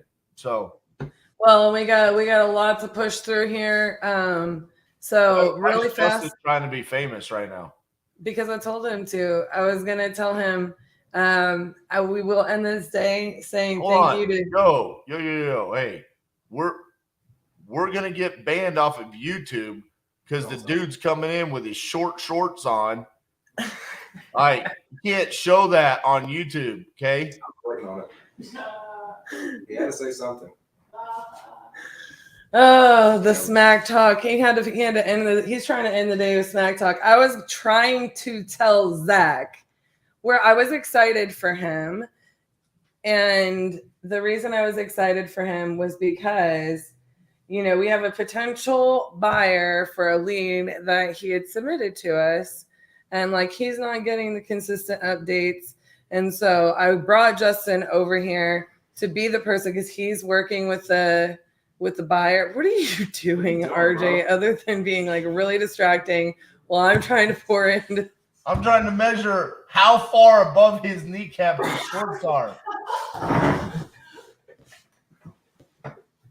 I'll sit right here next to Cassie. Is this better? is inappropriate. My children watch this, Justin. You're so stupid. He is your child. Don't be jealous, bro. He is jealous. your That's child. what it is. Oh look, here comes Titus. Anyways, Zach, we're working those leads that you submit. I was really hoping to be able to give you some good news this week. So send up the prayers for that to go down. Justin's working hard on it. And I just brought Justin over here to say hi and confirm that we're working hard on those, and he's going to bat every day for you. And then say hi to Titus. Timothy said, I had a great conversation today about Open Door. You're right. That was a good one. That was probably one of my favorite calls of the entire 3 days. So thank you, Timothy. I missed that one. For changing my mindset on how today went. I'm going to go home. I'm going to watch some NHL hockey. Cassie, you got anything else? I want to thank you guys. I mean, I know I say this a lot, but you guys being here through this, giving us energy throughout on a day like a Wednesday today, surely means a lot to us. And we thank you for all your support. We'll be back at it again tomorrow and have some exciting things coming across the screens. That's right. And if you haven't realized yet, the way that I'm signing off every day is just by letting everybody know that we just came and we drank your milkshake. So if you don't get it, you should probably attend a Crucible. See you tomorrow. I stuck my straw in your milkshake, and I drank your milkshake. You can get chewed up and spit out if you don't understand these things. Go drink your milkshake. Are you prepared to do what it takes to get what you want? There's money in this room. There's millions of dollars in this room. Networking. It's about consistent, intentional, tactical action. I'm on a mission to make something change in my environment. It's going to give me what I want, and I'm obsessed about it. It's the Crucible! Oh, this is what we do.